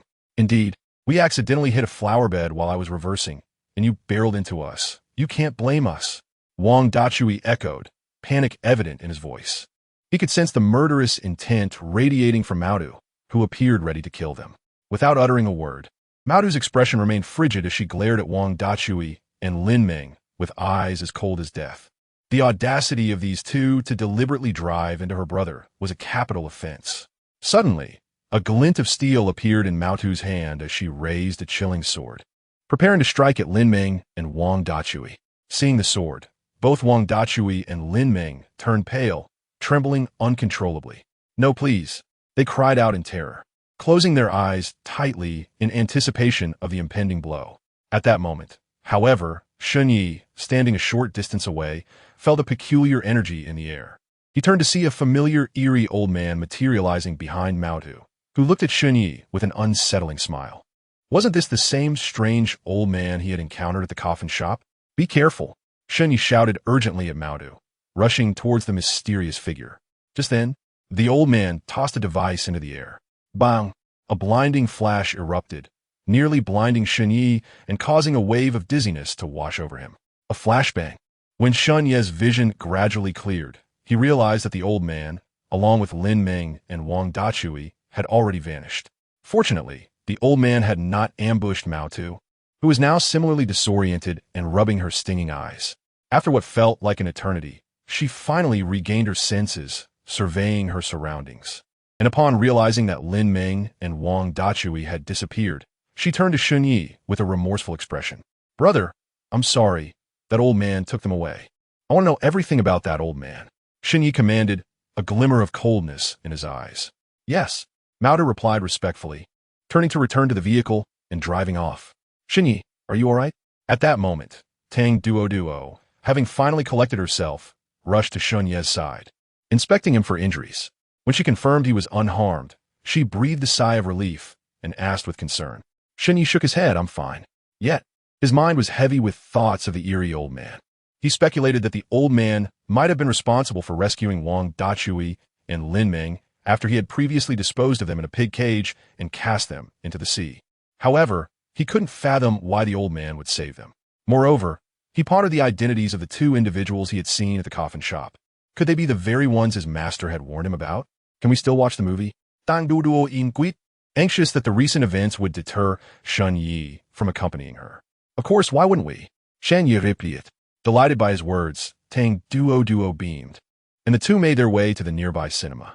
Tang Duo had purchased tickets for the 8 p.m. showing of a newly released zombie film.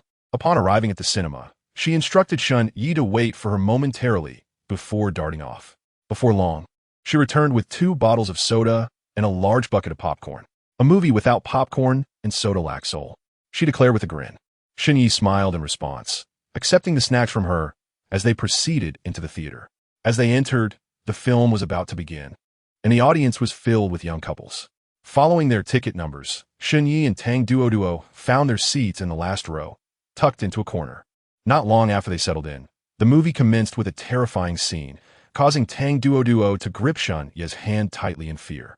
Xinyi could even sense the trembling of Tang Duoduo's hand that she clutched, indicating her genuine fear. However, for him, this horror film evoked no terror. During his time as a soldier in the southern region, he had witnessed scenes far more gruesome than this cinematic fright. He found it puzzling that if she was so frightened, why did she choose to watch such horror films? Xinyi voiced his bewilderment. In response, Tang Duoduo rolled her eyes at him, mentally scolding him for being a dense man who didn't realize he should hold her close at such a moment. A glance around revealed that all the girls had nestled into their boyfriend's arms, igniting a pang of envy within her, which led her to cast a resentful glare at Xinyi. Xinyi noticed her reproachful look, but could not fathom its significance. It was merely a movie, after all. Why the piercing gaze directed at him? Suddenly, a particularly chilling scene unfolded on the screen, prompting a girl seated next to Xinyi and Tang Duoduo to gasp and dive into her companion's embrace. The man, visibly pleased, held her tightly as his hands began to wander, ultimately slipping beneath her collar. "Oh, you naughty boy," she playfully scolded, though her tone belied any real anger. Tang Duoduo observed this scene, her cheeks flushing with embarrassment. In her mind, she envisioned Xinyi treating her in a similar manner as that man treated the girl. The thought ignited a flicker of anticipation within her. "No, Tang Duoduo, how can you entertain such thoughts? It's too shameful." She vigorously shook her head, trying to dispel these inappropriate fantasies and focused intently on the film. At that moment, the film depicted the protagonist hiding beneath a bed while a zombie hopped about the room, searching. Suddenly, the perspective shifted to the protagonist's viewpoint, and a zombie-esque head appeared, its eerie eyes fixated on the protagonist, amplified by the chilling sound effects that heightened the atmosphere of dread. A collective scream erupted from the female audience, including Tang Duoduo, who couldn't hold back her own shriek and instinctively buried herself in Xinyi's arms. In that instant, Xinyi was taken aback. Tang Duoduo felt the warmth radiating from his body and rejoiced inwardly. Finally, this dense man was beginning to understand. However, she quickly straightened up, her face flushed, and playfully accused Xinyi, "You rogue." Xinyi, embarrassed, felt a wave of frustration wash over him. "Perhaps we should just leave?" he suggested awkwardly, genuinely concerned that another frightful scene might send Tang Duoduo diving back into his embrace. As a young man filled with vitality, he feared he might not be able to restrain himself and might act inappropriately. Tang Duoduo, feeling triumphant, understood his reasoning but had no intention of agreeing to leave. This was precisely the outcome she desired. "No, I want to watch the whole thing," she declared. Consequently, each time a terrifying moment graced the screen, Xinyi felt increasingly awkward while Tang Duoduo reveled in her victory, giggling like a triumphant victor, which only deepened Xinyi's irritation. He silently vowed that if she dared to nestle into his embrace again, he would teach her a lesson, ensuring she wouldn't become too audacious. Indeed, within mere minutes, yet another frightening scene prompted Tang Duoduo to once again seek refuge in Xinyi's arms. This time, Xinyi resolved not to play the gentleman. He firmly wrapped his arms around her slender waist. Feeling the secure grip around her waist, Tang Duoduo's heart raced, and though she considered resisting, Xinyi's strength proved overwhelming. She looked up at him, panic etched across her face, only to find him grinning mischievously. As his face inched closer to hers, she felt her heart racing, a mix of fear and anticipation coursing through her. "No, don't," she whispered, closing her eyes. However, at that moment, she felt his grip loosen, yet she dared not open her eyes. After a considerable time had passed without any further sensation, curiosity compelled her to open her eyes, only to find Xinyi maintaining a respectful distance, amusement dancing in his eyes. "Scared, are we? Let us see if you dare dive into my arms again. Consider this a lesson," he chuckled. Tang Duoduo felt a flicker of disappointment at his words, but retorted defiantly, "You wouldn't dare do anything." She herself was unsure why she uttered such a challenge, essentially goading him into action. "Try me. If you dare to dive into my arms again, I'll make sure you regret it." Xinyi shot back, equally unyielding. Tang Duo gasped at his bold declaration. Right here, with so many people around? She thought, realizing the weight of his words. Shun Ye's remarks proved effective. From that moment on, regardless of how terrifying the film became, Tang Duo refrained from diving into Shun Ye's embrace, opting instead to clutch his hand tightly, squeezing it with all her might. After nearly 2 hours, the film finally drew to a close, allowing Shun Yi to exhale deeply. Although intended as a horror film, it had ignited a fire within him, as the couples around them seemed more engrossed in each other than the movie itself, engaging in various forms of intimacy. Particularly, a couple in the corner, shrouded in the theater's darkness, was brazenly indulging in acts that left little to the imagination, with the woman occasionally emitting sounds that made Shun Ye's ears tingle. As they exited the cinema, a subtle shift occurred between Shun Yi and Tang Duo. She walked with her head down, a rosy hue gracing her cheeks. Her gait light and buoyant, clearly in high spirits. Shun Yi, on the other hand, felt a wave of embarrassment wash over him. The memories of their earlier interactions in the theater made him wish he could vanish into the ground. Your mother seems keen on making me her daughter-in-law. Tang Duo suddenly broke the silence, catching Shun Yi off guard. Oh, he replied nonchalantly. Tang Duo, irked by his lackluster response, glared at him. Just then, a striking red Ferrari sped past them. Wow, Chen Xiao, look! A beauty! Exclaimed a young man with bleached hair from the back seat of the convertible, pointing at Tang Duo. Upon hearing this, Chen Xiao, the driver, turned to look and was immediately captivated. What a stunning woman, but alas, she already has a boyfriend, he lamented. What having a boyfriend? The woman I desire better willingly offer herself. Otherwise, I'll ensure he has no idea what hit him. Chen Xiao sneered, casting a dismissive glance at Shun Yi, who stood beside Tang Duo. Chapter 74, a sacrificial offering. Upon hearing Chen Xiao's words, the young man with yellow hair nodded in agreement, stating, indeed, it is a blessing for Chen Xiao to take notice of his girlfriend. He should dutifully ensure she is well prepared and delivered to your room. Chen Xiao, filled with pride, reversed the car and parked beside Tang Duo. He whistled at her, exuding arrogance as he proclaimed, Beauty, where are you off to at this late hour? Allow me to give you a ride. Tang Duo shot him a look of disdain and coldly replied, No need. Undeterred, Chen Xiao parked the car and swiftly approached Tang Duo, blocking her and Shun Yi. With your beauty and figure, why settle for someone who can't even afford a car? Cast him aside and be my girlfriend instead.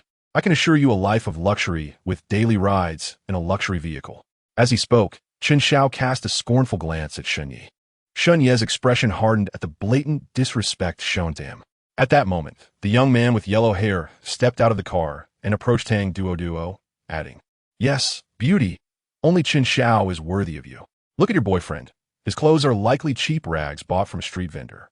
Chen Xiao belongs to one of the top families in Qingzhou, the only son of the Chen family head. Being with him guarantees a life of indulgence. Tang Duo, concerned that Shun Yi might take their words to heart given his modest background, urged, Shun Yi, let us go. Ignore them. Don't leave yet. Chen Xiao seized Tang Duo's wrist, preventing her from departing. Let me go. She glared at him icily. Ah, a fiery temperament. I like that. I bet once I have you in bed, it'll be quite exhilarating. Chen Xiao leered. Did you not hear? She told you to let go. Shun Yi interjected, pulling Tang Duo behind him, his eyes fixed coldly on Chen Xiao. Who do you think you are? I looked at your girlfriend because I respected you. If you know what's good for you, ensure your girlfriend is clean and delivered to me at the hotel. Otherwise, I'll make it impossible for you to survive in Qingzhou. Chen Xiao retorted angrily, reaching out to shove Shun Yi aside. In response, Shun Yi's eyes flashed with coldness as he grasped Chen Xiao's hand and twisted it, causing Chen Xiao to yelp in pain, his face turning pale. Let go of me, or I'll kill you. Chen Xiao roared. Mind your language, or I'll tear your mouth apart, Shun Yi replied, releasing Chen Xiao's hand. With venomous fury, Chen Xiao shouted, You're asking for death. Without hesitation, he launched a punch at Shun Yi, but Shun Yi countered with a swift kick to Chen Xiao's abdomen, sending him crashing to the ground, contorted in pain. You dare strike Chen Xiao? You must be courting death, the yellow-haired young man exclaimed, pointing at Shun Yi in shock. However, Shun Yi responded with a resounding slap that left the young man dazed and staggering. Let us go. I'll take you home, Shun Yi said to Tang Duo. turning to leave without a backward glance. Realizing they were no match for Shun Yi, Chun Xiao and the yellow-haired youth refrained from further confrontation. This isn't over. That brat will pay dearly for this. And as for the girl, if she pretends to be pure, I will not only enjoy her, but also sell her to the nightlife once I tire of her. Chun Xiao vowed darkly, watching Shun Ye's retreating figure with malice. Fortunately, Tang Duoduo's home was nearby, and within minutes, Shun Yi had escorted her to her doorstep. Thank you, Shun Yi, for accompanying me to the movies tonight and for standing up for me when trouble arose, Tang Duoduo said earnestly. It was nothing, just doing what I could. No need to thank me, Shun Yi replied.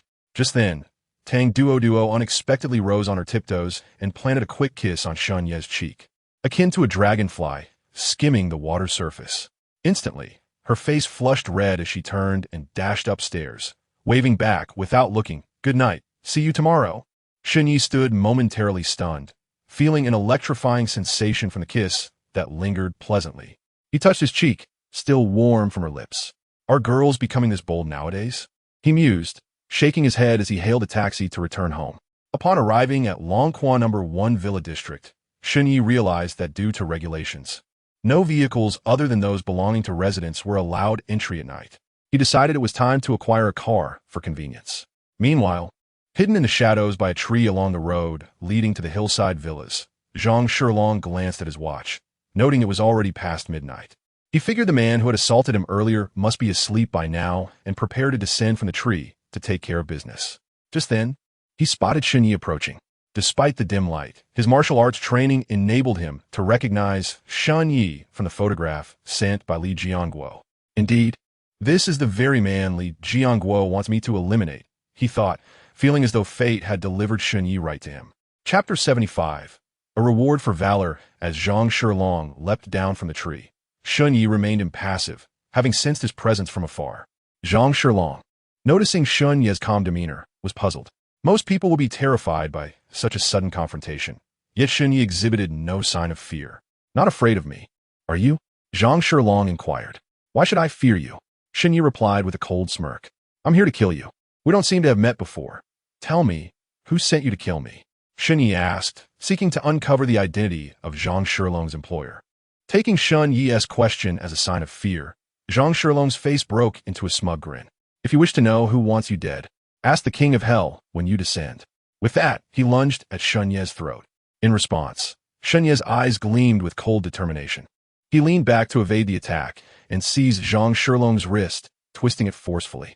Zhang Shilong let out a cry of agony as his body recoiled, and the sound of a bone snapping echoed in the night. At this moment, Shun Yi seized Zhang Shilong's head and forcefully pressed it to the ground, rubbing it back and forth. In that instant, Zhang Shilong felt utterly shattered.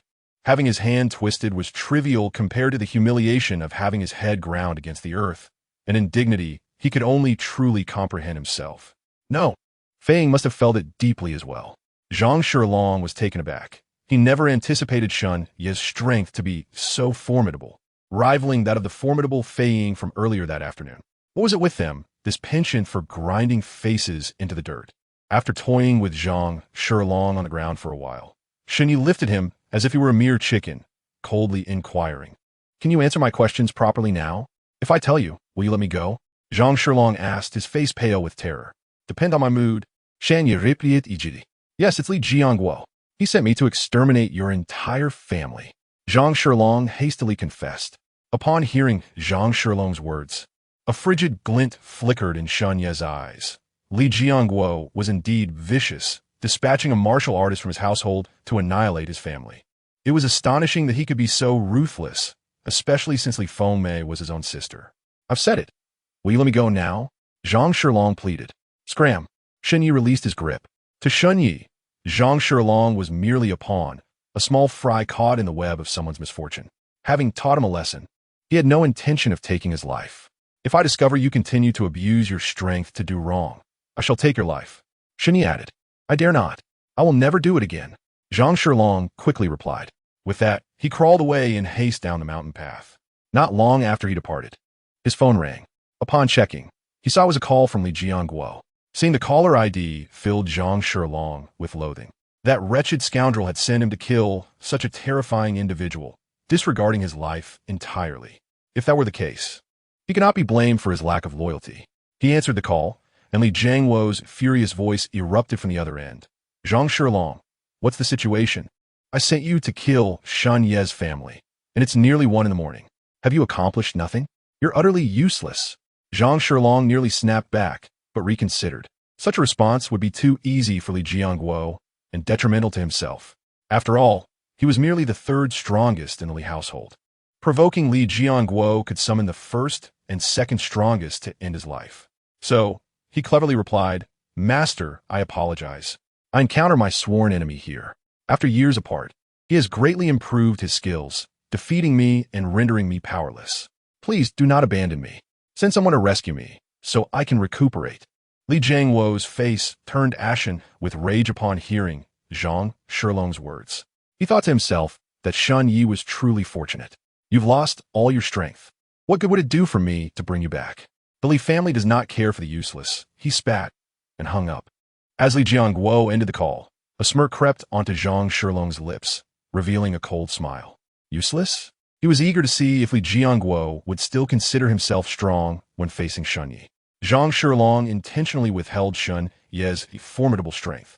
Fueled by his indignation at being called useless, he was confident Li Jiangwo would not easily give up.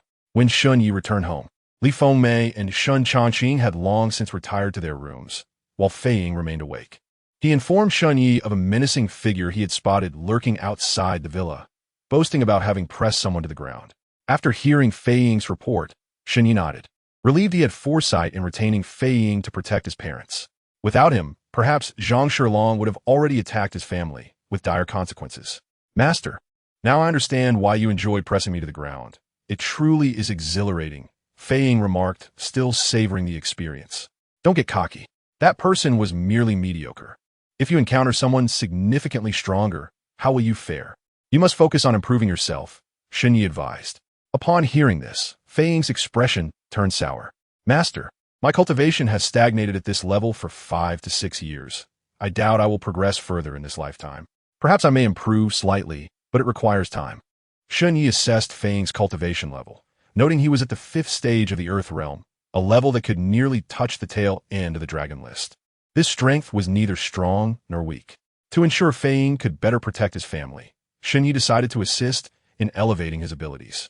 In light of your efforts in safeguarding my parents today, I shall help you enhance your strength, Shen Yi proclaimed.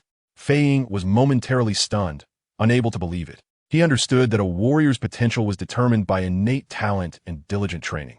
He did not believe there were shortcuts beyond these. Master, enhancing cultivation is not that simple. I have struggled diligently for 5 to 6 years without any progress. Perhaps I am destined to remain as I am in this lifetime. I might improve a bit in the future, but it requires time to accumulate. Fei Ying insisted. What do you think talent is? Shan Ye inweeded. After a moment's contemplation, Fei Ying replied, talent is innate, predetermined by fate, and irreversible. Shen Yi chuckled softly. It seems you do not grasp the concept of talent. Allow me to share my perspective. I believe talent comprises 2 parts. One is the ability to comprehend, or intelligence. The other is the individual's physical condition. In the realm of cultivation, a high intellect and strong understanding will undoubtedly lead to accelerated progress, akin to superior hardware, unchangeable and predetermined. Additionally, the body's meridians play a crucial role. They're like a river. If blocked, the flow diminishes, leading to desiccation downstream. However, if the obstructions are cleared, the situation changes entirely. Thus, I liken a person's meridians to software. Just as we cannot alter hardware, we can enhance software to achieve significant effects. Master, are you suggesting that if I clear and perhaps even widen my meridians, my cultivation speed will improve? Fei Ying asked, excitement gleaming in his eyes. Shanya nodded affirmatively. Upon receiving this confirmation, Fei Ying could hardly contain his excitement, trembling with anticipation. However, his elation was short-lived as he pondered a grave concern. Theoretically, unblocking and widening meridians could hasten cultivation, yet he had never heard of anyone accomplishing such a feat. Even if it were possible, implementing it would surely be exceedingly difficult. Shen Yi discerned Fei Ying's thoughts and assured him, since I have promised to assist you in enhancing your cultivation, I possess absolute confidence. Fei Ying, now trying to rein in his excitement, asked, Is it truly possible? Absolutely, Shunyi replied, a subtle smile playing on his lips. Subsequently, Shunyi led Fei Ying to his room and employed silver needles to puncture various acupoints along Fei Ying's meridians. With each needle insertion, Fei Ying endured excruciating pain. Yet he resolutely persevered, determined to enhance his cultivation. Several times, the agony nearly caused him to lose consciousness. Fortunately, after half an hour, Shunyi completed the acupuncture, and at that moment, a viscous layer of black substance had enveloped Fei Ying's skin, quite repugnant in appearance. This substance was the impurities that Shunyi had forced out through the pores by stimulating his meridians with the silver needles. Wow! I feel an indescribable sense of refreshment coursing through me, something I have never experienced before. Fei Ying exclaimed in astonishment. Quickly, take a shower. Afterward, hasten to cultivate.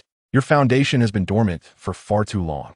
Now that I have altered your physique with just a bit of practice, you shall surely break through tonight and ascend to the next level. Upon finishing his words, Shunyi exited the room, returning to his own quarters for rest. Heeding Shunyi's advice, Fei Ying hurried to the bathroom, washed off the sticky residue, and without bothering to don any clothes, eagerly seated himself on the bed to cultivate.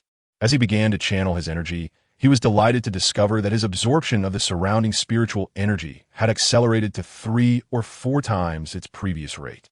At that moment, Fei Ying's admiration for Shunyi surged like an unending river, akin to the overflowing Yellow River, unstoppable and fierce. He even felt that serving Shunyi was not a misfortune. Rather, it was a supreme honor, as Shunyi had assisted him in unclogging and expanding his meridians.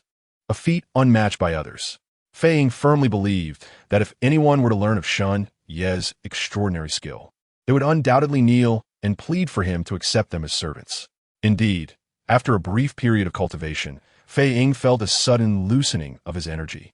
And then, like water flowing smoothly, he effortlessly broke through to the 6th tier of the earth level. The exhilaration that followed was indescribable. After 5 or 6 years, he had finally made a breakthrough. Overjoyed, he leaped around his room like a child. After reveling in his happiness for a while, Fei Ying silently vowed to cling tightly to his master's side for the rest of his life. Even if his master wished to cast him aside, he would never let go. Meanwhile, deep within a spiritually abundant mountain range, Zhao Shui slowly opened her eyes, a fleeting glimmer of brilliance shining within them. A trace of joy crossed her face. After 7 days of diligent closed-door cultivation, she had finally broken through to the 5th tier of the earth level. Miss, have you made a breakthrough? At that moment, Lu Yao, noticing Zhao Shui's open eyes, hurried over with a beaming expression. Yes, Zhao Shui nodded. Wonderful. Now we can finally avenge our previous humiliation. Lu Yao exclaimed joyfully. Upon hearing Lu Yao's words, Zhao Shui's eyes sparkled with anticipation. During her previous encounters with Fei Ying and that Mr. Li, she could distinctly sense that her strength was merely a hair's breadth away from theirs. Yet, that slight difference had led to her defeat at their hands, resulting in significant injuries. But now, with her cultivation having advanced a tier, she felt confident that she could easily subdue Fei Ying and that person called Mr. Li. Zhao Shui was unaware that Fei Ying and Mr. Li were, in fact, the same individual, with Mr. Li merely being a disguised version of Fei Ying. Now that you have broken through, you should easily be able to capture Fei Ying alone, right? Lu Yao inquired. Zhao Shui nodded. Yes, I have fought him before and could feel that he was at the 5th tier of the earth level. However, at that time, I was only at the 4th tier, so I couldn't match him. Now that I have broken through, I can certainly take him down. That's fantastic. We will no longer have to seek that insufferable Shunyi help to introduce us to Li Wuying, Lu Yao remarked. Chapter 77. The Dragon Ranking Storm, Let Us Go. Zhao Shui declared, rising and making her way down the mountain. Lu Yao hurriedly followed, excitedly asking, are we going to find Fei Ying or that Mr. Li for revenge? Put revenge on hold for now. I have something more pressing to attend to, Zhao Shui replied. What is it? Lu Yao asked, puzzled. The dragon ranking, Zhao Shui stated calmly. At her words, Lu Yao's spirit was invigorated. Indeed, with the recent breakthrough in Zhao Shui's strength, her immediate priority was to challenge the experts on the dragon ranking and ascend its ranks. It was well known that reaching the dragon ranking had always been Zhao Shui's aspiration. Once she could secure a position there, Her name would shine brightly throughout the Great Xia Kingdom once again. The following morning, explosive news spread throughout the Great Xia Kingdom. The nation's premier female general, Zhao Shui, had challenged the 10th-ranked Zhao Chengfeng on the dragon ranking the previous night, engaging in a fierce battle of 100 rounds before ultimately defeating him, thereby securing her place as the 10th on the dragon ranking. Headlines across various news outlets were dominated by this story. Indeed, our Great Xia's first female general is formidable. At just over 20, she has already become a dragon ranking master. Impressive. The goddess is mighty. If only Zhao Shui could be my girlfriend. Huh. You think you deserve to be with Zhao Shui? Take a good look at yourself in the mirror and reconsider. Exactly. In my opinion, the only one worthy of Zhao Shui in the Great Xia Kingdom is that king from the southern region. In an instant, Zhao Shui's name was on the lips of countless admirers across the Great Xia Kingdom, with some even daring to fantasize about a romantic relationship with her, only to quickly face backlash from the masses. Everyone concurred that the only person worthy of Zhao Shui was the king from the southern region. My lord, may I request a day off? Early the next morning, Fei Ying approached Shun Yi cautiously. A day off? For what purpose? Shun Yi asked, puzzled. Well, after you helped me clear my meridians yesterday, I have now broken through to the 6th tier of the Earth level. I wish to challenge the experts on the dragon ranking to see if I can make an entry. Fei Ying explained. Chasing fame? Shun Yi inquired. Fei Ying nodded. Fame and fortune are but fleeting illusions. Do not become too fixated on them. Focus on your cultivation instead. Shun Yi advised. My lord, but I truly wish to give it a try. Life is about pursuing one's ambitions, after all. I promise that after I contend for the dragon ranking, regardless of success or failure, I will return to protect your parents diligently, Fei Ying insisted. Seeing Fei Ying's unwavering determination, Shun Yi finally nodded. If you must pursue this dragon ranking, do not aim for the bottom. At the very least, strive for the 9th position, as I cannot afford to lose face. After all, you are my servant. Upon hearing Shun Yi's words, Fei Ying's face lit up with joy. Thank you, my lord. I will do my utmost to secure the 9th position and not bring shame upon you. Very well, go ahead. Shan Yin nodded. With that, Fei Ying eagerly turned and departed, heading straight to the airport to catch a flight to Zhongzhou, where the 9th-ranked contender on the dragon ranking resided, a member of a prestigious family. Shortly after Fei Ying left, Mao Tu approached. Brother, have you found any information about that old man? Shan Yi inquired. Mao Tu shook his head gravely. Brother, I have found some information, but it is not complete. Furrowing his brow, Shun Yi asked, what do you mean? I discovered that the old man is a guest elder of the Yang family, a prominent family in Qingzhou. However, he only became their guest elder 10 days ago. As for any details prior to that, I could not uncover anything at all, Mao Tu explained. Hearing the words of the rabbit, Shun Yi was momentarily taken aback. 10 days ago? Wasn't he that the day he first encountered those two enigmatic old men at the coffin shop? Moreover, the Zhang family, another prominent family, had also invited a guest elder 10 days prior, who exuded the same eerie aura as the old man we saw yesterday, Rabbit remarked. Understood. Send someone to closely monitor their movements. I want to be informed of every action taken by these two old men. Shun Yi nodded in agreement.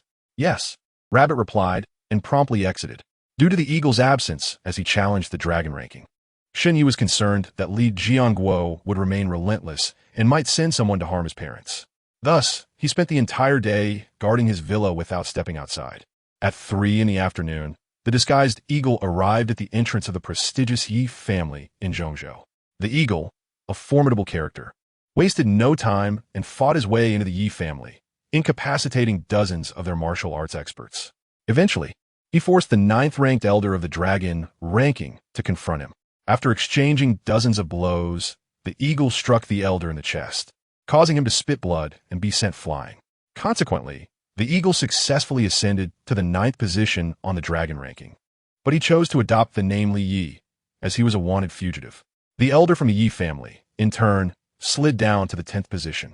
Just recently placed 10th, Zhao Shui found herself ousted from the dragon ranking altogether.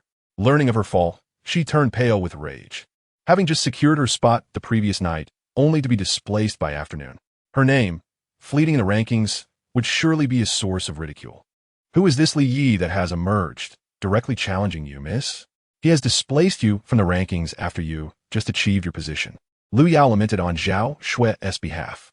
Upon hearing Lu Yao's words, Zhao Xue's expression darkened severely.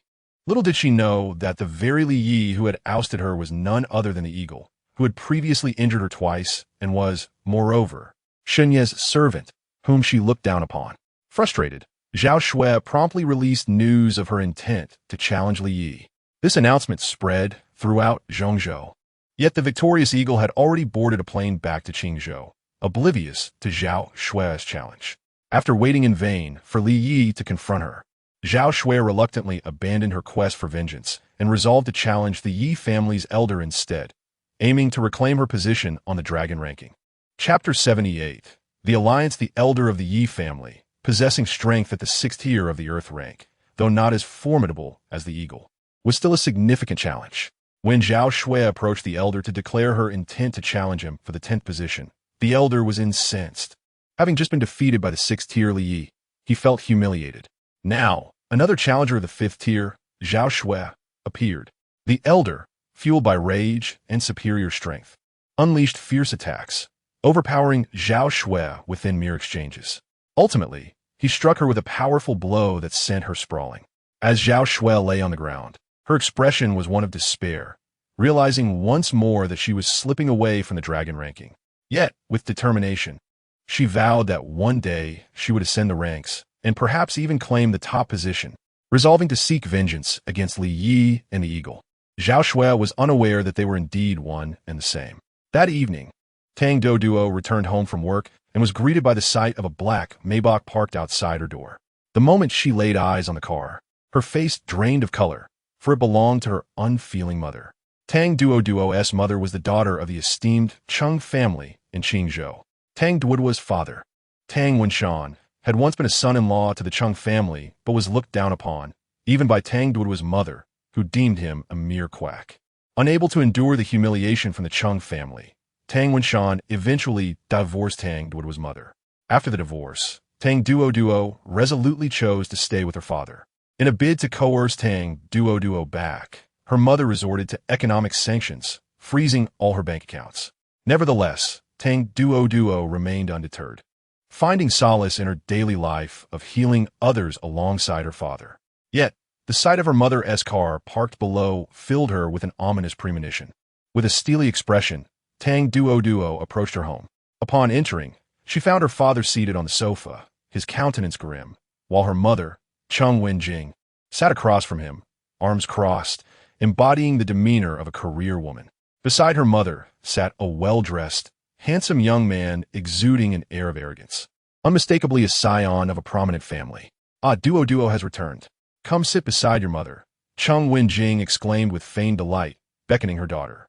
The young man's eyes lit up with avarice as they roamed over Tang Duo, finally fixating on her prominent features. Disgust flashed in Tang Duo's eyes as she turned away, addressing her mother with a defiant tone. This is my home. Please leave. Cheng Wenjing's expression shifted slightly, irritation evident in her eyes as she directed her ire toward the silent Tang Wenshan. What use are you?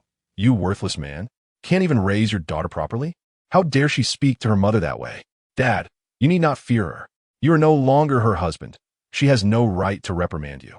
Tang Duo retorted, turning to her father. Upon hearing her words, Tang Wenshan glanced at Tang Duo, then at Cheng Wenjing, yet lacked the courage to counter her. Look at your pathetic state. I was truly blind to have married you. Cheng Wenjing sneered, her disdain for Tang Wenshan growing. Cheng Annie, I have no interest in your family squabbles. Let us get to the matter at hand. The young man interjected impatiently. Yi Shao, please be patient. I assure you, Duo will marry you. Cheng Wenjing quickly responded with a forced smile. With a serious demeanor, Cheng Wenjing turned to Tang Duo, declaring, Duo, I have come to bring you back to the Cheng family. We had decided to marry you off to young Master Yi Junlin of the Yi family in Zhongzhou, the very gentleman beside me.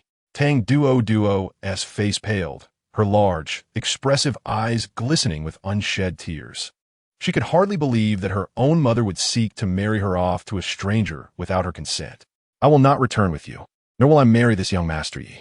This is my home. You must leave immediately. Tang Duo insisted, her defiance unwavering. Duo, I hope you understand that I am not here to negotiate, but to inform you that, regardless of your acceptance, You have no say in this matter. This union between you and young master Yi concerns the very survival of the Chung family. It is not something you could dismiss lightly. Chung Wenjing remarked with a stern countenance. Get lost. I would rather die than marry him. I already have someone I care for, so you can give up on this idea. Tang Duo cried, her tears flowing freely. From Chung Wenjing's words, it became evident to Tang Duo that her mother viewed her merely as a tool for the Chung family's financial gain through this union. You have someone you like?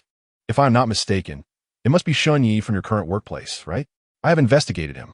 He spent a few years in the military and was imprisoned for 3 years due to his fiancée Yi's betrayal. He has only recently been released. A man of such lowly status, a convict, is utterly unworthy of you. Chung Wenjing spoke with palpable disdain. What kind of person I choose to love is none of your concern. Do not forget, you have no right to dictate my life. Even though your father and I are divorced, you, Tang Duo, will always be my daughter, a piece of flesh from my body. How can I not have the right to guide you? Chung Wenjing replied incisively.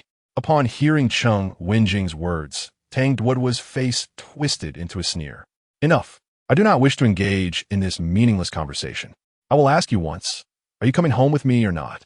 Chung Wenjing demanded impatiently.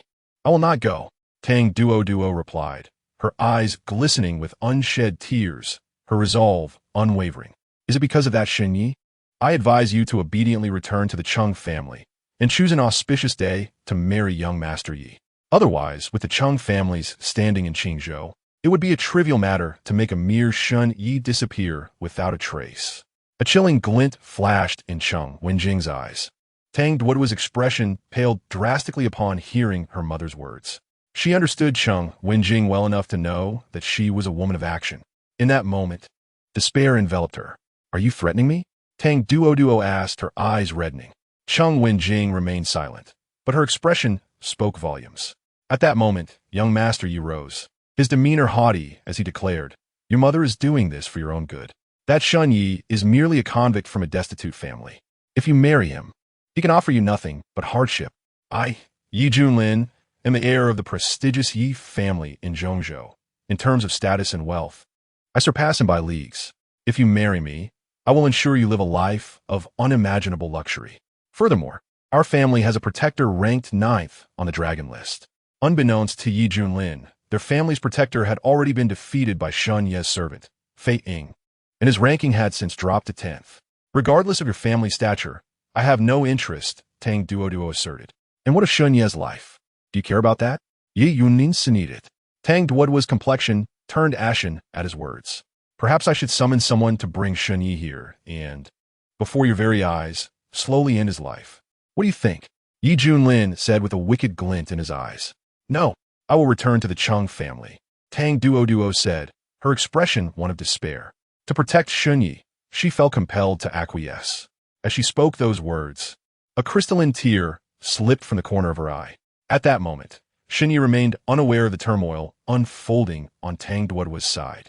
Fei Ying had returned from Zhongzhou, standing before Shun Yi with a look of reverence. What is it like to ascend the dragon list? Is there an unparalleled sense of satisfaction? Shun Yi had already seen on his phone that Fei Ying had defeated the Yi family's protector and claimed the 9th spot on the dragon list. Master, it was not what I expected. I believed that ascending the dragon list would bring me immense satisfaction.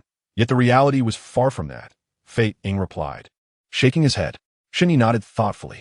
Fame is but a fleeting illusion, a hollow title not worth obsessing over. Understood. I shall remain devoted to you and protect your parents diligently, Fei Ying affirmed earnestly. Pleased with Fei Ying's response, Shun Yi said, As long as you fulfill your duty to protect my parents, I will not treat you unfairly. With that, Shun Yi turned and walked towards his room. The following day, with the sun high in the sky, Shun Yi finally emerged from his room and descended to the living room, where Li Fengmei and Shun Changqing had already finished breakfast and were seated on the sofa watching television. Xiaoya, you cannot spend your days idly. Although your mother has entrusted the company to Duo, you must not be so passive. After all, it is our family's enterprise. Take it to heart. Shun Changqing admonished upon seeing Shun Ye's late rising. I understand. After breakfast, I will go check on the company, Shun Yi replied. After breakfast, Shun Yi exchanged pleasantries with Li Fengmei and Shun Changqing before preparing to head to the company. As he stepped outside the villa, he spotted a red sports car approaching. Recognizing it as Zhao Xue's vehicle, he watched as it came to a halt beside him. Zhao Xue and Lu Yao emerged from the car. Zhao Xue appeared composed, but the moment Lu Yao laid eyes on Shun Yi, a look of disdain crossed her face. How shameless! Although seniorly Wu Ying was his cellmate, he is utterly lacking in self-respect, living off of someone else's hospitality, Lu Yao remarked scornfully. Hearing Lu Yao's words, Zhao Xue also regarded Shun Yi with contempt. Bewildered by her grandfather's decision to have her marry such a lackluster man, Shun Yi felt a flicker of irritation. He was certain he had done nothing to offend Lu Yao, yet she treated him as if he had slain her parents, mocking him at every turn. If you truly have nowhere to stay, I could purchase a villa for you at Longquan No. 1, considering you saved my grandfather's life. As a man, shouldn't you have a bit of ambition? Living off of a former inmate's hospitality with your parents in tow. Aren't you embarrassed? Zhao Xue suggested. The dragon and tiger lists are trivial. I have no desire to compete. Shun Yi retorted, casting a dismissive glance at the two women. Instead of meddling in my affairs, you would be better off using your time to cultivate diligently. Do not find yourself relegated to the bottom of the dragon list once more, becoming a laughingstock. Shun Yi was already aware of how Zhao Xue had been bumped off the dragon list by Fei Ying. As expected, his words darkened Zhao Xue's expression, anger flashing in her eyes. Lu Yao, incensed by Shun Yi's comment, snapped back. Our miss has at least ascended the dragon list. What qualifications do you, a mere waste, have to mock her? If you possess any real ability, show us by climbing the tiger list. The dragon and tiger lists are nothing to me. I have no desire to compete. Shun Yi replied with a cold smile. In truth, if Shun Yi, as the king of the southern realm, were to vie for a spot on the dragon list, the other three realm warriors would undoubtedly find it laughable. Without the capability, do not pretend to have it. A waste like you would be crushed by a mere finger if you dared challenge the experts on the tiger list, Lu Yao scoffed. At that moment, a shadow suddenly dashed from the villa, landing directly in front of Lu Yao. Smack! The newcomer was Fei Ying, who immediately delivered a sharp slap across Lu Yao's face, sending her flying. Such a vile tongue. As the eagle gazed at the fallen Lu Yao, his face was filled with fury. Initially, he had no intention of intervening, but upon hearing Lu Yao's insulting words directed at his master, he could no longer restrain himself. Lu Yao was struck and sent flying by the eagle's powerful blow, her face turning ghastly pale, blood seeping from the corner of her mouth. It's you. Zhao Xue quickly recognized the eagle as Mr. Li from their previous encounter. Indeed, it is I. However, I advise you to consider your own abilities and whether you are truly my match, the eagle scoffed, casting an indifferent glance at Zhao Xue. Upon hearing his words, Zhao Xue's expression darkened instantly. The humiliation she suffered from their last confrontation still lingered. This time, she sought to redeem her pride. Defeating you last time was merely due to my limited training time compared to yours. But today, fortune will not favor you, Zhao Xue declared resolutely. Had this been in the past, the eagle would have felt a pang of emotion at her words, acknowledging that his talent was indeed inferior to hers. However, now that his meridians had been unblocked by Shun Yi, he refused to believe his talent still lagged behind Zhao Xue's. Thus, upon hearing her, a smirk of pride crept onto his lips. From your words, it seems your cultivation has progressed recently? Zhao Xue, uninterested in further banter, allowed a cold shout and charged at the eagle. With a resounding crash, the eagle retaliated without restraint, slapping back. The clash of their palms distorted the air around them. At the moment of impact, Zhao Xue's face shifted dramatically, realizing that the eagle's strength had increased significantly since their last encounter. In stark contrast, the eagle wore a triumphant expression as he pressed his advantage. Come again. Soon, they were locked in combat once more, their movements reaching an exhilarating pace. Yet, it was evident that Zhao Xue was no match for the eagle, who relentlessly drove her back until her face paled further, eventually resulting in blood spilling from her lips. Lu Yao, witnessing this scene, was filled with disbelief. She never imagined that her mistress, after a breakthrough in her cultivation, would still be unable to contend with the eagle. With a sudden strike, the eagle exploited a flaw in Zhao Xue's defense, landing a heavy blow to her abdomen, sending her sprawling several meters away to crash onto the ground. Just as the eagle intended to pursue Zhao Xue further, Shun Yi's gaze halted him. To Shun Yi, Zhao Xue was merely arrogant, A minor lesson would suffice. Miss, are you all right? Lu Yao rushed over to help Zhao Shui to her feet. Rising from the ground, Zhao Shui shot a resentful look at the eagle, declaring, "Dare you reveal your name? One day, I shall reclaim the honor lost today." The eagle remained unfazed by her words, confident in his ability to keep her beneath his heel. "Ah, so you remain unaware of my name? You must have heard of it, for it was my name that ousted you from the dragon rankings," the eagle proclaimed with unabashed pride. Zhao Shui's countenance darkened upon realizing that this so-called Mr. Li was indeed Li Yi, the one who had displaced her from the rankings. "Li Yi, I shall remember you. One day, I will return all the humiliation you have inflicted upon me." Zhao Shui glared at the eagle with venomous hatred. "I await that day, though I suspect you may not have the opportunity," the eagle retorted. Zhao Shui's face contorted with rage, her teeth grinding in frustration as she silently vowed to one day trample Li Yi beneath her feet. After casting one last deep gaze at him, and then at Shun Yi, she instructed Lu Yao, "Let us depart. Do not let your success lead you to complacency. Zhao Shui's talent far surpasses yours. Should you allow yourself to be overly pleased by a few victories, one day she will surely bring you down," Shun Yi cautioned, dousing the eagle's exuberance with a cold dose of reality. Upon hearing Shun Ye's words, the eagle smiled broadly, flattering his master, "Master, I believe that as long as I steadfastly follow you, there will never come a day when Zhao Shui can claim victory over me." Pleased by the eagle's loyalty, Shun Yi nodded, assured that as long as the eagle remained devoted to protecting his family, he would not be neglected.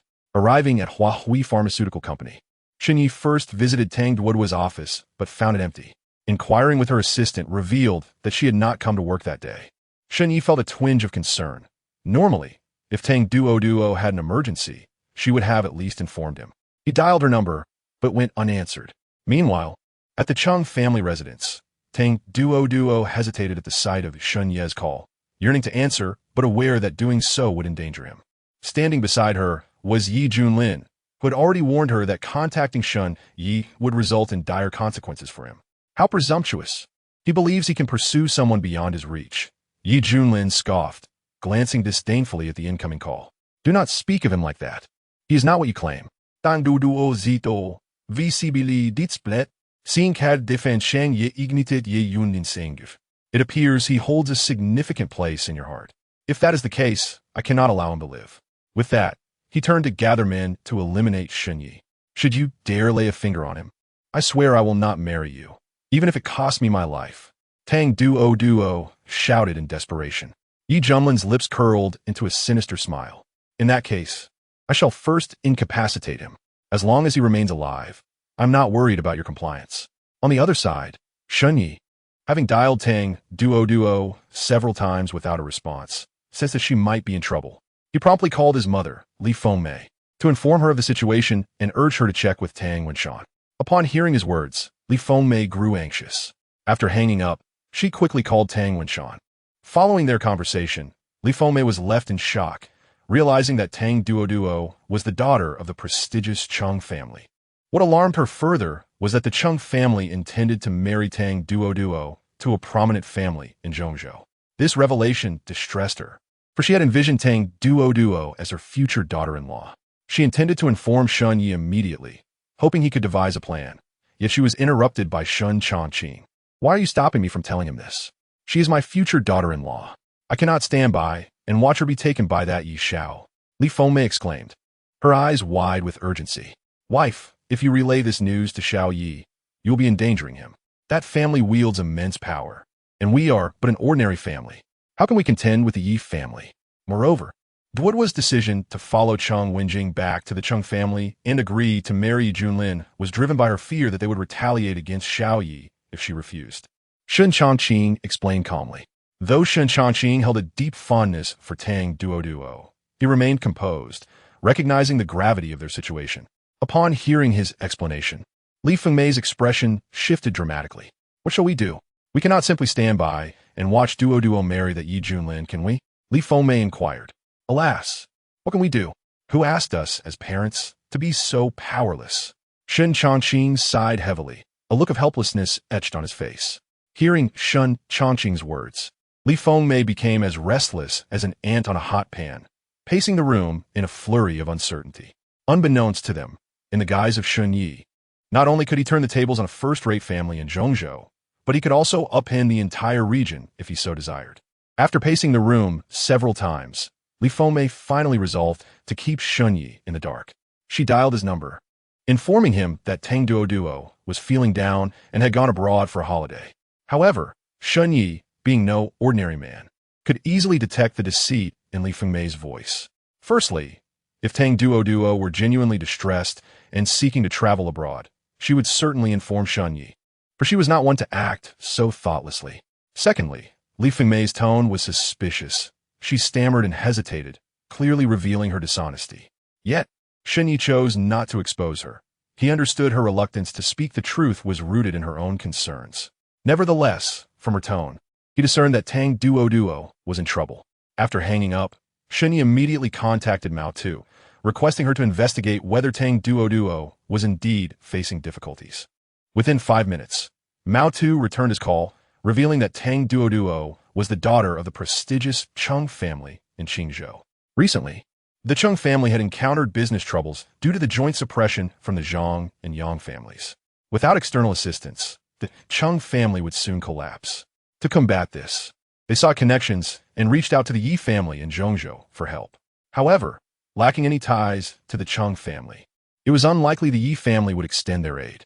Coincidentally, Yi Junlin from the Yi family had heard of Tang Duo's exceptional beauty and proposed a marriage alliance, providing the Yi family with a pretext to assist the Cheng family. It was during this turmoil that Tang Duo suddenly went missing, and Mao Tu informed Shun Yi that she had agreed to return to the Cheng family and marry Yi Junlin to avoid implicating him. Hearing this, Shun Yi felt a surge of emotion. He had not expected Tang Duo to be willing to sacrifice herself for his safety. Naturally, he could not remain idle. The Yi family? If they dared to act recklessly, he could always send Fei Ying back to Zhongzhou. As for the difficulties faced by the Cheng family, Shun Yi hardly regarded the Zhang and Yang families as worthy adversaries. With this in mind, Shun Yi instructed Mao Tu to drive over and pick him up, as he intended to rescue Tang Duo from the Cheng family. However, just as he hung up, Tang Duo's assistant rushed in, panic-stricken. "President Shun, it's bad. A man claiming to be the young master of the Chun family has brought a gang of thugs to our company, injuring several workers. They demand you come out, or they will set the building ablaze." Upon hearing the assistant's words, a glint of coldness flashed in Shun Ye's eyes. He recognized the young master of the Chun family as the same arrogant individual he had dealt with the night he and Tang Duo left the cinema. "Let's go see what's happening," Shun Yi replied, heading towards the office exit. The assistant, alarmed, grabbed his arm anxiously. "President Shun, you mustn't go out. Those men are dangerous. I fear for your safety." Amused, Shun Yi thought to himself that he had yet to encounter anyone capable of harming him. "Come on, they're merely a group of thugs. I hardly think they pose a threat." He laughed, proceeding onward. At that moment, within the premises of Huahui Pharmaceutical Company, young Master Chun stood proudly, flanked by a cadre of ruffians wielding knives and clubs. Beside him stood a heavily scarred bald man, a lieutenant of Zhao Tianlong from the Black Dragon Society. "Where is Shun Yi? Come out!" Shun shouted, brimming with confidence. To avenge himself, he had enlisted the help of a bigwig from the Black Dragon Society, which made him feel exceptionally important. After all, the Black Dragon Society held a superior status in Qingzhou, even above first-rate families. Just then, Chun spotted Shun Yi descending the staircase from the office. A cold glint flickered in his eyes upon seeing Shun Yi, while the bald man beside him turned pale, realizing that Chun had summoned him to confront Shun Yi. He vividly recalled Zhao Tianlong's warning to treat Shun Yi with utmost respect, as if he were Zhao Tianlong himself. In that moment, the bald man mentally cursed Chen's lineage, understanding that his life was being put at risk. "I thought you were too afraid to come out of your office," Chun taunted, oblivious to the bald man's apprehension. Shun Yi glanced at the bald man, then at the group of thugs, dismissively stating, "It seems the lesson I imparted last time was insufficient. Today, I shall ensure it resonates within your memory." Chun laughed derisively. "Shun Yi, I know you're skilled, but can you truly contend with dozens of us? Do you know who stands beside me? He is Zhao Tianlong's right-hand man from the Black Dragon Society. Today, if you are wise, you will kneel and bow 3 times, and deliver that beauty to me cleanly. Perhaps then, I will instruct them to go easy on you when they strike. By the way, where is that beauty you were with? Tang Duo, is it? Have her come out. I intend to have her at my mercy. The employees of Huahui Pharmaceutical turned pale. They had heard tales of the Black Dragon Society's ruthless reputation. The atmosphere thickened with fear as they realized the company might not survive this confrontation. Are you implying that numbers give you the upper hand? Shen Yi asked, bemused. In truth, he regarded Chun and his entourage as insignificant. During his time in the southern region, he had single-handedly repelled tens of thousands of enemy troops. Yes, I am. What do you do about it? If you can summon 100, I can summon 200, Chun proclaimed, brimming with arrogance. Suddenly, the bald man beside Chun kicked him hard in the side, sending him crashing to the ground. The unexpected turn of events left everyone confounded. They could not fathom why the bald man had attacked Chun. Why did you kick me? Chun groaned, bewildered by the betrayal. Because you wanted to bully the outnumbered, right? Now summon your reinforcements. The bald man retorted, eyes ablaze with fury. Have you lost your mind? We are on the same side. We have dozens of men. He is just one person. We don't need reinforcements. Chun stammered, still in shock. Who says I'm on your side? I'm with him, the bald man declared, pointing at Chun Yi. A scar man forcefully slapped Chun Xiao across the face, leaving a vivid crimson mark. Chun Xiao's expression shifted dramatically, yet he remained bewildered. How could it be that the scarred man suddenly declared allegiance to Chun Yi? Had he suffered a blow to the head that morning? At that moment, the scar man's lackeys and the employees of Huahui Pharmaceuticals were equally perplexed, caught off guard by this abrupt turn of events. Did you not wish to intimidate the fewer? Why are you still standing there? Hurry up and call for reinforcements. I swear today, I shall bring tenfold the number of people. The scarred man struck Chun Xiao's other cheek with another slap, irritation evident in his tone.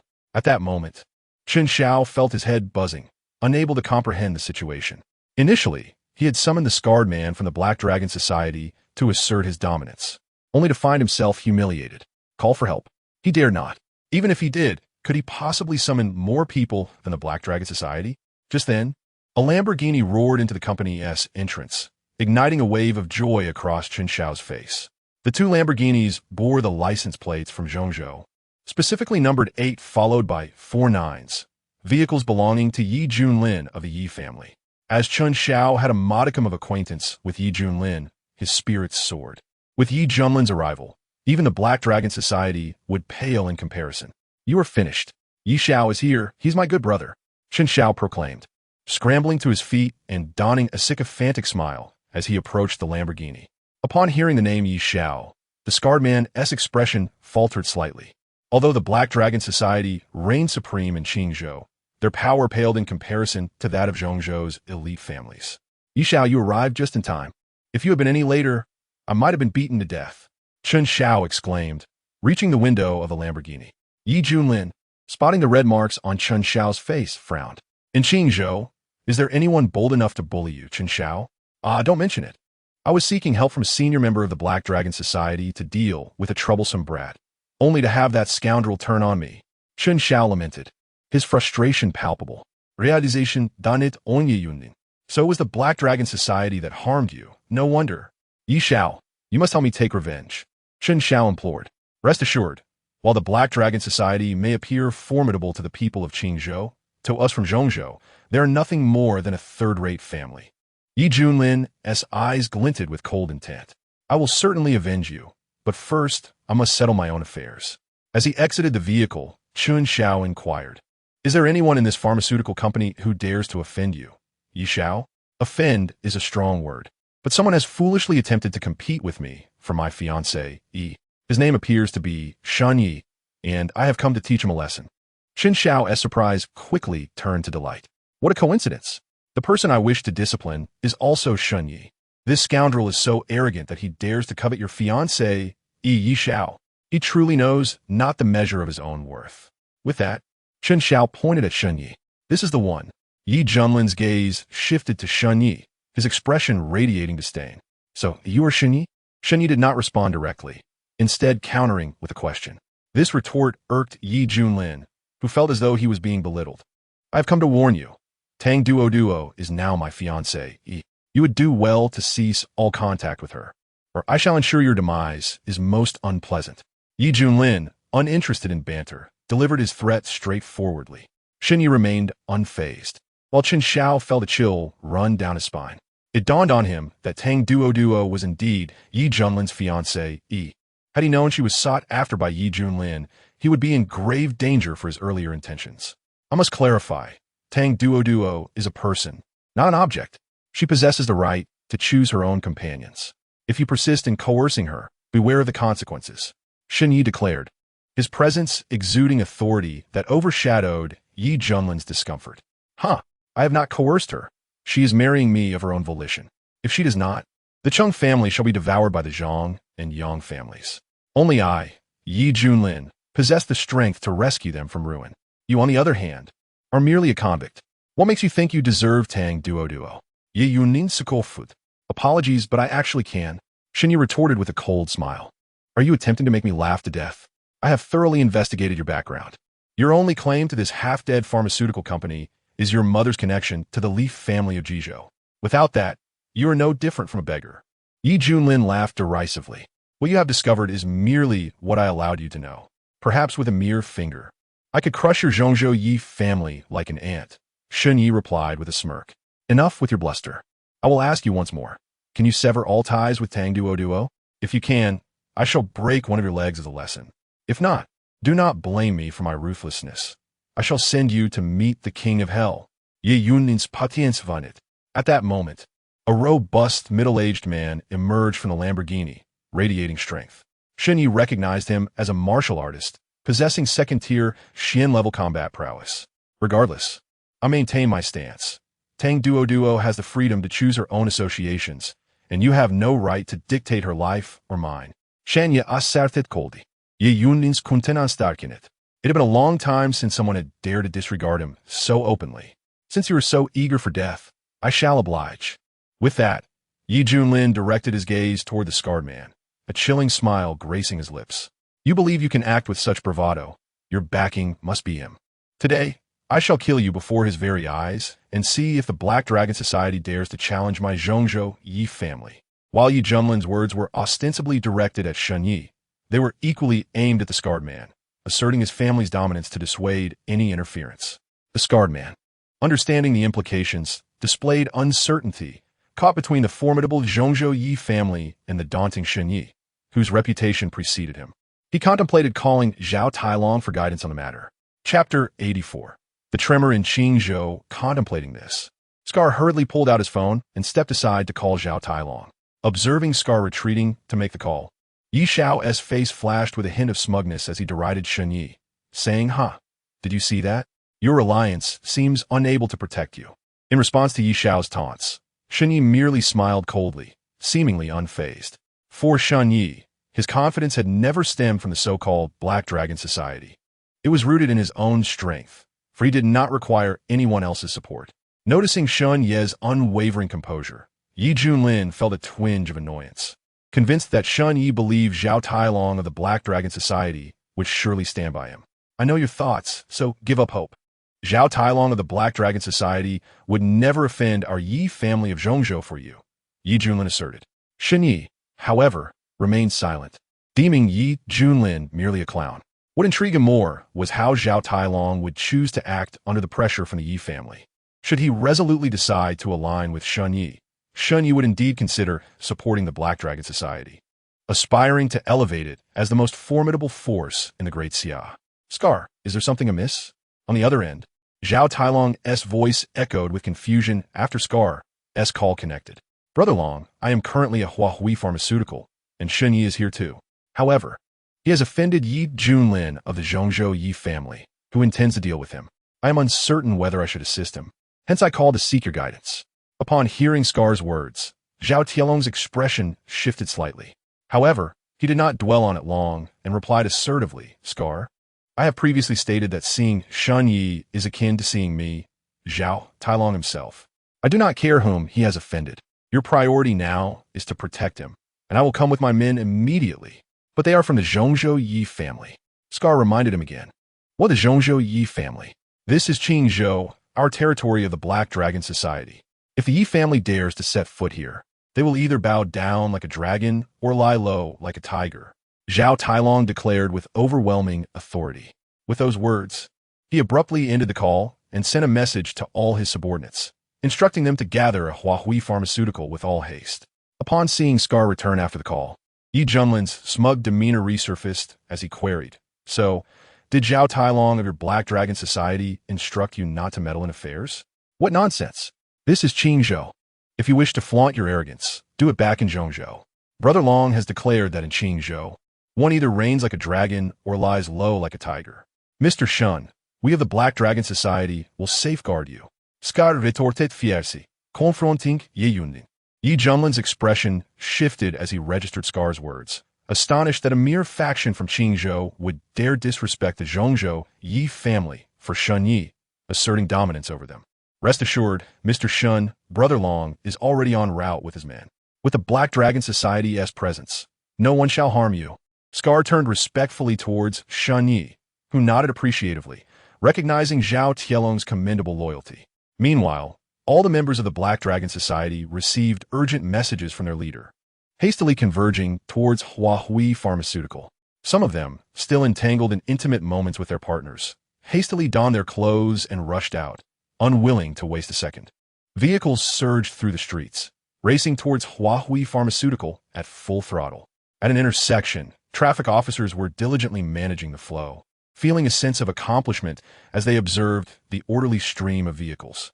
Yet, suddenly, the roar of engines echoed from afar, and upon glancing in that direction, they spotted several cars hurtling towards them at over 100 miles per hour.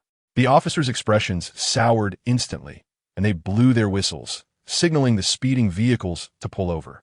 However, those cars blatantly ignored the officers, barreling straight towards them, prompting the officers to leap aside to avoid being struck. Enraged, the officers reached for their radios to alert the command center to intercept the reckless drivers. Yet, once again, the ground shook with the roar of engines, and more speeding cars materialized, all disregarding the officers as they zoomed past. "Are we going mad? What is happening?" one officer exclaimed in frustration. Simultaneously, other officers stationed at different intersections faced the same chaotic situation. The traffic department's phones were inundated with complaints about the rampant street racing. "What is going on? It feels as if a storm is brewing in Qingzhou," the traffic commander queried, astonished by the barrage of reports. "I do not know, but it seems all the vehicles are converging towards Huahui Pharmaceutical," the reporting officer responded. "Huahui Pharmaceutical? Immediately investigate what is occurring there. Why are all the gray forces of Qingzhou flocking to that location?" "Yes." At Huahui Pharmaceutical, Yi Junlin's face darkened significantly as he glared at Scar. His teeth clenched in anger. "What if I insist on killing him today? To harm Mr. Shun, you must first step over the bodies of me and my brothers," Scar shouted defiantly. With that, he positioned himself protectively in front of Shun Yi, flanked by dozens of his subordinates, confronting Yi Junlin head-on. "Since your Black Dragon Society is courting death, I shall oblige." Yi Junlin's countenance turned cold as he commanded a middle-aged man beside him to attack. In an instant, the air filled with cries of distress. The Black Dragon Society's members, being mere ordinary individuals, stood no chance against the middle-aged man, with only Scar, possessing first-tier Xian-level prowess, able to hold his ground amidst the chaos. Just then, the thunderous roar of engines erupted from outside the company, as a fleet of vehicles sped into the fray. Chapter 85. Zhao Qielong's concern seeing the influx of vehicles, Scar's face brightened with relief. They had arrived just in time. Otherwise, he would have been unable to withstand the pressure. As more Black Dragon Society members joined the fray, the middle-aged man brought by Yi Junlin began to falter, for sheer numbers can easily overwhelm. Yi Junlin's expression darkened further. Unable to comprehend how such a small faction as the Black Dragon Society could display such determination, risking their standing with the Yi family for Shun Yi. What perplexed him even more was Zhao Tielong's unwavering support for Shun Yi, which defied all logic. Minutes later, a black Hummer barreled into the scene, and Zhao Tailong leaped out, his face etched with urgency. "Mr. Shun, are you unharmed?" He rushed over, concern evident in his demeanor. "I am fine.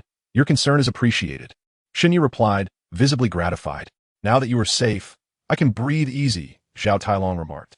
Witnessing the exchange between Zhao Tailong and Shun Yi, Yi Junlin was utterly bewildered, noting that Zhao Tailong appeared to place himself in a subordinate position while addressing Shun Yi.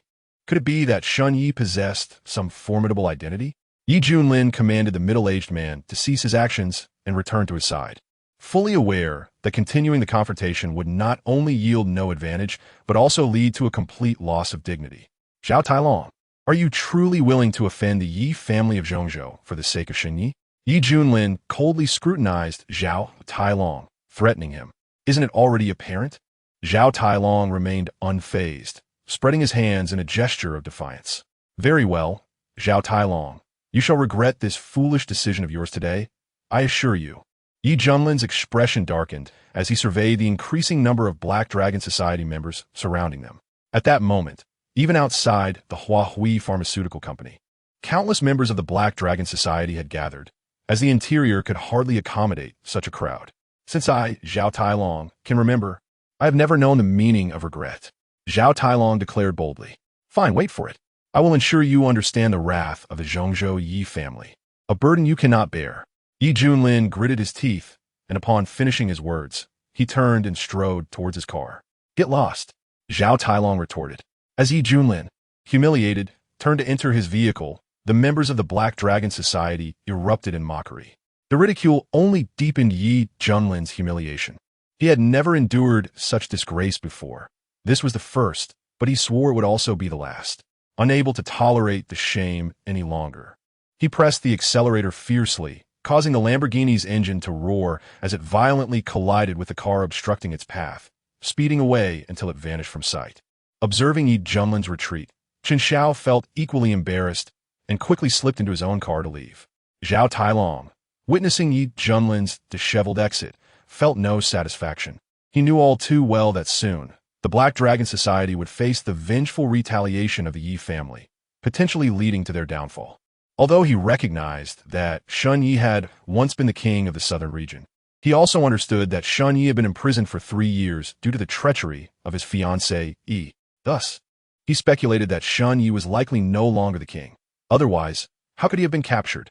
Noticing the concern etched on Zhao Tailong's face, Shun Yi approached him and patted his shoulder, inquiring, Tailong, are you not worried about the Black Dragon Society's downfall for offending the Yi family on my behalf?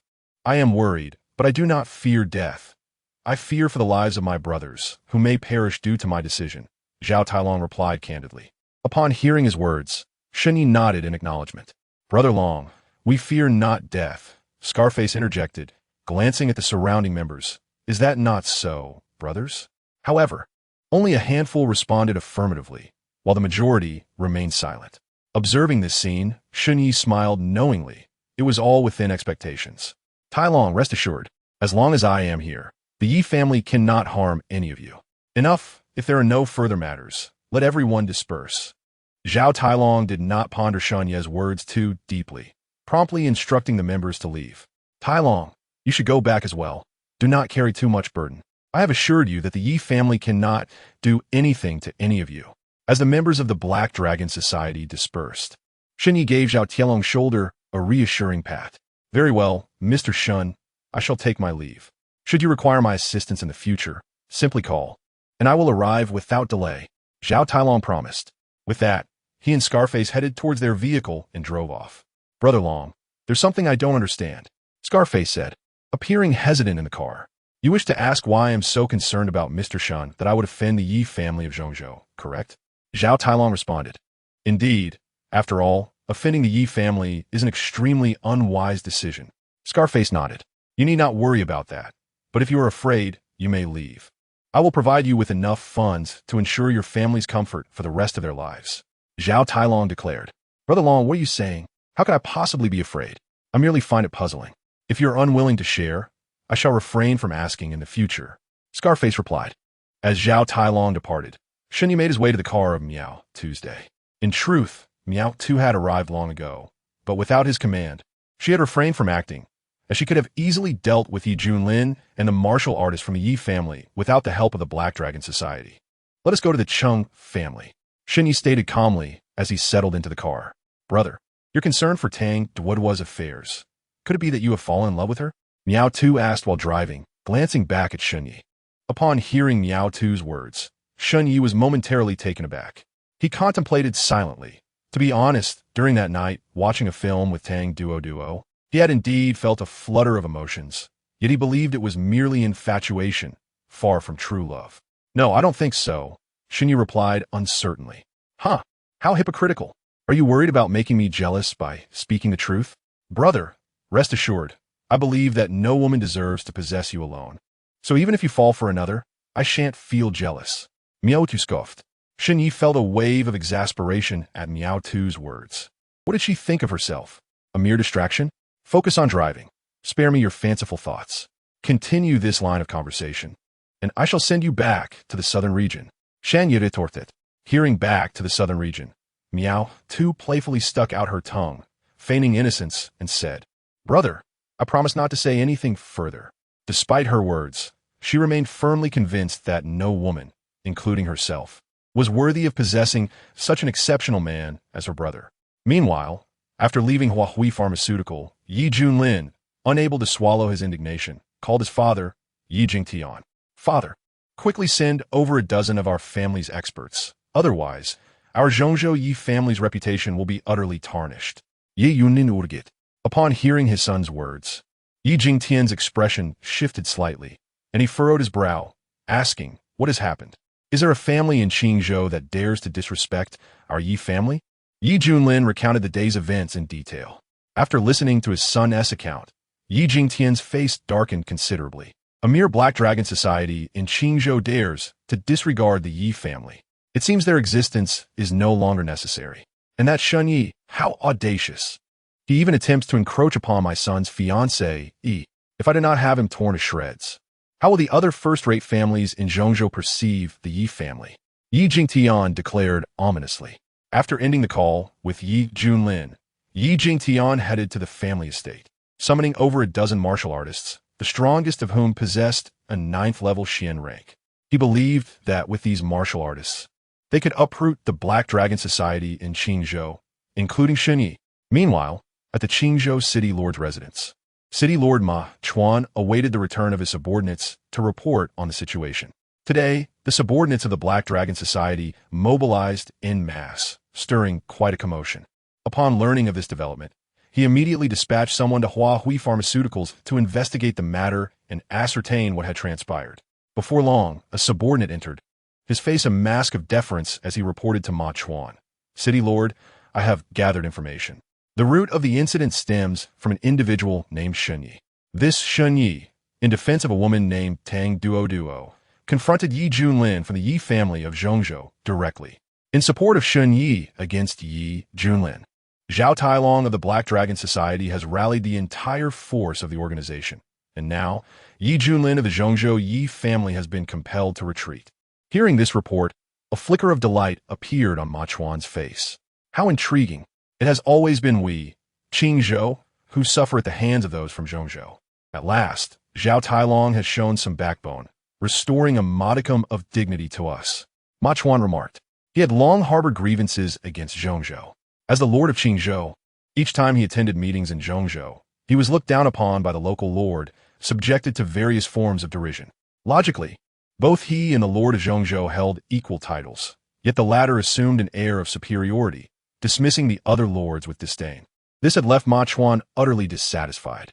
The news of Zhao Tailong confronting Yi Junlin brought him considerable satisfaction, akin to reclaiming a fragment of his lost pride. City Lord, I must say, Zhao Tailong is foolish to offend the Yi family of Zhongzhou for the sake of Xinyi. Is he not digging his own grave? One subordinate remarked.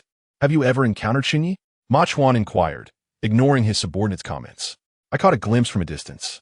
Even from afar, I sensed an extraordinary aura emanating from him, as if he were a figure of considerable stature. However, my investigations reveal that his family is utterly ordinary, and Xinyi himself was merely a soldier in the southern region 6 years ago, discharged 3 years back. He was wrongfully imprisoned in the most enigmatic prison of our great Xia for 3 years due to the machinations of his fiancée, Yi. He only regained his freedom a mere 10 days ago. From this information, he appears to be nothing more than an insignificant individual. I cannot fathom why Zhao Tailong would choose to confront the Yi family on his behalf. The subordinate expressed bewildered. Upon hearing this, Ma Chuan's expression shifted to one of understanding, a mysterious smile gracing his lips. Do you truly believe that those incarcerated in the Qingyu province's prison are mere commoners? The world knows it as the most enigmatic prison in Great Xia, yet few comprehend the caliber of the individuals it houses. Coincidentally, I am aware that those within could shake the very foundations of Great Xia and beyond with but a stomp of their feet. For Shun Yi to have been imprisoned there, he cannot be an ordinary man.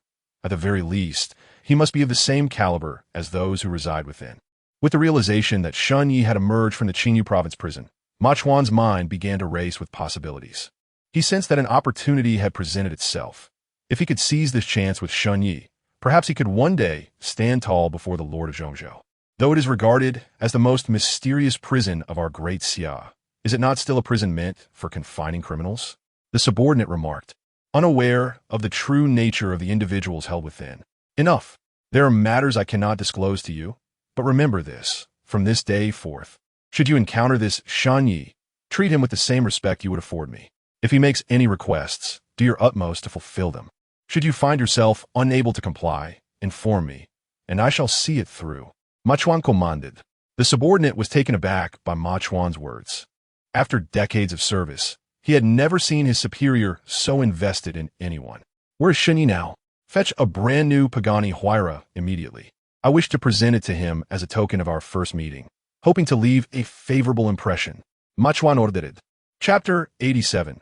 Yi Junlin's thoughts in the Cheng family hall of Qingzhou. Several key members were gathered, including Cheng Wenjing. Present among them was Yi Junlin, who had recently been humiliated by Shun Yi. The expressions of those in attendance were grim, their eyes betraying a hint of anger. In recent days, the Yang and Zhang families had intensified their oppression of the Cheng family, leading to a significant drop in their stocks and nearly 100 billion in losses. Young Master Yi, regarding the engagement between you and my granddaughter, we have already established it. Could you persuade your Yi family to inject some capital into the Cheng family? Otherwise, we may not withstand the pressure much longer, Cheng Hong said, forcing a smile as he sought to curry favor with Yi Junlin.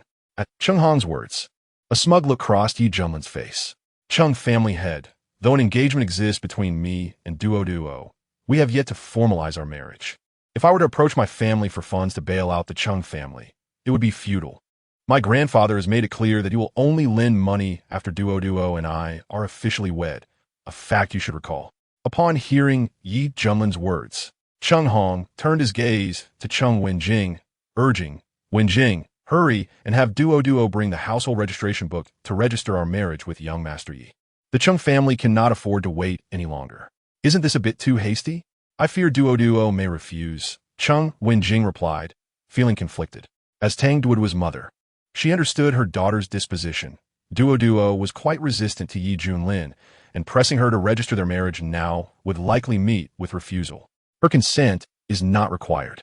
We, the Cheng family, have raised her for over a decade. It is time she repays us. If she dares to refuse, we shall carry her to register with young Master Yi, Cheng Hong declared firmly. Hearing Cheng Hong's words, Yi Junlin's sense of triumph grew. As he mused, Shun Yi, you fancy yourself impressive, do you? Today, I shall register my marriage with Tang Duo, and from this day forth, she shall be my wife. How does that sit with you?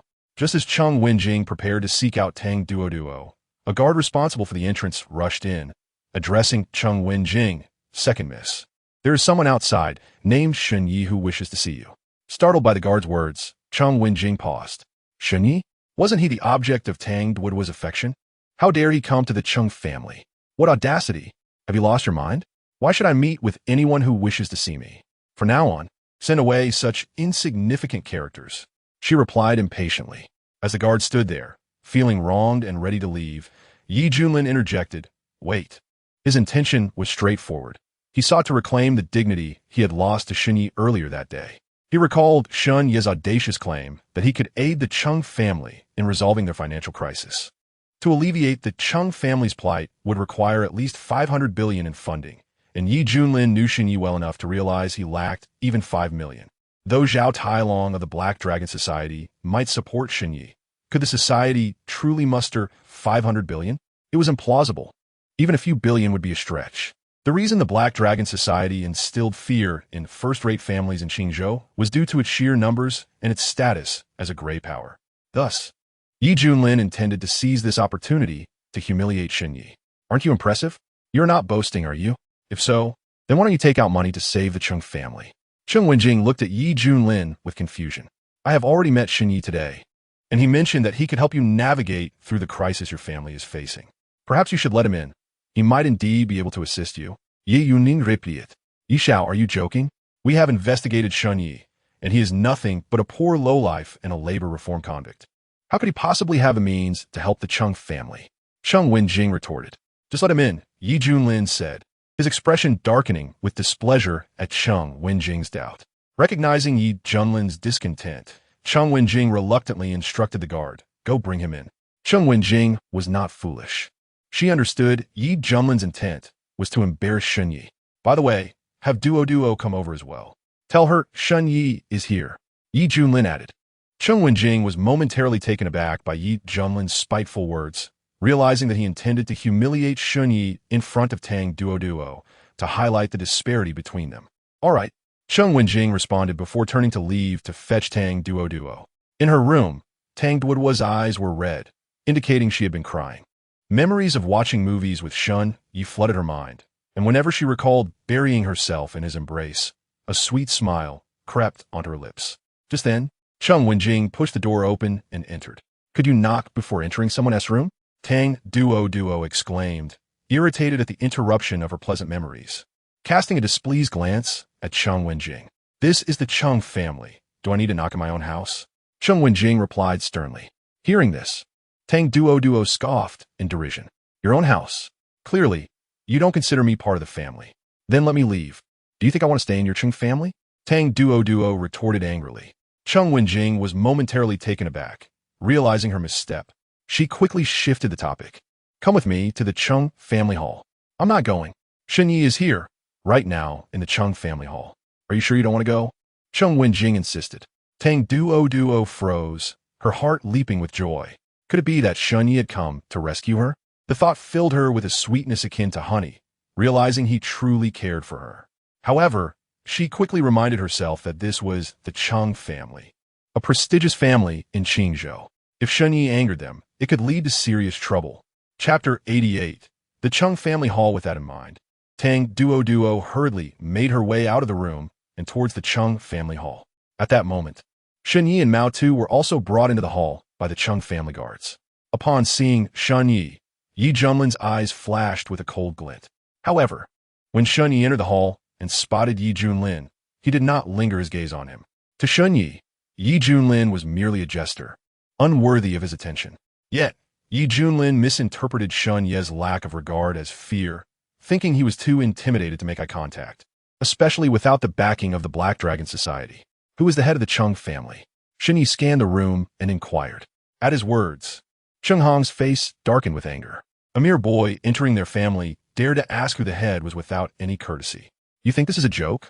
This is the Chung family. Here, you ought to kneel and speak to us. Cheng Wenjing's older brother, Cheng Wenhai, barked at Shen Yi, his face grim.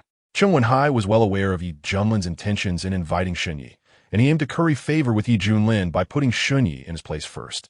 At Cheng Wenhai's words, Mao Tu exuded a menacing aura. How dare the Chung family demand that the esteemed king of the southern realm kneel to speak? This is courting death. Just as Mao Tu prepared to retaliate against Cheng Wenhai, Shen Yi merely shot him a glance to stop him. Kneel to speak? You mere Chung family are not worthy. Such arrogance. A mere Chung family? Do you know we are a top-tier family in Qingzhou? Who gave you the audacity to say such things? Shen Yi found it amusing. As the king of the southern realm, he needed no one to bolster his confidence. Calm down, family head. This young man has backing. Yi Junlin interjected with a smile. Backing? In Qingzhou, our Chung family has never feared anyone. Cheng Hong declared. Family head, do not speak too boldly. Zhao Tailong of the Black Dragon Society has mobilized its entire force to pressure me on his behalf. Yi Junlin's gaze grew icy at the thought. Hearing this, Cheng Hong was momentarily stunned. The Black Dragon Society? They truly could not afford to provoke them. No wonder Shen Yi was so brazen. He had the Black Dragon Society backing him. However, the family head need not worry too much. I have already informed my Yi family, and we have dispatched over a dozen experts to eradicate the Black Dragon Society from Qingzhou, Yi Junlin declared, his words seemingly directed at Cheng Hong, but truly aimed at Shen Yi. He wanted Shen Yi to understand that he, Yi Junlin, was not to be trifled with. Even with the Black Dragon Society's support, he possessed the capability to uproot them from Qingzhou. At that moment, Tang Duo rushed into the hall, her face filled with urgency as she approached Shunyi. Why are you so foolish? This is the Chung family. You shouldn't be here. You need to leave. Before she could finish, she reached out to push Shunyi away. Duo, don't panic. Shunyi is here to rescue you. He mentioned that he could also resolve the Chung family's economic crisis. Why not see how he plans to assist before leaving? Yi Junlin said with a cold smile. Tang Duo was momentarily taken aback. Shunyi was making grand claims again. She knew that resolving the Chung family's crisis would require at least 500 billion. Even if they sold Shunyi, he wouldn't be worth that much. Shunyi, didn't you boast earlier that you could help the Chung family? Then please enlighten us on how you plan to do that. Yi Junlin sneered as he stepped closer to Shunyi. Do I need to explain myself to you? Shunyi shot Yi Junlin a cold glance, his tone frigid. Yi Junlin's expression darkened at Shun Ye's dismissive reply. Not expecting such a blatant disregard after revealing that his family had dispatched numerous martial experts to eliminate the Black Dragon Society. Then tell me how you plan to assist the Chung family. Chung Wenjing interjected, entering the room with a disdainful look. It's quite simple. Given the current predicament of your Chung family, there are two viable solutions. The first is to infuse a substantial amount of capital to outpace the Zhang and Yang families in financial warfare, effectively overpowering them. Secondly, to address the problem at its roots, the crisis faced by the Chung family is fundamentally instigated by the Zhang and Yang families. Thus, eliminating the Zhang and Yang families from Qingzhou would effortlessly resolve the issue. Shunyi spoke with an air of nonchalance, as if discussing a trivial matter. Upon hearing Shun Ye's words, the expressions of the Chung family members turned exceedingly grim. They felt as though Shun Yi was mocking their intelligence, who was unaware that these two proposals could resolve their predicament. However, to implement these proposals required either immense financial resources or substantial influence, neither of which they possessed. Anyone could engage in idle boasting, but could you provide us with the necessary funds or the power to eradicate the Zhang and Yang families? Chung Wenjing remarked with evident displeasure. Both are possible. It merely depends on how you wish to proceed. I have no objections, Shunyi replied. When it came to finances, although Shunyi was uncertain of the exact amount in his possession, he was aware that the individuals confined within the mysterious prison had vast resources. With just a word from him, they could easily procure hundreds of billions, even thousands of billions, if not more. Moreover, they would be eager to please him, as this was a rare opportunity to gain his favor. As for eliminating the Zhang and Yang families, that was even simpler. Shunyi himself was capable, and even individuals like Mao Tu and Fei Ying could single-handedly obliterate these two families. Such grandiose claims, setting aside the eradication of the Zhang and Yang families. Do you know how much it would cost to engage them in a financial battle? 500 billion. Exactly 500 billion. Do you possess such wealth? You likely cannot muster even 5 million, let alone 500 million. Chung Wenjing retorted, dismissing Shun Ye's words as mere empty boasts. Do I have 500 billion in my account? Shunyi turned to Mao Tu, curious about the contents of his own bank account.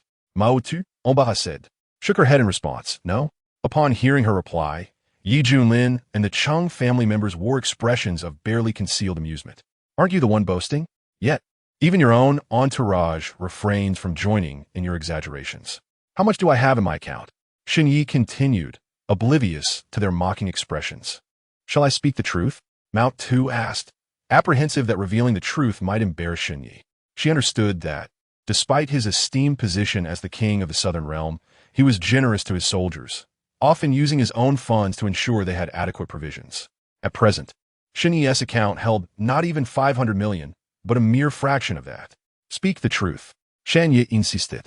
Brother, you only have a little over 100,000, Mao Tu stated candidly. As soon as her words fell, Yi Junlin burst into laughter, and even the Chung family members joined in the mirth. Just moments ago, Shunyi had boasted about his ability to assist the Chung family with both finances and influence. Yet now it was revealed that he had scarcely 100,000. It was truly a slap in the face. Shunyi felt a twinge of embarrassment, surprised at his own financial state. However, he did not feel entirely humiliated, for upon his release from prison, Li Wuying had bestowed upon him a black card, which, given Li Wuying's status, likely contained hundreds of billions. What are you laughing at?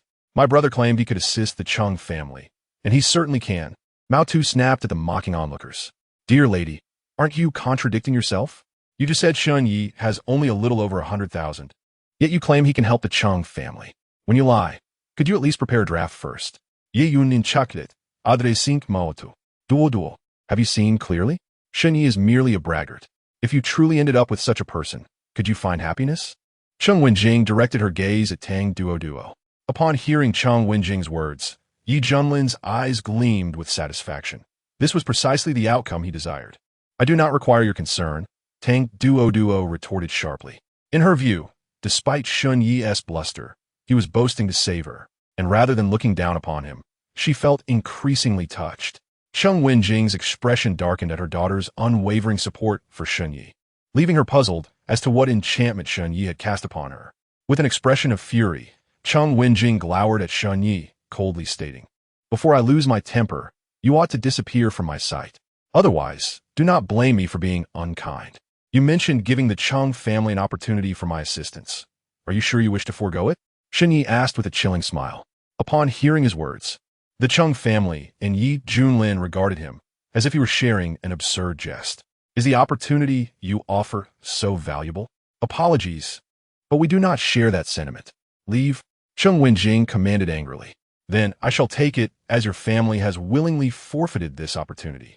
I hope you do not come to regret it. Shun Yi concluded with a cold laugh, then took Tang Duo's hand and announced, Come with me. Seeing Shun Yi attempt to take Tang Duo away, Cheng Wenjing's expression turned icy. Did I ever say you could take Duo with you? Do I need your permission to take whomever I wish? Shun Yi shot her a frosty glance. At the moment their gazes met, Cheng Wenjing felt an icy dread wash over her, accompanied by an unexpected sense of reverence. Do not forget, even if Tang Duo has distanced herself from your Cheng family, should she still belong to you, none of you can prevent me from taking her away. Shun Yi continued, I see you are courting death. Cheng Wenjing fumed.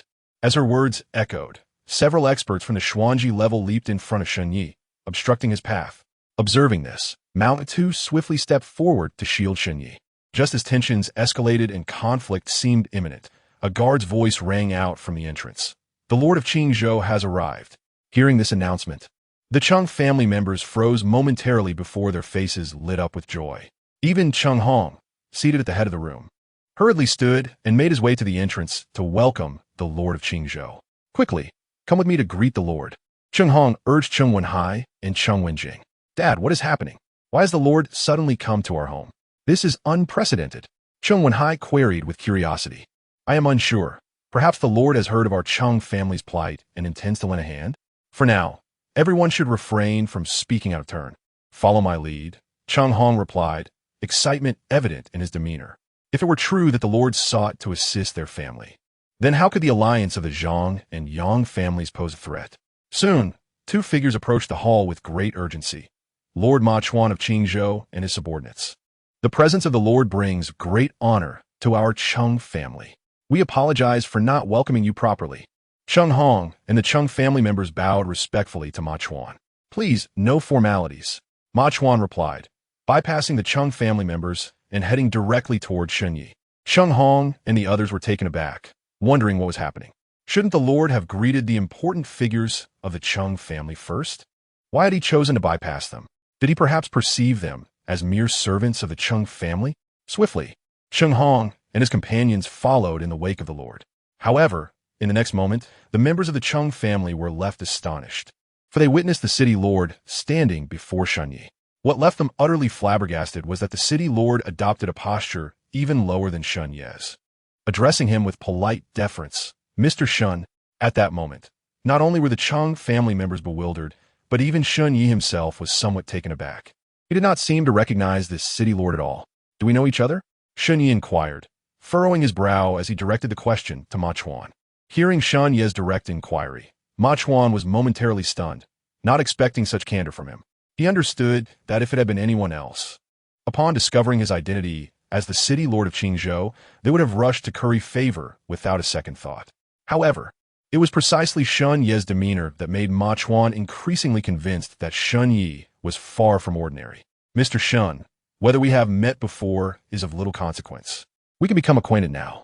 To express my sincere desire to befriend you, I have prepared a token of our first meeting." Upon finishing his words, Ma Chuan produced a key to a Pagani Huayra from his possession and presented it to Shen Yi.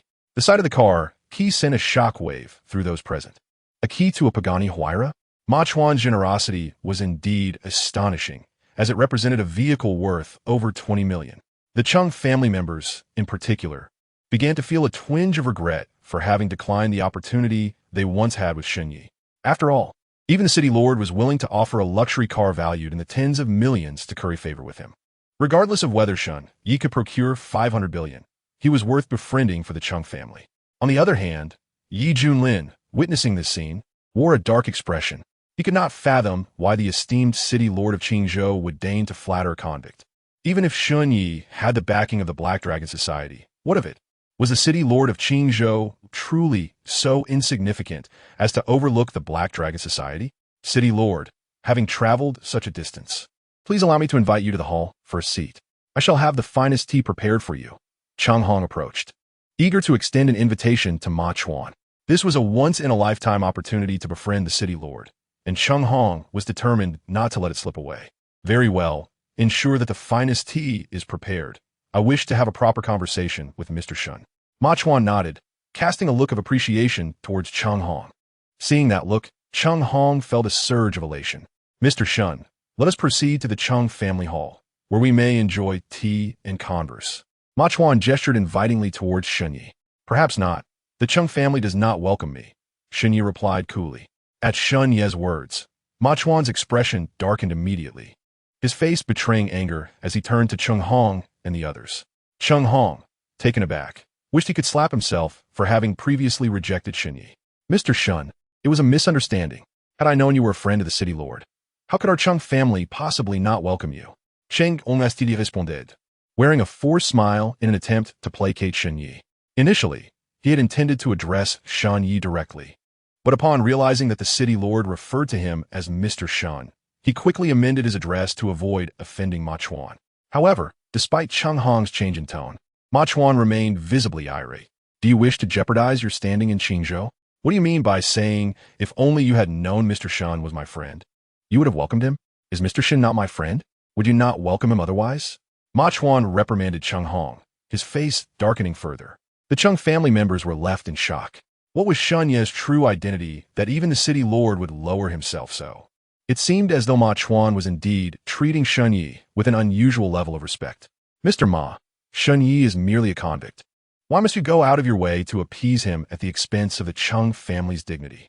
Yi Yunin interjected, feeling compelled to speak up lest Shen Yi steal the spotlight entirely, a scenario he found intolerable. Ma Chuan turned his icy gaze towards Yi Junlin, his brow arching slightly in disdain.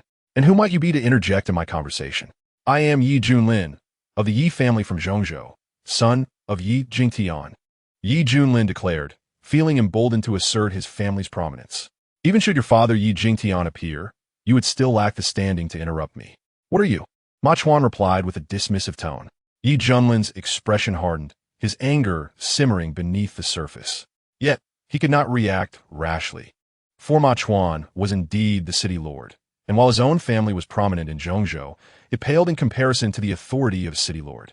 Unbeknownst to Yi Junlin, Ma Chuan's disdain stemmed from his own experiences with the city lord of Zhongzhou, having often been belittled in his presence. Thus, he now harbored an aversion to anyone hailing from Zhongzhou. Mr. Shen, what has the Chung family done to incite your displeasure? Tell me, and I shall see to it that they pay for it. Ma Chuan turned back to Shen Yi, assuming a posture of solidarity. Hearing Ma Chuan's words, the Chung family members were filled with dread. They were already struggling against the united front of the Zhang and Yang families. If a city lord turned against them as well, their family would be utterly ostracized in Qingzhou. Suddenly, an idea struck Cheng Hong. He recalled that Shen Yi had an affection for Tang Duoduo, who happened to be his granddaughter. Why not facilitate a union between them? If he married off Tang Duoduo to Shen Yi, Ma Chuan would not only refrain from opposing the Chung family, but might even lend his support against the Zhang and Yang families due to Shen Yi's new status as their son-in-law. With this thought in mind, Cheng Hong hastily proposed, Mr. Shen, I understand you have feelings for our Duo, and coincidentally, she feels the same way about you. Today, I would like to ask the city lord to witness our arrangement to betroth her to you. City lord, what do you think? Chung Hong turned to Ma Chuan. A broad smile plastered across his face. Upon hearing Chung Hong's words, Ma Chuan was taken aback. So, Shen Yi had an affection for the Chung family's granddaughter? This was splendid. I will be honored to serve as the witness for such a union. Ma Chuan responded, his face beaming with joy. Tang Duo, standing by, felt her cheeks flush with embarrassment as she stole a glance at Shen Yi, before quickly averting her gaze, her heart racing. Although she was inclined to marry Shen Yi, she was not willing to be treated as a mere pawn in her grandfather's schemes. Previously, Chung Hong believed that an alliance with the Yi family would benefit them and sought to marry her off to Yi Junlin. Now, he perceived that Shen Yi could offer assistance and was prepared to marry her off to him. This made her feel utterly used, and she found it disheartening. Yet, Yi Junlin's countenance darkened further as he absorbed Chung Hong's proposal. His anger ignited anew. He had initially orchestrated Shen Yi's entrance to humiliate him, only to find himself the butt of the joke. Most infuriating of all was Chung Hong's intention to betroth Tang Duo to Shen Yi, a blatant slap in the face. With Ma Chuan present, Yi Junlin dared not voice his indignation, merely scoffing in disdain before storming out in a huff. As Yi Junlin departed in a fit of fury, Chung Hong's heart raced with realization. He had undeniably made an enemy of Yi Junlin. However, Chung Hong did not pursue Yi Junlin, for he believed that as long as he could manage Shen Yi and Ma Chuan, offending Yi Junlin would bear no consequence. I disagree. My father and I have severed ties with the Chung family. My marriage is my own decision, and the Chung family has no right to interfere, Tang Duo objected. Upon hearing her words, Chung Hong's face flushed with anger as he bellowed, silence. You have no say here. Duo, haven't you always liked Shen Yi? Now your grandfather has betrothed you to him. This is a good thing. Why do you oppose it? Chung Wenjing inquired, perplexed. Hearing this, Tang Duo's face turned crimson, wishing for nothing more than to vanish into the ground. Although she indeed harbored feelings for Shen Yi, being a girl, she felt embarrassed when her affection was publicly acknowledged before their relationship had been officially confirmed. Who said I liked him? Tang Duo Thito defensivin. Furthermore, even if I did like him, what of it? You, the Chung family, have always regarded me as merely a tool for your alliances.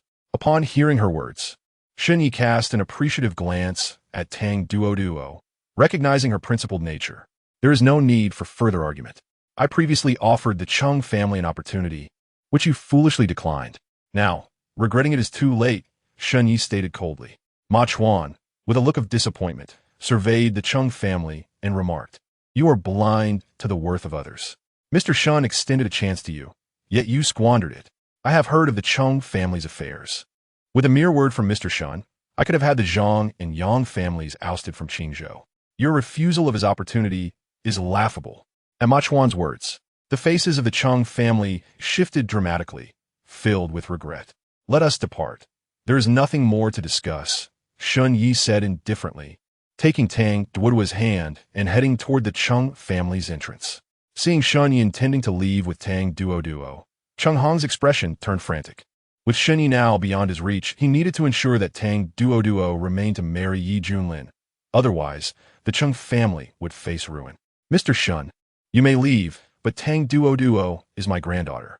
What gives you the right to take her away? Cheng asserted. I have already stated that I am no longer part of the Chung family, Tang Duo retorted angrily.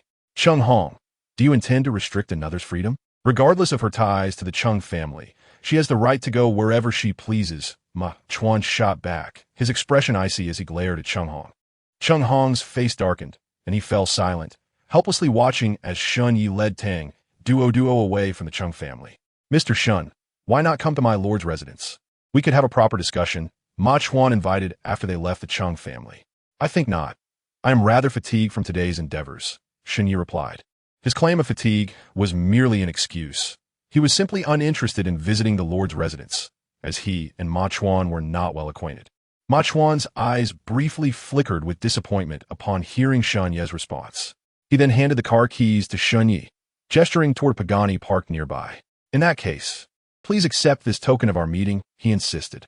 Shen Yi glanced at the sleek supercar, acknowledging its allure. I graciously accept, Lord Ma, he said with a smile, taking the keys without hesitation. Ma Chuan felt a sense of relief. Shen Yi's acceptance of the gift signified his acknowledgement of their budding friendship. After exchanging pleasantries, Ma Chuan departed with his subordinates. Wow, that sports car is amazing, Tang Duo exclaimed, her eyes sparkling with admiration as she gazed at the Pagani. Do you like it? Shunyi inquired with amusement. Of course. It's a top-tier sports car. Who wouldn't love it? She replied. If you like it, it's yours, Shunyi chuckled. Tang Duo was momentarily taken aback, her heart racing with joy, contemplating that Shunyi must have feelings for her. Otherwise, why would he part with such an extravagant gift? But this is a meeting gift from Lord Ma. I cannot take it, she protested. Whether I like it or not, you should take it if you desire it. It's no trouble, Shunyi insisted. This was the truth. As the war god of the South, he held no fascination for sports cars, preferring high-tech fighter jets and tanks instead. Vehicles were merely means of transportation to him. No, it's a gift for you. It would be inappropriate for me to take it. Tang Duo insisted, shaking her head. Shunyi paused, momentarily thinking that Tang Duo resented his attempt to lend her a gift insincerely. However, I truly did not expect you to come to the Chung family to find me. I am quite touched, she said, her face radiating sweetness. You are the general manager of Huahui Pharmaceuticals. If you are not present, who will manage the company's affairs? I must ensure your return. Otherwise, I will bear the burden. Shanye repeated. Tang Duo pouted in response, thinking to herself, could you not say something nice for once? Get in the car. I will take you home. You need to rest well and be on time for work tomorrow, Shunyi said, opening the driver's door of the Pagani and settling inside. Tang Duo climbed into the passenger seat. Meanwhile, Mutu and several others boarded an Alpha business vehicle, following closely behind Shunye's car.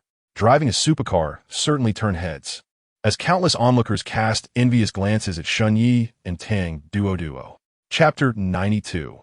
Intercepting the Yi family's experts at this moment. The Chung family's members wore expressions of utter dismay, regretting their failure to seize the opportunity presented by Shunyi. Wenjing, look what you've done. Shunyi clearly offered us a chance. Why did you reject it? Chung Wenhai scowled at Chung Wenjing in anger. Elder brother, what do you mean by that? When Shunyi spoke, you mocked him, treating him like a fool. Now that the Lord is courting his favor, you shift all the blame onto me? Chung Wenjing retorted, equally displeased. Her words struck a nerve, causing Chung Wenhai to flush with embarrassment as he fell silent. What does it matter now? Who could have predicted that Shunyi would garner the Lord's favor? Chung Hong lamented. Father, it is strange. I specifically investigated Shun Ye's background, and he possesses no extraordinary status. I cannot fathom why the Lord would seek to win him over. Chung Wenjing expressed her confusion. Chung Hong and Chung Wenhai shared her bewilderment, unable to grasp the situation. Father, I believe we should not dwell on why the Lord favors Shunyi. We must instead consider how the Chung family ought to proceed, Chung Wenjing suggested. Do not forget that just now, in an attempt to curry favor with the Lord, you openly declared before young Master Yi that you would betroth Duo to Shunyi. We have now offended the Yi family of Zhongzhou, Chung Wenhai added. Their expressions darkened further at the realization of their predicament. Alas, we have lost the sesame to seek the watermelon, yet have ended up with neither. Sheng Gongnamonted. Filled with regret, the hall fell into a tranquil silence for a while before Chung Hong broke the stillness, saying, Wenjing, for the next few days, set aside your current tasks and spend more time with Duo. Perhaps you can rekindle some of her fondness for us. If it's feasible, persuade Duo to convince Shunyi to assist our Chung family. Wenhai, don't be idle either. You are in charge of matters concerning Yi Junlin. Speak favorably. As long as we can secure Yi Junlin's support, our Chung family still has chance. Upon hearing Chung Hong's words, both Chung Wenjing and Chung Wenhai nodded, indicating their commitment to the task. Meanwhile, after dropping Tang Duo off at the foot of his building, Shunyi immediately turned the car around and headed towards Qingzhou Airport with Mao Tuesday previously. Yi Junlin had mentioned that he had summoned over a dozen martial arts experts from his family to deal with the Black Dragon Society.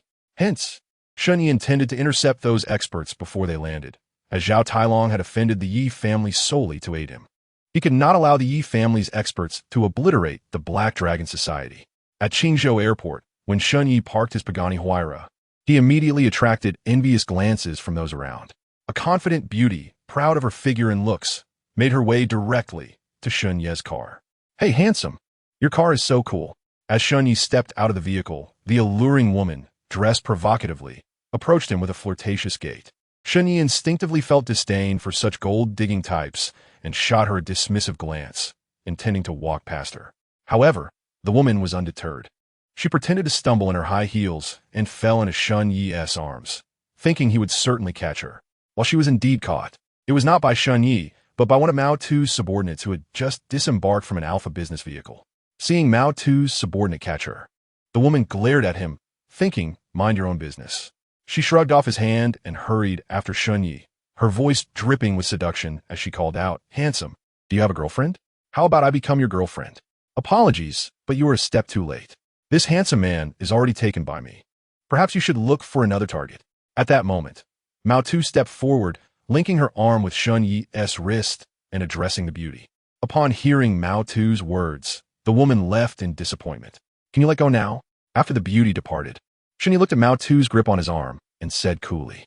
Mao Tu pouted and replied, "You're so stingy." Elsewhere, in a presidential suite of a hotel, Yi Junlin wore a grim expression as he picked up his phone to make a call. He was contacting the martial arts experts from the Yi family. Having embarrassed himself before Shun Yi twice that day, he was now impatient to eliminate Shun Yi. The call connected. "Wang Mang, have you arrived?" "Yi Yunlin inwaited." "Young Master Yi, the plane will land in about 10 minutes. Wang Mang's voice came through the phone. "Once you land, hurry to the Supreme Hotel. We need to take care of someone," Yi Junlin said, a glint of cold murderous intent flashing in his eyes. The person he intended to eliminate was, of course, Shan Ye. Despite the Qingzhou city's lord being on Shun Yi's side, Yi Junlin was unperturbed. He believed that once Shun Yi was dead, the city lord would not risk his position for him. At Qingzhou Airport, Shun Yi, accompanied by Mao Tu and a few others, waited near the entrance for about 10 minutes before spotting a group of over a dozen individuals emerging from the airport, each exuding a formidable aura. Indeed, they were the martial arts experts dispatched by the Yi family. Shun Yi exchanged a glance with Mao Tu, who understood and led a few subordinates towards the group. From Zhongzhou, Mao Tu directly confronted the group, asking, "Who are you?" Wang Mang frowned, scrutinizing Mao Tu's day. "That's irrelevant. I only want to know if you are from the Zhongzhou Yi family," Mao Tu asked coldly. "And if we are?" Wang Mang replied. "If so, then you're not going anywhere. You will come with me," Mao Tu declared. "Huh, what audacity. What makes you think you can take us?" Wang Mang sneered, regarding Mao Tu with disdain. Just as Wang Mang finished speaking, his companions formed a formation, surrounding Mao Tu and her group. At that moment, Wang Mang caught sight of Shun Yi in the distance, and his heart leaped with joy. Wang Mang had seen Shun Yi's photo and was aware that Yi Junlin had sent them to Qingzhou to eliminate Shun Yi and eradicate the Black Dragon Society. What luck! Right after disembarking, I encounter my first target, Shun Yi. If I can kill him and present his head to Yi Junlin, I am sure to earn his favor. Chapter 93. The Story of Shun Changqing. Heaven has a path you refuse to take. Hell has no door that you can enter. Wang Mang gazed at Shun Yi, his face full of delight. At that moment, Shun Yi also glanced at Wang Mang, a faint smile gracing his lips. Seeing the smile on Shun Yi's face, Wang Mang inwardly scoffed, thinking, "You won't be smiling for long. Capture them all alive." Wang Mang commanded his followers. Although they were puzzled by the command, the group swiftly obeyed, launching an attack on Mao Tu and her companions.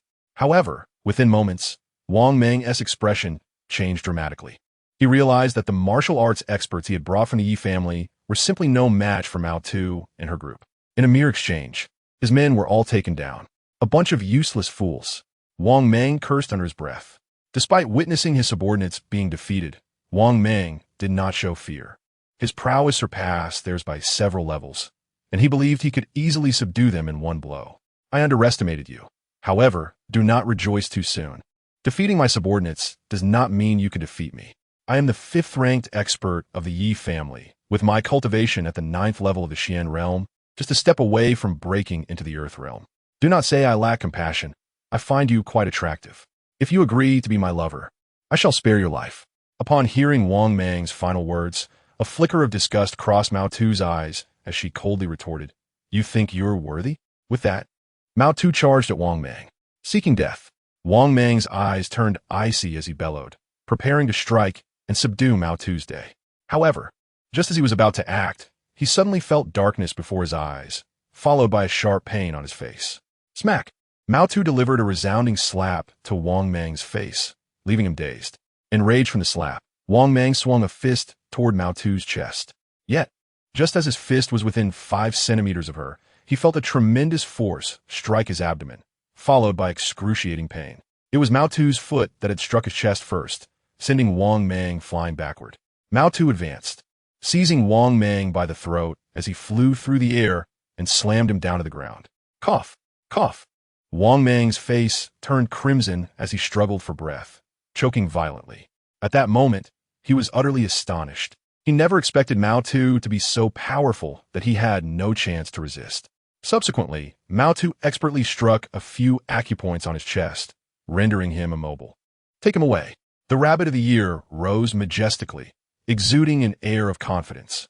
Soon after, one of the rabbit's subordinates approached, lifting the incapacitated Wang Mang as if he were a mere chick. Accompanied by several followers, the rabbit pressed down on Wang Mang and his 10 or so companions, stepping before Shen Yi with a bow, stating respectfully, "Brother, everything has been taken care of." Upon hearing the rabbit's words, Wang Mang, who was being hoisted like a chick, felt a rush of heat to his cheeks. To his astonishment, these individuals were actually Shun Ye's underlings, a most embarrassing revelation. Just moments earlier, Wang Mang had believed himself fortunate to encounter Shun Yi upon disembarking from the plane, contemplating the possibility of slaying Shun Yi to claim a reward from Yi Junlin. It was only now that he realized it was not fortune that favored him, but rather Shun Ye's intentional interception. Shan Yi nodded, barely sparing a glance at Wang Mang and his group, and commanded, "Lock them all in prison. No one is to release them without my order." With that, he turned and strode towards his Pagani sports car. In the prestigious Yang family of Qingzhou, within a dimly lit room, an enigmatic old man sat cross-legged, emanating en unusual aura. Beside him was a young and beautiful woman, Lin Meng, who displayed an expression of impatience, having suppressed her desire to speak several times. If Shun Yi were present, he would recognize Lin Meng as the beautiful woman and the eerie old man as the peculiar figure he had encountered at the coffin shop. Slowly opening his eyes, the old man glanced at Lin Meng and spoke. "It seems you have something to say? Master, I simply cannot comprehend why you fear Shen Yi so much. He is merely a soldier, a recently released convict," Lin Meng replied, her face contorted with confusion and resentment. She was now recognized as the adopted daughter of the Yang family patriarch, and with their influence, eliminating a mere Shun Yi should be a trivial task. Yet, ever since her master rescued her, he had confined her, forbidding her from leaving. The moment Lin Meng spoke, the old man's demeanor turned icy. Sensing the shift, Lin Meng quickly lowered her head, fearfully uttering, "Master, please forgive my thoughtlessness. Were it not for your potential, I would have already struck you down." The old man replied coldly. Lin Meng felt a chill of sweat trickle down her spine. She had witnessed her master's formidable abilities and knew well that provoking him could lead to her demise. "Do you know who Shun Ye's father, Shun Changqing, is?" the old man inquired. At the mention of Shun Changqing, Lin Meng's face twisted in contempt as she scoffed. "Just another useless individual like Shen Yi."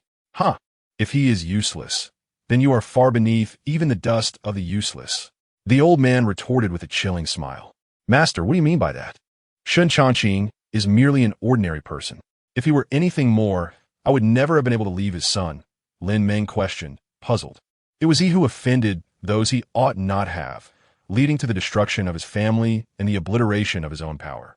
Otherwise, with Shun Changqing's extraordinary talents, given sufficient time, you would not even have the right to look up to him," the old man explained. Lin Meng was taken aback. It appeared Shun Changqing had a more complex past than she had realized. "Master, was Shun Changqing truly formidable in the past? What was the standing of the Shun family in the daxia?" she asked, curiosity piqued. "You need not know so much. It is of no benefit to you. I merely wish to convey that Shun Changqing's son is far from the simpleton you perceive," the old man stated. "Master, do not jest. I grew up with Shun Yi. I know precisely what he is capable of. If he were truly extraordinary, how could he have been imprisoned by me and Wang Dachui for 3 years?" Lin Meng asserted, her disbelief evident. "Do you know that the prison where Shun Yi was held is the most mysterious in daxia, housing inmates whose mere presence could shake the world? That Shun Yi was imprisoned there should suggest he is anything but ordinary," the old man remarked. Lin Meng was momentarily stunned. She had not anticipated that Shun Yi could be confined in such a notorious prison. However, She did not believe that this fact altered his identity. In her view, all prisons served the same purpose, imprisoning criminals. Master, I have a question. If Shin Changqing truly offended someone he could not afford to, why did that person not simply kill him, but instead chose to strip him of his power? Lin Ming inquired. Do you think death is the worst fate? It is not. For a proud genius, being unable to cultivate, leading a life of mediocrity, is far more dreadful than death, especially when all his kin perished because of him, leaving him to languish in guilt and hatred, yearning for revenge, yet powerless to act. A fate worse than death is the most terrifying, and that is precisely Shun Changqing's current plight, the old man said ominously. Hearing this, Lin Ming felt a twisted sense of satisfaction, for her hatred for Shun Yi ran deep. The knowledge of Shun Ye's father's suffering brought her a perverse joy, yet she craved more, wishing for Shun Yi to endure similar torment. The old man perceived Lin Ming's thoughts and smiled coldly. I understand your intent. Our goals align. We both wish for the Shun family to suffer. This is my mission in Qingzhou. Elated, Lin Ming asked, then why not take direct action? With your abilities, none from a Shun family could possibly stand against you. On the surface, that may appear true, but I cannot be certain. Therefore, I must investigate why Shun Yi was imprisoned in that mysterious facility. Knowledge of both oneself and the enemy ensures victory, the old man replied with a sinister grin. Are we to allow Shun Yi and his companions to roam freely until we uncover the truth? Lin Ming expressed her discontent, wishing for Shun Yi to have no moments of peace. Certainly not. Do you think I orchestrated the alliance of the Zhang and Yang families against the Cheng family merely for show?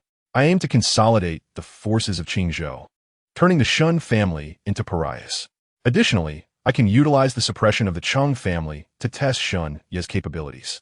The Black Dragon Society has already revealed its position, choosing to ally with Shun Yi against the Yi family of Zhongzhou. Given this, do you still view Shun Yi as ordinary? Lin Ming was taken aback. The largest gray force in Qingzhou had sided with Shun Yi.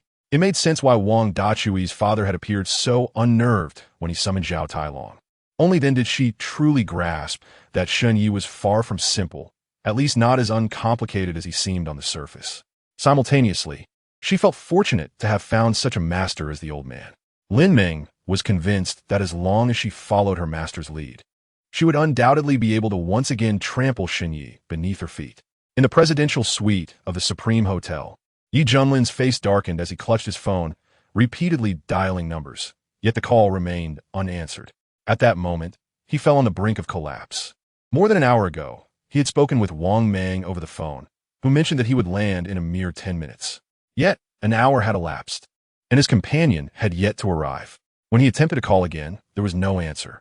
Could it be that they were overly eager to achieve their mission, heading directly to confront Shun Yi or to eradicate the forces of the Black Dragon Society? Were they preparing to surprise him? Ye Yunin Sipijulatit in Silenge. The more he thought about it, the more he felt inclined to believe this theory. Otherwise, he could not fathom why Wang Mang would ignore so many of his calls.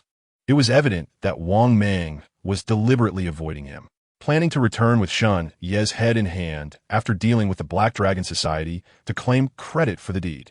With this thought, Yi Junlin felt a sense of pride swelling within him, silently proclaiming, Shun Yi, today marks your demise, if you have a next life.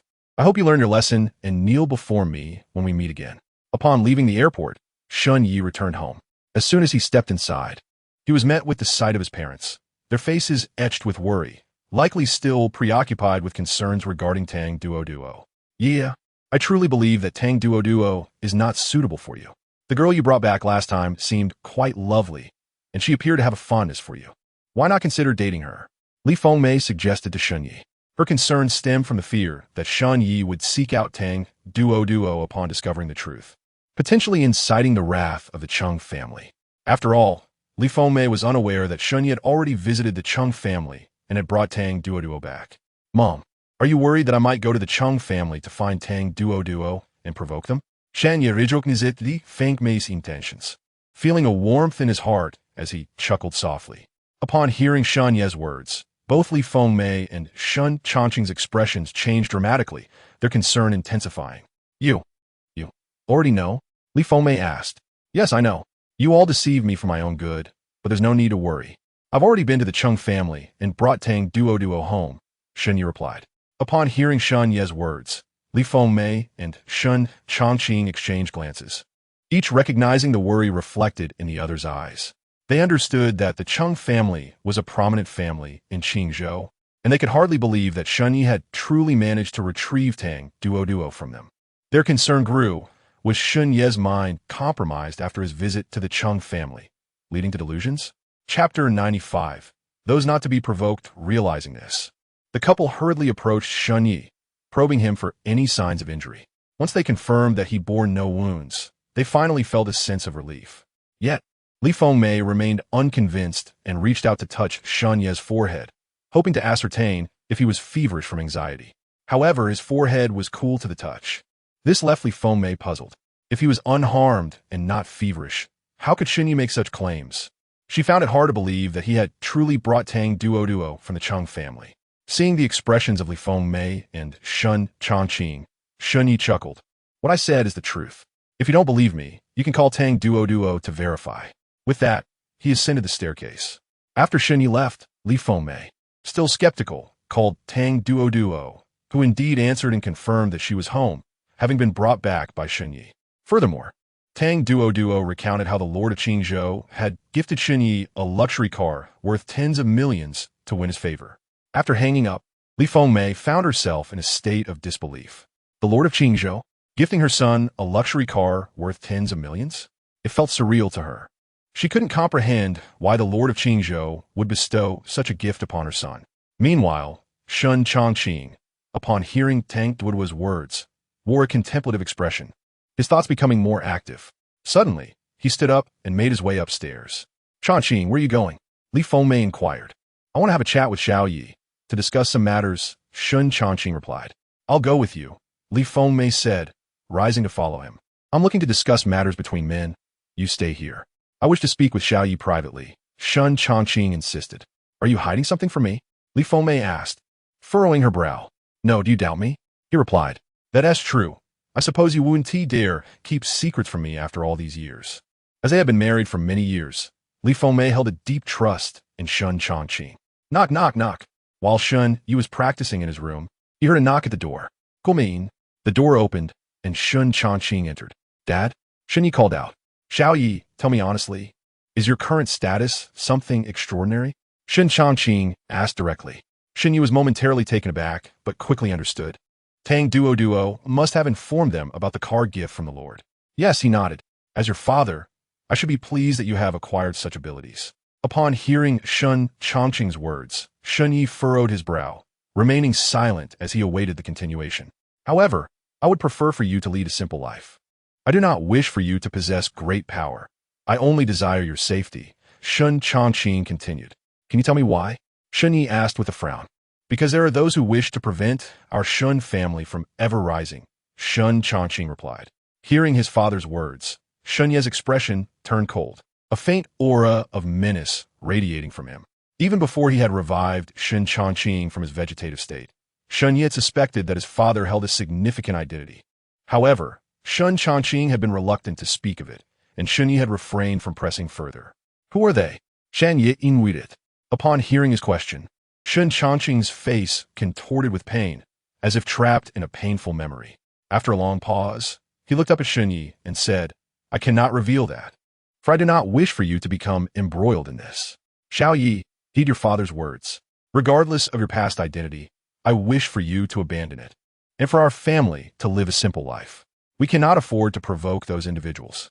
Seeing the anguish etched on Shun Chongqing's face, Shun Yi felt a pang of sympathy.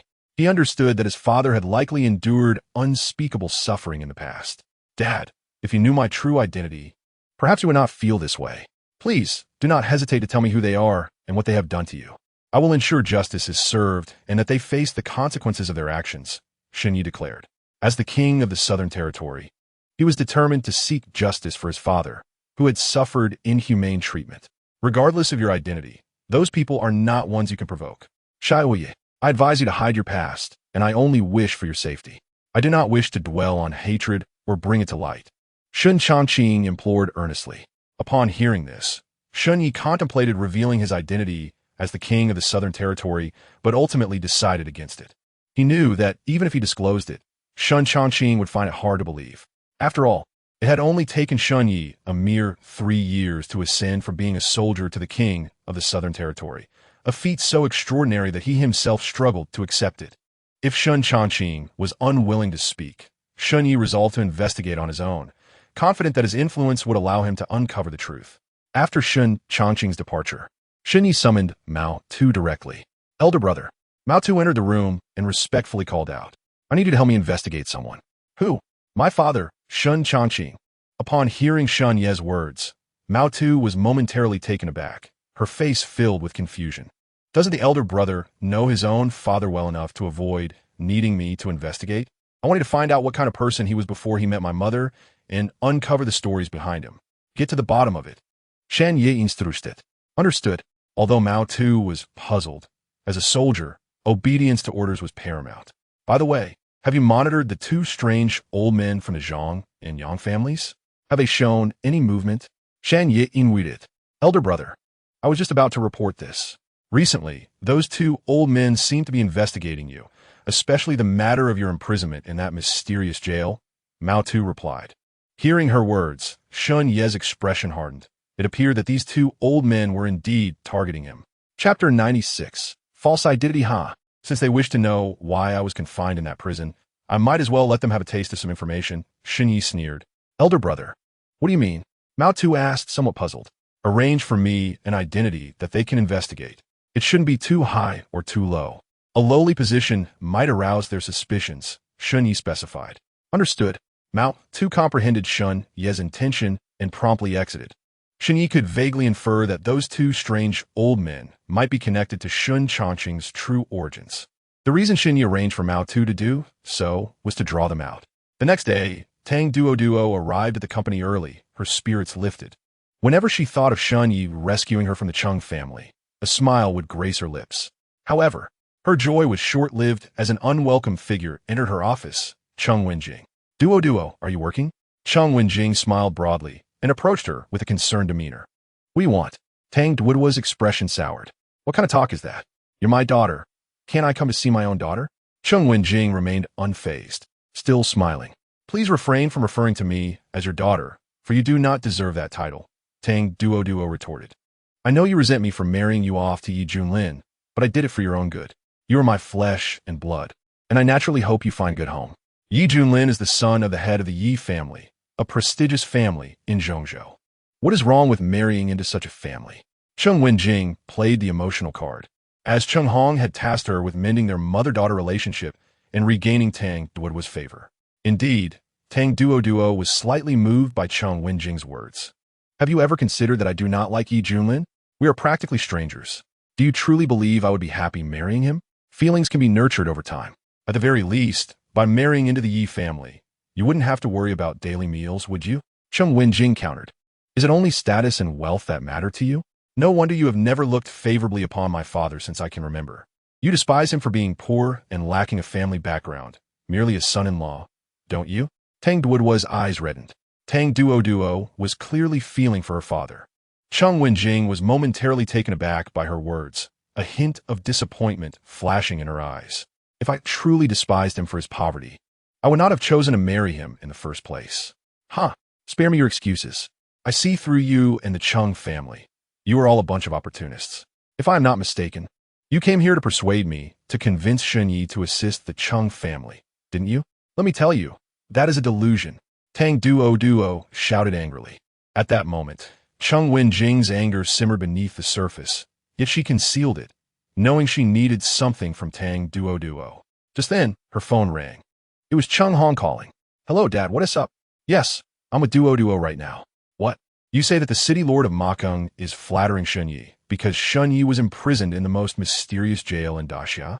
The lord suspects he is some significant figure, hence the flattery? Upon answering the call, Chung Wenjing was enlightened. Just yesterday, she had wondered why the city lord of Qingzhou was so courteous to Shun Yi. It turned out to be for this reason. What remarkable identity does Shun Yi possess to warrant such imprisonment? Chung Wenjing asked curiously. On the other end of the line, Chung Hong scoffed. What remarkable identity. Even if he had one, it was before he went to jail. Before his imprisonment, he served in the southern region, as you know. But what you don't know is that he was the deputy commander of the 12 Zodiac Generals, Mao Tuesday. However, a few years ago, after a malicious incident, he was imprisoned for 3 years, and his military rank was revoked. Now, he holds no identity whatsoever. If we must label him, he is just a convict. Cheng Wenjing sighed deeply, realizing the truth. So it is like this. In that case, is there really no need for me to curry favor with Duo? Cheng Wenjing inquired. Certainly not. The city lord of Qingzhou flattering Shen Yi was merely a misunderstanding. He mistook Shen Yi for someone of significance. Now that Shen Yi's identity has been investigated and revealed, the city lord must have received this news as well. He must be furious, knowing he, a city lord, had previously flattered convict.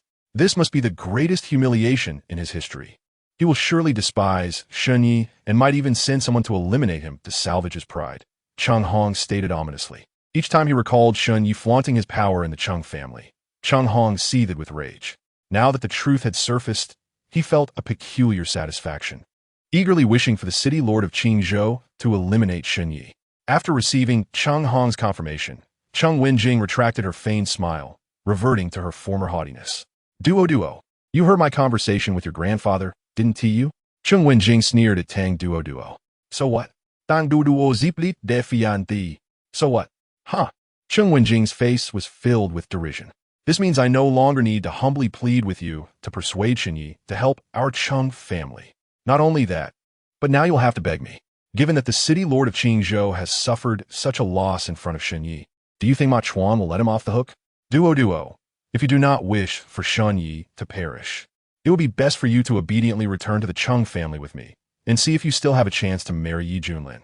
If so, our Cheng family might still plead for Shen Yi's life before the city lord, although it may not guarantee success. Preserving Shen Yi's life should not pose a problem, Cheng Wenjing exclaimed, brimming with self-satisfaction. However, what Cheng Wenjing failed to realize was that the information they received was merely a ruse set forth by Shen Yi. The more pleased she felt now, the greater her regret would be when the truth emerged. Chapter 97. The cunning Ma Chuan, instead of worrying about me, it would be wiser for you to concern yourself with your Cheng family. At that moment, Shen Yi entered the office, his voice indifferent. Upon seeing him, Cheng Wenjing's face flashed with disdain. What a waste. You've ruined your promising future for someone who betrayed you. A person like you will achieve nothing in this lifetime. She scoffed. Cheng Wenjing's contempt was directed at Shen Yi's actions, his breaking of Wang Dachui's leg for Lin Ming, leading to his betrayal and imprisonment. In her eyes, this was the reason Shen Yi was stripped of his military rank in the southern region. If you had shown even a modicum of kindness towards Tang Duo, perhaps I would have considered assisting your Cheng family for her sake, but you are utterly unworthy of being a mother. Shen Yi remained unfazed by Cheng Wenjing's words, responding with a cold chuckle. Assist your Cheng family? You might not be aware, but the Lord of Qingzhou was flattering you yesterday because he mistakenly believed you had a significant status due to your imprisonment in the most enigmatic prison of the Great Xia. Unfortunately, the truth has been unveiled. Your true identity has been disclosed, and now, not only will the Lord of Qingzhou not assist you, but he may even wish to eliminate you. Do you truly believe you can still aid our Cheng family? What a farce! Cheng Wenjing said with a smug expression. Little did she know that the information she had received was merely a ruse orchestrated by Shen Yi. By the way, if I am not mistaken, Zhao Tailong from the Black Dragon Society is helping you deal with Yi Junlin because, like the Lord of Qingzhou, he assumes you possess some remarkable identity from that prison. Correct? Cheng Wenjing continued. Shen Yi chuckled. Have you ever considered that the information you received might be precisely what I wanted you to know? Enough with the theatrics. I have no interest in a useless person like you. Cheng Wenjing dismissed him, turning her attention to Tang Duo, asking, So, have you made your decision? Will you return to the Cheng family with me? Tang Duo fell into contemplation. After listening to Cheng Wenjing, she realized that the Lord of Qingzhou might indeed be enraged enough to retaliate against Shen Yi. You need not go anywhere. Just stay and manage this company well for me, Shen Yi said to Tang Duo. But, no buts. I assure you, nothing will happen to me. Just trust me, Shen Yi interrupted her. Taken aback by Shen Yi's assertive words, Tang Duo nodded, inexplicably choosing to believe him. All right, but do not regret it later. Coming to plead with me for this useless person. Cheng Wenjing, seeing Tang Duoduo's determination, exclaimed angrily. With that, she turned and left without hesitation. Convinced that the Lord of Qingzhou would not spare Shen Yi, and that Tang Duoduo would inevitably return to plead for him. At the Qingzhou Lord's estate, in the Grand Hall, Ma Chuan sat in his chair, having received the news. He learned that Shen Yi was imprisoned in that mysterious prison because he had previously been the deputy to the commander of the 12 zodiac leaders of the southern region, a position of great authority. At this moment, his subordinates stood beside him, trembling in fear of incurring the Lord's wrath. It was known that Ma Chuan, the Lord of Qingzhou, had gone to great lengths to flatter someone who had lost all status, and if Shen Ye's high status were confirmed, it would have been understandable. However, it was now evident that Shen Yi held no significant identity, which was an utter humiliation for Ma Chuan. If this information were to spread, he would be unable to hold his head up high again. One subordinate, unable to contain the oppressive atmosphere any longer, tentatively suggested, "My lord, should I gather some men to retrieve the vehicle you gifted him and teach him a lesson as a means of venting your anger?" After a long pause, Ma Chuan dismissed him curtly with a single word, "No." The subordinate, alarmed, thought Ma Chuan was contemplating murder.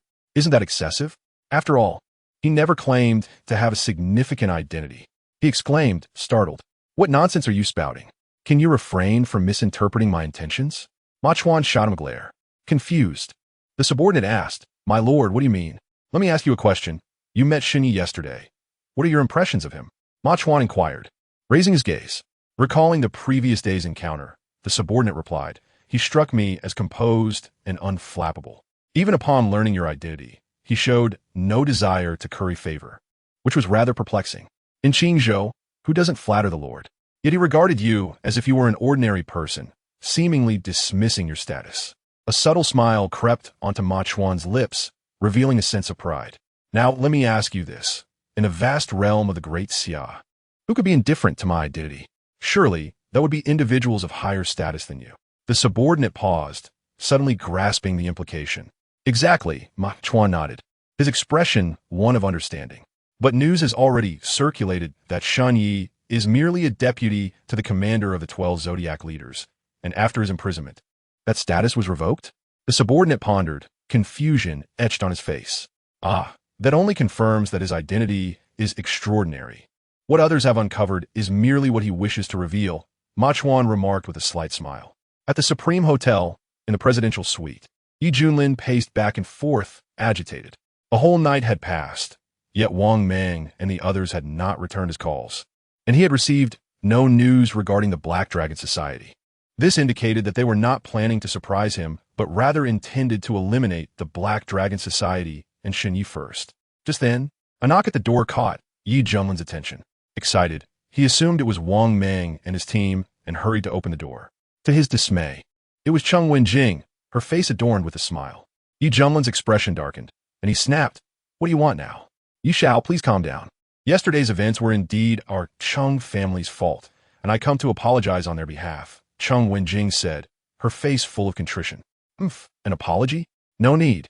I cannot bear it." Yi Junlin retorted coldly. "Yi Shao, won't you invite me in for a moment? I have come to share good news," Cheng Wenjing said mysteriously.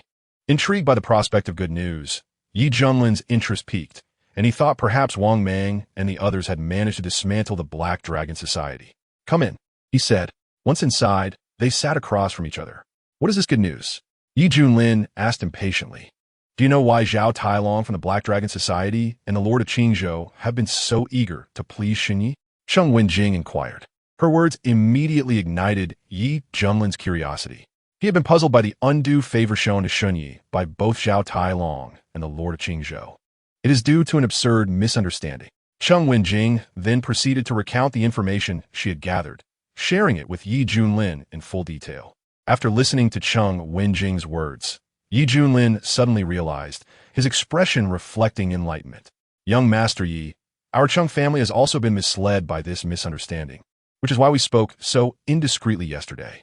We hope that you could be magnanimous and not hold it against us," Cheng Wenjing said. At this moment, Cheng Wenjing felt that only Yi Junlin could save the Cheng family, hence her desire to win his forgiveness. So now you regret it? It's too late, unless..." Yi Junlin's words trailed off as he gazed at Cheng Wenjing with a mocking expression. "Unless what?"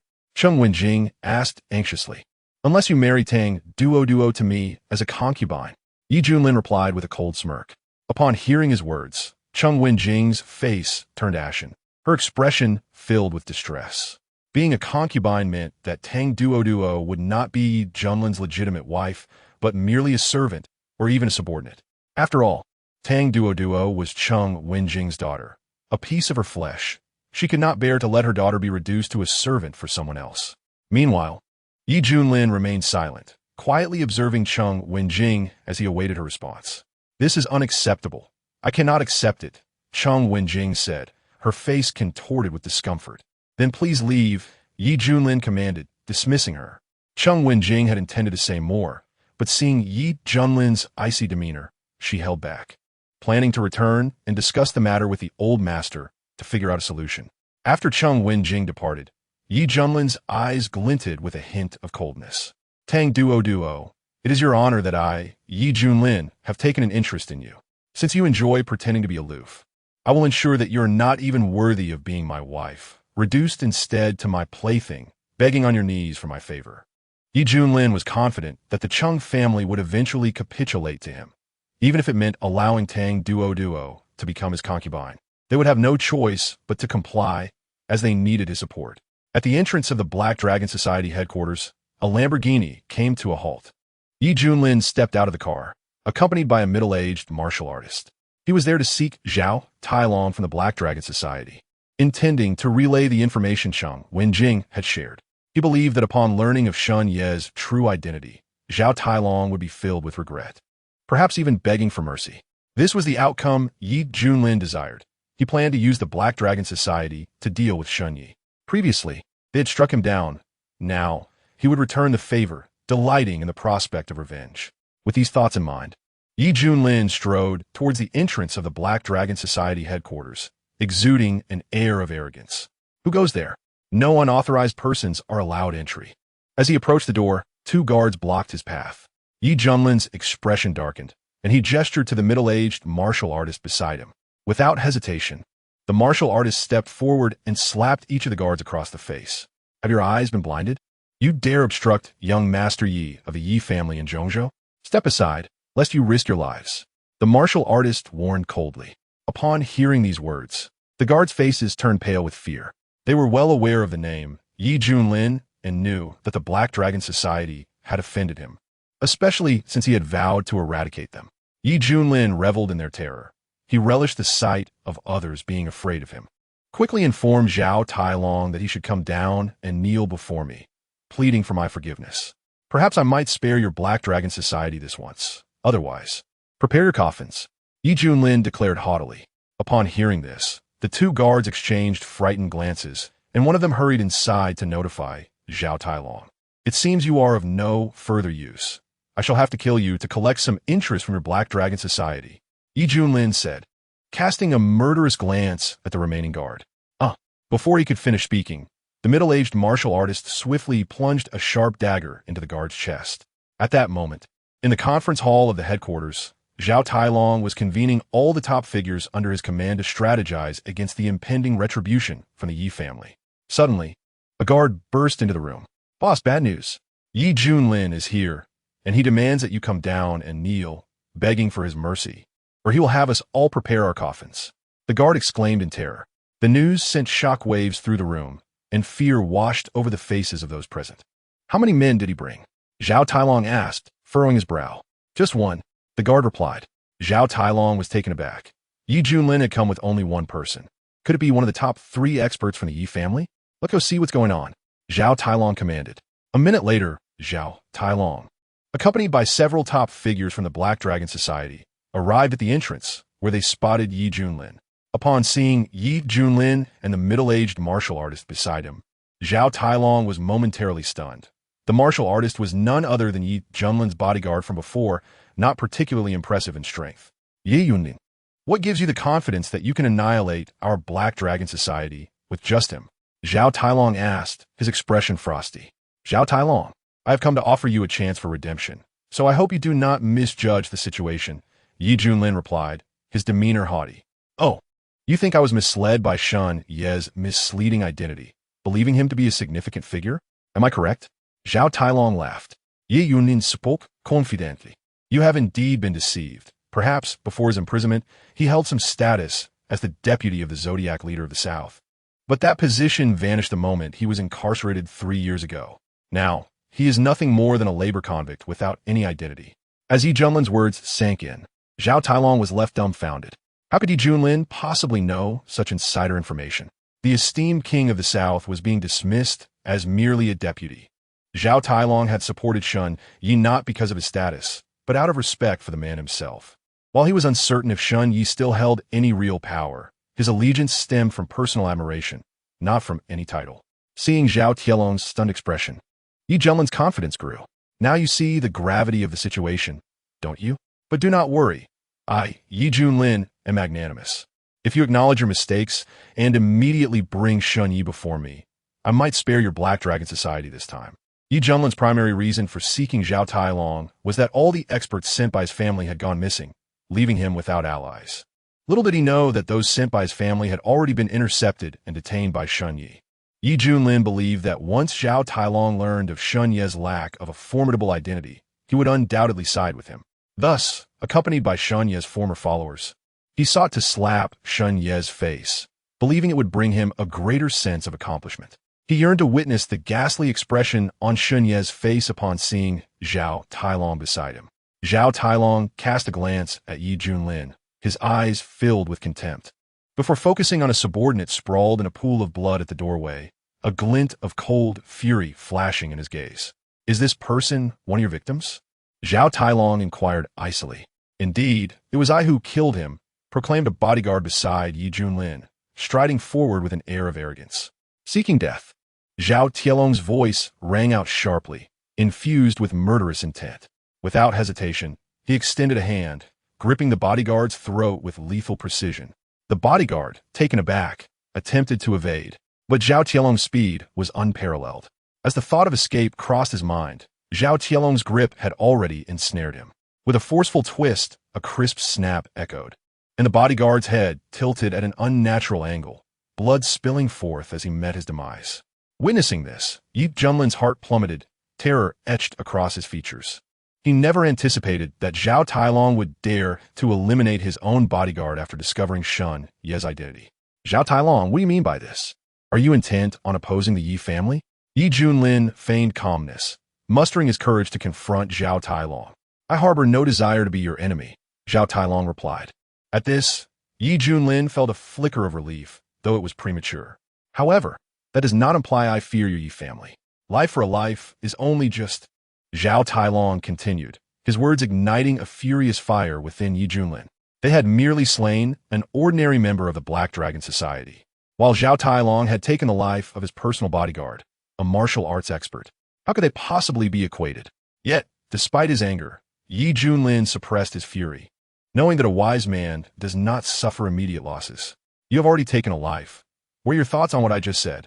Even now, Yi Junlin clung to the hope that Zhao Tailong would fear the Yi family enough to assist him against Shun Yi. Were it not for your status as a scion of the Yi family, you would have long since joined the ranks of the departed. Leave at once. Or should I reconsider, you may find it impossible to return to the Yi family. Zhao Tielong's patience had worn thin, his voice laced with cold authority. Yi Junlin's expression soured dramatically upon hearing Zhao Tielong's words. Very well, wait for me. I hope you do not come to regret this. With a venomous retort, he swiftly turned and fled in his vehicle. As he drove, Yi Junlin dialed Wang Mang's number again, only to be met with the disheartening message that the recipient's phone was turned off, inciting a fit of rage within him. Subsequently, he called his father, Yi Jingtian. Father, what is happening? The elite warriors you dispatch from the Yi family are unreachable, and even their phones are off. Upon receiving Yi Junlin's call, Yi Jingtian hung up and attempted to reach Wang Mang, only to find that his phone too was off. He then instructed his subordinates to investigate Wang Mang and his team's whereabouts. Soon, he learned that Wang Mang and his companions were intercepted upon exiting the airport, leading to a confrontation where the Yi family's warriors were easily overpowered and taken away. The news darkened Yi Jingtian's countenance, as he had never expected that someone in the modest Qingzhou would dare to obstruct the elite of the Yi family. This was utterly intolerable. After a moment of contemplation, he summoned the esteemed protector they had hired with great expense. Yi Jingtian's intent was clear. He would send the 10th-rank protector from the dragon ranking to Qingzhou with two purposes in mind. First, to restore Yi Junlin's dignity by obliterating the Black Dragon Society and extinguishing Shun Yi. Second, to locate and rescue Wang Mang and the other warriors. As they were vital to the Yi family's strength, their loss would undoubtedly diminish their standing among the elite families in Zhongzhou. Before long, the protector arrived in Qingzhou and sought out Yi Junlin at the Supreme Hotel. Upon seeing the protector, Yi Junlin was filled with elation, never expecting his father would send their strongest to his aid. Shen Yi, the hour of reckoning has arrived. Are you prepared? Yi Junlin muttered darkly to himself. Chapter 100. The Protector of the Yi Family. Yi Junlin departed the hotel with the family protector, heading toward Longquan No. 1. His objective was the villa where Shun Ye's family resided. Having conducted thorough investigations, he was aware that Shun Ye's family was temporarily staying at Longquan No. 1, and he intended to eliminate Shun Ye's parents. Shun Ye had embarrassed him repeatedly, and he would not permit Shun Ye's demise to be an easy affair. He planned to capture Shun Ye's parents, then seize Shun Yi himself, ultimately executing his parents before his eyes. He sought to instill in Shun Yi a profound regret for opposing him, envisioning Shun Yi kneeling in desperation, pleading for his parents' lives. He relished the thought of utterly dismantling Shun Yi's dignity. As he envisioned Shun Ye's supplication, a smirk of satisfaction crept onto Yi Junlin's lips. Soon, a Lamborghini came to a halt before the grand entrance of Longquan No. 1. Yi Junlin and the family protector exited the vehicle, observing the exquisite villa before him. Yi Junlin's eyes reflected disdain. A mere convict. What extraordinary luck to have become a cellmate of someone like Li Wuying, residing in such a villa. At that moment, Li Fengmei and Shun Chongqing happened to push open the villa's door, planning to visit a pharmaceutical company and check on Tang Duo. Who are you? Shun Chongqing inquired upon spotting Yi Junlin and the family protector. I am Yi Junlin of the Yi family from Zhongzhou, he declared with haughty arrogance, his nostrils flaring as he introduced himself, embodying a sense of superiority. Hearing this, Shun Chongqing and Li Fengmei were taken aback. They were well aware of the Yi family and knew that Tang Duo had been taken by the Cheng family, who sought to marry her to Yi Junlin. Shen Ye's intervention had undoubtedly antagonized him. Now, as Yi Junlin arrived at their doorstep, they could easily surmise that he was there for revenge. Exchanging glances, Shun Chongqing and Li Fengmei silently agreed to retreat into the villa and shut the door, determined to prevent Yi Junlin and his companion from entering. Noticing this, Yi Junlin forcefully pushed against the door, preventing it from closing. His expression twisted into a cruel smile. Bam! Unexpectedly, Li Fengmei retaliata fiercely, seizing a wooden rod and striking his hand with tremendous force. Yi Junlin yelped in pain, retracting his hand. Seek death. Break her hands. Yi Yunin snarlet, issuing commands to the family protector, his face contorted with rage. To injure our young master, you have sealed your fate, the family protector bellowed, preparing to retaliate against Li Fengmei. However, at that moment, a formidable presence enveloped them, locking onto the family protector. Recognizing this aura, the protector's heart raced, for it belonged to the very individual who had demoted him from the 9th position on the dragon ranking to the 10th. Young master, we must retreat. The family protector urgently urged Yi Junlin to leave. Why should we retreat? Yi Junlin exclaimed in confusion, unable to comprehend the protector's alarm. Since we are here, why rush to depart? Just then, a figure materialized beside Li Fengmei and Shun Chongqing, coldly regarding Yi Junlin and the family protector. It was Fei Ying, formerly known as Li Yi. Though Yi Junlin was not a martial artist, he could discern that the middle-aged man before him was formidable. Yet, he felt unperturbed, for he had the family protector by his side, a powerful figure ranked 10th on the dragon ranking. It is evident that you are a formidable expert. As the saying goes, a good bird chooses its tree. It is truly a pity that a strong individual like you is merely serving as a bodyguard for Shun Ye's parents. I, Yi Junlin, am a connoisseur of talent. If you are willing, I can take you back to the Yi family. I can assure you that once you arrive at our family, you will enjoy endless wealth and glory, far surpassing the meager existence you have alongside that waste, Shun Yi. Of course, you may refuse my olive branch, but the consequence will be your merciless demise at the hands of the Yi family's guardians. Ye Yunlin stated confidently to Li Yi. He believed that any man with a modicum of intelligence would never reject his offer. However, the guardians of the Yi family behind him broke into a cold sweat upon hearing Yi Junlin's words. After all, just a few days ago, he had engaged in combat with Li Yi and was utterly outmatched. Fool, why even ask if you can leave? Ye family guardian silently jurset Ye Yunling. Huh, you were so confident, thinking I would definitely choose your Yi family? Li Yi chuckled as he looked at Yi Junlin. Of course, we, the Yi family, are a top-tier family in Zhongzhou. If your mind is sound, you know how to make the right choice, Yi Junlin asserted. What if I refuse? Li Yi retorted with a cold smile. I have made it abundantly clear. You can refuse, but the consequence will be your death at the hands of our guardians. Ye Yunlin replied. Well then, I shall see if your guardians possess the strength to kill me. Upon finishing his words, Li Yi turned his gaze towards the Yi family guardian, who was now drenched in sweat. If you seek death, then do not blame me. A glint of coldness flashed in Yi Junlin's eyes upon hearing Li Yi's dismissive words. Guardian Yi, please take care of this ungrateful fellow. However, after Yi Junlin's command lingered in the air for a while, the Yi family guardian remained still, causing Yi Junlin to frown and look at him. Upon seeing the guardian's state, Yi Junlin was taken aback, noticing the sweat cascading down his face. Guardian Yi, what is wrong? Why are you sweating so profusely? Yi Junlin inquired with concern. Damn it, you fool. The Yi family guardian cursed inwardly. Is it possible that he has scared me into a cold sweat? Li Vistit. You overestimate yourself. Do you not realize he is our family's guardian, ranked 10th on the dragon list? Why would he fear you? Yi Junlin raised an eyebrow, clearly skeptical of Li Yi's words. Silence. At that moment, the Yi family guardian could no longer contain himself and roared at Yi Junlin. Yi Junlin was taken aback by this outburst, confused about the situation. Do you know who he is? The guardian yelled at Yi Junlin. Isn't he just the bodyguard hired by Shen Ye's parents? Yi Junlin retorted. At this moment, a sense of unease began to creep into Yi Junlin's heart, an ominous premonition. He is Li Yi, the Yi family guardian declared.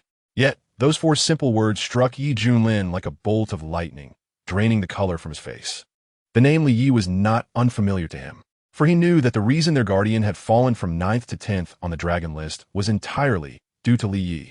However, Yi Junlin could not fathom why the expert who had defeated their guardian would willingly become Shen Ye's parents' bodyguard. You are Li Yi? Yi Junlin asked incredulously. Indeed, Li Yi replied with a cold smile. With Li Yi's confirmation, Yi Junlin began to tremble uncontrollably. Yet, he was unwilling to accept this. He believed that Li Yi, like the lord of Qingzhou City, must think that Shen Yi held some significant status, which is why he willingly served as a bodyguard for his parents. Do not be deceived. Shen Yi is not of any remarkable standing. Yi Yunlin insisted. Enough with your prattle. I have no time for your nonsense. Li Yi replied coldly. He then turned his gaze to the Yi family guardian and said icily, Shall I take matters into my own hands, or will you surrender willingly? Hearing Li Yi's words, the Yi family guardian's eyes flickered as he weighed the pros and cons, contemplating the chances of escaping if he abandoned Yi Junlin. It seems you are unwilling to submit. Very well, I shall take action myself, Li Yi said, as if he could read the guardian's thoughts. With that, he lunged forward, striking at the Yi family guardian. The guardian, taken aback, hastily summoned his energy and met Li Yi's attack. A thunderous clash echoed as their palms collided, unleashing a tremendous force. The guardian was sent staggering back 3 steps before regaining his footing, while Li Yi remained unyielding. Horror filled the guardian's face as he realized that in just a few days, Li Yi's strength had grown significantly since their last encounter. Yi Yunlin, witnessing the guardian being pushed back after just one exchange, was filled with terror. With a swift motion, Li Yi propelled himself forward like a cannonball, charging at the Yi family guardian. The guardian, unwilling to be passive, engaged Li Yi in combat, but it was evident he was no match for Li Yi, who pressed the attack relentlessly. After several exchanges, Li Yi landed a powerful punch to the guardian's chest, sending him crashing into a tree, blood spattering from his mouth as he lost all fighting capability. Seeing this, Yi Junlin's face turned ashen. Subsequently, Li Yi procured some thick ropes and bound both the Yi family guardian and Yi Junlin securely, intending to determine their fate upon Shen Ye's return. After ensuring their bindings were tight, Li Yi called Shen Yi to inform him of the events that had transpired.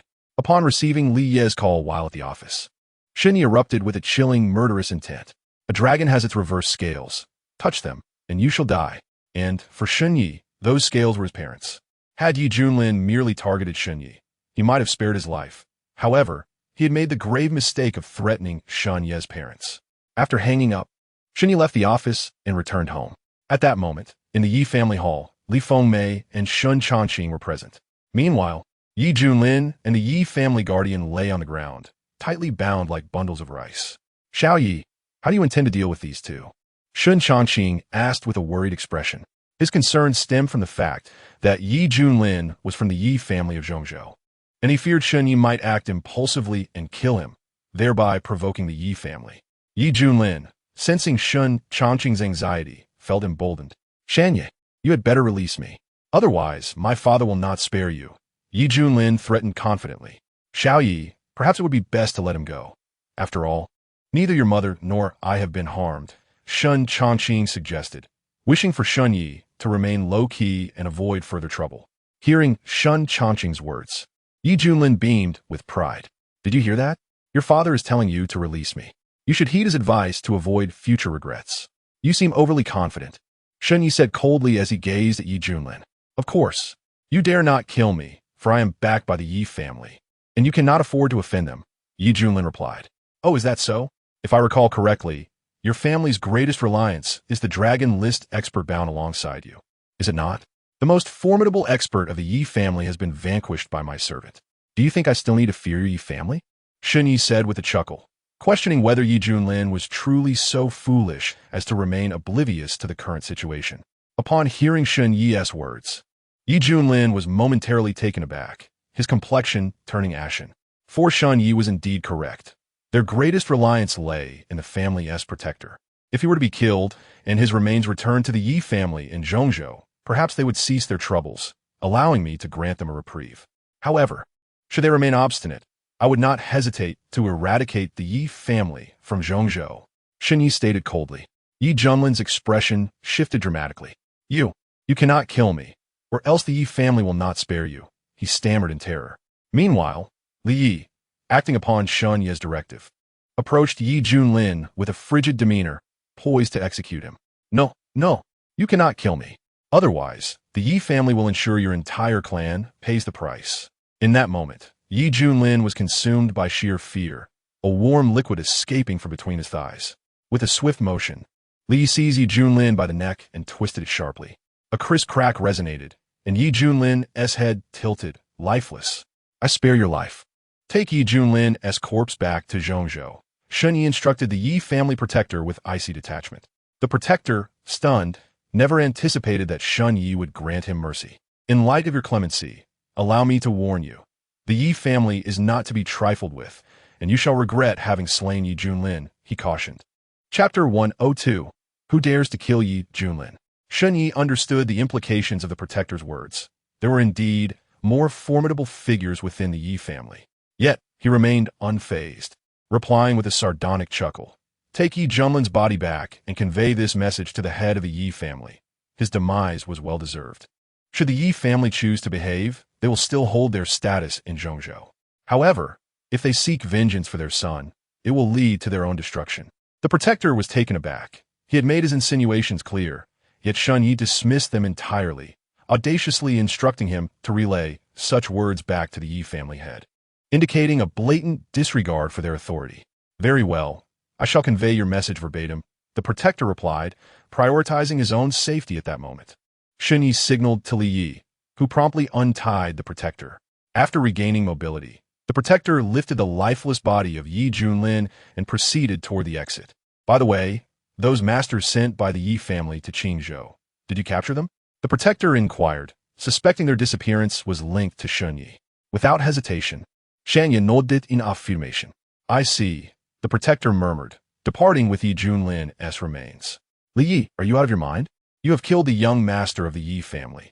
Do you truly believe they will let you go unpunished? Once the protector had left, Li Fengmei expressed her grave concerns to Shun Yi. Shun Changqing stood nearby, his silence betraying his own worries.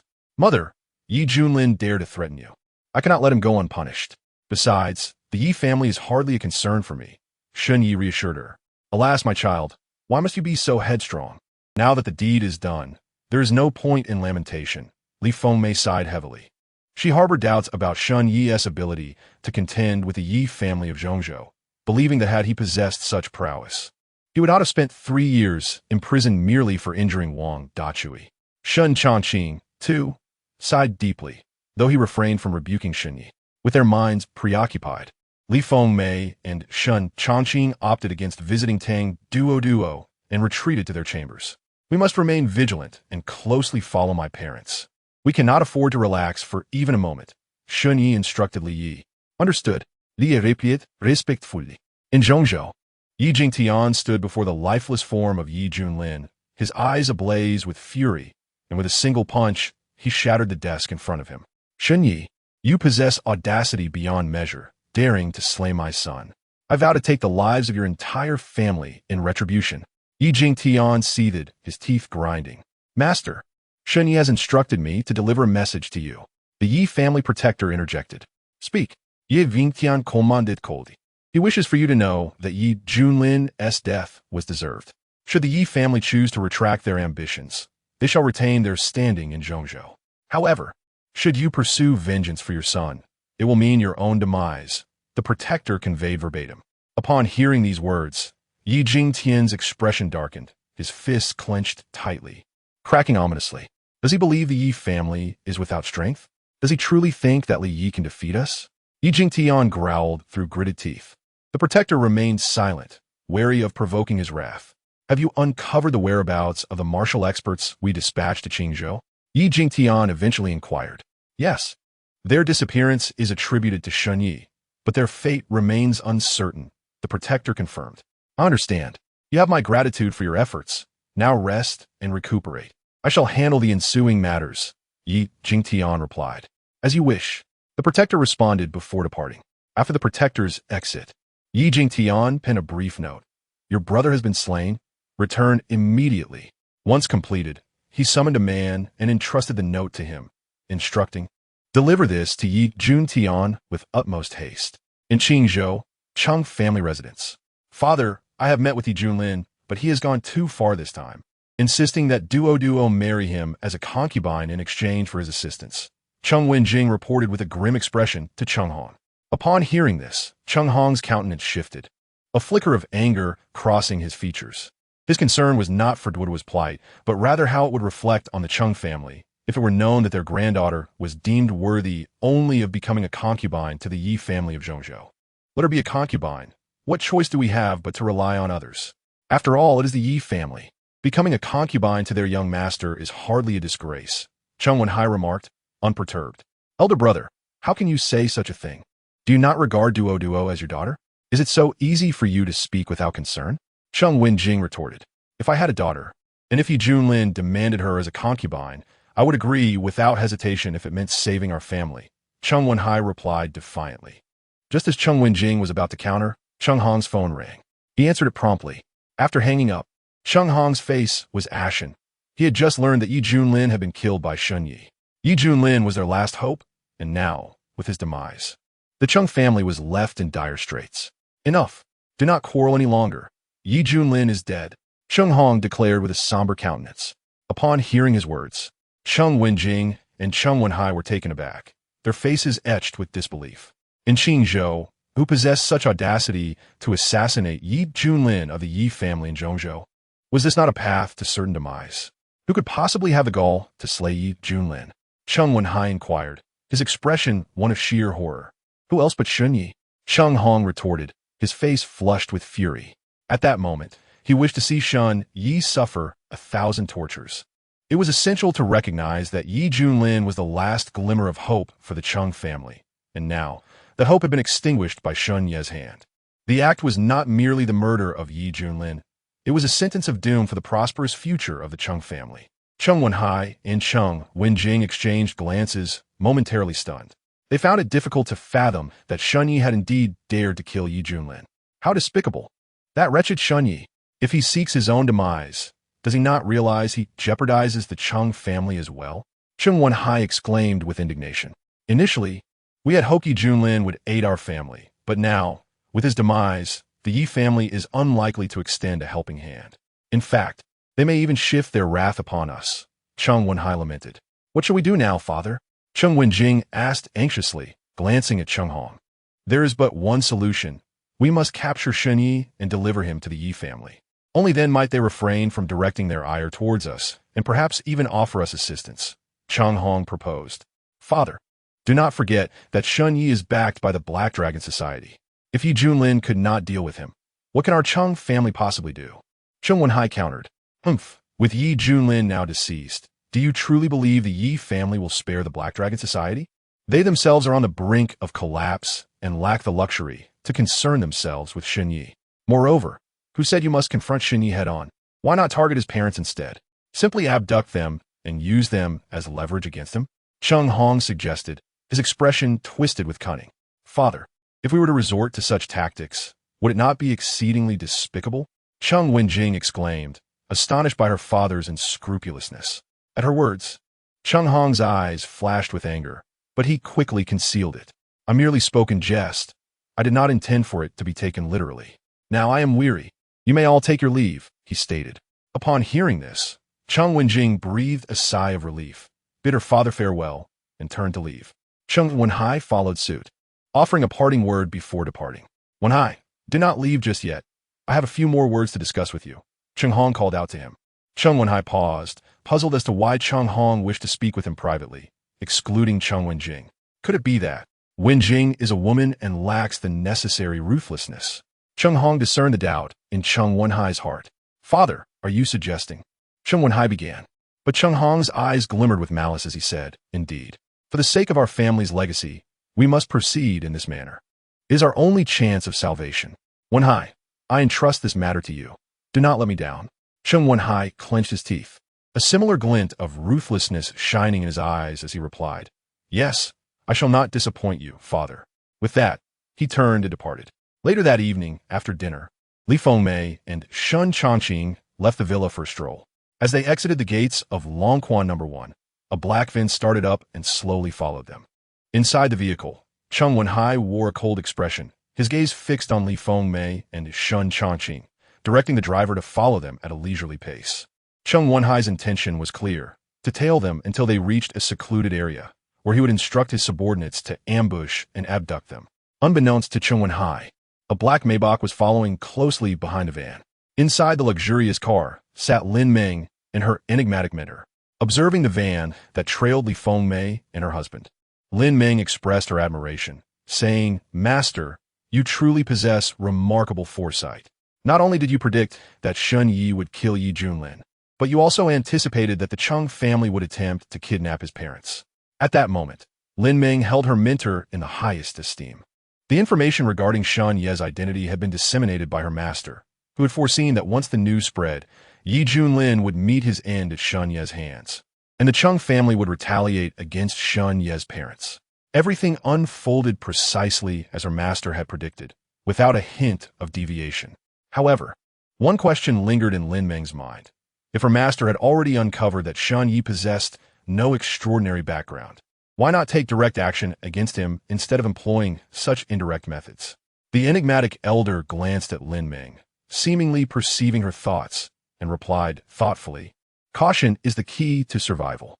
If one can orchestrate the demise of others through intermediaries, why expose oneself to peril? As long as the outcome aligns with our aims.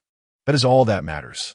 Upon hearing her master's words, Lin Meng outwardly praised his political acumen, but internally disagreed with his approach. Even if Shen Yi were to perish, she would not derive satisfaction from it. What she truly desired was to see Shen Yi kneel before her in despair, pleading for mercy, while she took her time to torment him to death. Only then would her heart find solace. Why then are we tailing the Cheng family? Lin Meng inquired with curiosity. To divert the hidden dangers away from that Cheng lad, the enigmatic elder responded. Hidden dangers? Lin Meng was taken aback, struggling to comprehend her master's meaning. Do not underestimate Shen Yi. He has secured a formidable bodyguard for his parents, the elder clarified. After stating this, he directed his gaze toward the young man in his 20s sitting nearby. The next stretch of road is sparsely populated. The Cheng lad will likely act there. You must draw away the lurking threat, creating an opportunity for him, he instructed. The young man nodded in acknowledgement, exited the vehicle, and made his way towards the couple walking ahead. Master, are you being overly cautious? How could Shen Yi possibly procure a powerful bodyguard for his parents? Lin Ming questioned. Just watch closely. Consider this a lesson for you, the elder replied nonchalantly. As the young man approached, exuding an aura of lethal intent, a dark figure suddenly emerged from a shadowy corner, charging towards him. That figure was none other than Li Yi. Upon his appearance, the young man instantly sensed the shift, a sinister smile creeping across his face as he swiftly turned to flee in the opposite direction, with Li Yi in hot pursuit. Their speeds were so remarkable that Lin Ming, seated in the car, could only catch fleeting glimpses of black shadows darting past. Who was that shadow that emerged from the darkness? Lin Ming asked, her face filled with astonishment. That is Li Yi, the bodyguard of Shun Ye's parents, and the 9th-ranked expert in the Great Xia Dragon list, the enigmatic elder replied with an air of indifference. Lin Ming was taken aback, unable to believe that a 9th-ranked powerhouse would willingly serve as a bodyguard for Shun Ye's parents. Lin Mingxin inwardly rejoiced, grateful that her master had intervened. Otherwise, she would have led the formidable experts of a Yang family to trouble Shen Yi, the consequences of which were dire to imagine, considering he was ranked 9th on the dragon list. Is that senior brother truly his match? Lin Mingxin asked, a hint of concern in her voice. The young man who had just disembarked from the vehicle was her master's disciple and her senior brother. If he couldn't handle someone ranked merely 9th, why did he have to be my disciple? A confident expression surfaced on the peculiar old man's face. Meanwhile, Li Yi pursued the young man for over a kilometer, maintaining a distance of approximately 50 meters. At this point, Li Yi realized that if the other party was intent on fleeing, he would surely not catch up, prompting him to consider abandoning the chase. After all, his task was to ensure the safety of his master's parents. Just as he was about to give up, the young man suddenly halted, turned around with a sinister smile playing at the corners of his mouth, and fixed his gaze on Li Yi. The sight of that malevolent grin made Li Yi's heart race, realizing he might have fallen into a trap. After chasing me this far, how could I not engage in a spar with you? That would be most disrespectful, came the chilling voice of the young man from behind. At this moment, Li Yi had pushed himself to his utmost speed, yet he was alarmed to discover that the young man's pace was even swifter. Within moments, the young man leaped over him, landing directly in front of him. Step aside if you know what's good for you. Should anything happen to my master's parents, I assure you, my master will not let you off easily, Li Yi threatened, his expression icy. The young man, however, merely regarded him with a look of disdain. Your master? If it weren't for my master's excessive caution, I could easily snap your master's neck, he scoffed. Upon hearing this, Li Yi felt a surge of urgency and anger. He understood that threats bore no weight. Without a moment's hesitation, he transformed his palm into a blade and delivered a horizontal strike towards the young man. Observing Li Yi's attack, the young man merely smirked, effortlessly sidestepping the blow. In response, Li Yi executed a sweeping kick, but the young man merely raised his leg to block it. Li Yi felt as though he had struck steel, the pain causing him to gasp. Increasingly alarmed, Li Yi realized that despite the young man's tender years, his strength was overwhelming. Moreover, the young man remained on the defensive, and Li Yi understood that if he were to shift to offense, he would have no means of countering. Recognizing that he was no match for the young man, Li Yi, with no intention of continuing the fight, turned to flee towards Li Fengmei and the others. However, the young man swiftly intercepted him. Meanwhile, as Li Fengmei and Shun Chongqing strolled into a secluded area, a van suddenly accelerated and halted beside them. The doors swung open, and several individuals clad in black with masks rushed out. Li Fengmei and Shun Chongqing were taken aback, their faces turning pale with fright. Reacting swiftly, Shun Chongqing seized Li Fengmei's hand and pulled him towards home, running desperately. Yet, the masked figures were clearly not ordinary foes, and with just a few leaps, they blocked their path. Help!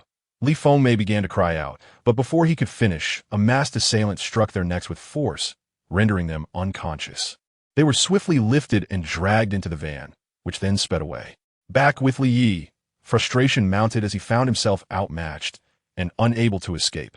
The young man casually defended against Li Yi's attempts while glancing back toward the direction they had come from. The young man estimated that the timing was right.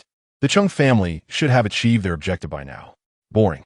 Well, I shall no longer entertain you. Farewell. With that, the young man unleashed a punch that met Li Yi's own.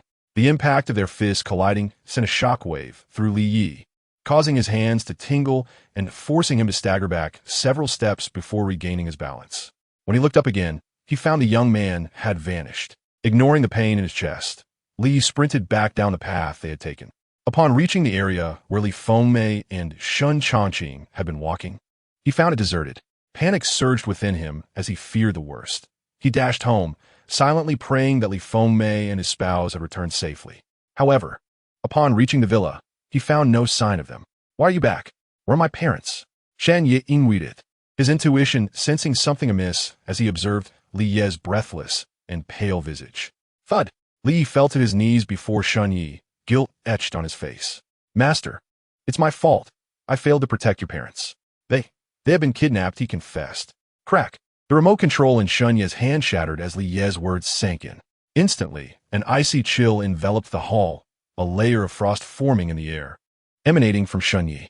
"Repeat that," he commanded, his voice laced with lethal intent. "They were taken from us," Li Yi stammered, gazing at the frost.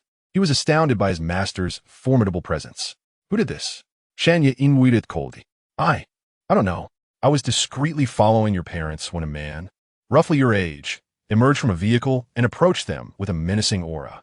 I pursued him, unaware that he was merely a decoy, intended to lure me away and provide an opening for others. Li Yi explained, trembling. "You are an international S-class assassin. You should not have been so easily deceived," Shen Yi remarked. Humbled, Li Yi replied, "I realized too late that it was a ploy. I attempted to return, but the young man was extraordinarily powerful and blocked my path. We exchanged blows for several rounds, yet he only defended, never attacking.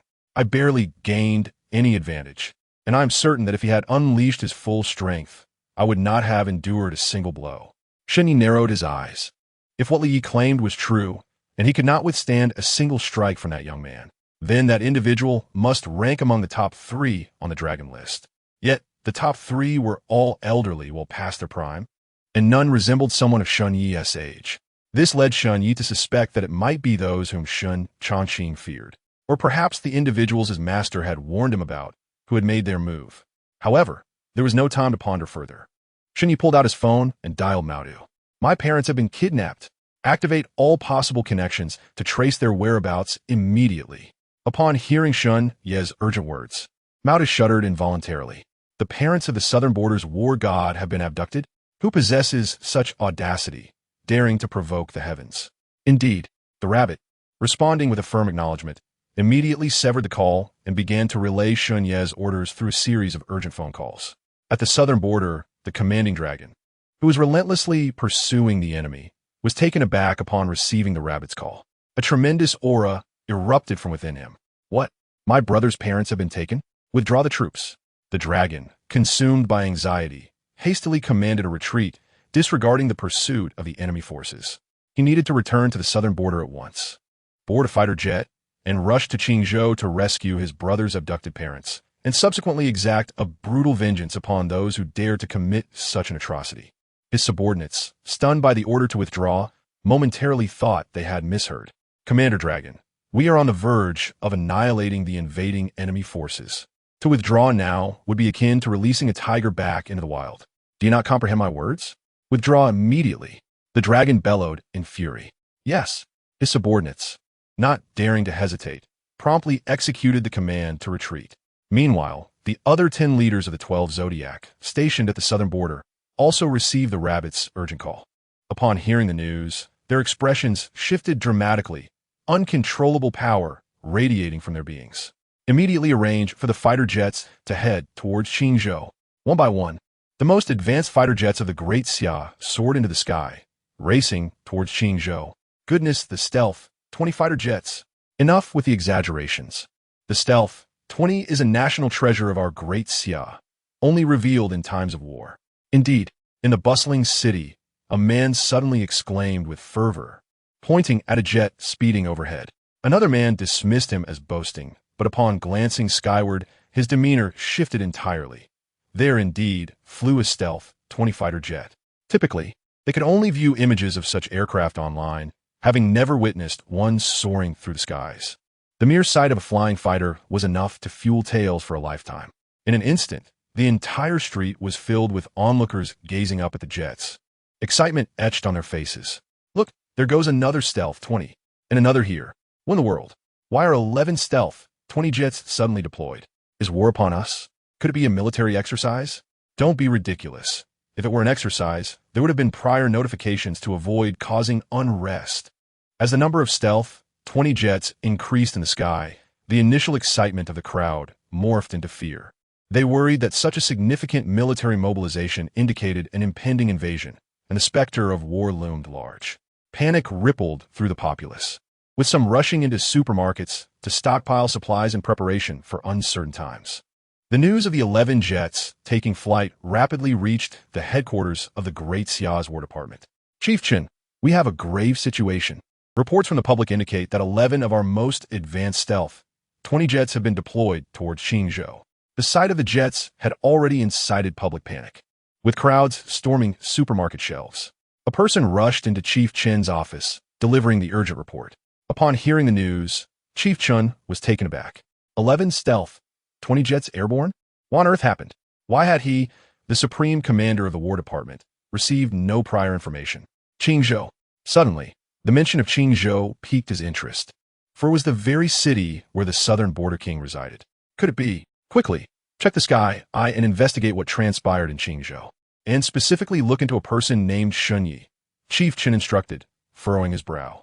Minutes later, within a grand and solemn building in Zhongzhou, Chief Chen stood respectfully beside a middle-aged man, reporting the findings from the Sky Eye investigation. This man was none other than the sovereign of the Great Xia. Upon hearing Chief Chen's report, the sovereign raised an eyebrow, yet his expression remained largely unchanged. Who possesses the audacity to abduct the parents of the esteemed southern border king? Are they seeking to shatter the very heavens of the Great Xia? The sovereign's tone was indifferent, yet a subtle, chilling glint flickered in his eyes.